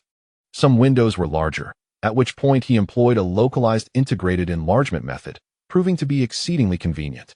Finally, using expansion screws, he installed all the security windows, significantly elevating the villa's safety level. Even if someone were to scale the wall, without special tools, entrance into the house would remain impossible. In his previous life, Ye Yuan had developed a light sleep habit. Thus, should anyone attempt to pry open the security window, he would undoubtedly be awakened. The security window was securely installed. Glancing at the time, it was still early, only 6 o'clock. For safety's sake, the wall could be elevated by another 5 meters. As there was an abundance of boulders in the spatial warehouse, Ye Yuan summoned Xiao Wan and Xiao Fan to assist. These boulders were directly stacked. Although each weighed 2 to 3 tons, they did not require manual transport. It was akin to applying adhesive, placing them precisely where needed. The spatial warehouse, crafted from a wine jug, was aligned with the intended position for stacking the boulders, and then his mental energy permeated the warehouse. It is important to note that within the spatial warehouse, there was no energy field. His mental force, akin to divine will, grasped the boulders with a mental hand and gently released them from the jug's opening. Thus, a boulder was stacked with remarkable ease. Of course, this wall, built without concrete reinforcement, necessitated not only an increase in height, but also in thickness. In certain areas, Interlocking was required to create tensile strength. Consequently, the wall's thickness was augmented by 1 meter. The three of them worked together to erect the wall, completing it in less than 20 minutes. Gazing upon the sturdy, towering structure, all were adorned with smiles of satisfaction. They no longer had to worry about intruders scaling the wall. A peaceful night's sleep awaited them. If only a layer of barbed wire could be added. Indeed, Ye Yuan had this in mind. While rummaging through the hardware store, he had conveniently gathered a substantial amount of wire, which was now put to good use. Barbed wire fencing constituted a defensive measure he had frequently employed during his past tenure in the defense forces of Lichishing. Before long, Ye Yuan adeptly fashioned a segment of 10 centimeters of fencing, its surface adorned with interwoven steel spikes. Despite its modest length, it could be replicated. Ascending to the top of the wall, he secured the fencing and activated his localized replication ability. The 10-centimeter barbed wire began to extend, lengthening to 1 meter, 2 meters, and 5 meters. At intervals, he secured it with expansion screws to ensure it would not fall. The perimeter of the wall measured less than 200 meters. Being an inorganic material, the wire was not only low in mental energy consumption, but also replicated swiftly. The task was completed in just 10 minutes. Descending from the wall, Ye Yuan surveyed the fortified barbed wire enclosure and clapped his hands. All done. After such a lengthy endeavor, the security of the villa had been thoroughly addressed. It was now time to prepare dinner. Lu Rian smiled gently and immediately began to implement her plan to pilfer. As darkness enveloped the surroundings, she declared, "I shall cook. You all have worked hard today, so rest well and do not assist me." "Oh, Sister Rian, you are too kind. Thank you for your hard work," exclaimed Xiao Fan and Xiao Wan. Even Ye Yuan remained oblivious to Lu Rian's ulterior motives. "Hee. Now I shall prepare the meal. After finishing the meal, is it too much to ask you to wash the dishes and mop the floor?" Seizing this opportunity, I swiftly refreshed myself. "While you have yet to complete your cleaning, I have already clandestinely taken over the household. My plans are clicking into place." At this moment, the three unsuspecting individuals remain oblivious to the schemes laid out against them. Ye Yuan, seated on the sofa, pondered that Gu Yiming might not come to his rescue anytime soon. Yet, a day without scheming against his adversaries left him feeling utterly uncomfortable. After much contemplation, he realized that aside from Gu Yiming, only He Su could be manipulated. Having finally seized upon the weaknesses of this relentless sycophant, it was imperative to exploit them to the fullest. "Brother Yi, your cigarette," Xiao Fan said, lighting it and offering it to Ye Yuan. When it came to playing with He Su, it was best if Xiao Fan took the lead, given that she had once occupied the sacred space of He Su's heart. Although their previous confrontation had laid everything bare, a sycophant is beyond redemption, devoid of self-respect and boundaries. Just a word could rejuvenate him. Once revived, he could be dealt a crushing blow once more. It would be as entertaining as a game of torment. "Xiao Fan, have you blocked He Su?" Ye Yuan inquired. "Yes, Brother Yi, he only has eyes for you. So he must be blocked," she replied. A wicked smile crept across Ye Yuan's face. "Quickly, unblock him." And then, Chapter 56, a sycophant beyond redemption following Ye Yuan's plan. Jiang Xiaofan re-added He Su as a friend. She then expressed her grievances about how he had mistreated her, hoping He Su would come to her aid. If he truly showed up, he would be thoroughly ensnared, and then she could confront him. The mere thought of it brought him joy. He would undoubtedly be furious to the point of bloodshed. However, Jiang Xiaofan shook her head repeatedly. "No, Brother Yi, I was so absolute in my previous video. He must hate me by now. He won't come to help. Whether it will work or not can only be determined through an attempt," Ye Yuan insisted. He Su, this sycophant, had pursued Xiao Fan for over half a year without even tasting the sweetness of her affection. This indicated that he had lost all rationality. His fondness for her bordering on blind tolerance. "Trust me, re-add him. Then try what I suggested earlier. If it works, splendid. If not, we shall move on." Jiang Xiaofan held unwavering loyalty to Ye Yuan. Since he had suggested it, she resolved to give it a try. After all, she also despised He Su. And if it could bring joy to Brother Yi, she would gladly oblige. Before long, Xiao Fan had re-added He Su. She hadn't even sent a message when he swiftly responded with 3 eager messages. "Xiao Fan, is it really you? I miss you so much. How have you been?" It was evident that He Su was quite agitated at that moment. Yet, Jiang Xiaofan felt a wave of disgust. If it weren't for the desire to please Brother Yi, she wouldn't even consider contacting him. "He Su, I am not well." "What is wrong, Xiaofan? Please tell me, what has happened?" Ye Yuan, Upon observing Hisu's messages, could almost ascertain that this individual was in the terminal stages of being a sycophant. The anxiety of a devoted admirer was palpable in his words. Xiao Fan is already mine. Why do you still concern yourself with her? It was a hopeless case. However, this suited Ye Yuan perfectly. As Xiao Fan continued typing, the impatient Hisu promptly initiated a video call. What should I do, Brother Yi? Should I answer? Of course. Ye Yuan signaled for Xiao Fan to accept the call, retreating to the side to avoid being captured by the camera. Once the video connected, Xiao Fan instantly assumed her dramatic persona, adopting a sorrowful expression, her eyes brimming with tears as she lamented, Hisu, I'm so sorry. I shouldn't have spoken to you that way. You are truly good to me, while Ye Yuan is merely using me. What? Upon hearing this, Hisu's fury erupted. After pursuing you for 6 months, my revered goddess, to discover that you were merely a pawn for Ye Yuan? That scoundrel. Xiao Fan, please don't cry. Tell me what happened.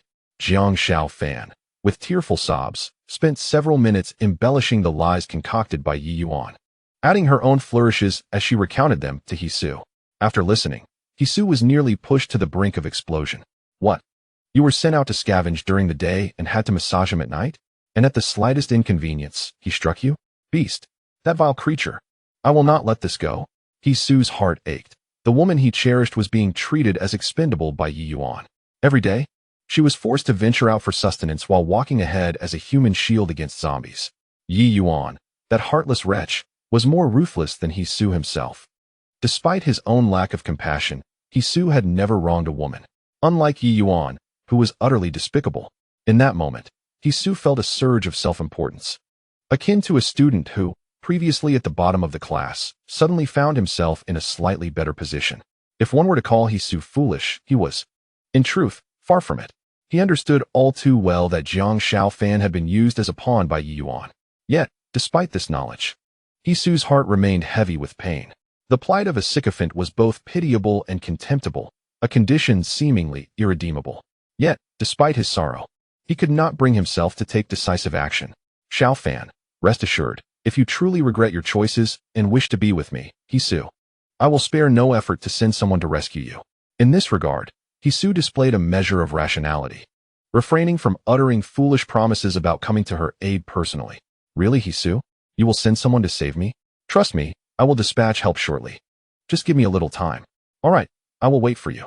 As the video concluded, Xiao Fan exhaled softly, casting a playful glance at Ye Yuan. You are truly incorrigible, Brother Yi. To her surprise, Hisu harbored such deep feelings for her. However, her heart could scarcely accommodate even a fragment of his affection. Ye Yuan simply smiled, remaining silent. Truth be told, had Xiao Fan not become his servant, she would undoubtedly have been moved by Hisu's devotion. After all, human beings are not devoid of emotion. In a world ravaged by calamity, the willingness of one individual to expend every effort to rescue another, even with ulterior motives, is sufficient to stir the hearts of even the most stoic souls. This, Ye Yuan readily acknowledged. Hisu's feelings for Xiao Fan were indeed commendable. Yet, alas, you wretched scoundrel, you were responsible for my parents' demise. In a previous life, you even flayed me alive. Do not dare to call yourself a champion of pure love.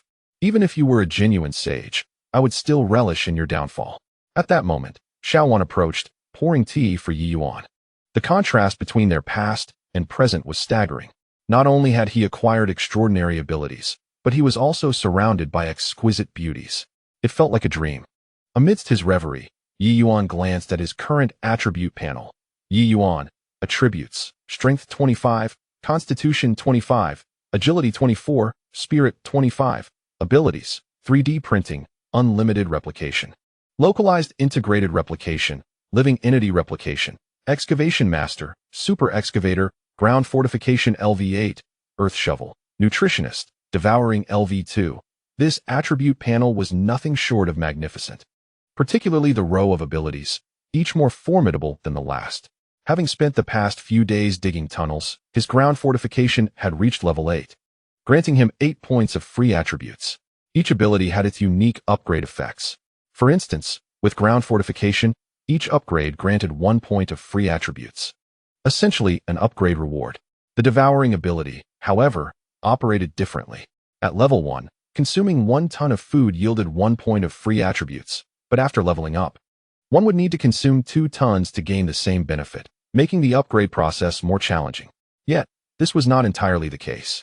The devouring ability had a cap of 20 points of free attributes at level 1. Beyond that limit, further consumption would not convert into free attributes. However, upon upgrading to level 2, one could continue to acquire free attributes. Thus, the key to enhancing the devouring ability lies in breaking through its limitations. At that moment, a delightful aroma wafted from the kitchen, though the meal was not yet complete. Seizing the opportunity, Ye Yuan took out a canister of gas, a replica, as the sample had already been given to Lu Ruyin, who was currently cooking. Nevertheless, the replica could still be utilized for further duplication. Initially, he intended to replicate the internal space and gas storage of the canister exponentially. A single canister could last a lifetime. However, this approach was fraught with danger. In the event of an explosion, no one would survive. Thus, it was prudent to exercise caution. Ye Yuan swiftly replicated a dozen canisters of gas, ensuring he had enough for the immediate future. The night had completely descended, enveloping the city in darkness, while the solar-powered streetlights ceased to emit their glow. Only the home of Ye Yuan remained illuminated, thanks to the diesel generator that provided continuous power. An idea sparked within him. Nearby stood a communication base station, which would automatically switch to battery power during outages. However, this reserve would be depleted by noon the following day. Fortunately, the base station was equipped with backup generators. By digging a tunnel to the station early the next morning, he could activate the generator for electricity, with the minor inconvenience of returning daily for diesel refills. This plan would ensure his internet connection remained intact, as a connected life was a pleasurable life. After all, he had yet to confront Gu Yiming. In due time, he would capture an intimate video with Lu Ruyin to send to Gu Yiming, and he chuckled at the thought of his reaction. Before long, Lu Ruyin had prepared the meal, and as everyone gathered at the table, Ye Yuan observed her eating with unusual haste. After finishing, she claimed fatigue and expressed her intention to retire early for the night. Ye Yuan found himself bewildered. What had she done today to feel so exhausted after merely cooking a meal? It was only when Lu Ruyin hurriedly retreated to the master bedroom post-wash that he realized the truth. Goodness, had she been robbing him? Chapter 57. The bloodthirsty Empress Lu Ruyin. After the tempestuous night, the dawn of a new day greeted Ye Yuan, who was the first to awaken. Following his morning rituals, he stepped into the courtyard to indulge in a cigarette. Though the villa was encircled by 10-meter-high walls, some space had been preserved for movement. Otherwise, the confinement would be stifling. Upon finishing his smoke, 3 women arose in succession to prepare for the day, while Ye Yuan replicated a lavish breakfast spread.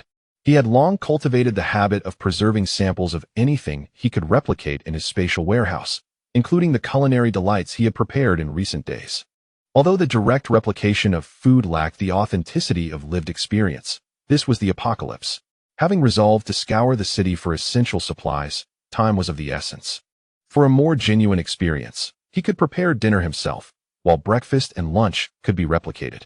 Today, Lu Ruyin appeared even more enchanting. Though her gait seemed a touch awkward, the previous night's move had resulted in her sustaining minor injuries from forcing oversized furniture through a narrow doorframe. Yet, there was a silver lining. Her tameness had reached 95, allowing Ye Yuan to complete the final entry in her profile. Consequently, his devouring ability had ascended to level 3. Lu Ruyin inadvertently became his subordinate, with a tameness of 100, signifying absolute loyalty. He could now safely entrust her with weapons. Furthermore, after the move, he had granted her 2 abilities, Earth Digging and Devouring level 1. Ye Yuan could never bestow his replication ability upon another. It was a symbol of his status as the master, and as an orange ability, he was reluctant to share it with anyone. After finishing breakfast, Ye Yuan provided Lu Ruyin with an array of weaponry, including a shotgun, an assault rifle, a handgun, and a machine gun. However, grenades and rocket launchers were temporarily unavailable due to lack of training. Any mishandling could result in catastrophic failure. Let us proceed, he declared. Xiao Fan, Xiao Wan. Your primary task today is to instruct Ruyin in the use of firearms to eliminate zombies. Over the past few days, Lu Ruyin has acquired some knowledge of weapon handling, yet her marksmanship leaves much to be desired. Fortunately, with a shotgun, precision shooting is less of a concern. The main challenge lies in overcoming fear and firing swiftly when zombies charge. If one shot fails to dispatch an enemy, quickly follow with another. The goal is simply to slay as many as possible. Ye Yuan excavated the tunnel, leading the 4 of them inside before sealing the entrance once more. Today, they aimed to reach the nearby communication station to activate the backup diesel generator. This would ensure the station could continue its operations, providing internet access at home. Upon their return in the evening, they could watch videos to stay informed about the outside world and devise further strategies to ensnare Gu Yiming and Hisu, particularly the latter. Hisu had promised yesterday to do whatever it took to rescue Xiaofan, while Gu Yiming had also pledged to save Lu Ruyan. Thus, maintaining an internet connection was imperative. Ye Yuan willingly undertook the task of digging the tunnel, as long as he did not tire. There was no need for others to assist. After all, excavating the tunnel would enhance his abilities. He needed to maximize his strength, for when night fell, facing formidable foes would demand every ounce of power he could muster. This rationale was entirely reasonable. After 20 minutes of labor, Ye Yuan reached the communication station closest to the residential area. In his mind a 3D representation revealed a scattering of a dozen zombies on the surface, with one lurking within the station itself. Perfect. This would provide Lu Ruyan an opportunity to hone her skills. There are several zombies out there, he explained. In a moment, I will breach the tunnel, luring them inside. Ruyan, you will stand at the forefront responsible for dispatching the zombies. Xiaofan, you will position yourself behind Ruyan. Should any unforeseen circumstances arise, it will be your duty to eliminate any zombies that breach the tunnel. Xiaofan responded with an affirmative gesture, while Lu Ruyan nodded, albeit with visible anxiety. Ye Yuan had mentioned the possibility of Xiaofan needing to step in should anything go awry. What kind of unforeseen circumstance? Being bitten by a zombie? As a novice, standing at the front to absorb damage was daunting. However, the current Lu Ruyan was not the same as the one from yesterday. A servant is unwaveringly loyal to her master. Despite her fear, she would execute her orders. Soon, Ye Yuan removed the last clod of earth, and the tunnel opened directly into the station's interior. He fired a shot towards the doorway. The sound startled the zombies within the station. The door was ajar, and those outside had already taken notice. Roar, roar, roar. The first to charge were the zombies from the station. Ye Yuan delivered a swift kick, sending one flying, and quickly retreated back into the tunnel, positioning himself behind the 3 women. Not everything can fall upon my shoulders. From now on, the task of slaying zombies must be entrusted to these women. Thus, whenever the opportunity arises, I shall engage them in training. Lu Ruyan, wielding a shotgun, remained utterly focused. Soon, the first zombie charged into the tunnel. With a start, she pulled the trigger. To her surprise, fortune favored her. From a distance of 30 meters, she felled the oncoming zombie with precision. This bolstered Lu Ruyan's confidence immensely. Click. Ejecting the spent shell, she reloaded. Another zombie surged forward, and Lu Ruyan squeezed the trigger once more, though this time she failed to strike a vital point. Most of the pellets ricocheted off the tunnel walls. The zombie staggered but pressed on, clawing its way toward her. Stay calm. Reload quickly, Lu Ruyan admonished herself. Her mind steady even as she was acutely aware that Xiaofan stood behind her. If danger truly arose, she doubted Ye Yuan would allow her to perish. After all, as a principal technician for the tunneling machine, she held a vital role. Yet, despite her steady mind, her heart raced uncontrollably. The zombies charged at an alarming speed, their grotesque visages creating a visceral impact that sent her heart racing. Finally, she managed to reload for the second time, with the zombie now less than 15 meters away. Jiang Xiaofan had already aimed her shotgun. Should the creature advance to within 10 meters, she would decisively pull the trigger. Boom! The shot rang out, and Lu Ruyan was jolted by the powerful recoil. Nevertheless, her aim was true. At 13 meters, the zombie's head exploded like a watermelon. The scene was both gruesome and exhilarating, awakening something deep within her. Fear, excitement, and a hint of madness danced in her eyes. Click! Another bullet loaded. 2 more zombies charged in. Ah! She exclaimed with exhilaration as she squeezed the trigger. Boom!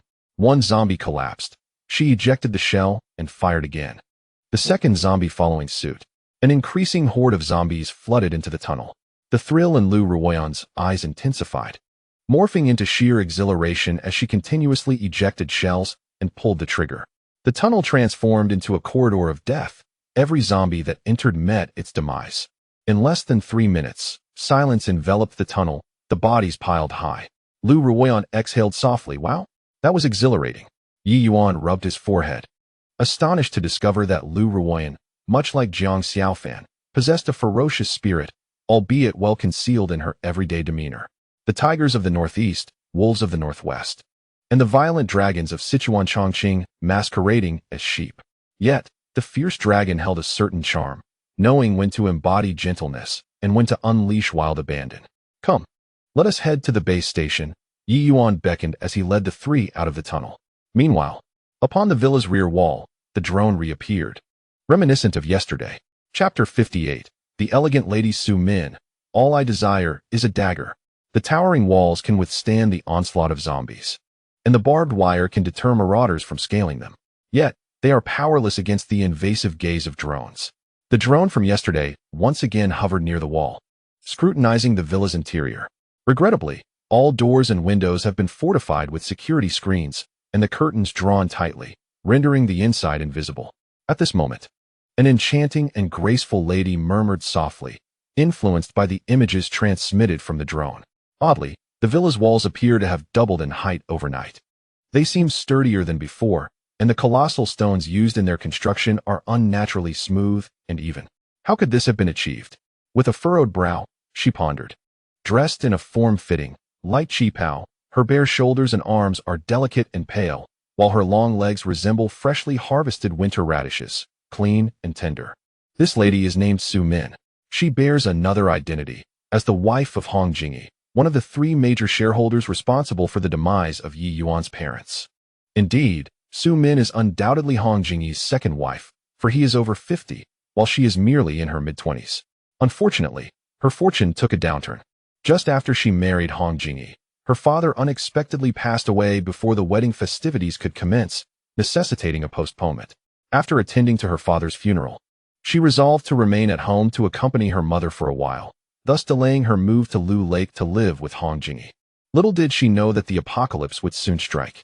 Her mother left early one day to buy groceries and never returned, leaving her alone in the house.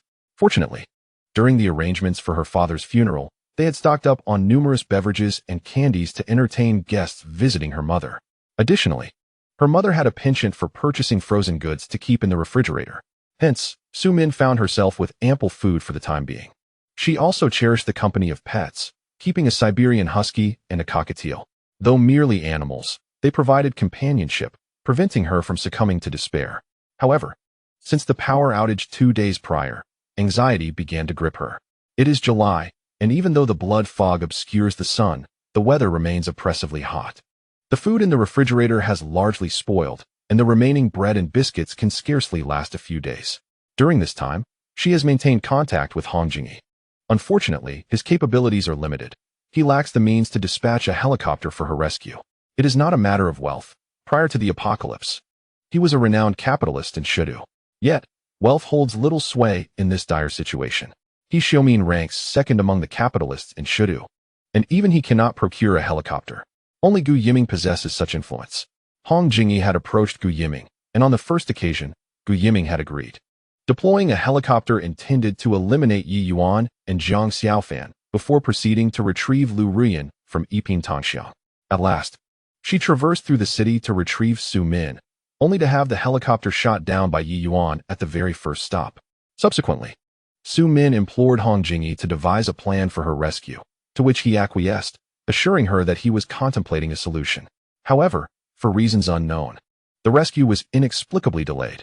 Now, the power was out, and the network was severed. Su Min could no longer reach Hong Jingyi and was left to rely on a drone to survey the outside situation, hoping to catch sight of any rescue teams in the urban area. Yet, disappointment loomed large. No rescue teams were in sight, only an endless horde of zombies, which seemed to multiply daily, filling her residential complex to capacity. The absence of aid was dire. Even if assistance were to arrive, it was unlikely that anyone could save her. The most pressing concern was that the drone's battery was nearly depleted, likely allowing for only 2 more flights before it succumbed entirely. Power outages, internet failures, water stoppages, and gas shortages had become her grim reality. Su Min sighed deeply as she gazed at her dwindling food supply, her spirits sinking to an all-time low. Her thoughts wandered to the villa encircled by colossal stone walls, where a man and 3 women resided. That place was undoubtedly secure. Judging by their appearances, they seemed well stocked with provisions. Moreover, they had electricity, and it was not far from her home, just 700 or 800 meters in a straight line. However, traversing 3 blocks in a park presented its own perilous challenges, the danger of which was palpable. Given Su Min's lackluster combat skills, even descending her building was a daunting task, let alone making her way to what could only be described as a fortress. It seemed she was destined to await her demise in this very spot. The thought of her youth, elegance, and allure, once adored by countless admirers, now culminated in the prospect of starving alone in her home, filled her with sorrow. In truth, she harbored a plan for escape, though it hinged on acquiring a weapon. Any weapon, even the most rudimentary, would suffice. Just then, her husky stealthily approached her side. "Shoo! Hop high. Don't make a sound. There are zombies outside." Indeed, Su Min had a knack for training her pet. This foolish dog had been remarkably obedient, never once barking or howling in these trying days. At that moment, the drone returned, prompting Su Min to quickly power it down, unwilling to squander any precious battery life. Her survival might very well depend on this scant energy. She resolved to seek assistance from the inhabitants of the fortified villa. Although the likelihood of receiving help was slim, she felt compelled to try. What if they were willing to assist her? Her demands were modest. She had observed that the women in the villa possessed firearms, and they did not appear to be violent. Su Min did not dare to hope for a gun, but if they could provide her with a sharp knife, she could attempt to carve her own path out of the building. She had calculated the odds of survival to be a mere 10%. Yet she felt it was worth the attempt, surely better than resigning herself to death at home. Thus, today she inscribed a note that was attached to the drone, directing it to the fortified villa.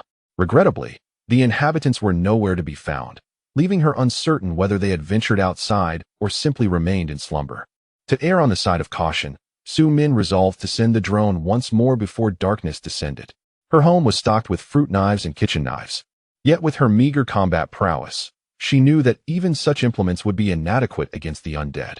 She recalled the woman from the villa, who bore a military dagger strapped to her leg. Should fortune smile upon her, and the woman be willing to part with it, Su Min could set her escape plan into motion.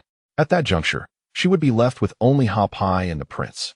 The prince was a splendid Quaker parrot, cherished and nurtured for 3 years, and she was loath to abandon him, yet the circumstances left her with little recourse. "Hop High, Prince, come for dinner," she called. The supply of pet food was ample, ensuring they would not go hungry, while her own provisions were dwindling. Su Min tore a piece of bread and ate it cautiously. After finishing a small morsel, she sipped some herbal tea, making do with what she had. She needed to conserve her rations, anticipating that when the time for escape arrived, she would need to feast adequately. Sleep, sleep. If I fall asleep, I won't feel hunger," she mused. The hours drifted by in a hazy stupor, and as twilight approached, she speculated that the occupants of the villa had likely returned. Even if they had ventured out during the day, they would certainly return before nightfall. Thus she could send the drone to test her luck. "Mom, Dad, bless me. I ask for little. If they could simply provide me with a dagger, I would be thoroughly content." Su Min stood upon the balcony, rebooting the drone, which then soared towards the direction of the South Lake Villa. Chapter 59. It turns out you are also a female Tyrannosaurus. As dusk fell, Ye Yuan and his companions returned to the South Lake Villa. Following the heightening of the surrounding walls and the installation of rolling cages yesterday, they were indeed fortunate that no outsiders had intruded today. A 5-meter wall could be scaled with tools, but a 10-meter wall was nearly insurmountable. This was not the pre-apocalyptic era, where the streets were teeming with zombies. Carrying a ladder outside was essentially a death sentence. Moreover, the wall was encircled by a rolling cage. After resting for a moment, Xiao Wan took Xiao Fan to prepare dinner, as they typically cooked for themselves in the evening. After a day of consuming replicated food, it felt somewhat surreal. Lu Rian, feeling particularly fatigued today, refrained from cooking. Although exhausted, she had achieved considerable success. Despite her usual elegant and charming demeanor, resembling a docile lamb when she wielded a firearm, her true nature was revealed. Today, she had been a veritable force of destruction, having vanquished at least 100 zombies. Now, upon encountering the undead, her eyes sparkled with exhilaration rather than fear. Furthermore, her gains today were substantial. Lu Rian's level 1 Devour skill had reached its limit, granting her an additional 10 points in free attributes. At present, Her 4 attributes have all reached 11 points, rendering her physical prowess comparable to that of an elite all-around athlete, allowing her to nearly disregard recoil when wielding firearms, though machine guns are an exception.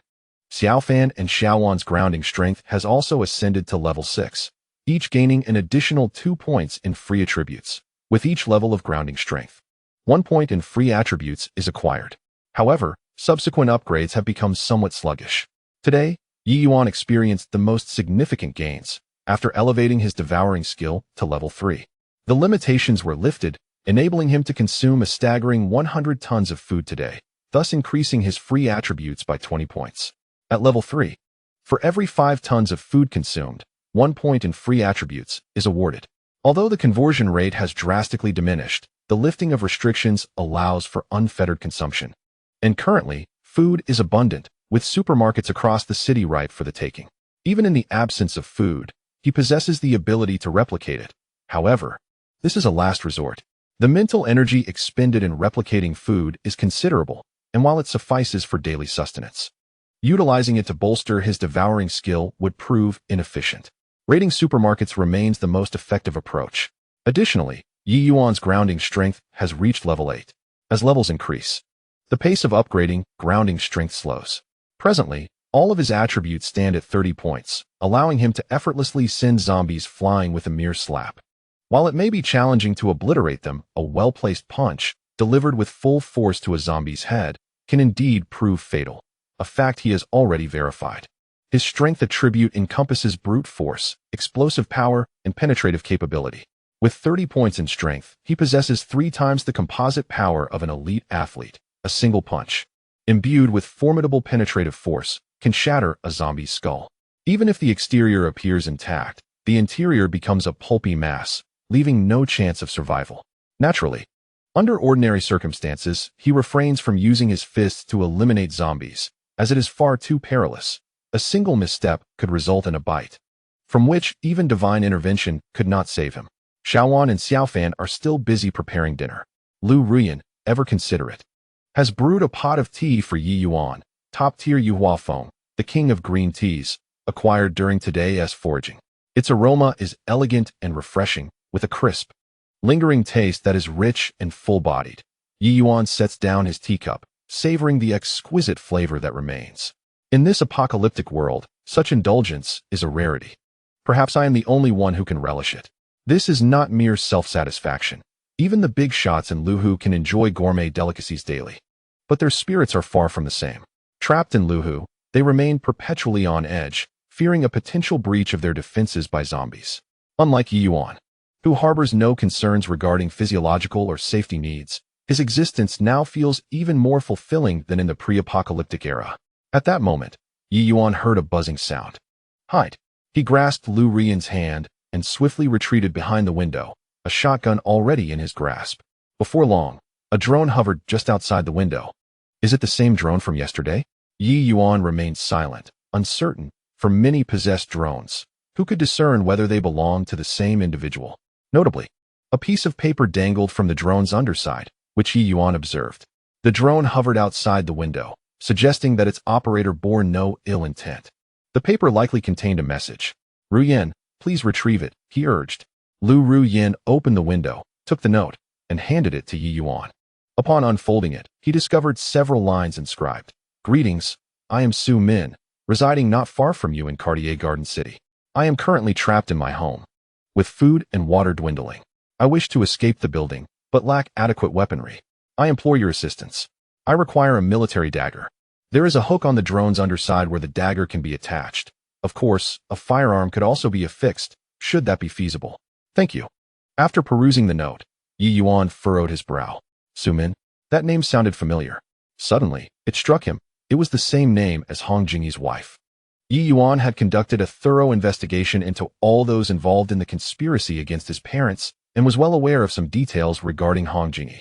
At least, the publicly available information was clear. However, Hong Jingyi's second wife had only received their marriage certificate mere days before the apocalypse commenced, and they had yet to host a banquet. Ye Yuan had not had the opportunity to investigate further. He was unaware of her appearance, residence, or occupation. Yet, he possessed the memories of his past life.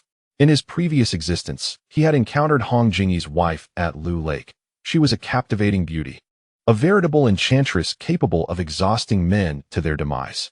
However, it was evident that this Su Min was not the same as that one. Hong Jingyi's wife was undoubtedly at Lu Lake and could not possibly be in Cartier Garden City. They were not the same person. Despite the audacity of this woman named Su Min, attempting to escape the building with only a dagger, both tragic and brave, who could ascertain the truth?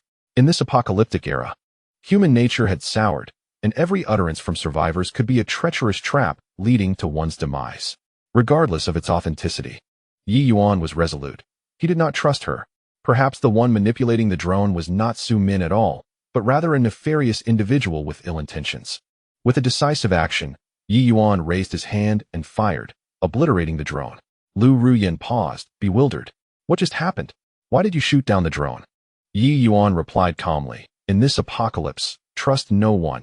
Even if their words ring true, never place your faith easily. Lu Ruyan nodded, understood. From now on, I will only trust you. Xiao Fan and Xiao Wan are also trustworthy. Others cannot be relied upon. Meanwhile, Su Min stood up from the sofa, her expression shifting from mild anger to fury. How despicable! How could people be so wicked? If you choose not to assist me, that is one thing. But to have my drone shot down is entirely another matter. I find it utterly infuriating. Observe how even the elegant and captivating Su Min reveals her true nature when provoked. Yet, it must be said that such a woman seems to possess an insatiable desire for conquest, provided she knows her limits. A mere underachiever aspiring to win over a stunning beauty is akin to a frog attempting to consume a swan. At that moment, Su Min discerned some commotion outside the door, which did not resemble the usual sounds of zombies. She quietly approached the door, peering through the peephole. Chapter 60. A relentless trap. Through the peephole, Su Min observed her neighbor stealthily making his way towards the fire escape. He wielded a dagger in his right hand and a pot lid in his left, seemingly using it as a makeshift shield. A deflated backpack hung from his shoulders, likely empty. The neighbor was a man in his 30s, with a well-maintained physique from regular workouts. It appeared that his food supply had been depleted, and with no rescue in sight, he felt compelled to take the risk of escaping the building. Su Min remained silent, watching her neighbor approach her home, situated conveniently near the fire escape. In just a matter of feet, he hesitated, pausing intermittently, before ultimately gritting his teeth and hastening into the safety corridor. However, in the next instant, a blood-curdling scream erupted as he stumbled back, pursued by a zombie. The neighbor was tackled right in front of Su Min's door, the zombie ferociously biting into him as he desperately thrust his dagger into its flesh. He struck repeatedly, but none of the blows were fatal. The zombie remained unscathed, while the neighbor's throat was soon punctured, rendering him powerless to continue his assault, and he could only wail in agony. Before long, two more zombies, drawn by the commotion, surged from the fire escape, joining the grisly feast. The low growls and the sounds of flesh being torn apart resonated ominously. Terrified, Su Min dared not even breathe. She quietly retreated to her bedroom, bringing her pets, Ha Pai and Tai Zi, along with her. Although they were obedient, they were still simple creatures, and any noise could attract the attention of the zombies, making her the next target. As she calmed herself, Su Min felt a sense of confusion. Even if her neighbor sought to escape, this was hardly the right moment, especially with nightfall approaching. Unable to fathom his reasoning, she resolved not to dwell on others' affairs. Her own survival was paramount. Gradually, darkness enveloped the city. The sounds outside diminished significantly, yet Su Min did not dare to investigate. She was preoccupied with thoughts of her neighbor's dagger, intending to reassess the situation come morning. If the zombie were to depart, she could unlock the door and retrieve the dagger, provided she moved cautiously enough not to rouse the creature. Although the light was dim, Su Min managed to discern that the dagger appeared to be of commendable quality.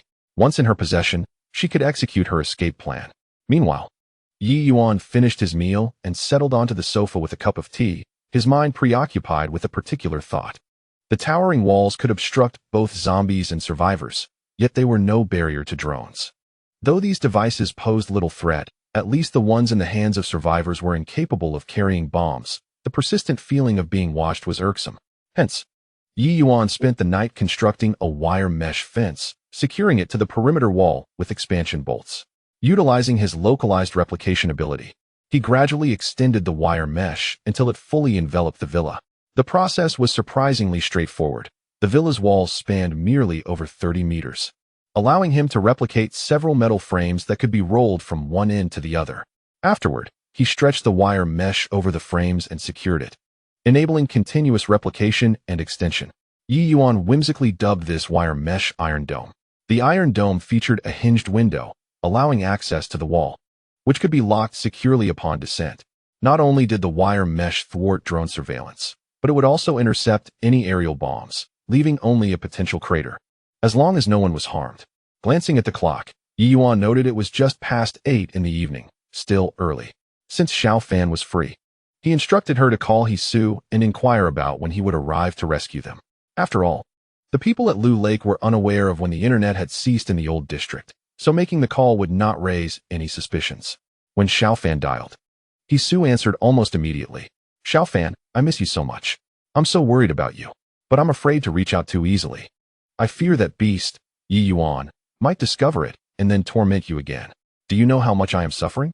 I wish I could bring you here right now and cherish you properly. Ye Yuan, overhearing this from the side, felt a shiver run down his spine. What a pathetic lovesick fool. Could he not be less sentimental? After all, he was a wealthy second-generation heir, and such behavior was a disgrace to his demographic.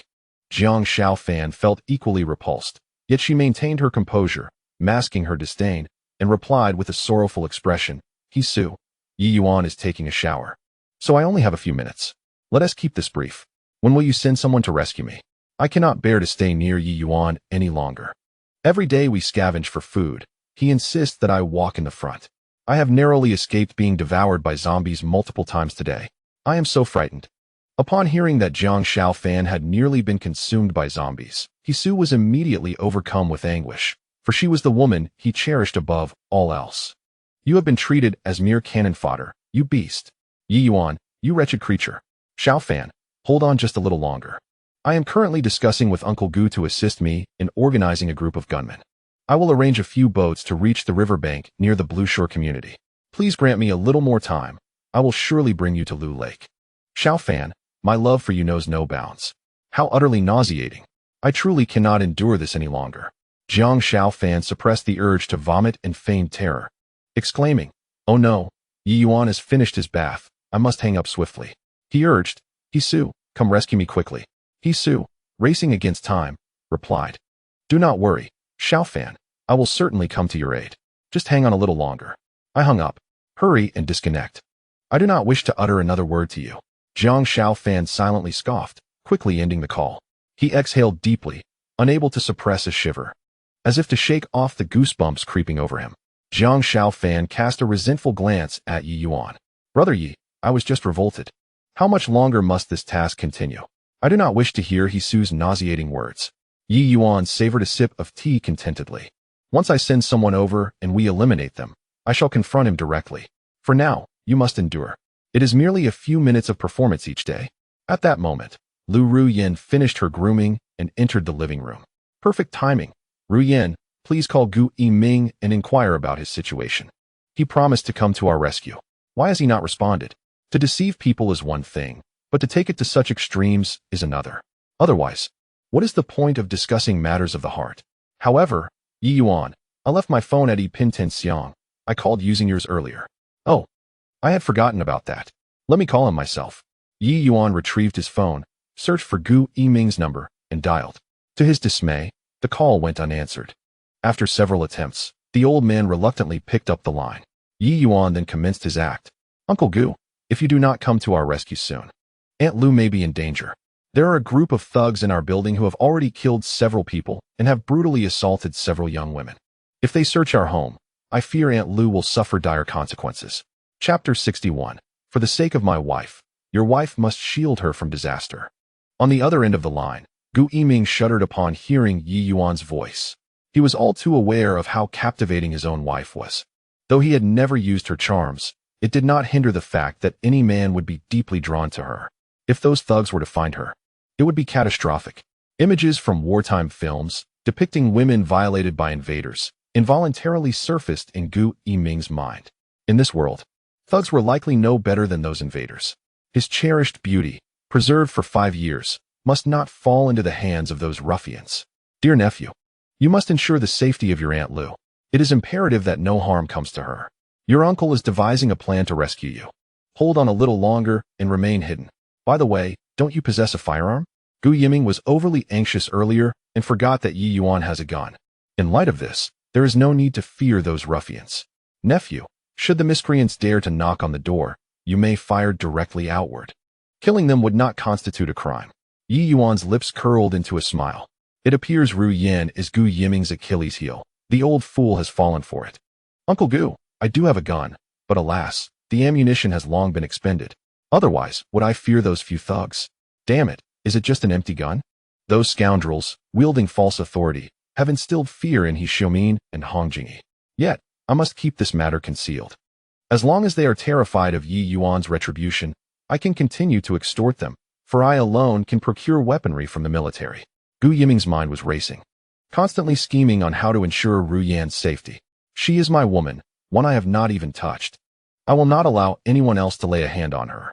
By the way, dear nephew, I dispatched individuals to rescue you yesterday. Those gunmen were struck by a mysterious force. Massive stones fell from the sky and crushed them all. You must have witnessed that scene, correct? Heh. Not only did I see it, I was the one who orchestrated it, you fool. Yes, Uncle Gu, I witnessed it. It was terrifying. I initially intended to retrieve their weapons, but I hesitated, fearing more stones might fall. I planned to observe and ensure it was safe before collecting them, but unexpectedly, the gang of thugs got there first and seized all the weaponry, including a rocket launcher. Gu Yiming felt as though his head might explode. Damn it. It's as if I personally delivered weapons to the thugs, who are now using them to eliminate zombies and scour every house for people. So, have I inadvertently put Ru Yan in danger? Damn it. I refuse to bear this blame. It is all Ye Yuan's fault for being a coward. Had he taken those weapons first, the thugs would not exist. Once I retrieve Ru Yan, I will make it my mission to eliminate Ye Yuan. Nephew, I understand your current predicament. You must endure and protect your Aunt Lu at all costs. She must not come to harm. By the way, isn't He Su's girlfriend with you? She is quite lovely. Quietly inform Ru Yan to disguise herself as unattractively as possible while encouraging He Su's girlfriend to embellish her appearance. You grasp my intent, do you not? I understand, damn it. You old fool, you wish for Xiao Fan to shield Ru Yan from gunfire? Such a notion I cannot abide. After all, the gun is mine. They must share the burden. Uncle Gu, I comprehend. Rest assured, I have grown weary of He Su's girlfriend. She may be sacrificed if necessary. However, this is not a foolproof plan. Aunt Lu possesses such an enchanting figure that even if one were to deliberately attempt to tarnish her appearance, she remains irresistibly captivating. It is unlikely that she would be easily deceived by the ruffians. Indeed, my wife's physique is truly remarkable. Wait a moment. What does that scoundrel Ye Yuan mean by this? Have you grown weary of He Su's girlfriend? Is my wife truly so alluring? Are you, you bastard, developing feelings for her? That is your aunt, at least by relation. Now, we are beset by threats from both the front and the rear. Fearing not only that the thugs may find Ru Yan, but also that Ye Yuan might encroach upon our territory. What course of action should we take? Even Gu Yiming, a formidable figure with vast influence, finds himself at a loss in this moment.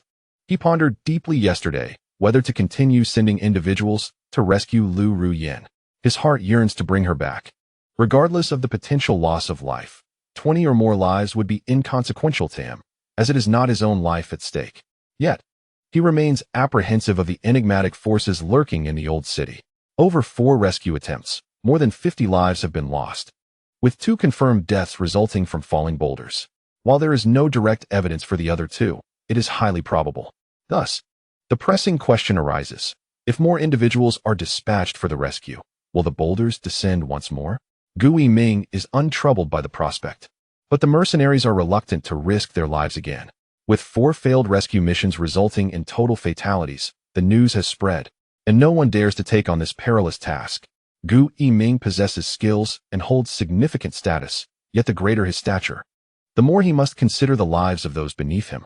Should he disregard their safety, he risks becoming a leader without support. He is acutely aware of the weight of his responsibilities. My dear nephew, I have never sought favors from anyone. This time, I implore you, please find a way to ensure Aunt Lu's safety, and I shall arrange for assistance to rescue you both as swiftly as possible. By the way, your aunt has been diagnosed with HIV. You must exercise caution, Keep your drinking and eating separate. Do not inquire about this matter with her, as I have promised to keep it confidential. She is a woman of strong pride, and if she discovers that I disclose this to you, she will surely be upset. However, I do not wish for you to be at risk of infection." After hanging up the phone, Gu Yiming felt an unsettling uncertainty within him. He could not ascertain whether that scoundrel Ye Yuan would believe him, but even if he held doubts, he would likely exercise caution. At the very least, he would refrain from approaching Ru Yin for the time being. His greatest concern now is the ruffians. He must swiftly devise a plan to organize a team. The bodyguards at home are already filled with trepidation and cannot be sent out again. Otherwise, they would lose their loyalty and no one would be willing to risk their lives for him. Moreover, Hisu called me yesterday, offering to provide resources and requesting that I send another group of mercenaries to rescue Jiang Xiaofan. He too has a cadre of bodyguards. Perhaps I could supply the weapons while he provides the manpower. After 2 or 3 days of training, we should be able to assemble a formidable team. A lack of marksmanship is not a critical concern. I can still acquire a shotgun. It is, regrettably, a necessity. The Dragon Nation enforces stringent regulations on firearms, and even the bodyguards of the He family have seldom laid hands on a gun. Training must commence from scratch, and time is of the essence, at most 3 days. Gu Yiming promptly contacted Hisu, proposing that he would provide the weaponry, while Hisu would supply personnel and resources. They reached a swift consensus to initiate training the very next day. However, Gu Yiming harbored some trepidation. A rescue operation would only occur 3 days later, while Ru Yin was currently at risk of being discovered by the assailants. Time waits for none. Ye Yuan may not be entirely trustworthy. Should the assailants uncover Ru Yin, he might be compelled to surrender her at the first opportunity.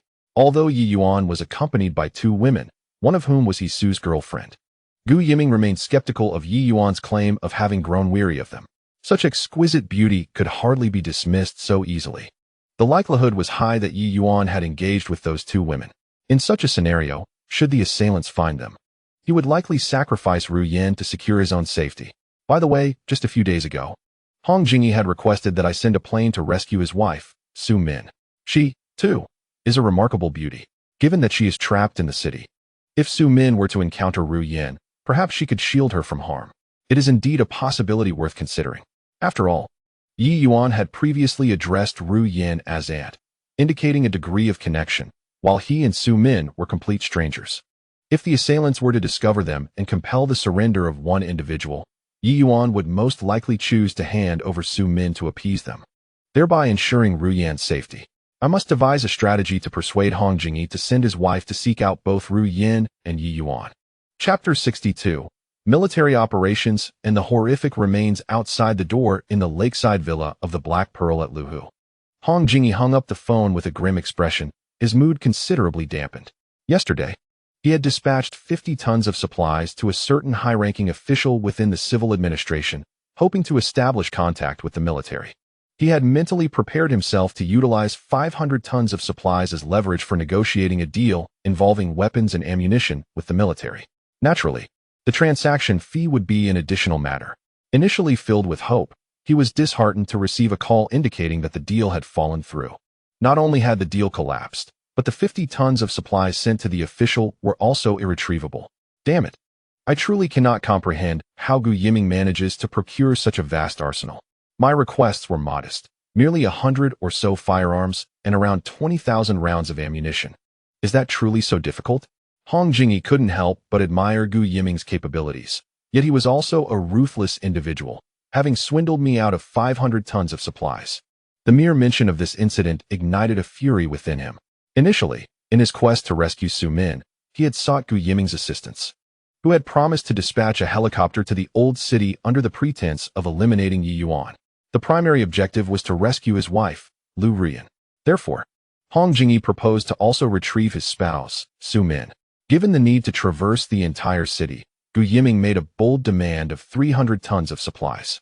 However, the helicopter was shot down by Ye Yuan, resulting in the failure to save his wife and a loss of 300 tons of resources. That was unfortunate. After all, Gu Yiming's own wife was also not saved. Yet, Hong Jingyi, unwilling to accept this outcome, sought out Gu Yiming again, this time demanding 2,000 tons of supplies. He argued that the helicopter crash had cost the military 2,000 tons, and that if another helicopter were dispatched for a rescue, he must be compensated for the previous loss. Hong Jingyi outright refused. While he harbored feelings for Su Min, he was not foolish enough to expend 2,000 tons of supplies for a woman who had just married. Nonetheless, the thought of Su Min potentially being devoured by zombies weighed heavily on his heart, especially now that he could not reach her by phone, as she had long since turned it off. He could not ascertain whether she was alive or dead. Even if she had met her demise, he wished it to be swift, praying she would not fall prey to zombies or encounter marauders. At that moment, Hong Jingyi's phone rang. Upon answering, he discovered it was Gu Yiming calling. "Hello, Brother Gu, what is it?" "What? You and Hisu are planning to send someone to the Blue Shore community to eliminate Ye Yuan, while also rescuing Hisu's girlfriend. Your wife is with Ye Yuan too." Suddenly, Hong Jingyi realized the situation. He had suspected that Gu Yiming, with over 100 armed bodyguards, all equipped with assault rifles, machine guns, and even rocket launchers, was overly concerned about Ye Yuan's potential retaliation. It became evident that his true fear was being cuckolded, rather than merely wanting to kill Ye Yuan. "You scoundrel, you dispatched helicopters 3 times for rescues, 2 of which you concealed from me. How could you be so heartless? Knowing my wife was also trapped in the city, you demanded 2,000 tons of supplies just to save her. Thankfully, those rescue missions all ended in failure." At this moment, Hong Jingyi suddenly grasped the implications. "Brother Gu, what is your intent in telling me this?" Indeed, he wished to rescue Su Min, but Gu Yiming's price was exorbitant. "What? You suggest Su Min seek out Ye Yuan and Lu Rian at the Blue Shore community? That is far too perilous. She is at Cartier Garden, quite a distance from the Blue Shore community." "Very well, I shall contemplate it." After hanging up, Hong Jingyi furrowed his brow, perplexed as to why Gu Yiming was behaving so unusually. It was not the desire to rescue Su Min that was abnormal. During their conversation, they had agreed that if this mission succeeded in bringing her back, he would receive 200 tons of supplies as compensation. After all, Su Min must journey to the Blue Coast community alone, thus only collecting 200 tons of supplies. Yet, why has he informed me that Lu Rian is with Ye Yuan? For so long, he concealed the possibility of being cuckolded from us. Now, he chooses to disclose it voluntarily, which undoubtedly raises suspicions. However, Hong Jingyi, despite racking his brain, cannot fathom the true intentions behind this revelation. Moreover, he has been unable to reach Su Min for 2 days, leaving him in uncertainty about the situation over there. Consequently, he refrains from hastily acquiescing, merely stating he will consider it. On the other hand, Ye Yuan did not anticipate that his phone call would leave Gu Yiming and Hong Jingyi in a state of unrest. At this moment, Rian is massaging Ye Yuan's shoulders. "Rian, Gu Yiming claims you have AIDS." "Nonsense, he's the one with AIDS. I am at a loss as to whom to believe. What should I do?" Ye Yuan smirks mischievously. Gu Yiming, that old fool, is merely grasping at straws, attempting to deceive himself with such a clumsy lie. "Do you take me for a fool? If Lu Rian truly had AIDS, would you be so concerned? She is my servant. If she were afflicted, would she not inform me? Nevertheless, for safety's sake, a thorough examination is prudent." The following morning, the city suddenly erupts with the sounds of gunfire and explosions. Ye Yuan stands atop a wall, gazing into the crimson mist that shrouds the sky, obscuring his vision. Yet, he understands that this is a significant military operation, deploying nearly all surviving main forces: tanks, armored vehicles, drones, and helicopters, but no fighter jets, as their pilots have become a rare commodity, nearly all transformed into zombies. This operation primarily aims to eradicate zombies on a large scale, offering hope for survival to the city's remaining inhabitants. In his previous life, Ye Yuan capitalized on this operation to return to Luhu. However, in this life, he remains entirely composed. He can return at any moment. At that moment, a drone flies overhead, slowly passing by, its belly adorned with a loudspeaker. "Attention, all survivors. The main military forces of Shudu have entered the city, systematically clearing the main roads within the Third Ring and the zombies along Shudu Avenue to ensure these thoroughfares remain accessible. If you find yourself in a desperate situation, consider taking a chance and heading towards Luhu via these main roads. It is a safe haven. If you are near the riverbank, you may also take a boat. We wish you good luck." Ye Yuan watches the drone fade into the distance, memories of his past life flooding his mind as he recalls driving a military vehicle, forced to plunge into the Shujing River to escape. In reality, the number of surviving soldiers is scarce, rendering them incapable of clearing the zombies within the third ring road. As many are hiding in various neighborhoods, complexes, and buildings. Should they all emerge, it would be akin to a sea of zombies. Numerous survivors burst forth from buildings. Yet many still meet their grim fate, ultimately perishing in the jaws of the undead. However, on the other hand, remaining confined at home is akin to awaiting death. To fight with all one's might offers at least a glimmer of hope. Such is the essence of Su Min. She refuses to resign herself to despair. Upon learning that the military has commenced clearing the main thoroughfares, she realizes that this may very well be her final opportunity. Su Min approaches the door and peers through the peephole. The zombies that devoured her neighbor the previous day have vanished. All that remains on the ground is a gruesome skeletal frame. At that moment, Su Min witnesses a sight that sends chills down her spine. She covers her mouth, her pupils dilating in terror. An all-encompassing dread swiftly engulfs her. Chapter 63.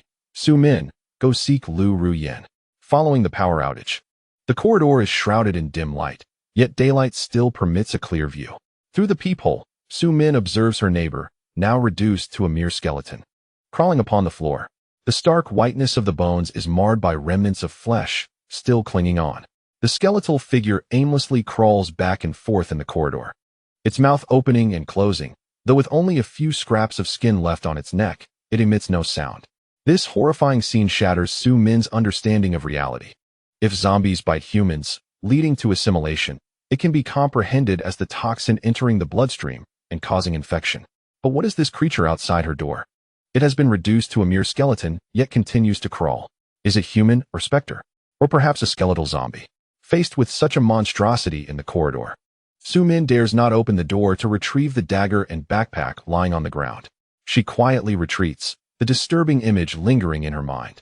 Before the internet went down, the authorities sent daily updates, and survivors possessed a fundamental understanding of zombies. A bite leads to assimilation. Only significant trauma to the brain can ensure a complete kill. The fact that her neighbor, now a skeleton, can still crawl raises questions. Has it been assimilated, mutated? Or is it not yet fully dead? Su Min believes it is impossible for it to still be alive. How could something so skeletal possibly survive?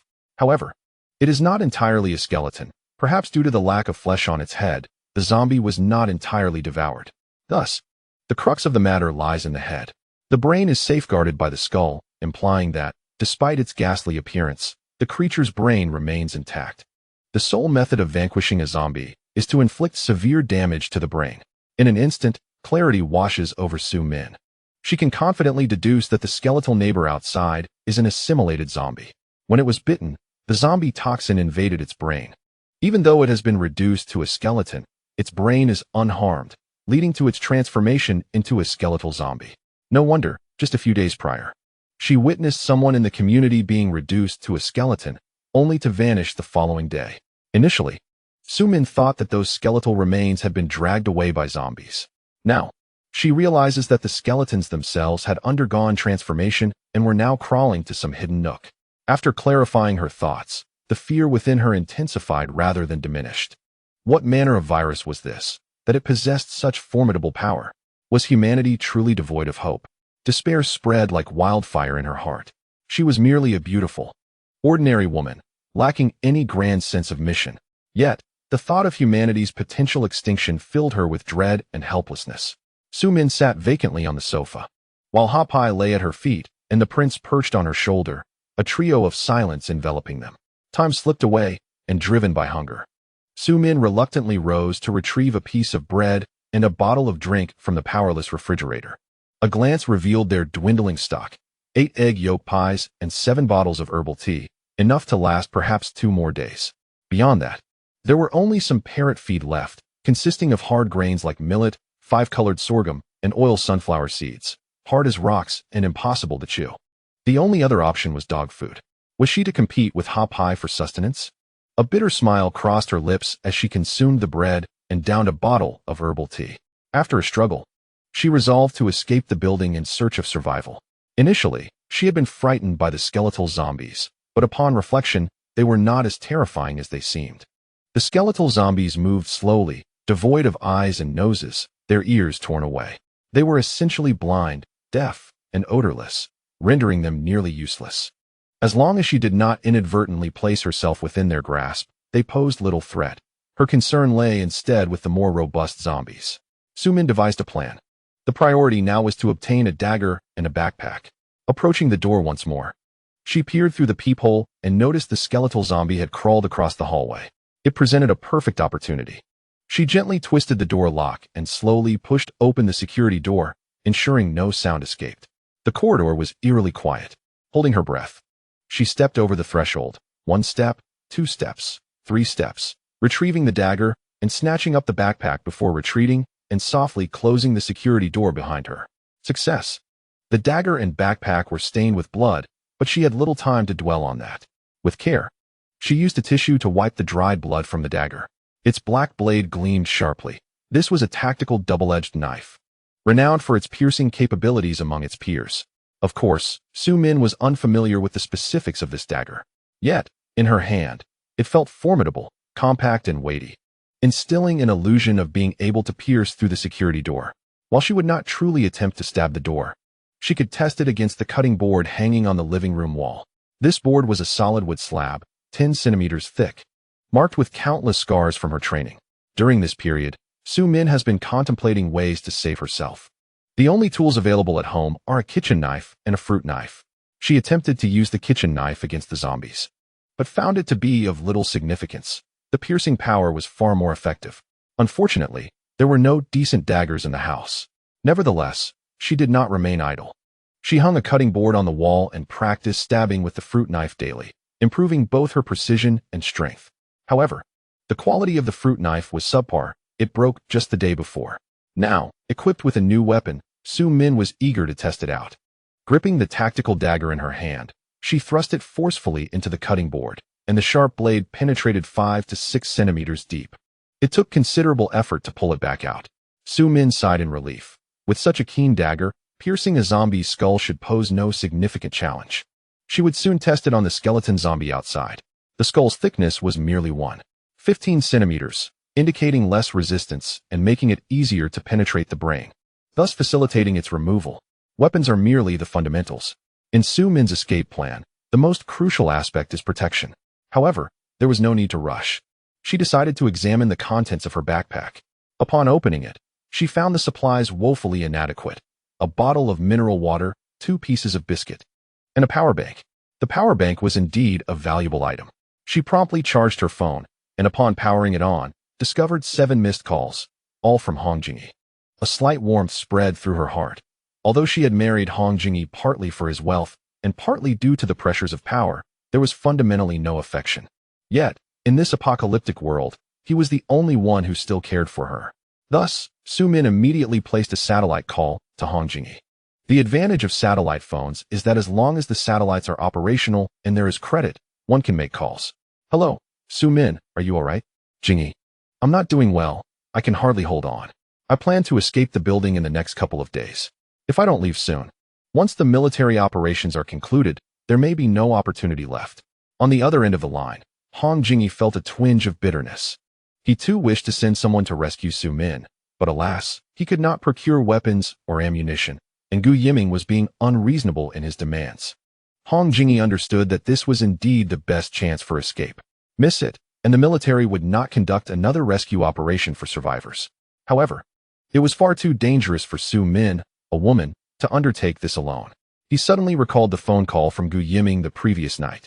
Though he was unclear about Gu's intentions, it seemed that having Su-min rendezvous with Lu Ruyin and returning together by boat would be a safer option.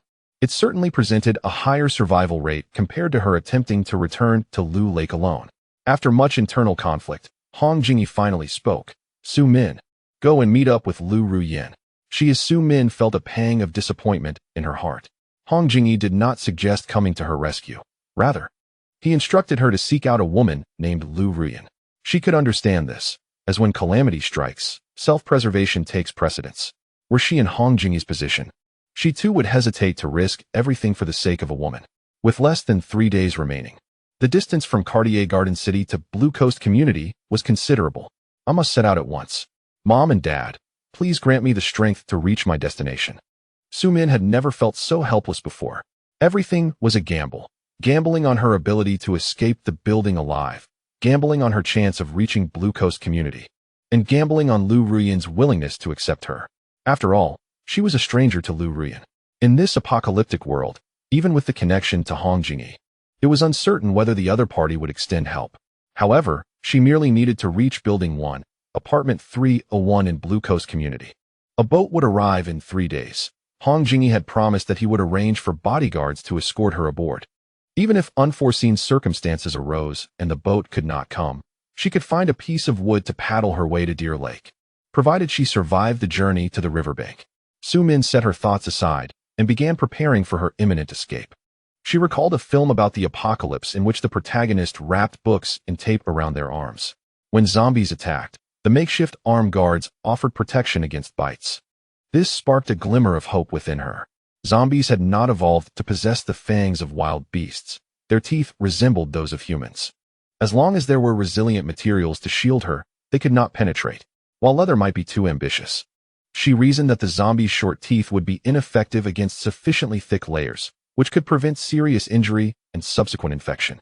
Su Min had already selected the sturdier clothing materials from her home: denim jeans, a denim jacket, a wool overcoat, and knee-high leather boots, along with shopping bags. These paper bags were of excellent quality, possessing considerable toughness, and could serve as a form of defense. Her strategy was clear. She would cut the durable fabric into specific shapes, wrap them around her body with packing tape, and layer shopping bags over them. For her neck, she would use a bath towel, wrapping it several times. As long as the layers were sufficiently thick, the zombies would be unable to bite through to her flesh, granting her a chance to fight back. Of course, this was contingent on not encountering too many zombies. She did not need to flee far. She could enter the underground parking garage through the fire escape. Her Jeep was parked at the entrance, with a full tank of gas. Driving during the military's rescue operation, she still had a chance to reach Blue Coast Community. Meanwhile, Hong Jingyi had located Gu Yiming and informed him that Su Min would be heading to Blue Coast Community to find Lu Ruyan. He proposed an increase of 50 tons of supplies and requested that 2 bodyguards accompany Su Min onto the boat. The firearms for the bodyguards would be provided by Gu Yiming, with the understanding that they would be returned after the mission and ammunition would be limited. Even if these individuals return without surrendering their firearms, the remaining ammunition will be scant. With over 100 armed bodyguards accompanying them, they will inevitably comply with the demand to relinquish their weapons. Gu Yiming readily acquiesced to Hong Jingyi's request, for it was a coveted opportunity. If your wife connects with my wife, she may shield her from harm.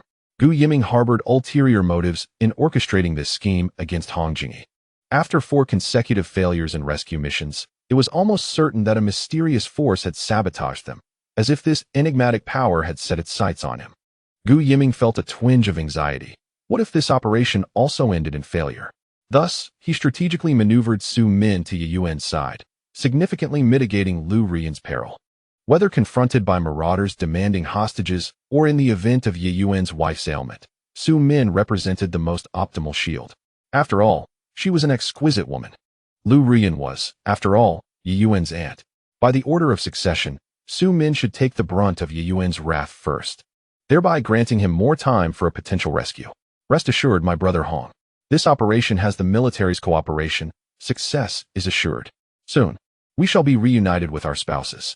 He added, by the way, urge your sister-in-law to hasten her arrival at the Lonan community, where she can rest well. Our rescue mission is set for 3 days from now, and her cooperation is crucial. We must ensure she possesses ample stamina. Such eloquence belied Gu Yiming's true fears. He worried that the marauders might discover Ye Yuan and the others' hiding place first. He urged Su Min to hurry, as she could potentially shield his wife in the event of an unforeseen circumstance. You are right, brother Gu. I shall call Su Min upon my return. I must take my leave now. Wait, my brother Hong. Allow me to share Ye Yuan's phone number with you. Have Su Min reach out to him. This feels somewhat unsettling. Fear not, my brother. Ye Yuan is unaware of our involvement in the demise of his parents. He is fixated on He Xiaomin as his target. You can confidently send your sister-in-law to seek out Ye Yuan. Both Ruyan and Jiang Xiaofan are there. Goodness, I find this hard to believe. We are all cunning in our own ways. What makes you so benevolent? Hong Jingyi remained skeptical, but ultimately consented, promising to ensure Su Min would contact Ye Yuan upon receiving the number. Brother Gu, I shall take my leave now. Travel safely. Hong Jingyi returned home, increasingly convinced of the precariousness of the situation. Sending Su Min to find Yuan felt akin to leading a lamb into a den of wolves. Considering he was responsible for the death of Ye Yuan's parents, it seemed illogical to seek assistance from the son of his enemy. However, with a rescue operation indeed scheduled for 3 days hence, and his own men already dispatched, Su Min's presence at the Lannan community was essential for a coordinated effort. He needed to devise a compromise. Hong Jingyi's eyes suddenly brightened. Su Min used to enjoy swimming, and her home had a flotation ring, which might prove useful. He quickly called Su Min. To be brief, do not go to Building 1, Room 301 at Blue Coast Community to find Lu Rian. I have a feeling it's not trustworthy. If convenient, please bring the flotation ring with you. Drive directly to Blue Coast Community, crash through the guardrail on Binjiang Road, and plunge into the Shu River. Then, use the flotation ring to stay afloat, and look for an abandoned boat to hide in. During this time, remember to turn off your phone to conserve battery. The day after tomorrow, turn your phone back on in the morning, call me, and tell me your exact location. I will arrange for someone to rescue you onto a boat. This plan is quite perilous. Currently, there are very few abandoned boats in the Shu River, as most have been taken away. Those that remain are generally inoperable, meaning you will be at the mercy of the currents. A careless mistake could lead you ashore, where zombies might swarm onto the boat, forcing you to jump into the river, and if they follow, you would be left to await your demise. However, Hong Jingyi did not want his wife to fall into the jaws of danger. He would rather Su Min take a risk than see her play cards with Ye Yuan. Those in high positions are often the most ruthless, preferring to destroy rather than allow others to enjoy certain privileges. Ye Yuan despises such men. Yet, Su Min had a different perspective. I understand, Jingyi. Let's take it one step at a time. My destination is Blue Coast Community. If there are abandoned boats in the river, I will drive in.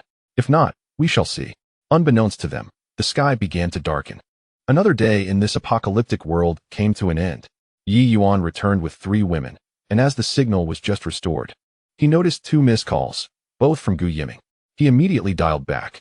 Uncle Gu, my phone was on silent. I didn't hear your calls. What's the matter? What? Hong Uncle's wife is coming to find me? What the hell? Su Min was truly trapped in the city. Could she be the Su Min from Cartier Garden City? At that moment, Ye Yuan was still on the line with Gu Yiming. Uncle Gu, she didn't call me. All right, quickly send me her number. I'll ask her where she is. Chapter 65. The ideal survival base. Ye Yuan was somewhat bewildered, unable to comprehend why Hong Jingyi's wife would actively seek him out. Logically, such matters should have been initiated by her directly contacting him. Yet, the messenger was Gu Yiming. Was there something unspeakable between these 2 old foxes? Regardless, Hong Jingyi's wife was stunningly beautiful, undoubtedly a goddess. Finding her would certainly yield valuable insights. Su Min? Could she be the Su Min from Cartier Garden City? A phone call would clarify everything. Gu Yiming had already sent Su Min's number, but when Ye Yuan dialed, he was met with a notification that the phone was switched off. Damn it, is this for real? Didn't you say you would come to seek refuge with me? Why has your phone gone silent? Ye Yuan sat down to calmly analyze the situation. According to Gu Yiming, Su Min was to visit Building 1, Room 301 of the Blue Shore Community, to find Lu Rian. This address was undoubtedly a ruse. The true sanctuary was the South Lake Mansion. Ye Yuan could not afford to expose his residence. If Hong Jingyi's wife indeed was Su Min from the Cartier Garden City, her choice to go to Blue Shore Community was ironically a roundabout route, as South Lake Mansion was significantly closer, merely 700 to 800 meters away in a straight line. Ye Yuan contemplated the possibility of digging a tunnel to locate Su Min, but upon further reflection, such a plan was impractical. Any community named after a city typically occupies an expansive area. Which phase, which building, which room? He was utterly unaware. Aimless searching would only squander precious time. Looking back, the loss of the drone that Su Min had sent for help 2 days prior was indeed a significant setback. Nevertheless, Ye Yuan felt no remorse. Having witnessed countless conspiracies and deceptions in his past life, he understood that those who appeared as helpless survivors often preferred to strike from the shadows, as they could not confront challenges head-on. Thus, even if he had mistakenly identified Su Min, Ye Yuan remained steadfast in his belief that his actions were justified. The pressing question now was how to locate Su Min. Should he call Hong Jingyi to inquire about his wife's precise address? Ye Yuan possessed Hong Jingyi's phone number, considering he was one of the 3 major shareholders of the company. However, they had rarely communicated outside of corporate gatherings during his parents' lifetime. Such a relationship made it suspicious to suddenly call and asked for his wife's whereabouts. Moreover, Gu Yiming had clearly indicated that Su Min would come looking for him. Yet neither Hong Jingyi nor Su Min had reached out. It seemed that the three parties were steeped in mutual distrust. If Ye Yuan were to call, even if Hong Jingyi provided his wife's address, it was likely to be a false one, exacerbating their suspicions and yielding counterproductive results. After untangling these intricate relationships, Ye Yuan's thoughts began to crystallize. Rian, I have a task for you.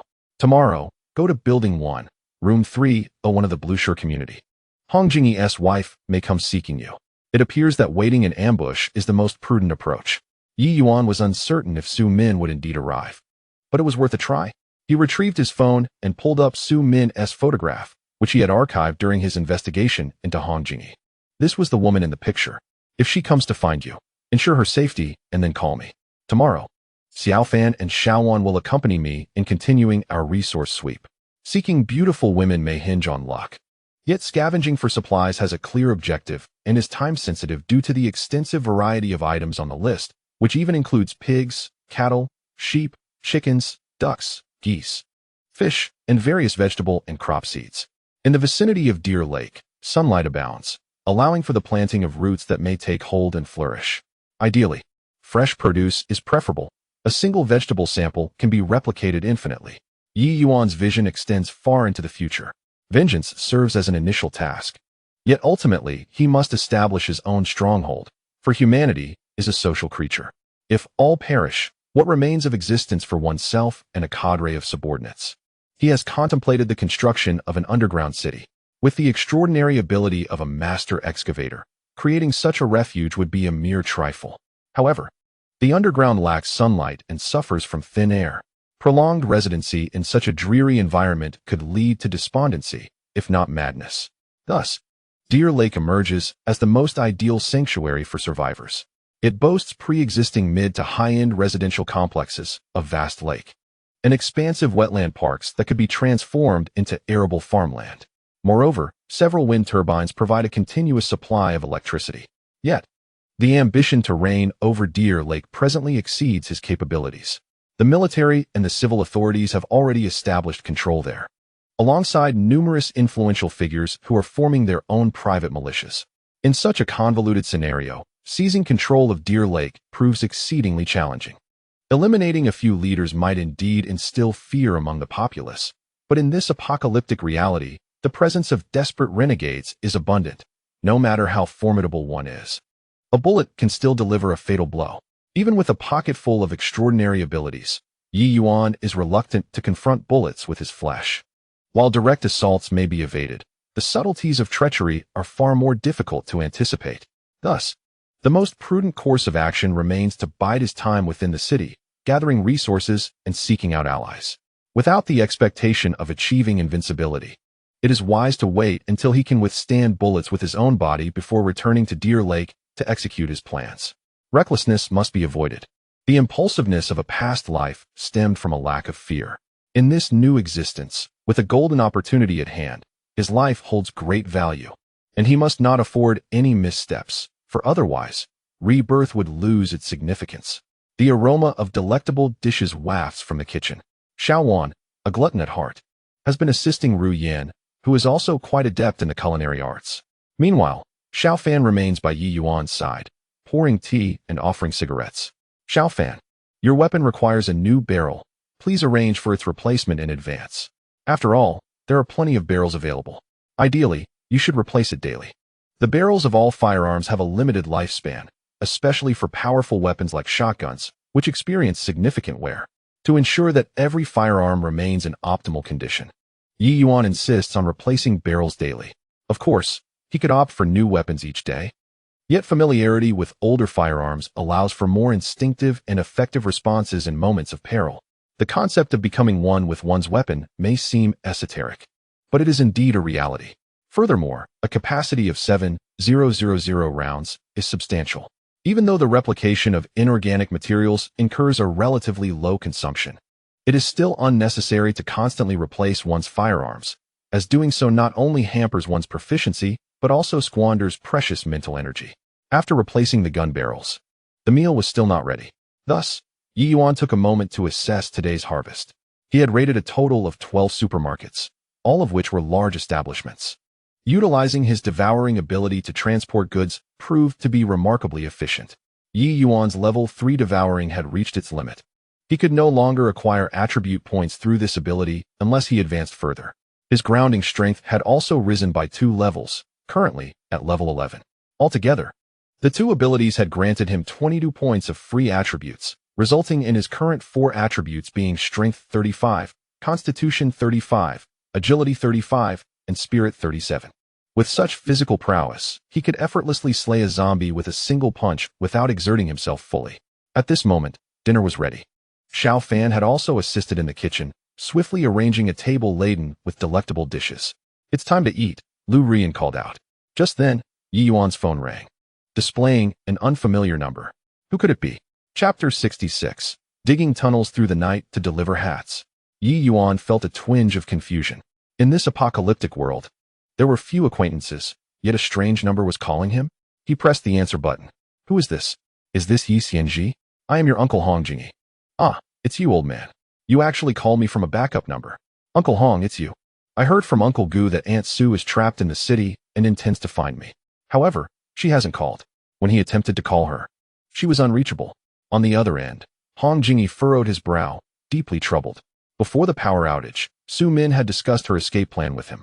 After careful analysis, the survival rate was deemed to be approximately 10%. However, with military involvement in the current situation, the survival rate could potentially rise to 30%. Therefore, Hong Jingy remained cautiously optimistic and placed great importance on this matter, feeling it necessary to secure a path for Su Min to survive. If she were fortunate enough to reach the riverside near Lannan community, it would be ideal if there were abandoned boats available. But what if there were none? That would lead to a dead end. In such a scenario, she would undoubtedly be torn apart by the zombies. Hong Jingy had witnessed the gruesome fate of those devoured by zombies. It was harrowing. He could accept the notion of Su Min starving to death, as prolonged hunger could lead to numbness, with her body growing weaker and her consciousness fading until she eventually lost consciousness and perished. However, he could not bear the thought of his beloved being brutally torn apart by zombies. After much contemplation, he decided to prepare for both possibilities and communicate with Ye Yuan. This decision was not made impulsively. Hong Jingy calculated that Su Min should set out tomorrow, and if all went smoothly, she could reach the vicinity of Lannan community by noon or afternoon. Even when faced with dire straits, I found myself at Ye Yuan's temporary refuge. I refused to believe that Ye Yuan would act with such base cruelty as to compromise my wife on that very night. It defies reason, especially considering that he is surrounded by women, including Hisu's girlfriend and the young and beautiful Lu Rian, both of whom are exquisite beings. Su Min, having narrowly escaped, was still shaken, her appearance disheveled. Even if he is a villain, he wouldn't resort to such haste, would he? Within 2 or 3 days, he should refrain from making any moves against my wife. Once the rescue ship arrives, he will no longer have the opportunity. After careful contemplation, Hong Jingy resolved to leave a contingency plan regarding Ye Yuan. "Dear nephew, I initially did not wish to trouble you. In these times, when everyone is engulfed in their own fears, surviving is a challenge in itself, leaving little room to concern oneself with the fates of others. However, I cannot stand idly by while Aunt Sue faces peril.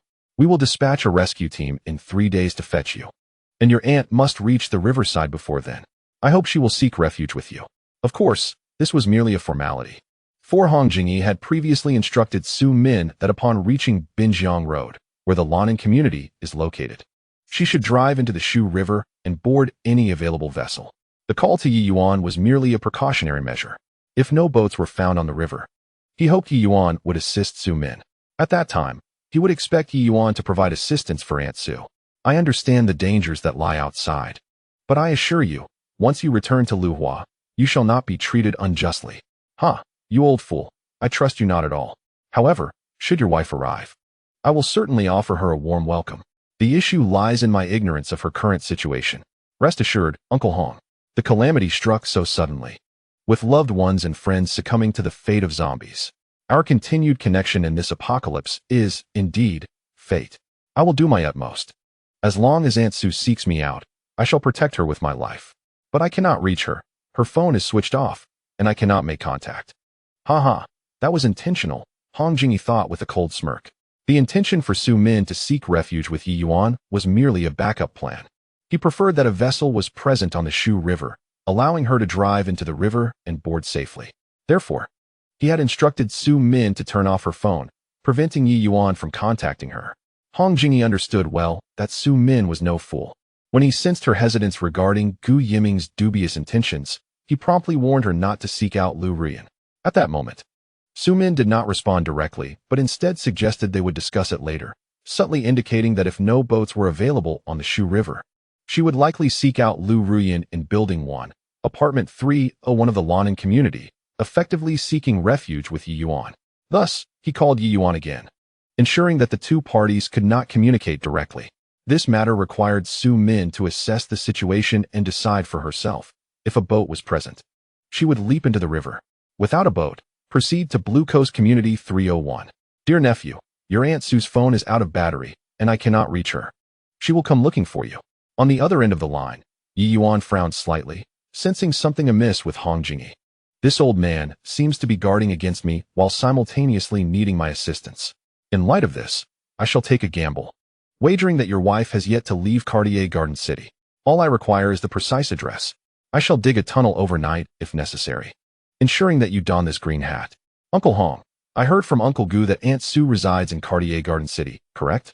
Damn. How could Gu Yiming be so indiscreet, divulging everything to Ye Yuan? This scoundrel harbors ill intentions, yet I cannot fathom his motives. I sincerely hope that Su Min is unharmed. Otherwise, I shall settle the score with you and Gu Yiming. Were it not for my dire situation, I would not willingly walk into this trap. Indeed, dear nephew, your Aunt Sue resides in Cartier.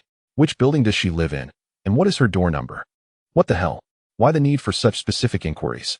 Nephew, why are you asking about Aunt Sue's door number, especially since she may have already departed? Departed, my foot. Who would venture out at night? Is Su Min a fool? It is far too dangerous. You cannot deceive me. Uncle Hong, the matter is this. I have a friend in Cartier Garden City who just retired from the military last year. He plans to join me. In 2 days, we will return to Luhui together. If Aunt Sue resides in the same building as my friend, I can discuss with him the possibility of bringing her along. After all, having just retired, his skills are undoubtedly sharp, and his character is beyond reproach. The chances of successfully aiding Aunt Sue would be significantly enhanced. Indeed, having only recently retired signifies that his beliefs remain untainted by the corruption of society. Such individuals are more trustworthy. Upon hearing this, Hong Jingyi lowered his guard. In Longhua, one can trust no one but a soldier. So, dear nephew, you have a friend in Cartier Garden City. That is splendid news. Your Aunt Sue resides in Building 9, Room 803. Please inform your friend to ensure Aunt Sue's safety, and once we return to Luhui, I shall express my gratitude to your friend. Gratitude, my foot. I have no friends. I merely wish to extract your wife's door number to facilitate my nocturnal excavation to find her. Rest assured, Uncle Hong, my friend is quite loyal and enjoys practicing martial arts. He possesses bows and cold weapons at home. As long as Aunt Sue is in the same building with him, he will surely assist. I must end the call now. I need to reach out to my friend promptly. After hanging up, Hong Jingyi exhaled in relief, only to feel a tightening sensation in his chest. Wait a moment. Why did I disclose Su Min's door number? First, inquire about Ye Yuan's friend's detailed address. If it is the same building as Su Min's, then request his assistance. If not, there is no need to disclose anything. After all, no one can guarantee that Ye Yuan is speaking the truth. What if this scoundrel is trying to frame me? Damn it, I've been careless. Chapter 67. 1,000 miles to deliver a hat. I accept it gratefully. Hong Jingyi's current feelings are akin to having consumed a ton of dung lodged in his throat. Swallowing it down is as uncomfortable as letting it sit. The door number has already been communicated to Ye Yuan, and it is too late to retract it now. If he were to call Ye Yuan and claim that the door number provided earlier was false, it would only exacerbate the situation, heightening the other's distrust. What if his friend truly resides in Cartier Garden City? He would then have to rely on that person to help Su Min escape. After much contemplation, it seems this matter can only proceed as it is. Damn it. I have been scheming my entire life, and I've let my guard down this time. I hope Ye Yuan is not deceiving me. By rights, he should not be lying. Although I was involved in the deaths of Yi Jianhua and his wife, Ye Yuan is unaware of my involvement. His animosity is directed towards He Xiumin, and it has nothing to do with me. Hong Jingyi, he would certainly not target me. On the other side, upon receiving Su Min's door number, Ye Yuan called the 3 women to dine first. Although saving someone is paramount, it is late at night. If Su Min has left, even if he rushes over in a frenzy, he would not be able to find her. If she is still at home, it would be just as effective to go later. After a busy afternoon, he was already quite hungry. Let us eat quickly. In a bit, we need to go to Cartier Garden City to pick someone up. Cartier Garden City? Lu Rian immediately recalled the drone. Previously, that very drone had flown over from Cartier Garden City. Are we heading there to deal with a woman named Su Min? The bloodline of the Rian Emperor awakened. She has become quite ruthless herself, ready to eliminate anyone who crosses her. Of course, she is also considering Ye Yuan's safety, as their whereabouts had been monitored by that drone on 2 occasions. According to Ye Yuan's modus operandi, since they are going to Cartier Garden City, it is highly probable that he intends to eliminate the one controlling the drone. Yet this time, she was overthinking. Ye Yuan shook his head. I just received news that Su Min is Hong Jingyi's wife, and Hong Jingyi wishes for me to bring his wife over. When the rescue arrives in a couple of days, we will take her back to Luhu. Lu Rian immediately displayed a knowing smile. Although Ye Yuan did not explicitly state his targets for revenge, Lu Rian had already deduced that Gu Yiming and He Xiumin were certain. The 3 major shareholders of the giant group are now left with only Hong Jingyi. To claim he is innocent would be beyond Lu Rian's belief. For after the death of Ye Yuan's parents, the company's upper echelons quickly colluded with the shareholders to seize control of the giant group. With Hong Jingyi as one of the primary beneficiaries, he cannot possibly extricate himself from this situation, and Ye Yuan undoubtedly knows this as well. Is this what they call sending a green hat over 1,000 miles? Haha. Ye Yuan looked at Lu Rian with a smile that was neither here nor there. Isn't your husband the same? Not quite. I am here of my own volition. That pervert Gu Yiming would rather see me dead than allow me to come to you. He is simply at his wit's end, reluctantly permitting you to care for me. Regardless of whether it is voluntary or forced, what is delivered to my doorstep is mine. All right, let us hasten to our meal, and then dig a tunnel to Cartier Garden City. Meanwhile, Su Min was inspecting her equipment. Although she had planned to set out tomorrow morning, the complexity of her armor necessitated early preparation. At that moment, Su Min resembled a large rice dumpling. Her body and limbs were covered in no fewer than a dozen layers of fabric, varying in thickness, all made from remarkably resilient materials. Each layer was secured with packing tape. The cumulative effect provided substantial protection, with a final layer of sturdy oil paper shopping bags wrapped around the exterior, ensuring that no zombie could bite through. Particularly noteworthy was her left hand, which was swathed in an astonishing 20 layers of tough fabric. The outermost layer was crafted from genuine cowhide, far more durable than the oil paper bags. According to her plan, her left hand would serve as a shield. When zombies charged at her, she intended to position her left hand defensively in front of her body, deliberately inviting their bites. Meanwhile, her right hand would wield a dagger to strike at the zombies' heads. As long as the number of zombies remained manageable, her chances of escape would be relatively high. Of course, her neck was the most fortified area. A bath towel was entirely wrapped around her neck, encased in a layer of cowhide cut from thigh-high boots. The teeth of zombies are akin to those of humans. Even if they were to bite through the outer cowhide, they could not penetrate the thick towel beneath, as their jaws could not open wide enough. However, this protective measure came with a critical drawback. Her originally alluring and slender figure now appeared quite bulky. Despite the looseness at the joints, her agility was undeniably hampered.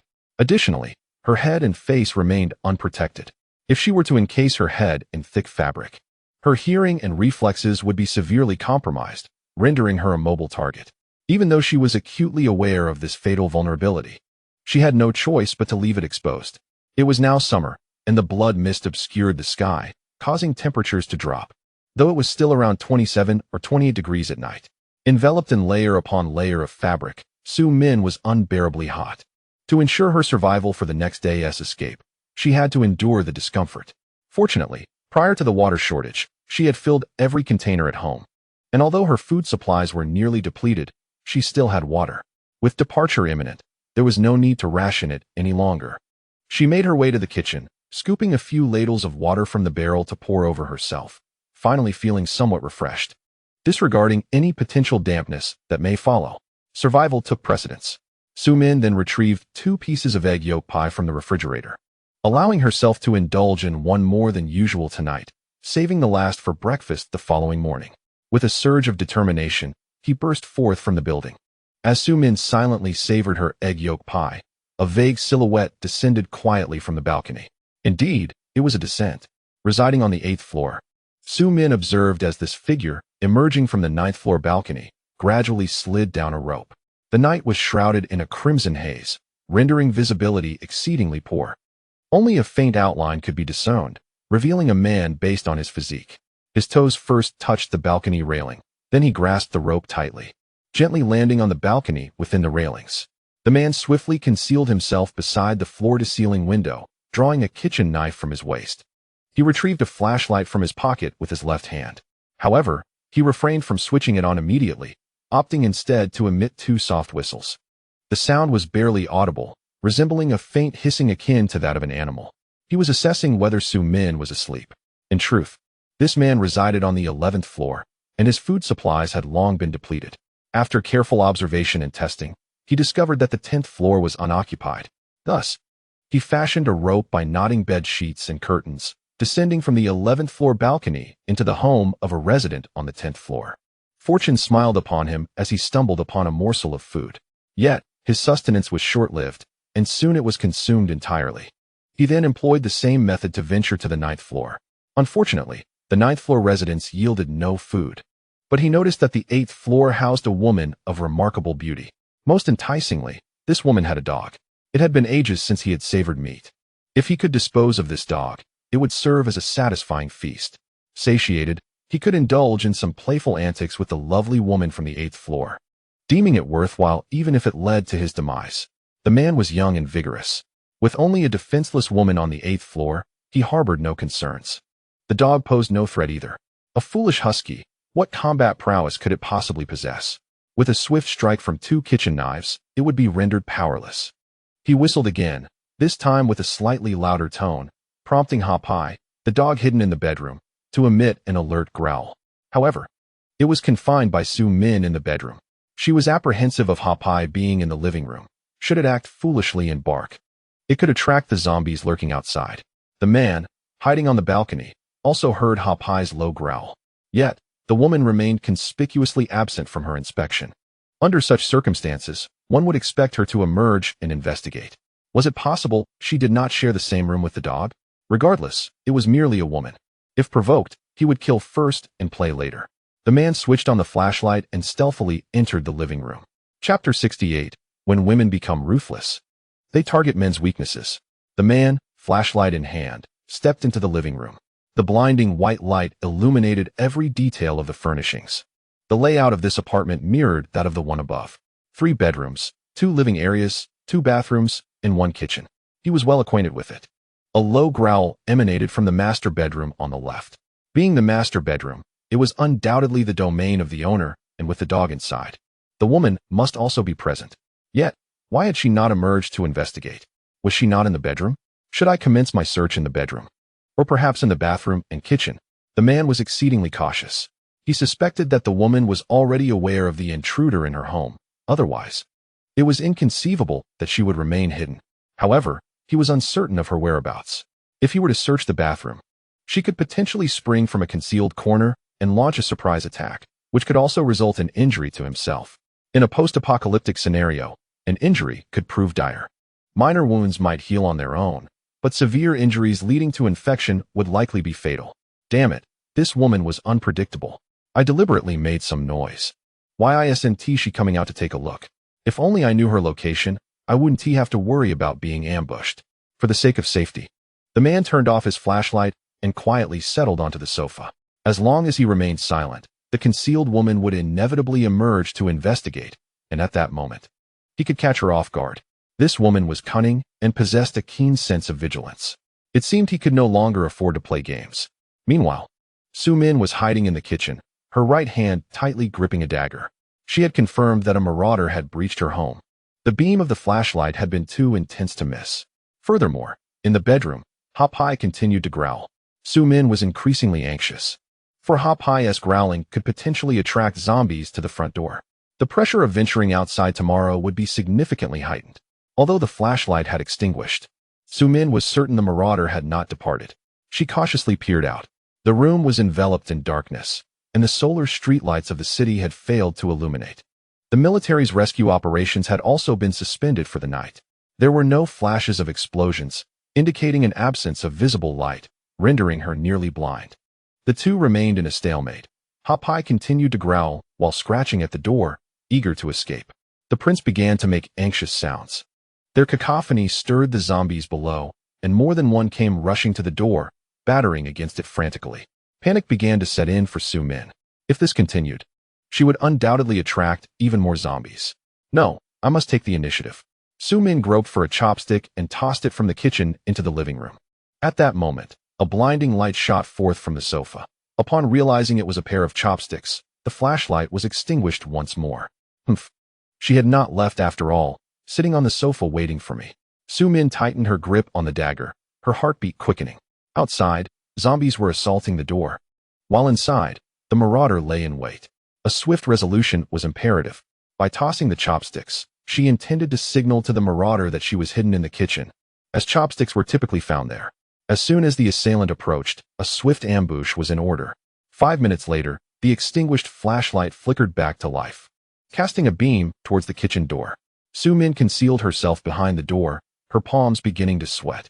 Yet she understood that the assailant had to be dealt with, for failure to do so would yield dire consequences.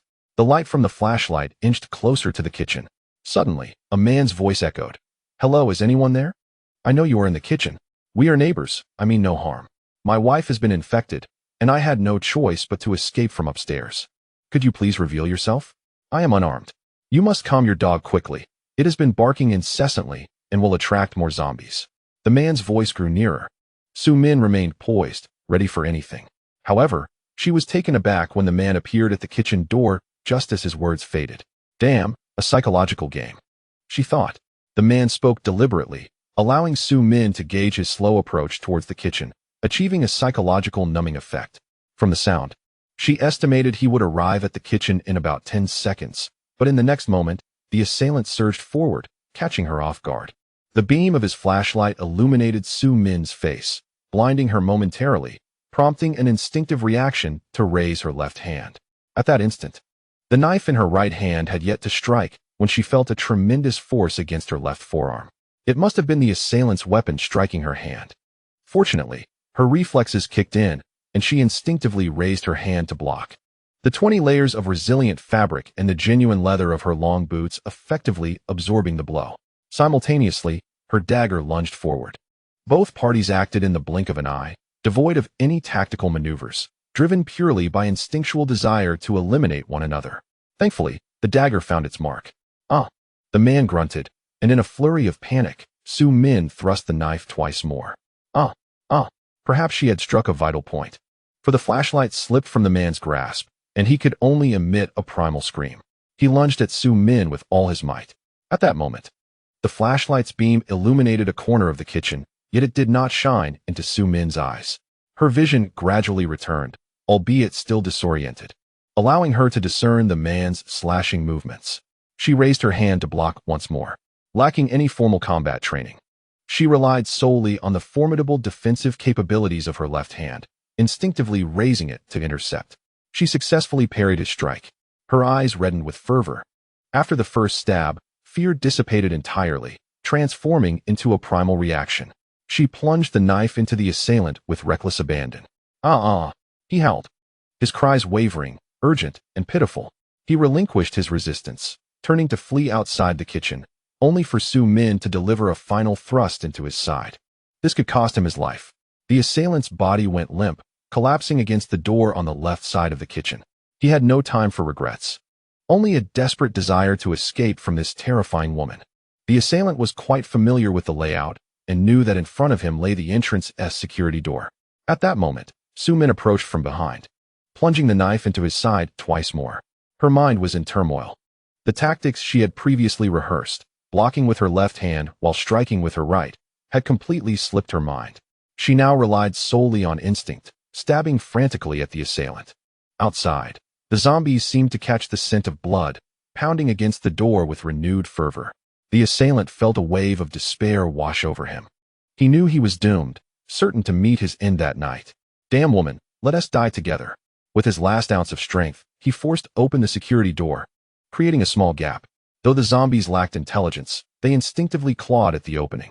Su-min was suddenly on high alert, never anticipating that in his final moments, the assailant would manage to open the security door and create a breach. The beam of the flashlight at the kitchen door illuminated the scene, revealing bloodied hands reaching through the gap. In the next instant, they would pull the door wide open. It was over. Outside, there were at least 5 or 6 zombies. If they all came in at once, she would stand no chance of defending herself. Chapter 69. A delicate woman could also be a god of death in disguise as the zombies were about to burst in. Su-min did not display the typical panic of an ordinary woman. Her mind suddenly became remarkably clear.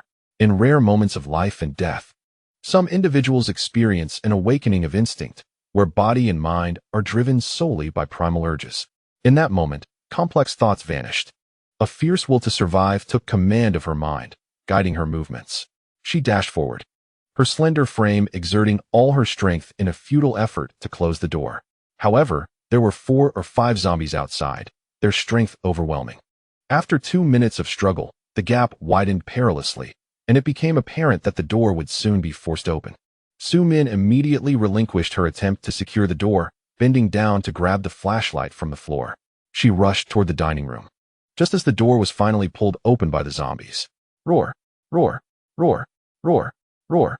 5 grotesque zombies surged inside, lunging towards Su-min. Fortunately, the entrance was relatively narrow. The shoe cabinet on the right occupied some space, leaving barely a meter in width.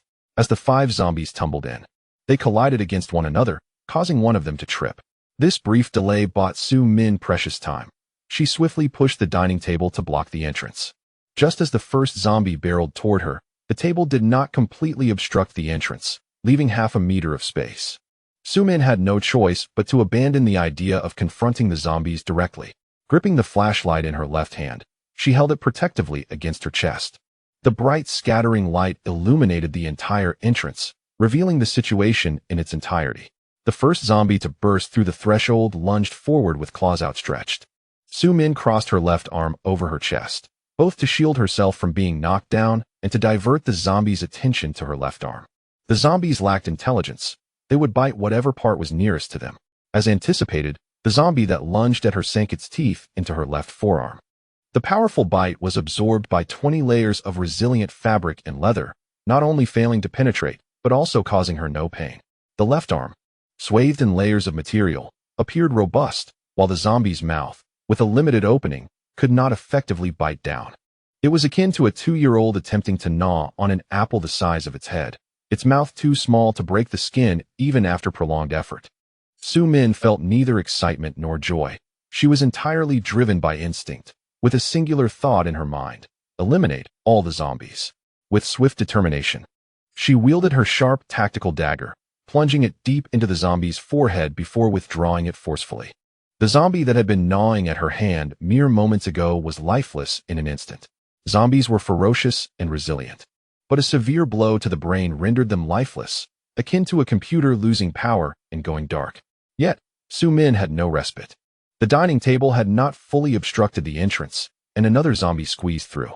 She repeated her method, cradling her left arm, inviting the approaching zombie to bite, while her right hand delivered a fatal blow to its head. Just then, another zombie climbed onto the table and pounced, knocking Su-min to the ground. Fortunately, she had kept her left arm shielded in front of her. As the zombie pinned her down, it began to gnaw at her wrist. With all her might, she swung her dagger, driving it into the creature's skull. When she pulled it out, its brain matter splattered across her face and even into her mouth. Ugh, ugh. She spat out the zombie's brain matter, having no time to ponder whether it would lead to her own transformation. As 2 more zombies vaulted over the dining table and lunged at her, with a swift kick, she sent the first zombie stumbling backward. The second immediately pressed down upon her, gnawing at her left arm. Su-min struck again, delivering a decisive blow to its head, then pushed herself upright. The previously kicked zombie was now frantically gnawing at her calf, but her leg remained swathed in layers of resilient fabric, topped with a layer of a plastic shopping bag. The zombie could not penetrate the defenses. Su-min raised her dagger once more, driving it into the zombie's head, and finally, the room fell into a somewhat quieter state. However, Silence was still elusive. Ha-Pai and Tai-Zi were in the bedroom, one growling incessantly at the door, while the other chirped restlessly. She needed to silence them swiftly. Su-Min rose and opened the bedroom door, confronting the agitated Ha-Pai and Tai-Zi, a flicker of anger igniting within her. Were it not for their incessant barking, the zombies would not have been drawn to her. However, in the face of beloved pets nurtured over the years, she found it difficult to harbor any resentment. After all, they were mere creatures of instinct, incapable of human reasoning. Having calmed Ha-Pai and Prince, Su-Min hurried back to the living room, intent on securing the front door. She had only dispatched 5 zombies so far, and it was clear that more lurked within the building. Ignoring the bodies within her home for the moment, she swiftly approached the door. Just as she was about to close it, she spotted a moving skeleton at the threshold. The skeletal figure crawled slowly. Having been reduced to a mere frame by the gnawing of the undead, it was a neighbor turned into a zombie. Su-Min couldn't help but reflect on her fortune. Had she not acquired the neighbor's dagger, she too might have met a similar fate. Yet now, she must use that very dagger to put the creature to rest. With a decisive stroke, she ensured the skeleton's eternal repose before rising to shut the door. To her dismay, the door refused to close. Puzzled, she examined the lock with her flashlight and discovered that the locking mechanism had jammed. No matter how she pulled, the door would not align. It appeared that the recent tumult caused by the zombies had damaged the mechanical lock, a rare occurrence indeed, yet it had befallen her. Frustrated, she cursed her misfortune. What was she to do now? The outside was shrouded in darkness, an unsuitable environment for escape. Remaining indoors until dawn was equally perilous. Should even a single zombie slip inside and discover her, its cries would undoubtedly summon more. The bedroom door was wooden, easily breached. She had no desire to endure another brutal confrontation. Her luck in defeating 5 zombies did not guarantee similar success in future encounters. If it weren't for the narrow entryway and the dining table obstructing her path, she might have already succumbed to death. I must devise a plan swiftly. If the intruder were to die in her home, discarding his body would not prevent the scent of blood from attracting the undead. Time was running short. After vanquishing the intruder and the zombies, she should have found solace in survival, yet she felt only heightened urgency. She dashed into the kitchen, using the water from a bucket to wash away the zombie blood from her face and mouth, striving to regain her composure. Should I call Jiang Yi? She quickly dismissed the thought. If Jiang Yi had the means to rescue her, she wouldn't be in such dire straits. Besides, distant help could not quench immediate thirst. Just then, an epiphany struck her. How did the intruder gain access to her home? He certainly did not enter through the front door. Su-Min vividly recalled that the initial beam of her flashlight had illuminated the room from the balcony. Had the intruder climbed in from the balcony? Su-Min hastily made her way to the balcony. Chapter 70. Are you a master or a novice? With a flashlight in hand, she began her inspection of the balcony. It soon became evident how the intruder had gained access. A rope dangled from the railing of the 9th floor, leading down to her own balcony, and the assailant had descended along this makeshift cord. Su-Min grasped the rope and examined it. It was crafted from sheets and curtains, twisted and tied together to form a sturdy length. Notably, knots had been tied at intervals to prevent slipping. If the intruder could descend, then she could surely ascend by gripping the rope. After all, it was only a distance of 3 or 4 meters, and the anti-slip knots assured her of its reliability. The intruder had mentioned that his wife had turned into a corpse. However, Su-Min dismissed this claim. If that were true, he would have had no time to tie a rope on the balcony, thus his home should be safe. It was likely that he was merely seeking sustenance, having exhausted his food supply, or perhaps he sought to take advantage of her. Regardless of the motive, as long as the intruder's residence offered temporary refuge for the night, it would suffice.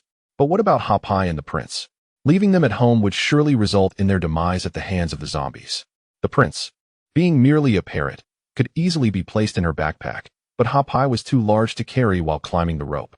Having raised it for so many years, she regarded it as a beloved companion. Even if it meant starvation, she would rather it perish from hunger than be torn apart by the undead. An idea quickly formed in her mind. The rope was long enough to secure Ha-Pai to it. Once she ascended to the 9th floor, she could pull it up afterward. Decision made, Su-Min swiftly packed some egg yolk pies and a bottle of tea into her backpack, along with some pet food. She then placed the prince inside the backpack and tied Ha-Pai, along with the pet food, to the rope. Ha-Pai, stay still and be quiet. I will pull you up shortly. Be obedient, good boy. Although the husky was rather foolish, After years of companionship, it had developed a sense of understanding. It obediently sat on the balcony as Su Min began her ascent. With her graceful form and balanced physique, she climbed effortlessly, soon reaching the 9th floor. Grasping the railing, she swung herself inside, releasing a long sigh of relief. The layout was identical to her own home, and after a quick inspection, she confirmed there were neither people nor zombies present, safety assured. She then pulled Hop High up, finally accomplishing her task. At least for tonight, she could enjoy a peaceful slumber. Sitting on the sofa, Su Min suddenly realized she was utterly exhausted. The earlier confrontation had been intense. As she relaxed, her strength ebbed away like the tide, and now, she yearned only to recline on the sofa and empty her mind. Ye Yuan, accompanied by Xiao Fan, Xiao Wan, and Lu Ruyin, had excavated a tunnel that led them to the underground garage of Cartier Garden City. The garage was infested with a considerable number of zombies. During the day, the commotion caused by the military outside had drawn some of the undead away from the entrance, but the garage had only one entry and exit. Once someone entered, even with navigation, it was easy to become disoriented, especially for the zombies. The noise from the military had only managed to lure the zombies near the entrance, leaving many still scattered throughout the garage. With only a faint glow from their night vision, they struggled in the pitch blackness brought on by a city-wide power outage, rendering them unable to locate Su Min.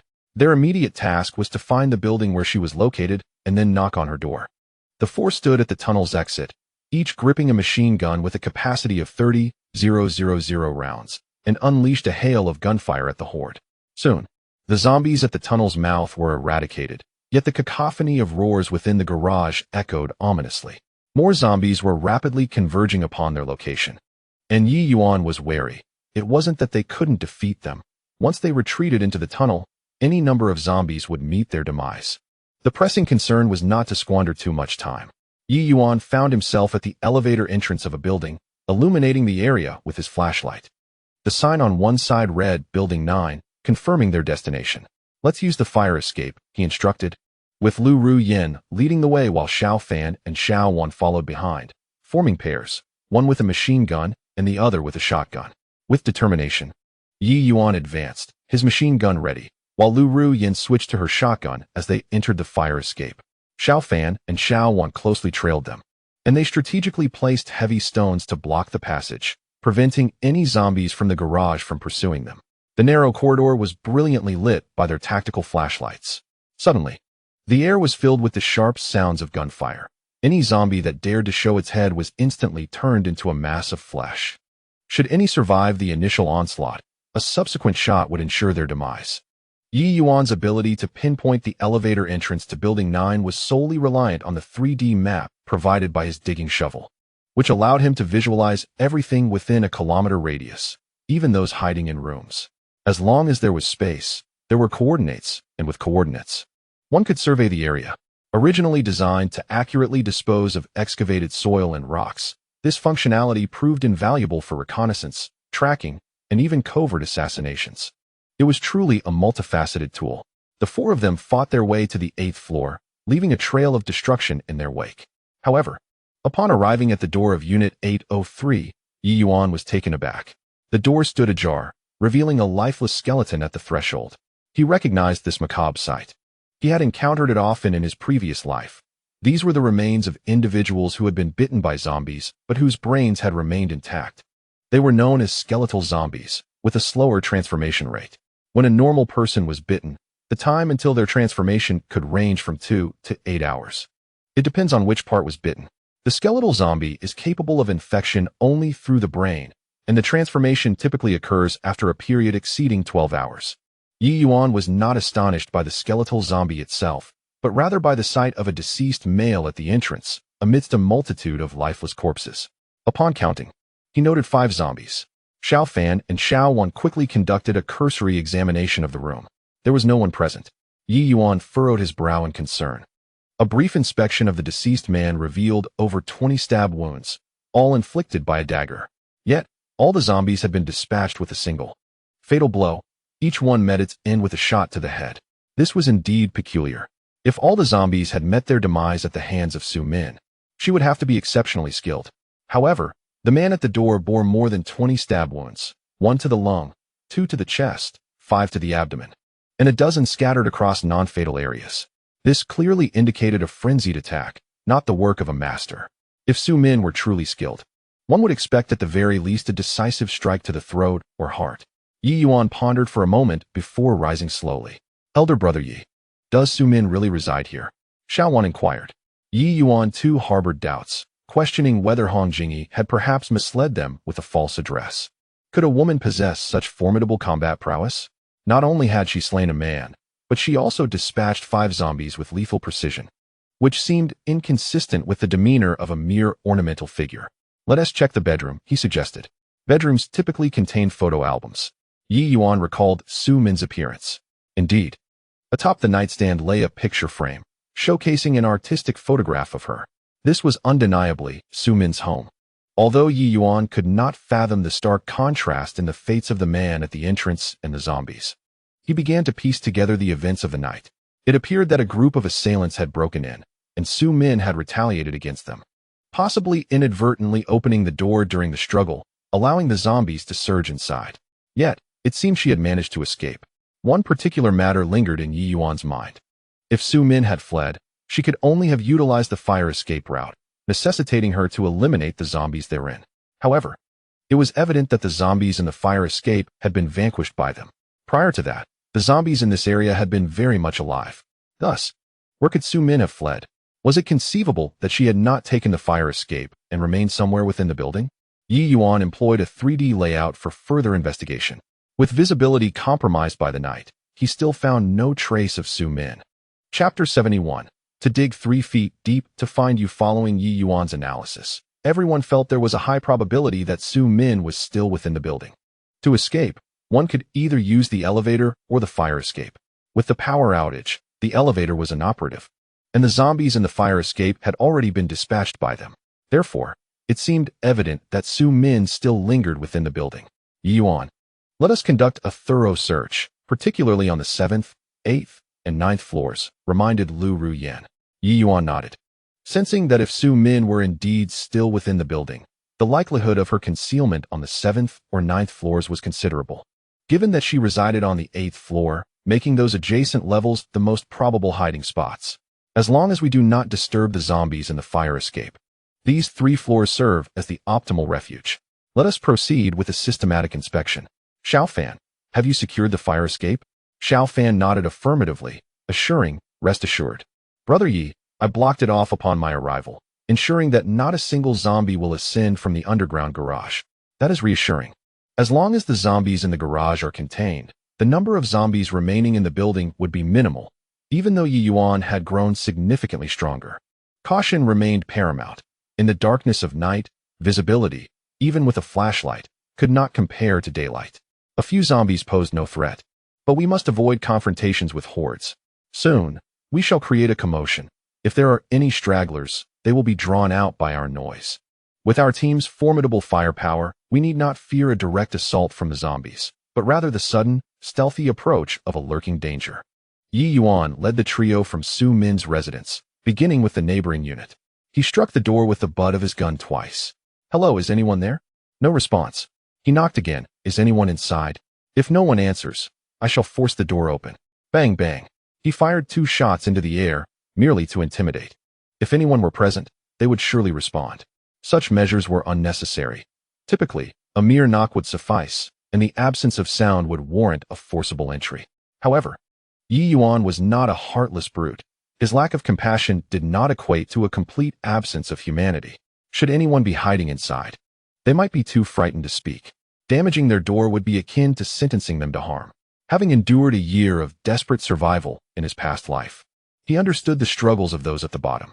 While anyone could become a savage, not everyone desired to be one. Oftentimes, circumstances dictated their choices. Ye Yuan did not wish to resort to violence unless provoked. As long as others did not threaten him, a peaceful coexistence was possible. After a few more knocks on the door yielded no sound, he signaled for the others to step back. He then aimed the shotgun at the lock and fired twice, the door yielding to the force. Cautiously, they entered the premises. A thorough search revealed no presence. They proceeded to the next unit, employing the same method, knocking on the door. This time, the guttural growls of a zombie echoed from within. Su Min, Do not feign a zombie. I am Ye Yuan, sent by Hong Jing-yi to rescue you. Ye Yuan remained vigilant. What if the growls were indeed a ruse orchestrated by Su Min, unaware of his intentions? After proclaiming his identity, the zombie continued its low growls, indicating that further probing was unnecessary. 2 gunshots shattered the door lock. They then pried open the security door and dispatched a zombie with another shot, allowing everyone to enter and search the premises.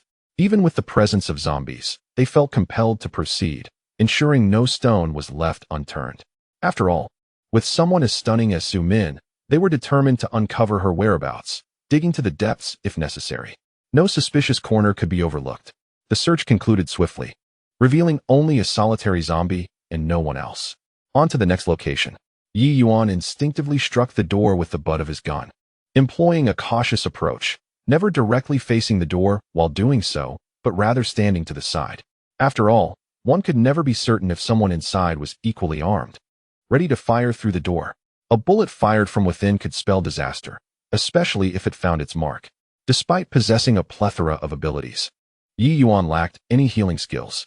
His ability to replicate objects only enlarged them without the capacity to mend wounds. Thus, prudence was essential. This time, a voice emerged from within, a man trembling with fear. There's someone inside. Please don't shoot. Don't damage my door.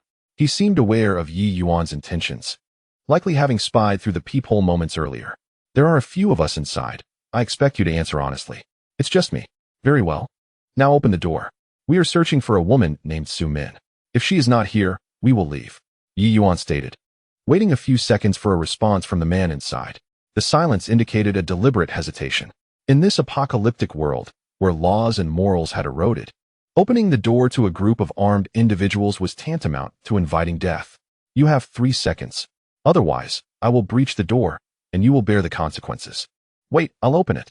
Soon, the security door creaked open, for flashlights illuminating the man's face, the bright light forcing him to squint.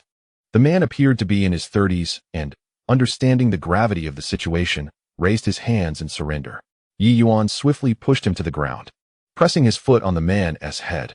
Stay still if you wish to live. You 3, search the rooms. The man complied, lying still as instructed, though his mouth continued to move. There's no Su Min here. She resides in 803. Tonight, I heard zombies banging on her door, but I couldn't see that unit from my peephole. I could only gauge the number of zombies by sound. Later, I heard Su Min fighting with them, and then it fell silent. That is all I know. At that moment, the 3 women concluded their search, with Lu Ruyan shaking her head.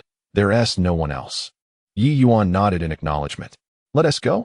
The 4 of them slowly exited the room, and Ye Yuan casually tossed 2 buckets of instant noodles from his storage space. The information you provided was somewhat useful. Consider this a token of appreciation. Close the door and do not come out. Otherwise, do not blame me for my bullets lacking discretion. Ye Yuan casually pulled the door shut.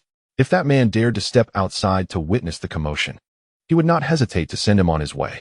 One of the cardinal rules for survival in the apocalypse is to never allow strangers behind you, especially at night. Where shall we go now? Xiao Fan inquired. The 8th floor has been thoroughly searched. We should prioritize the 7th or 9th floors. Ye Yuan contemplated the information provided by the man earlier. Su Min had been fighting off zombies at home and then fell silent, with no sign of her emerging from the house. Considering the actual conditions of Su Min's residence, it was highly probable that she had not taken the stairs. Let us check Su Min's balcony once more. The 4 of them promptly returned to Su Min's home. Ye Yuan stood on the balcony and activated his powerful flashlight, illuminating the area outside with brilliant clarity. There were no climbable pipes. If she had indeed left via the balcony, there was only one possibility. Perhaps her home contained some sort of grappling tool, allowing her to ascend via a rope to apartment 903. She certainly did not go to 703, for descending from the 8th floor to the 7th would render the grappling hook unusable. The absence of such a tool on Su Min's balcony indicated she had climbed to the 9th floor and subsequently stowed it away. Ye Yuan called out to the balcony of 903, Su Min, are you up there? Chapter 72, the zombie version of Daenerys Targaryen. Now opening the door, the upper floor remained eerily silent. Ye Yuan shouted again, I am Ye Yuan. Hong Jing-yi is my uncle, and he sent me to rescue you. Su Min, are you up there?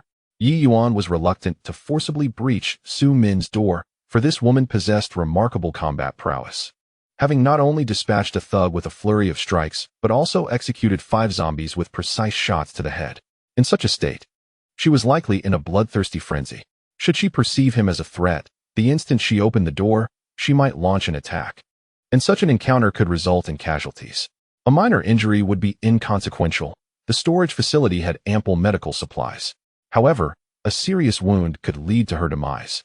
And he might not even have the chance to glean any useful information from her before her last breath. Thus, Ye Yuan opted to call out from below, hoping to coax Su Min into revealing herself. Yet, the upper floor remained still. Ye Yuan felt a pang of discouragement, even questioning whether Hong Jingyi had indeed lied. The effectiveness of the 3D reconnaissance at night was dismal. Damn it, let us give it another try. Ye Yuan released a massive stone and began to excavate with his shovel. Instantly, a 3D holographic map materialized in his mind, revealing the spatial structure of the upper floor. The view remained hazy. The blood-misted night rendered even the faintest light imperceptible, and the interiors of the buildings were engulfed in darkness. The 3D holographic map could pierce through the blood mist and possessed a degree of low-light vision. Tracking vehicles or locating specific buildings at night was relatively simple, provided one had set the coordinates in advance on their mobile device. However, in the absence of visible light, discerning the scenes within the building proves to be quite challenging. Fortunately, the view from the balcony is somewhat clearer. Ye Yuan's eyelid twitched. On the 9th floor balcony, a vague shadow had appeared, coiled and indistinct, cradling something within its embrace. It was only certain that there was someone on the 9th floor, but whether it was a man or a woman remained unknown. At that moment, the shadow stirred, stealthily slipping into the living room, the object it held following suit. The object bore a resemblance to a dog. "Let us ascend," Ye Yuan declared. Regardless of whether the shadow was Su Min, it was imperative to investigate. Be cautious when opening the door shortly. There is someone inside 903. If they attack me, do not fire. I will respond according to the situation or subdue them. A hint of worry flickered within Ye Yuan. If it truly were Su Min and she were to assault him, only to be shot by Xiao Fan and the others, it would be an immense pity. Meanwhile, hidden within 903, Su Min was engulfed in confusion. Ye Yuan? He claims to be Ye Yuan, here to rescue me? Yet, Jingyi mentioned that Ye Yuan's temporary refuge was near the Blue River Road, quite a distance from the Cartier Garden City. How could he possibly traverse such a distance at this hour to rescue me? This is evidently illogical. This very reasoning led Su Min to remain silent on the 9th floor. In a world devoid of law and morality, one could not discern whether another was a friend or foe. Su Min recalled that initially, Hong Jingyi instructed her to flee to the Blue River community to seek out Lu Ru Yen and Ye Yuan, only to later call and advise against it. Furthermore, he explicitly stated that 301 in the Blue River community might pose a risk, urging her to leap into the river and find a boat to hide. Hong Jingyi's erratic behavior naturally led Su Min to surmise that uncontrollable factors were at play. What those factors were remained a mystery to her. The only certainty was that these uncontrollable elements were Lu Ru Yin and Ye Yuan. Now they had come searching for her. To personally travel such a distance at night to rescue her undoubtedly concealed some unmentionable secret. The thought tightened her grip on the dagger instinctively. Ye Yuan and his companions were armed. Having traversed such a distance, they must be well supplied with ammunition and formidable in strength. Should Ye Yuan find her, her chances of survival would be virtually non-existent. What to do? Time was of the essence. Su Min found herself with no other recourse but to contact Hong Jingyi. Given that Hong Jingyi was acquainted with Ye Yuan, he must surely comprehend the intentions behind Ye Yuan's late-night visit. If ill intentions were at play, perhaps Hong Jingyi could maneuver through the situation to buy her some time. Su Min swiftly powered on her phone and utilized the satellite function to dial. "Hello, Jingyi, I shall be brief. Ye Yuan has arrived. He is armed and has made his way upstairs. I am currently hiding on the 9th floor and remain uncertain of his motives. I suspect that you are concealing something from me regarding your relationship with him. I do not wish to know the specifics, but could you inform me whether Ye Yuan's arrival is favorable or unfavorable? What should I do?" "What?" Hong Jingyi was instantly taken aback. He had only been in conversation with Ye Yuan for just over an hour, and yet he had swiftly traversed from the Blue Shore community to Cartier Garden City, unless he had taken a helicopter. At such a late hour, even a helicopter would be too risky to operate. By the way, he has a friend residing in Cartier Garden City. Could it be that retired soldier? "Su Min, how do you know that he is indeed Ye Yuan?" He proclaimed it himself, shouting from the 8th floor balcony. He likely does not realize that I am hiding on the 9th floor, but I fear he may discover my whereabouts. He said it himself. Hong Jingyi was even more perplexed. After all, Ye Yuan did not possess wings, so how could he possibly find Su Min so swiftly? Su Min. I just spoke with Ye Yuan. He mentioned that a friend of his is in Cartier Garden City and indicated that he would send his friend to find you. Is it possible that his friend is using his name? Is that so? Su Min was uncertain as well. Alas, the information conveyed through phone calls can be fragmented and miscommunicated. It is impossible to discern what is true and what is false. Su Min, do not be afraid. Consider this. Who would dare venture out at night to seek you? Even if they intended you harm, it would not be under the cover of darkness. Thus, I surmise that this individual is Ye Yuan's friend, and he is coming to escort you to the Blue Shore community tomorrow. In 2 days, our rescue ship will arrive, and he will depart with us. Upon our arrival at Luhua, Ye Yuan's friend will also require my assistance. Once he locates you, he will naturally look after you. So there is no need for concern. Hong Jingyi reflected inwardly. With just a phone call from Ye Yuan, his friend was on his way to rescue Su Min. Those who have served in the military are indeed different. They possess exceptional courage and loyalty. Ye Yuan's fortune in befriending such an individual is remarkable. Once this person returns to Luhua, I must find a way to enlist him under my command. He will undoubtedly be a valuable ally in the future. Individuals of such bravery, who honor their friendships, can be wholly won over and may even sacrifice themselves for you in critical moments. At that moment, a knock resonated from outside. Su Min quickly stated, I must hang up, they are knocking at the door. I will call you back shortly. Su Min tucked her phone away. With her right hand, she stealthily gripped her dagger, regardless of who was at the door or whether they came to rescue her. She could not afford to be complacent. She had watched the American series The Walking Dead, and her favorite character was Carol, who was comparable to a zombie version of Daenerys Targaryen. From a woman tormented by domestic abuse, she gradually transformed into an almost invincible warrior.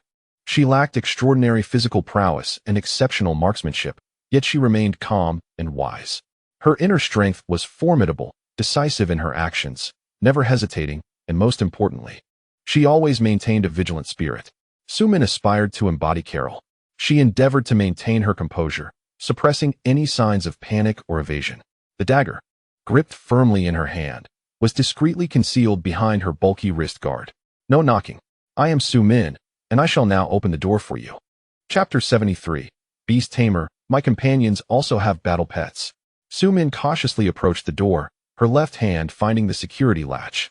She paused midway through turning it. Peering through the peephole, she saw the exterior illuminated by flashlights, the stark white corridor devoid of shadows. She surmised that those outside were likely hiding on either side. Taking a deep breath, she exhaled slowly, and with a click, she disengaged the security latch and opened the door. I am Su Min. In an instant, 2 blinding beams of light struck her face, rendering her unable to open her eyes, yet she did not flinch. This scenario had long been anticipated. Raise your hands. Su Min felt the chilling touch against her forehead. It was likely the barrel of a gun, and a sense of helplessness washed over her. She had mentally prepared herself before opening the door. If the adversaries had ulterior motives, she resolved to resist fiercely, even having secretly concealed the dagger behind her wrist guard. Yet in this moment, all of that seemed futile.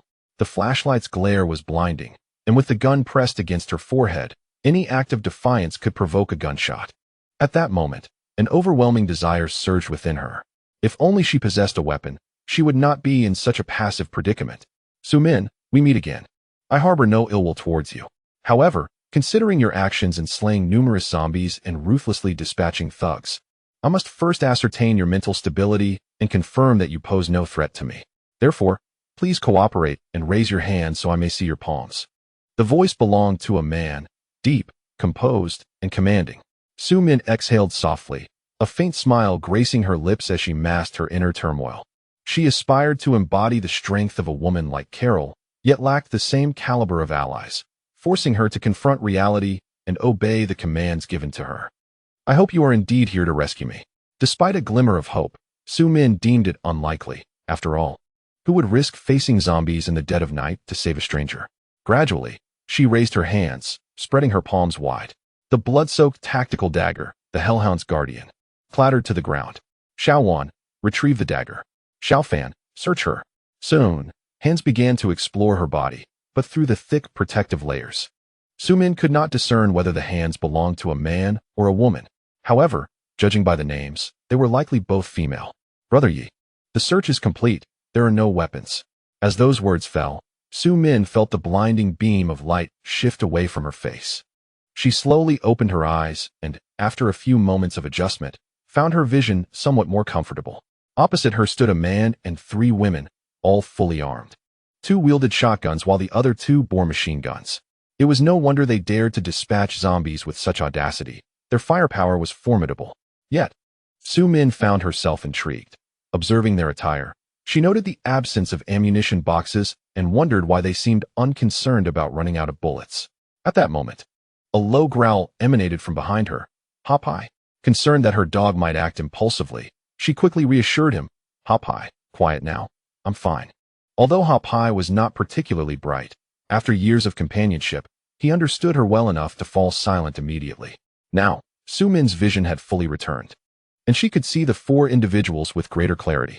Despite their bulletproof vests, the man exuded a tall, handsome demeanor, while the women were either strikingly beautiful or exuded an innocent allure. Even with her careful grooming, she hesitated to claim she was more attractive than them. It was hard to fathom that in this apocalyptic world, such striking individuals still existed. What astonished her further was that she recognized the man and the woman beside him. They resided in the fortified villa at Nanhu Houding. This was the man who had shot down the drone. No wonder he had just said, "We meet again." Did he know the drone belonged to her? He introduced himself. "I am Ye Yuan, here to rescue you. But I must clarify. I am not doing this at the behest of Hong Jingyi. I have come of my own accord." He then demanded, "Now, hand over your phone." Su-min found herself somewhat bewildered by his words. Earlier, he had claimed to be acting on Jingyi's instructions, yet now he contradicted himself.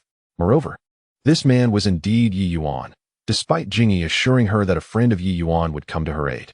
The relationships seemed tangled, and the disparity in information was vast. The more she pondered, the more she felt that his intentions were dubious.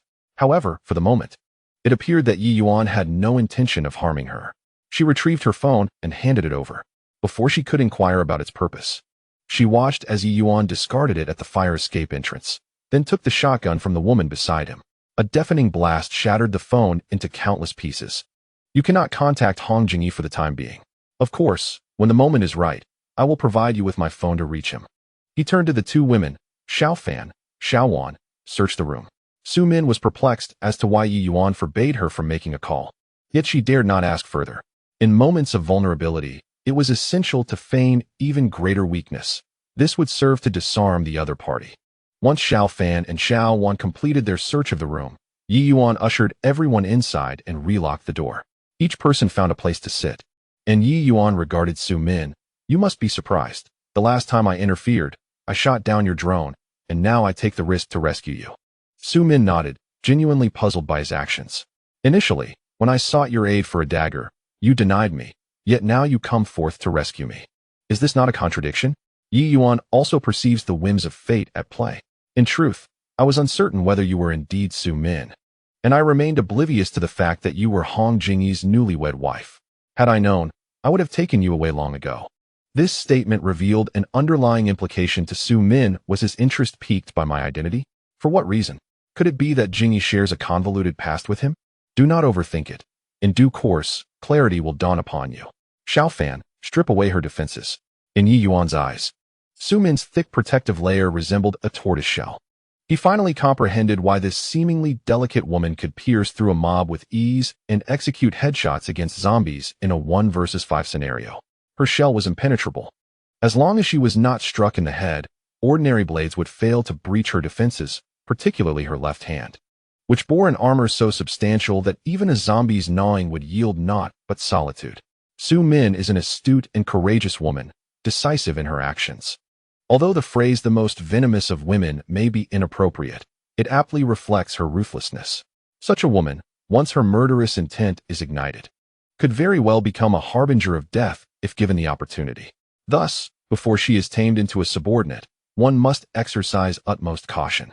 Despite the challenges, Su-min is deserving of being molded into a servant, for her attributes are formidable. Currently, aside from Xiao Fan's 3D printing, which is of orange quality, The excavator operator Xiao Wan and the nutritionist Lu Ruyin are of blue quality. However, Su Min's primary attribute is of purple quality, a beast taming category. Su Min's attributes: 1. Beast tamer, purple. 2. Yoga practitioner, green. 3. Driver, white. These three attributes are self-evident, with the beast tamer being the most prestigious. Ye Yuan noted that Su Min not only owned a husky, but also a phoenix parrot. At this moment, the husky lay quietly before her, while the parrot perched obediently on her shoulder. It was surprising that caring for pets had yielded a purple beast tamer attribute. Soon, he too would possess battle companions. Delightful.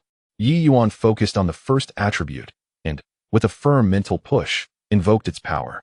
In the next instant, a mysterious force surged into his being, transforming the beast tamer into his own extraordinary ability. Chapter 74. No males allowed in the team. Not even pets. Ye Yuan exhaled and summoned his personal attribute panel, eagerly anticipating the capabilities of his purple ability.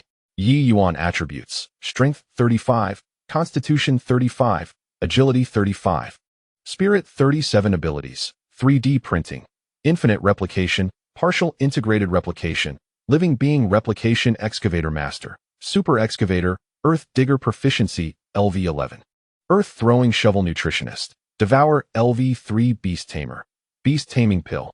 Click to view introduction. The newly acquired ability has unlocked the function of the beast taming pill. Its specific effects remain unclear. With a mere thought, Ye Yuan opened the introduction. Beast taming pill. Utilizing the body as a furnace and the spirit as a guide. The beast taming pill is refined, enabling animals that consume it to awaken their intelligence, gaining a full attribute of 5. Each beast taming pill grants 50 loyalty points, and reaching 100 signifies unwavering loyalty. Hint 1. In theory, any animal can consume the beast taming pill infinitely, but the total attributes cannot exceed those of the pill's creator. The higher the creator's attributes, the greater the efficacy of the refined beast taming pill. Hint 2. Only the creator can gain loyalty points from the battle pets. Hint 3. The beast tamer can refine only one beast taming pill per day. Hint 4. Special items cannot be replicated. Ye Yuan meticulously read through the introduction and hints. Although the literal meanings were somewhat unclear, the content had already seamlessly integrated into his mind. The beast tamer was indeed a purple ability. Though only one beast taming pill could be refined daily, once consumed, the battle pet would immediately possess full attributes of 5. Thus, even a random animal could, at most within 7 days, match Ye Yuan's base attributes, allowing for the nurturing of new battle pets. Naturally, Ye Yuan's strength would not stagnate, and thus the battle pets would continue to grow alongside him. The power of the beast taming pill was indeed astonishing. One pill equated to 20 points of free attributes. The growth rate was remarkably rapid. With just 2 beast taming pills, a battle pet could become unwaveringly loyal, akin to a servant, never betraying him. Ye Yuan could not help but marvel at this gratifying sensation. Whether as a servant or a battle pet, he no longer needed to worry about backstabbing as they grew stronger. He could entrust his back to them with confidence. However, the fourth hint was somewhat vexing. Replication was impossible. At that moment, the card above Su Min's head also underwent a transformation. Su Min entry: Beast Tamer, 60 taming points required for secondary strong stripping. Current taming points, 0. Only after the entry is stripped will taming points be generated. Prior to that, regardless of whether Su Min harbored any awe, admiration, or even submissive sentiments towards Ye Yuan, all had returned to 0. She could only proceed step by step to accumulate taming points for the secondary strong stripping. At this moment, the turtle shell on Su Min had already been shed. Her figure was fully revealed, exquisite and graceful, with a pair of long, shapely legs that were smooth and alluring. Truly a sight to behold. It was no wonder Hong Jingyi sought every means to rescue her. No man would willingly let such beauty languish in the world. Now that taming points had been generated, Ye Yuan knew it was time to showcase his prowess. He deliberately coughed to capture Su Min's attention. Then, as if conjuring a magic trick, produced a plate of stir-fried beef from his spatial storage. Following that, he retrieved a bowl of rice and then presented a pot of tomato egg soup. Finally, he brought out chopsticks and a soup spoon. All of it was laid out on the table, steaming and fragrant, causing Su Min to involuntarily swallow. Having only 2 pieces of egg yolk pie each day, she had been sustaining herself on a meager diet. starving for so long. The enticing aroma of the beef and rice triggered a primal urge to eat, a desire that she could not suppress by sheer will. However, what she felt more was confusion. Her beautiful, large eyes stared incredulously at the food on the table, filled with bewilderment and even a hint of fear. Ye Yuan picked up a piece of beef and took a bite, followed by a sip of the tomato egg soup. See, it's real, and it's not poisoned. You have 10 minutes to eat your fill. We need to hurry back to Nanhu Houting. Time was indeed limited, and since Ye Yuan had already eaten, it didn't matter that he had licked the chopsticks. In this apocalyptic world, there were no extravagant concerns. Su Min sat down at the dining table, lifted a piece of beef to her lips, but hesitated before swallowing. Can you tell me how this food came to be? I'm just curious about how you can conjure it from thin air. Ye Yuan refrained from explaining, as Xiao Fan, acting as his mouthpiece, quickly interjected. This is Brother Ye's spatial ability. Brother Ye is an ability user. An ability user? Su Min's expression was one of disbelief. She had indeed witnessed Ye Yuan performing what seemed like magic, materializing the food before her. Could it be that it was stored in a different space beforehand? Such a notion was utterly astonishing. In an instant, Su Min's taming level increased by 2. Upon seeing this figure, Ye Yuan was rendered speechless. Xiao Fan and Xiao Wan had initially experienced an increase of 10. Why was it only 2 with Su Min? It was evident that her vigilance was remarkably high, coupled with a fundamental lack of self-trust. This was understandable. She was entirely unaware of her own capabilities, although Xiao Wan was also unfamiliar with her own strengths. The intermediary connection with Xiao Fan made it easier to build trust, not to mention her somewhat naive disposition. The difficulty in taming her could be deemed quite low. It seemed that taming Su Min would require a measure of time. For the moment, Ye Yuan chose to ignore her, quietly channeling the mysterious power within him, transforming it into an invisible alchemical furnace. This was the beast tamer's ability. Next, he intended to refine a beast-taming pill. With his body as the furnace and his spirit as the catalyst, Ye Yuan directed his formidable mental energy into the alchemical furnace, prompting the mysterious power to commence the refining process. The entire procedure was silent and intangible, with the 4 women in the room remaining completely unaware of any anomalies. In less than 3 minutes, a vibrant green elixir floated within the alchemical furnace, the beast-taming pill successfully refined. Ye Yuan promptly withdrew his mental energy, and the enigmatic power within him swiftly returned. With a mere thought, the beast-taming pill appeared in his hand. It bore no distinct flavor, yet it elicited immense excitement from both Ha Pai and the prince. Only animals could perceive its enticing aroma. Ha Pai wagged his tail fervently, emitting endearing sounds from his throat, while the prince flitted from Su Min's shoulder to Ye Yuan's arm, chattering incessantly. This spectacle left Su Min bewildered. Why did her pet, which she had nurtured for years, suddenly exhibit such affection towards Ye Yuan, even going so far as to seek his favor? Ha Pai, prince, come back, she called. But Ha Pai continued to wag his tail, and the prince remained vociferous, disregarding their owner's command. This predicament left Ye Yuan somewhat troubled. It seemed that he attracted only women, while the animals gravitated towards females as well. Being a young man of the new era, heavily influenced by online novels, he was aware that the battle pets often possessed the ability to transform in later stages. What if you turn out to be male and end up causing me trouble? He pondered. One traitor is enough for me. I cannot afford to nurture another. He decided to investigate further. Grasping Ha Pai's hindquarters, he lifted the dog for inspection. Fortunately, it was a female. However, he found it peculiar that Su Min had named a female dog Ha Pai. Setting that aside, he still needed to ascertain the gender of the parrot, which was more challenging to discern due to its bare lower body. I must inquire with Su Min, he concluded. Su Min, is this parrot male or female? Chapter 75, Battle Pet Li Huang. Su Min's jealousy over the bird upon witnessing Ye Yuan inspecting Ha Pai's hind legs with meticulous attention, Su Min couldn't suppress a shiver. Did Ye Yuan possess some peculiar proclivity? It was hard to tell. In times of peace, there were always oddities, and in the current oppressive world, such eccentricities might only proliferate. If that were the case, she might remain safe, but poor Ha Pai would suffer. Now, as Ye Yuan questioned the gender of the prince, she wondered if he would spare even a bird from his scrutiny. Under the eaves of another, one must bow their head, especially while consuming their provisions. Thus, Su Min could only respond honestly. The prince is a female bird. A sigh of relief washed over Ye Yuan. It was a female, allowing it to remain, as it was Su Min's pet. Had it been male, he would have been forced to abandon it, for there could be no males in the group aside from himself. Such an action would inevitably breed resentment in Su Min, complicating future taming efforts. Curiosity piqued, he mused.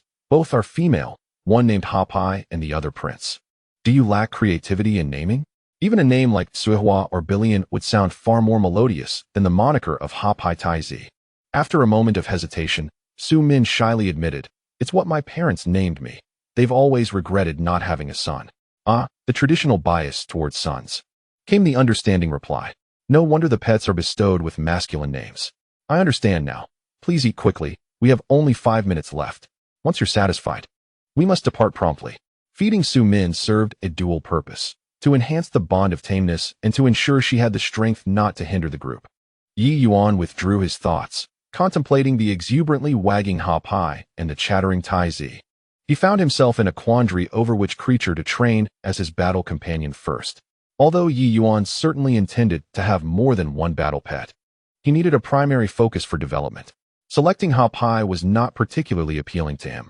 The creature seemed rather dim-witted, and even if it were to gain intelligence, its foolish demeanor would likely remain unchanged. What if, years down the line, it truly transformed? Would he then find himself entangled in some peculiar bond with a dog? It felt somewhat unsettling. Moreover, judging by Ha Pai's appearance, any transformation would probably render it as unappetizing as a flower. Theoretically, the beast taming pill could be consumed by humans, as humans are also animals. However, the term beast in the pill's name restricts its use solely to animal species. Thus, Ye Yuan's gaze shifted to Taizi. This choice resonated with him. The Xianfeng parrot bore a name of elegance, with the character Feng lending it a noble air. Its appearance was also striking, boasting immaculate white feathers and a crown of plumage that exuded grace. Its rosy cheeks added a touch of charm. If it were to transform, it would likely become a stunning beauty. Furthermore, nurturing an aerial combat pet would be of greater assistance to Ye Yuan. Perhaps he could even ride it through the skies in the future. Settling on his decision, Ye Yuan fed the beast-taming pill to Taizi, and the effects were immediately unleashed, signifying that from this moment forth, Taizi had become his battle companion. An attribute panel materialized above its head, visible only to Ye Yuan. Battle pet name, Taizi attributes, Strength 1, Constitution 1, Agility 1, Spirit 1 talent, skills. These attributes seemed rather feeble. However, it was not a significant concern. With a daily dose of the beast-taming pill, growth would soon follow. The attribute panel indicated the presence of talent and skills, suggesting that throughout its development, the battle pet would acquire innate abilities and skills. Its current weakness was merely temporary. Once endowed with talents and skills, it would undoubtedly be capable of standing on its own. Yet, the attribute panel bore no name. Taizi had been bestowed with its name by Su Min's parents. As the new master of this battle pet, Ye Yuan felt compelled to rename it. This was fortuitous, for the name Taizi was rather unappealing. After a brief moment of contemplation, Ye Yuan conceived a splendid new name, and with a mere thought, he set it into motion. In the column for the name of the battle pet, I inscribed Li Huang. The character Li embodies a crystalline clarity, symbolizing nobility and purity, resonating with the immaculate feathers of the Xianfeng. The character Huang signifies the feminine identity of the phoenix. The male is known as Feng, while the female is referred to as Huang. This serves as a form of hope for Ye Yuan, wishing that Li Huang may evolve into a divine beast akin to a phoenix. Although it remains merely a wish, without hope, what distinguishes one from a mere fish? What if it truly comes to fruition? At this moment, Li Huang has fully absorbed the effects of the beast-taming pill, and the attribute table has undergone a transformation. Battle pet name, Li Huang loyalty, 50 attributes, Strength 6, Constitution 6, Agility 6, Spirit 6 talent, skills. Upon completing the absorption of the beast-taming pill, Li Huang's loyalty has increased by 50, and all attributes have risen by 5 points. Currently, Li Huang's overall combat capability equates to that of a 15 or 16-year-old boy. Particularly noteworthy is the increase in agility, which affects terrestrial creatures' movement, reflexes, attack speed, jumping, and flexibility. The impact on avian species is similarly profound, albeit with movement transitioning to flight. The Xianfeng parrot, nicknamed the ground chicken, possesses inferior flying capabilities compared to other birds. However, with this significant boost in agility, Its flying ability shall be remarkable. Had there been a more formidable alternative, Ye Yuan would undoubtedly have tamed a bird with superior flight capabilities, such as a peregrine falcon or a swift. Yet, where might one procure such creatures?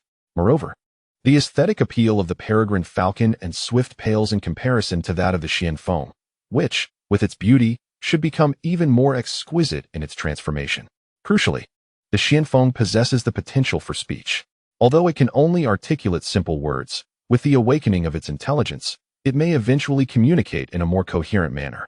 Following the absorption of the beast-taming pill, Li Huang's intelligence has been ignited, showcasing a noticeable enhancement.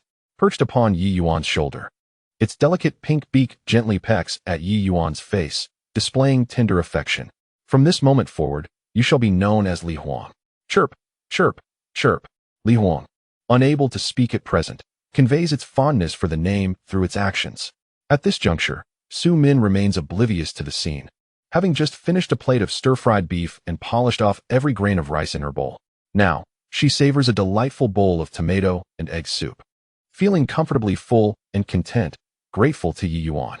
Despite a lingering sense of wariness toward him, this does not hinder her genuine feelings of gratitude.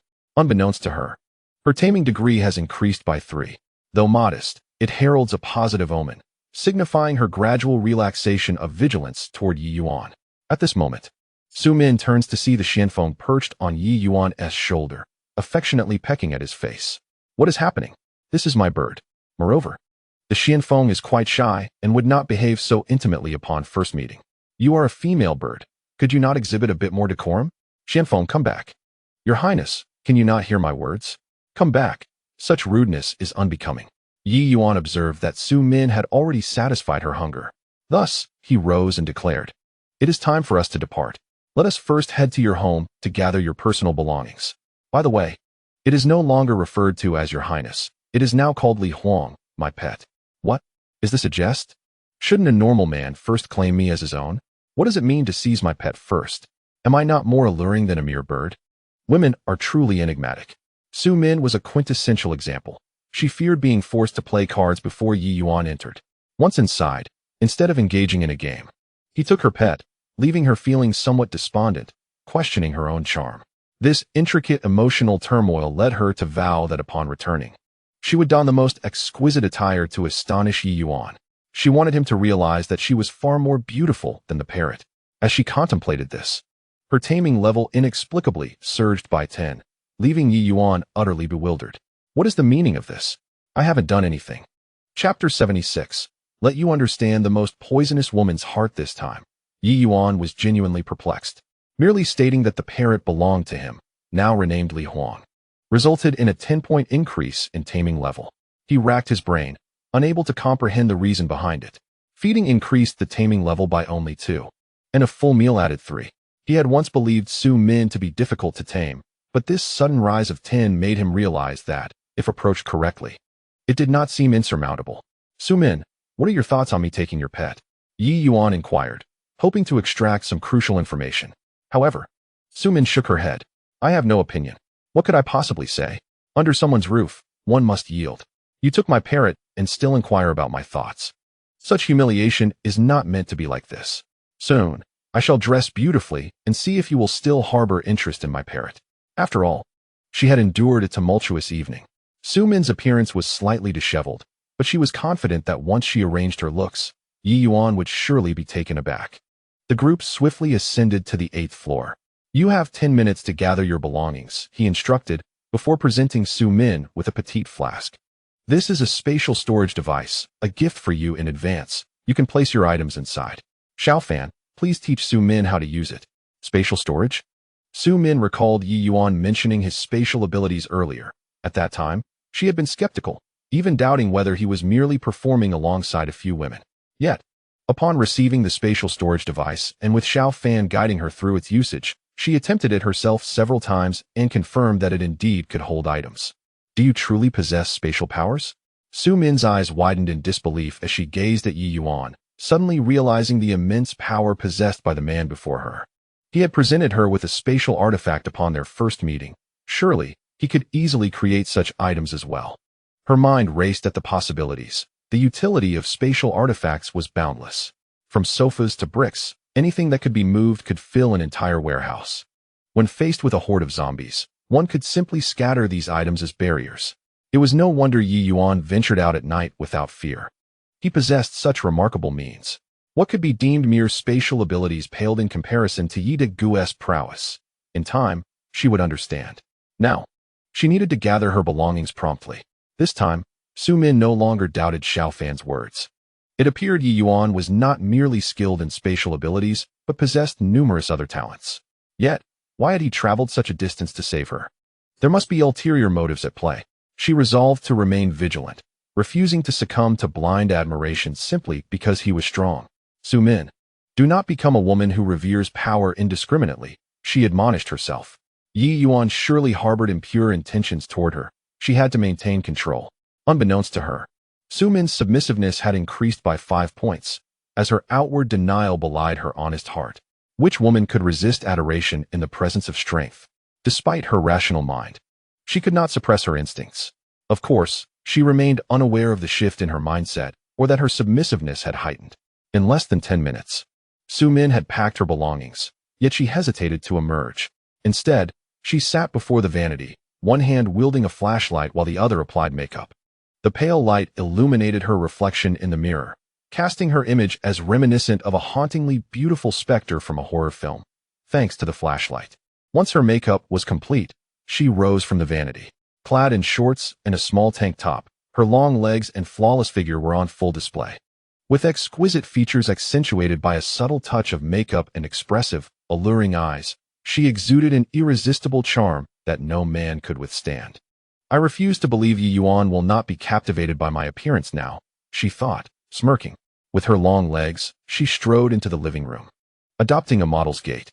I'm ready. Let us depart, she declared confidently, lifting her chin slightly and striking an enticing pose while fixating her gaze on Ye Yuan. An electric tension hung between them. Indeed, she was stunning, each possessing their own merits when compared to Lu Ruyan. Yet, Ye Yuan was visibly annoyed. It's late, and you're fussing over trivial makeup while everyone awaits your arrival. Let us go, he retorted, picking up his machine gun and stepping out the door first. Su Min stood frozen, a tempest of frustration swirling within her. She had never adorned herself specifically for a man. Her makeup was always for her own pleasure. And Ye Yuan was the first to inspire such effort. Unexpectedly, this is how you treat me. How outrageous. I refuse to accept this. Quietly. Su Min's tameness has increased by 5. At that moment, Ye Yuan, sensing the silence behind him, turned around to find Su Min frozen in place. The card above her head indicated yet another rise in tameness. Ah, it seems I have come to understand. Is this woman rather masochistic? When I seized her parrot upstairs, her tameness increased by 5. Just a moment ago, when I scolded her for her makeup, it rose another 5. It appears Su Min has a penchant for being mistreated. To put it delicately, she is the type of woman who revels in being a playful adversary. Objectively speaking, one could call it self-deprecation. Very well, I understand now. I shall deal with you properly from this point onward. What are you standing there for? Do you wish to remain and feed the zombies? I certainly have no desire to do so. Su Min hurriedly followed, her heart seething with thoughts of revenge.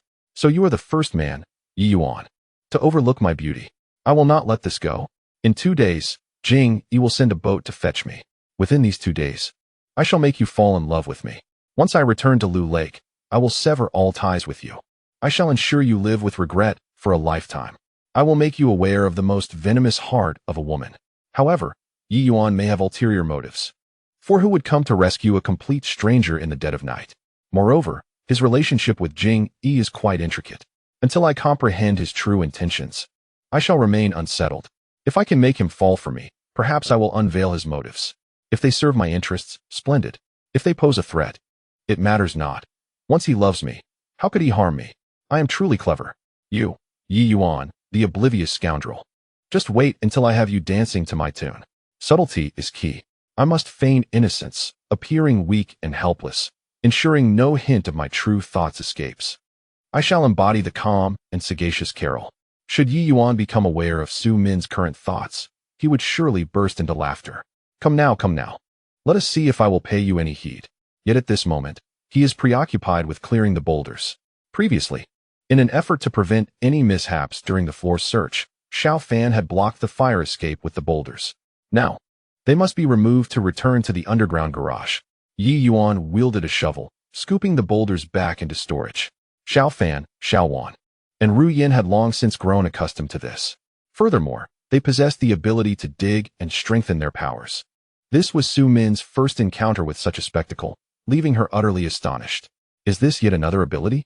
Proudly, she spoke on behalf of Xiao Fan. Of course. Brother Yi possesses numerous abilities, and each of us has been granted them. They are bestowed upon us by Brother Yi. Abilities can be granted to others? Just if, Ye Yuan were to fall in love with me, would he also grant me abilities? Oh, how I long to embrace those thighs. Divorce from Hong Jingyi would be just fine. Unbeknownst to her, Su Min's level of submission has once again risen. Chapter 77. If you have the ability, fall in love with me. Ye Yuan swiftly cleared the massive stones obstructing the fire escape. He then turned to the others, urging them, let us proceed. But do not let your guard down while descending. We cannot guarantee that all the zombies on each floor have been eliminated. As soon as Ye Yuan finished speaking, he noticed Su Min's submission level had increased by 5. Presumably, it was due to Xiao Fan's words, claiming that her powers were bestowed by him. This stirred something within Su Min. Haha, I possess a myriad of skills. It appears that putting on a facade works wonders on Su Min. Akin to the ostentation of internet celebrities before the apocalypse, I hold an entire pocket full of abilities, which I can even share with others. In this dire world, even the proudest of women may become submissive, it seems. Yet, Su Min's increase of merely 5 indicates she still harbors some wariness towards me. This woman has a rich inner monologue, perhaps even a slight case of paranoia. Nevertheless, such a person could thrive longer in this apocalypse.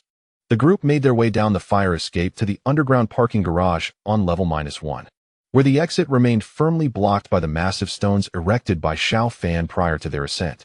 This wall effectively kept the zombies at bay. However, outside, a cacophony of zombies roared, their claws scraping against the stone wall, producing a harrowing sound. The usually dazed Hapai immediately tucked its tail, trembling in fear. It sensed the imminent threat of death. Should the wall be breached, a relentless tide of zombies would greet them. Su Min took a few steps back. Everyone was armed. Yet she stood empty-handed. The very sounds emanating from beyond the wall were enough to instill fear. Nonetheless, Ye Yuan had no intention of combating the zombies outside. He wielded his shovel, digging a hole right where he stood. It bore a resemblance to a groundhog's antics, but to Su Min, it appeared incredibly heroic, a true skill for survival in this dystopian reality. Regardless of the danger or the horde of zombies, he effortlessly carved out a tunnel, then deployed the stones from the spatial warehouse to seal it. Not even explosives could breach it. How safe? I must make Ye Yuan fall in love with me, and then bestow this skill upon me. I swear. Subtly, Su Min's submission level rose by 3 once more. Soon, Ye Yuan had excavated a tunnel that connected to the previous one, for flashlights illuminated the passage brilliantly. Su Min was once again taken aback. This tunnel was exceedingly long. She surmised that Ye Yuan had directly dug a passage to rescue her. Although it was effortless for him, Su Min could not restrain her emotions. She felt touched that Ye Yuan had sincerely come to her aid, proving it through his actions. He was not merely passing by. It is not merely idle talk. In comparison to Hong Jingyi, this man, Ye Yuan, who is neither kin nor acquaintance, appears to exhibit a deeper concern for me. He is a truly dependable man, one worthy of a woman's trust. Unbeknownst to her, Su Min's level of submission has subtly increased by 2. However, she quickly realizes that her feelings towards Ye Yuan are perilously dangerous. Oh, Su Min, how foolish you are. You had vowed to make Ye Yuan fall in love with you. How could you allow yourself to develop feelings first? No, I must not succumb to my emotions. I must ensure that Ye Yuan loves me first. If he does not love me, I shall regard him as nothing more than a worthless stone. Humph. As Su Min walks with Hapai, she mutters to herself. Looking up, she sees Li Huang perched on Ye Yuan's shoulder, occasionally rubbing her pink beak against his cheek. How infuriating. That cursed prince. How shameless he is. After I have cared for you for over 3 years, you immediately grow affectionate with Ye Yuan. Truly a thankless wolf. Su Min silently grumbles. At that moment, Xiao Fan retrieves an electric bike from a spatial warehouse. Riding back would be much quicker. By the way, does Sister Su Min know how to ride? I have several bikes in my spatial warehouse. I cannot ride. Ye Yuan waved his hand dismissively. Never mind. We can walk back. It is only about 700 or 800 meters. By the way, I have prepared gifts for you all. Upon hearing gifts, the three women's faces light up with anticipation. Ye Yuan's presents are never simple. They are either extraordinary abilities or formidable weapons. Regardless of which, they are always appreciated. Brother Ye, what kind of gift is it? Please tell us. We are so eager. Ye Yuan, do not keep us in suspense. Just say it already. As he descended the stairs earlier, Ye Yuan pondered the matter. It is insufficient for him to have a pet alone. Since they are all his subordinates, why not bestow the beast tamer ability upon them? Each would then have a group of pets, significantly enhancing their combat capabilities, even allowing them to confront zombies without lifting a finger. Moreover, the strength of the alchemist determines the efficacy of the beast-taming pills. Take Ruyen, for instance. Currently, her overall attributes stand at 12 points. The beast-taming pills she concocts will elevate her battle pet's attributes to a maximum of 12 points, never exceeding her own pets. Of course, Ye Yuan will continue to grow, and his subordinates will undoubtedly advance as well, thereby increasing the upper limits of the beast-taming pill's effectiveness. Nevertheless, the strength of the master and their battle pets will always remain paramount. Their status will never be undermined. Listen carefully. I have decided to bestow upon you another ability. By doing so in front of Su Min, I can certainly put on a show. I just wonder how much my level of submission will increase. This ability is called Beast Tamer. It allows one to utilize both body and spirit to concoct beast-taming pills, which, when consumed by animals, can transform them into battle pets. Their strength will continually rise alongside that of their master. As long as one possesses a battle pet, they can swiftly become a valuable ally. At this moment, Ye Yuan cast a meaningful glance at Su Min. Indeed, I have discreetly administered a taming potion to your parrot, rendering it unresponsive to your commands. Do not be deceived by its diminutive size. You may find yourself outmatched. This is not mere bravado.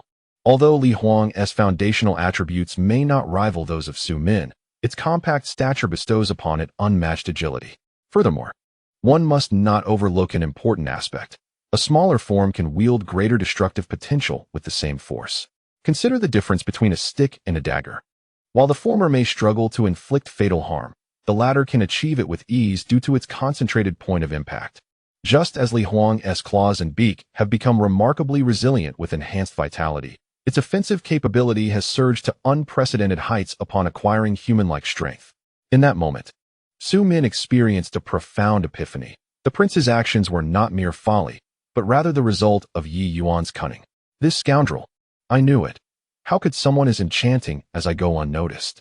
His intention was to transform the prince into his battle pet. Yet, I too desire such power. If Hop Hai were to become a battle pet, it would certainly be formidable. Ye Yuan seemed to perceive her thoughts and promptly advised. Do not dwell on that for now. We are not yet acquainted, as you well understand. What? I understand, my foot. If you possess the ability, why not fall in love with me first? If you love me, wouldn't we be quite familiar?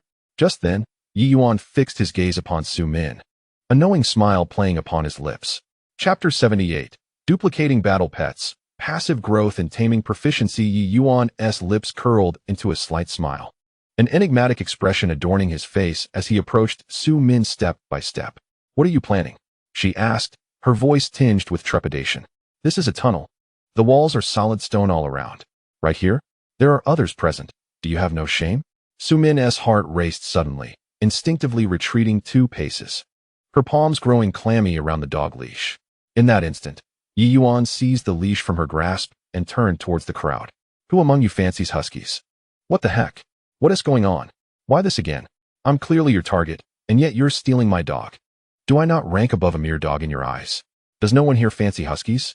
Xiaowan shyly interjected. Brother Yi, I actually adore huskies. But this one belongs to Sister Su Min. Her implication was clear. She felt reluctant to take away another's cherished companion. Ye Yuan had previously articulated his intent to bestow the unique abilities of a beastmaster upon them. And now his inquiry about who liked huskies was evidently aimed at gifting Su Min's pet to another. This left a somewhat awkward impression. Ye Yuan waved his hand dismissively. No matter, since you like huskies, I shall gift it to you shortly. For now, let us first confer upon you the bestowed abilities. Come forth. Xiao Fan, Xiao Wan, and Lu Ruyan, the 3 women, immediately stepped forward to Ye Yuan, while Su Min too yearned to join them. However, It is evident that Ye Yuan did not summon her. How enviable they are, soon to acquire new powers. I, too, wish to witness how Ye Yuan bestows these abilities upon them. At this juncture, Ye Yuan commenced his incantations anew, dramatically placing his hand upon Xiaowan's forehead, feigning the act of channeling energy, while in reality, he had already summoned her attribute panel. With a mere thought, a wave of enigmatic power surged into Xiaowan's being, instantaneously granting her the ability of a beast tamer. He then proceeded to cast the same spell on Xiaofan and Lu Ruyan. Xiaowan quickly grasped the functionalities of the beast tamer ability and suddenly exclaimed, "Wow, the beast taming pill is truly remarkable. One a day? When consumed by an animal, it can transform into my battle pet, with all attributes at 25 and loyalty at 25, and it can even awaken intelligence." As Xiaowan marveled, she began to concoct the beast taming pill. The effect of the servant's ability was halved. However, this posed little concern, as with one pill daily, both attributes and loyalty could accumulate, especially the latter. Of course, once an animal becomes a battle pet, it instantly establishes a 100 intimacy with its master. Yet, intimacy does not equate to loyalty. Relationships can be intimate, yet infidelity is common. Loyalty requires the accumulation of beast-taming pills. Ye Yuan's concocted beast-taming pills could max out loyalty with just 2, whereas Xiaowan and her companions needed 4. By this time, Xiaowan had completed her beast-taming pill. Observing the husky being led by Ye Yuan, she was eager to try, which startled Sumin Xiaowan. "You can't do this. I have 2 pets, and Ye Yuan has already taken one. Must you take mine as well?" Xiaowan playfully stuck out her tongue. "Not at all, Sister Sumin. I would never covet what belongs to others." Just then, Ye Yuan concluded the entire casting process and turned to Sumin, saying, "Why are you so anxious? Did I ever say I would take your dog?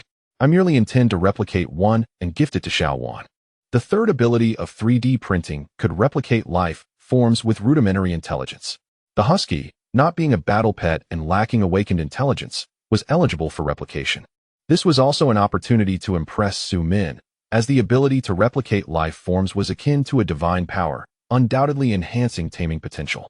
However, Sumin appeared skeptical. "You plan to replicate an entirely new husky? I find that hard to believe." Not only Sumin, but also Xiaofan, Xiaowan, and Lu Ruyan shared her disbelief.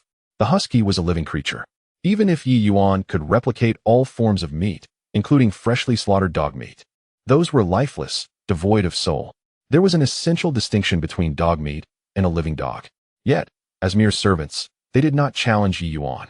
Well then, since there is doubt, let us observe. Ye Yuan felt a flicker of anticipation. This marked his inaugural attempt at replicating a living being, and he hoped to avoid any mishaps. Adhering to his customary routine, he donned an air of mystique. His hand grazed the head of the husky. While incantations flowed from his lips, his entire being trembling subtly, exuding an aura of solemnity.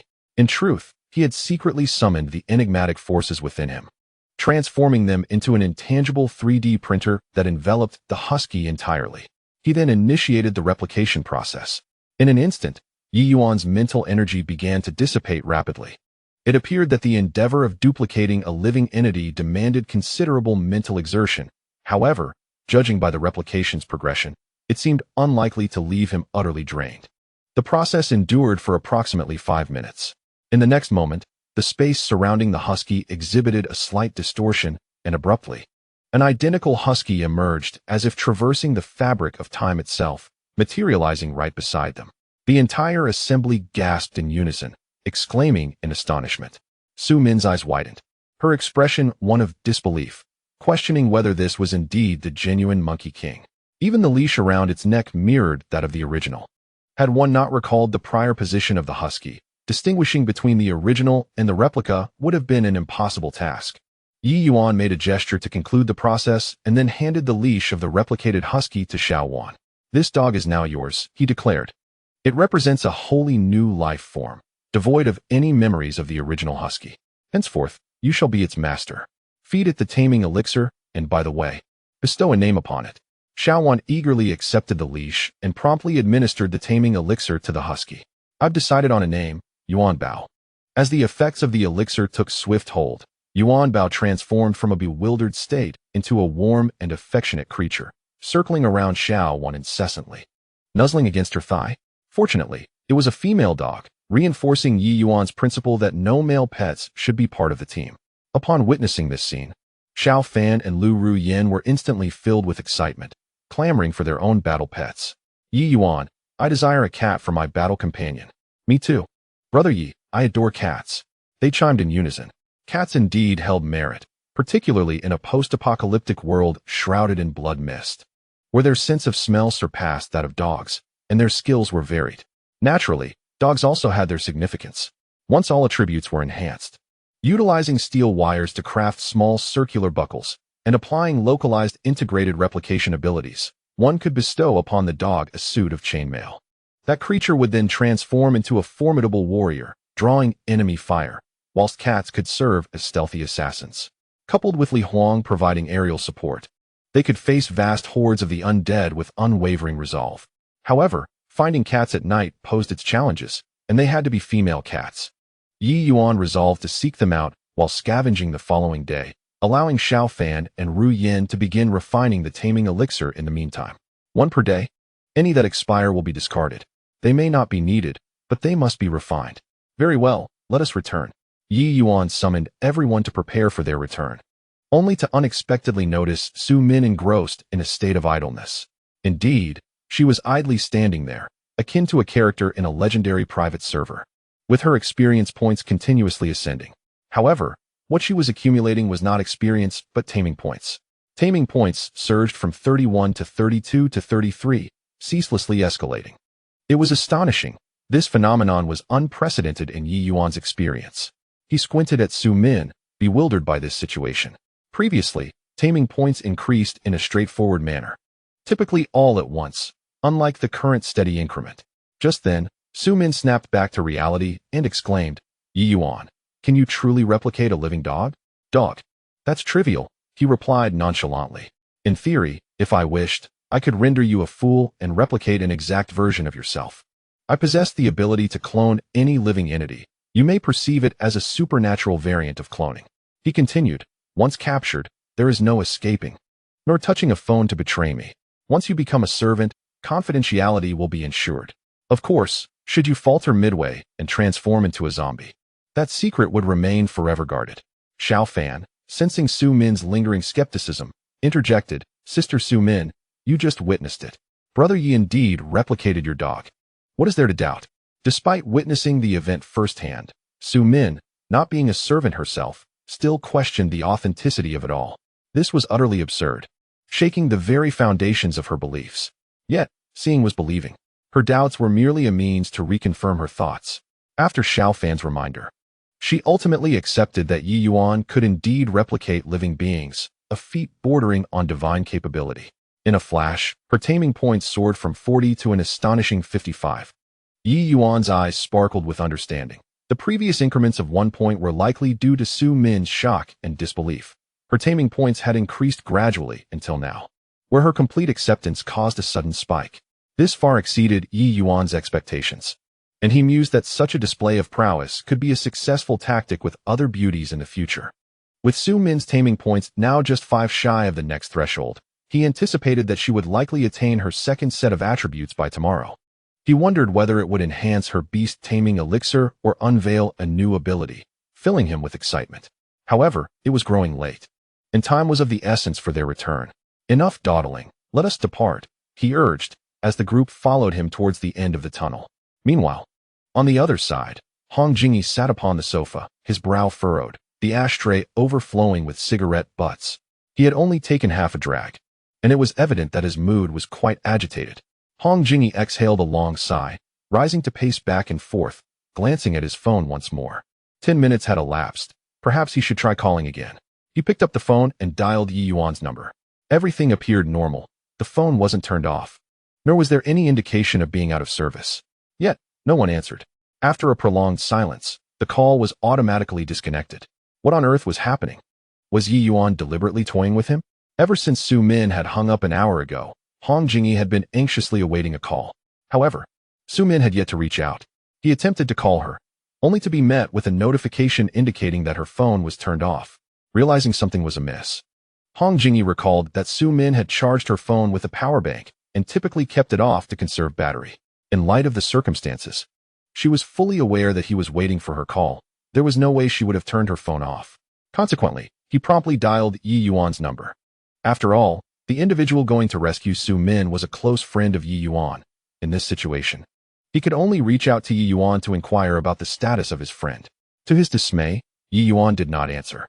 After attempting to call more than a dozen times without success, Hong Jingyi found himself at a loss, resorting to chain smoking in an effort to alleviate his frustration. By the time he finished a pack of cigarettes, his lips were blistered. Damn it! Meanwhile, Ye Yuan had returned to the villa with the others. After over an hour of exertion, drenched in sweat, he decided to take a shower first. Ruyan, please run the water for me. Su Min, bring your dog along. There were numerous vacant rooms in the house, and Ye Yuan assigned one to Su Min, ensuring that Ha Pai stayed with her to prevent any potential altercations with Yuan Bao, Xiao Wan's battle pet. Although Yuan Bao's loyalty was temporarily at a mere 25, it would still heed Xiao Wan's commands unless given dangerous instructions. Ha Pai, on the other hand, was a purely low-intelligence pet, prone to destruction. Thus necessitating its companionship with Su Min, Ye Yuan couldn't help but feel relieved.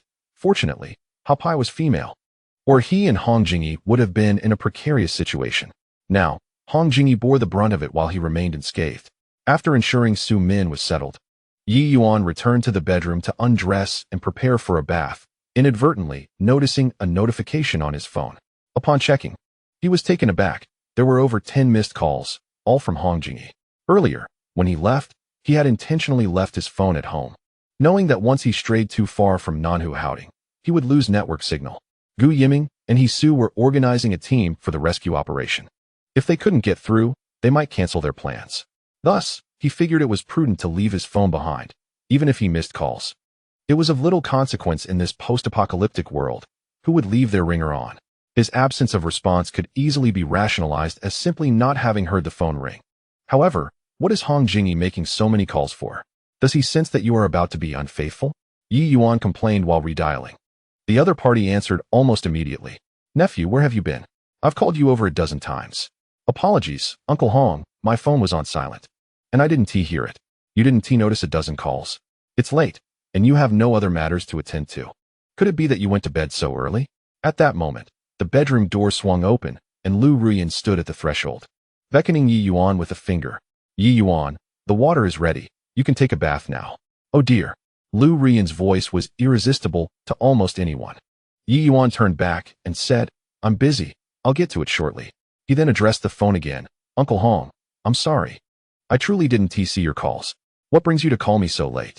On the other end of the line, Hong Jingyi was utterly astonished. Wait, did I just hear someone's voice? It's Lu Ruyan. She has been married to Gu Yiming for 5 years, living in Luhu for 5 years. I know that voice too well. It's irresistibly enchanting, unmistakable. What did Lu Ruyan say? Ye Yuan, the water is ready. You can take a bath now. My heavens.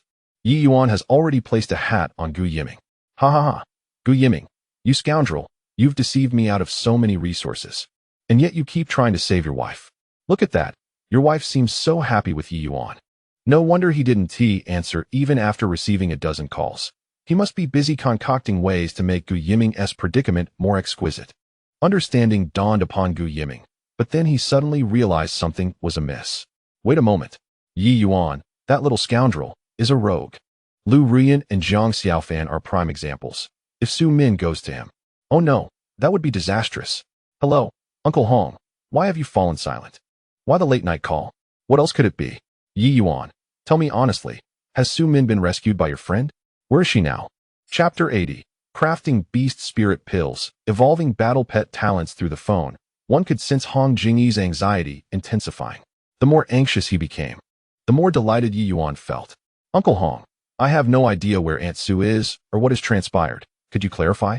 Ye Yuan could never confess that Su Min was in his home, for he had always claimed to the people of Luhu that he was at the Blue Coast community on Binhai Road. The two locations were quite distant. It was also nighttime. Regardless of who rescued Su Min, it was impossible to transport her from Cartier Garden City to Blue Coast community in just over an hour without extraordinary abilities. Thus, he must keep this under wraps tonight. If he were to play with Hong Jingyi, it would have to wait until tomorrow. On the telephone, Hong Jingyi recounted the circumstances leading up to the present situation. prompting Ye Yuan to express his intention to inquire about his friend's status. A minute later, Ye Yuan called again. Uncle Hong, I am unable to reach my friend's phone either. It is likely that he has rescued Aunt Sue. During the rescue, he surely encountered zombies. I suspect his phone was damaged in the fray. However, do not worry. My friend assured me he would come to find me tomorrow. As long as Aunt Sue accompanies him, they should arrive safely. This excuse was quite plausible. The damage to the phone precluded Hong Jingyi from verifying the matter himself, leaving him to passively await news. The timing of any updates would depend on Ye Yuan's disposition. The following day, upon rising, Ye Yuan discovered breakfast already set upon the table. Xiaowan, brimming with excitement, tugged at Ye Yuan's sleeve. Brother Ye, come with me. Li Huang and Yuan Bao have transformed. Xiaowan urged him towards the villa's exterior. The previous night, with Li Huang and Yuan Bao keeping watch outside, sleep had been more restful. Upon entering the courtyard, Ye Yuan immediately sensed something amiss. Both battle pets had significantly increased in size. Last night, Li Huang was hardly larger than a chick, yet now resembled an adult golden pheasant. Its tail had elongated, and its pristine feathers shimmered like freshly fallen snow. In a single night, its demeanor had evolved, embodying the essence of avian nobility. The pink beak and claws glimmered with a metallic sheen. Turning his gaze to Yuan Bao, he noted a similar transformation. It had grown considerably, now comparable in size to an adult Caucasian shepherd. Its coat was smoother and denser, muscles sculpted with grace, exuding an undeniable sense of strength, a true warrior's physique. Who would have thought that the beast-taming pill could yield such remarkable results? Overnight, the battle pets had matured significantly. Yet, irrespective of their changes, Yuan Bao's goofy expression remained unchanged. Perhaps this was the allure of huskies. Some people simply adored their silliness. As a battle pet, Yuan Bao's intellect had awakened, and its silly demeanor did not equate to true foolishness. Woof, woof, woof. Yuan Bao greeted Xiaowan affectionately, while Li Huang alighted on Ye Yuan's shoulder. Master, master, exclaimed Li Huang.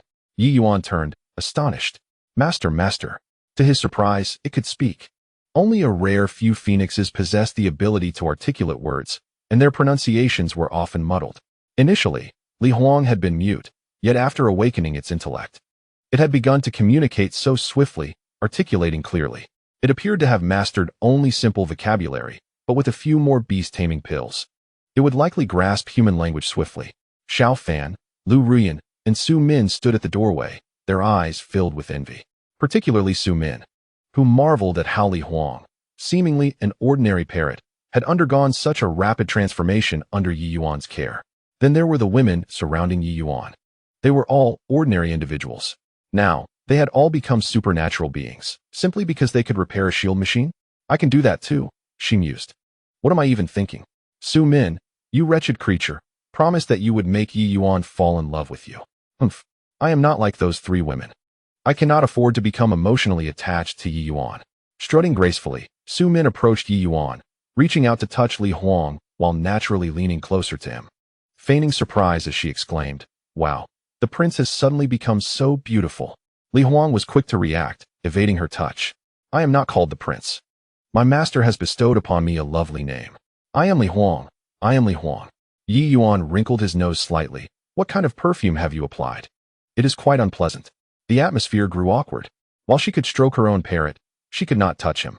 To entice Ye Yuan, she had deliberately worn perfume, only for him to find it off-putting. I am a beauty. Can't you show me a little respect, you odious man, devoid of romance? I despise you.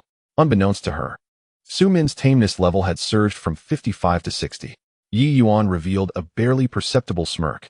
So this is how it works? Provoking him can increase her tameness level. Indeed, a form of self-degradation. With a tameness level of 60, he met the conditions for a second strong taming. Based on past experiences, reaching 60 was relatively easy, while the subsequent 35 would prove more challenging. But that is a matter for the future. For now, I shall proceed with the taming. Ye Yuan ignored the embarrassed Su Min, focusing his mental energy to execute a forceful taming. In an instant, a mysterious power surged within him. Success. He quickly summoned the attribute interface to check. The beast taming elixir had not upgraded, but a new ability appeared. Beast Soul Pill, using the body as a furnace and the spirit as a guide, refined the Beast Soul Pill upon consumption by battle pets. There is a chance for evolutionary growth talents. and continuous consumption can upgrade these talents. Restriction: only one can be refined per day. Here it is. Zoom in. I thank you. Please continue your antics, and I will continue to increase your tameness. Now, let us refine the beast soul pill. All right, everyone. Let us gather for a meal. After we eat, we must continue our sweep. Dining does not hinder pill refining. As Ye Yuan sipped warm milk, he summoned the mysterious power within him to transform into a pill furnace, guiding his mental energy into the furnace, activating his ability to refine pills. Soon, a pill appeared in his hand, and upon catching the scent, Li Huang immediately flew to his shoulder. Master, feed me. Master, feed me. Yuan Bao wagged its tail, drooling profusely. How revolting. Thankfully, he had not chosen the husky as his primary training subject. The mere thought of it drooling over a refined pill was unappetizing. Even if it transformed into a beauty, Ye Yuan did not rush to feed Li Huang. He refined another beast-taming pill once midnight passed. He could refresh the pill refining limit. He would feed both pills to Li Huang. This time, the absorption took a bit longer, and 5 minutes later, Li Huang's attributes were finally updated. Pet name: Li Huang. Loyalty: 100 attributes, Strength 11, Constitution 11, Agility 11, Spirit 11. Talent: Wind Shadow LV1, Speed 10, Experience 0, Skill. Upon consuming the second beast-taming pill, Li Huang's loyalty reaches 100, and all attributes surge to 11 points. What astonished Ye Yuan the most was that the first beast soul pill had already granted Li Huang an innate talent, specifically an agility talent. Agility influences flight speed, flexibility, and attack speed. Though a score of May 10th seem modest, talents can be upgraded, and as base attributes accumulate, the potential for growth expands significantly. Quite impressive indeed. At that moment, Xiaowan had also refined a second beast soul pill. After administering it to Yuan Bao, its loyalty increased to 50, and its total attributes reached 9 points. Yuan Bao, being a dog, exhibited a baseline of 4 points in attributes prior to becoming a battle pet, which was considerably higher than Li Huang's. Even if the effects of Xiaowan's beast-taming pill were halved, after consuming both, Yuan Bao's attributes would still closely approach those of Li Huang. However, this was merely a temporary state. Li Huang would soon widen the gap. Ye Yuan contemplated that once they finished eating, he would replicate a suit of chainmail for Yuan Bao, enabling them to engage in combat today. As for Li Huang, there was no need for concern. Despite its petite size, its claws were exceptionally sharp, making it quite adept at extracting the brains of zombies. The group quickly finished their breakfast.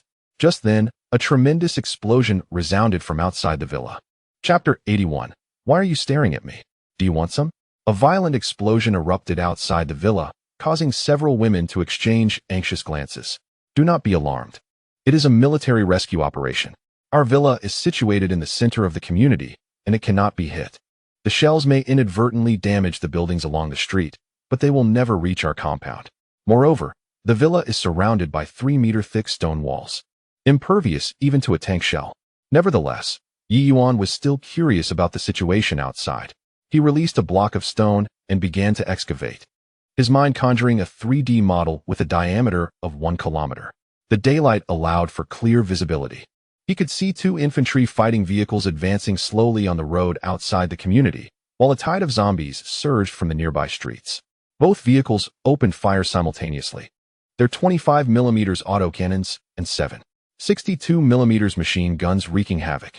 Ye Yuan noted that the tailgates of the 2 vehicles had been modified with openings, enabling them to toss grenades from within to obliterate the zombies trailing behind. The earlier explosion had been the result of those grenades. Ye Yuan stowed the block of stone away in his spatial warehouse. There was little of interest left to observe, having witnessed countless scenes like this in his previous life. Although there were armored vehicles, helicopters, and even tanks entering the city, providing some level of rescue, the reality was not as optimistic as one might hope. Otherwise, Ye Yuan would not have found himself forced to leap into the river in his past life.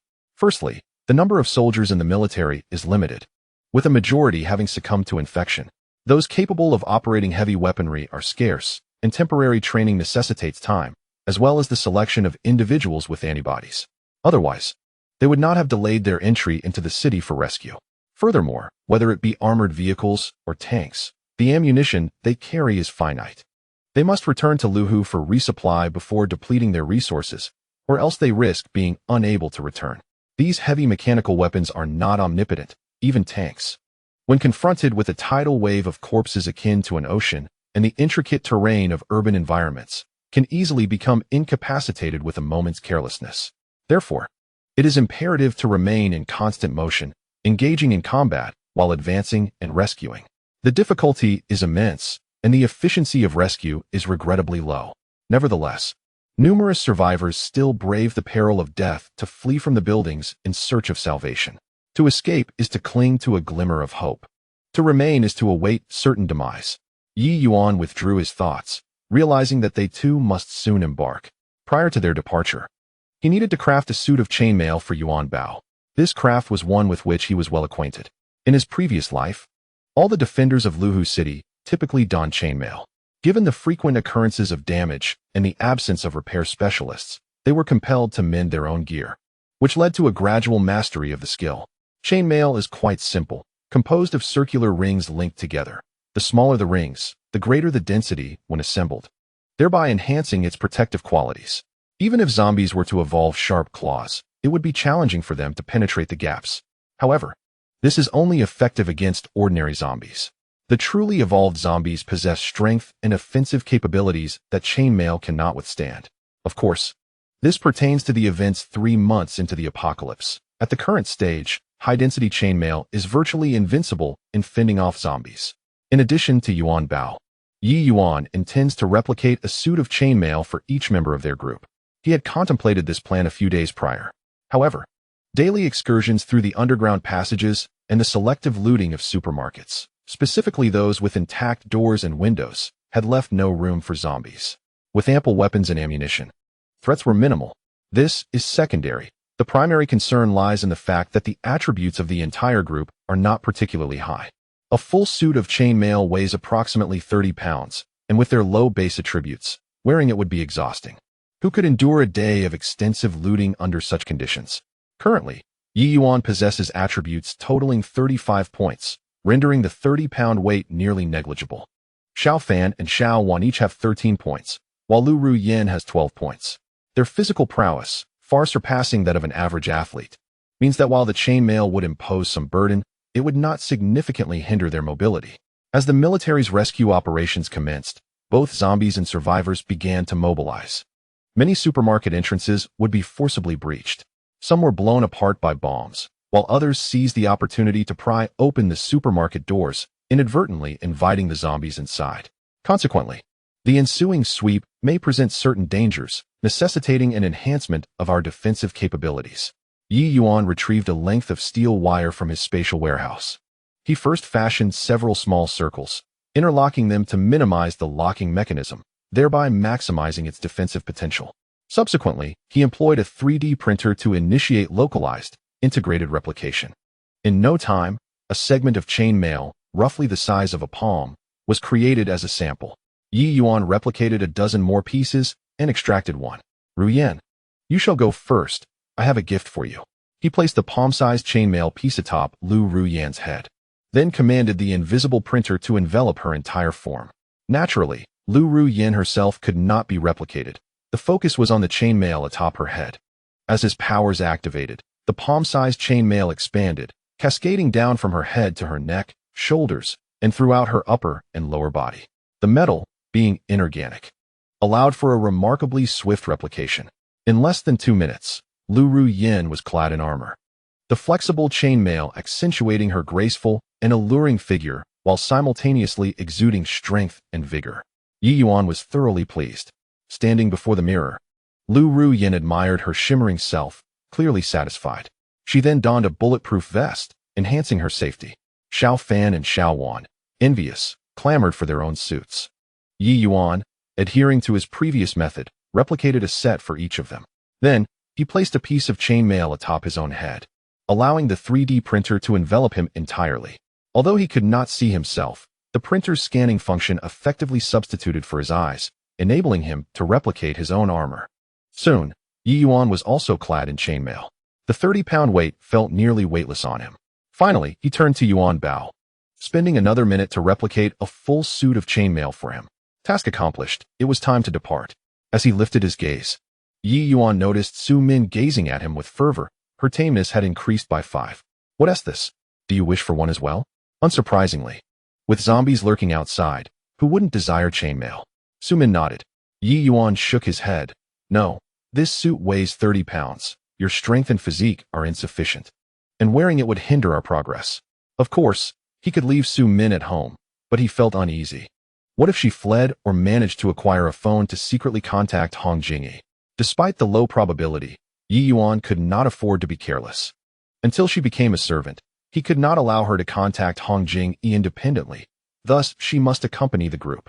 However, I can return the dagger to you. The outside is quite chaotic. Providing her with a dagger could prevent unforeseen circumstances. I am still hesitant to give her a firearm. Su Min is not an ordinary woman. Despite her currently docile demeanor, she has previously slain a thug with a flurry of blades and single-handedly dispatched 5 zombies.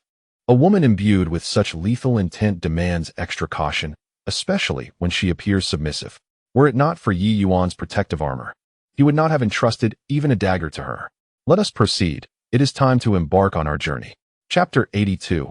In my presence. Beautiful women hold no privilege. After Ye Yuan and his companions thoroughly inspected their firearms and equipped themselves accordingly, they ventured into the underground passage. Today, they were joined by 2 additional members, Li Huang and Yuan Bao. Hapai was left at home. It is not a battle pet and would only hinder them in the field, especially considering its notorious reputation for destruction. Ye Yuan secured it in the yard with a rope, leaving some dog food in its bowl. At worst, he would return later and allow Su Min to handle the mess. Before their departure, Ye Yuan thoughtfully bestowed the level 2 Devour skill upon Xiao Fan, Xiao Wan, and Lu Ru Yin, enabling them to continue devouring and growing stronger. The greater their strength, the higher the limit on the beast-taming elixirs they could concoct, thereby fortifying their pet legion. Yet, he found himself somewhat vexed, as his own level 3 Devour had reached its limit, and any further consumption of food could not be converted into higher-grade supplements, consequently denying him any attribute points. His only recourse was to strengthen himself through ground excavation. Albeit at a sluggish pace, devouring remained the more straightforward and effective method. When faced with uncertainty, one must inquire within. How can one upgrade their abilities? As soon as Ye Yuan contemplated this, a voice echoed in his mind. There are 2 pathways to upgrade your abilities. 1. Continue to extract the same type of attribute, but you must encounter a beauty possessing that particular attribute. Take 3D printing as an example. Should he encounter another beauty with that attribute and continue to extract, he could upgrade to infinite replication, localized integrated replication, and biological replication. Common attributes are relatively easy to find, but 3D printing is likely more challenging, as it would require a goddess-level beauty. The voice in his mind continued. 2. Master the ability to gain experience for upgrades. Similarly, you must first encounter a beauty possessing that type of attribute. Ye Yuan's eyes lit up. There exists an attribute that allows for the acquisition of upgrade experience. However, upon reflection, it is no simple task. Goddess-level beauties are rare, and those with experience-related attributes are even rarer. Nonetheless, where there is a will, there is a way. While scavenging, one must search meticulously, as serendipity may strike. Today's target for scavenging is a large supermarket in the city center, given its abundant resources and diverse offerings. Ye Yuan remained modest in his ambitions, focusing solely on the supermarket and essential supply depots, leaving convenience stores for other survivors. For electric carts advanced through the underground passage, Su Min was unable to ride. Originally intending for her to ride in Xiao Fan's vehicle, she insisted on sitting behind Ye Yuan, holding on tightly. I remarked, could you possibly be a bit more restrained? I'm wearing chainmail. Doesn't my armor cause you discomfort? My goodness, how hurtful. Stop the car, stop the car. Ye Yuan slammed on the brakes. Turning to see Su Min, her face darkened with anger. She said nothing, storming off to the back seat of Xiao Fan's car. Yet, despite her fury, her compliance had increased by 5, bringing it to 70. Ye Yuan had no intention of comforting her. With a twist of the accelerator, he continued driving forward. His earlier actions had been deliberately aimed at provoking Su Min. To speak candidly, she was indeed beautiful, rivaling Lu Ru Yin in allure. However, in Ye Yuan's perspective, beauty conferred no privileges. When dealing with Su Min, flattery was to be avoided. Such women required a degree of disparagement, provided it did not veer into excessive territory.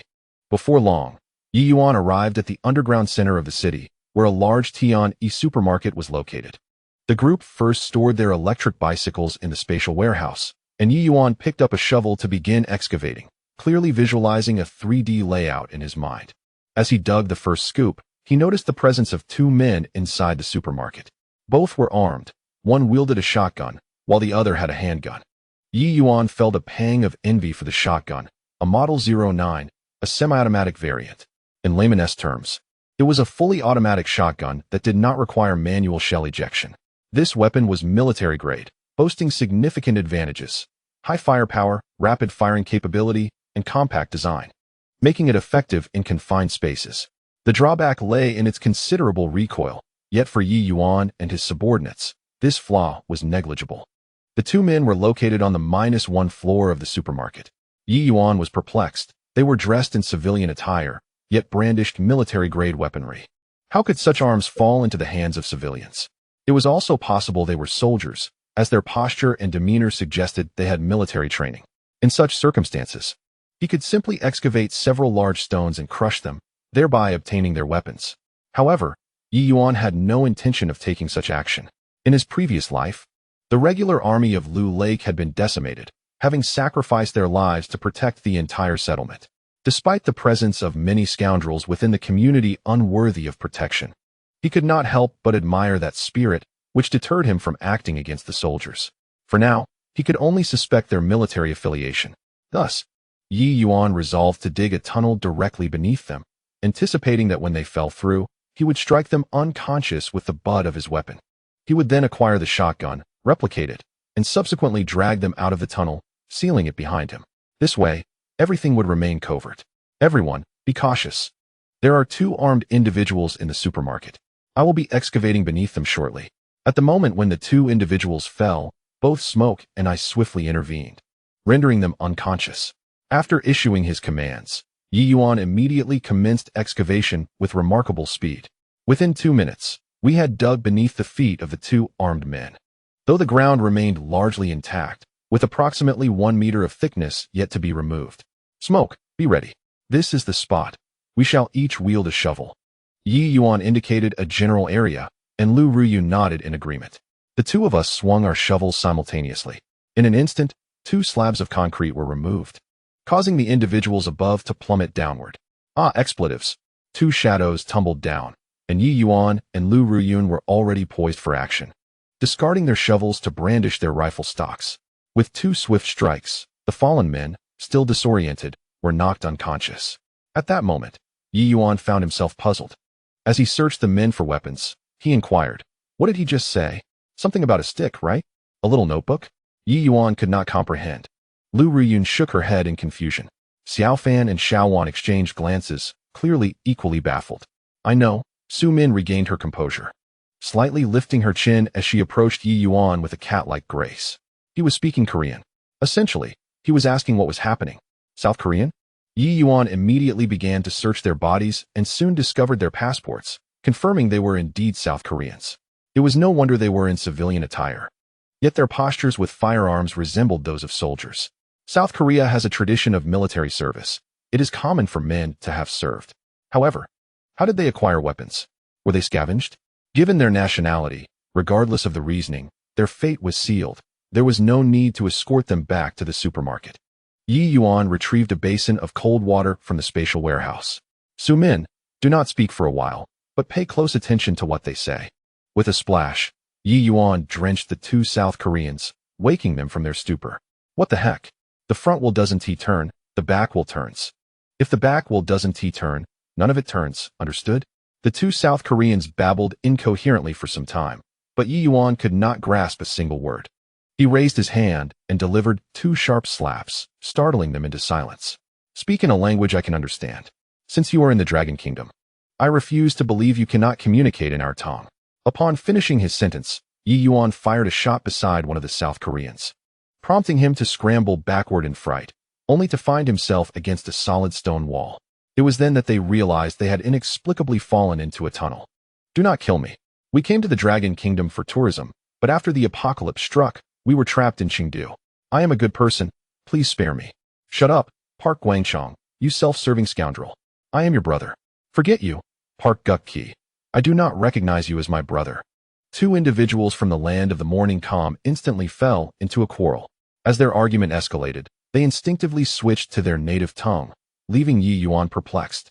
However, he refrained from interrupting, as Su Min had exchanged a knowing glance with him, indicating her understanding of their discourse. Panic set in. Our weapons have been confiscated by this fellow. What shall we do now? Do not fret. When the time comes, we shall assert that we are mere tourists. But what if they inquire about the origin of the weapons? We can claim we found them. No, that would be too flawed. We are strangers in this land. How could we have survived thus far? This individual does not strike me as a fool. He will not be easily deceived. If pressed, we will speak the truth. We were rescued by a solitary warrior from the Dragon Kingdom. Yet, we must not divulge that we ambushed and killed him to seize his weapons. How shall we articulate this? We shall say he fell victim to a zombie bite. And we, having acquired the weapons, sought refuge in a supermarket to survive until now. Remember, do not let anything slip. The two individuals conversed in their native dialect as if it were a secret code. Once their discussion was concluded, they resumed their argument in the Dragon Kingdom's language. Park Kuchong, you scoundrel, I know you secretly slept with my girlfriend. So what? We are brothers. Is sharing not permissible? Damn it, if you're going to lie, just lie. Is this the manner of the people from the land of the morning calm? At this moment, Su Min signaled an okay gesture to Ye Yuan, indicating she had gleaned the information she sought. With that, there was no need to continue observing their charade. Slap, slap. Two resounding slaps struck the faces of the individuals. Shut your mouths.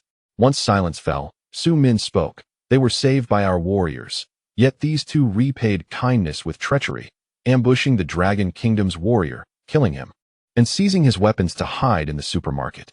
As Su Min finished her statement, the two individuals stood in stunned silence. Why, you understand our language? That is not how it happened. She is lying. She is merely guessing. We did not kill the Dragon Kingdom warrior. He was bitten by a zombie. I swear. He truly was bitten by a zombie. Believe me, I implore you. Huh. Those raised on the waters of the Han River are not only obstinate, but also rife with deceit. They are utterly untrustworthy. No explanations are needed. Your demise is inevitable. Ye Yuan raised his hand and fired 2 shots, striking the legs of the two individuals. At such close range, the concentrated rounds shattered their lower limbs. First, they would be incapacitated. Then, Ye Yuan's gaze swept over Xiao Fan, Xiao Wan, Lu Ruyan, and finally settled on Su Min. Forget it. You have taken lives before. Besides, you are not mine to command, so I shall not trouble you. He pointed at Xiao Fan and the others. Xiao Fan, you were the first to follow me. You deserve a place. The remaining spot is for you to decide between Xiao Wan and Ruyan. Eliminate these two. This is the apocalypse. One must possess the courage to kill and become accustomed to it. Otherwise, one is unworthy of being called a survivor. Once again, let me remind you that humans are far more terrifying than the undead. Make your decision. Xiao Wan felt a tinge of trepidation. Despite having witnessed Ye Yuan take a life and being mentally prepared for the gravity of the moment. However, those who have committed murder understand that observing others kill is one thing, but taking a life oneself is an entirely different matter. Moreover, Ye Yuan did not issue a command. He allowed Xiao Wan and Lu Ruyan to decide for themselves. After a brief moment of hesitation, it was Lu Ruyan who stepped forward. I shall do it. Xiao Fan, having been specifically chosen by Ye Yuan, followed suit and approached the bound captives. At that moment, the two captives, their legs broken, pleaded for mercy. Realizing their deception had failed, they began to speak the truth. Spare me. I had no desire to kill that soldier. He was determined to seek out his unit. With only food left and no weapons, how are we to survive? We were forced into a corner and had no choice but to take his life. Please, grant me one chance. With their legs shattered, they would not survive even if given an opportunity. Furthermore, these two ungrateful wretches had no right to live. Lu Ruyan's gaze turned icy as she raised her shotgun and pulled the trigger. The gunshot rang out, and a barrage of pellets struck Park Guochang's remaining leg, shattering it.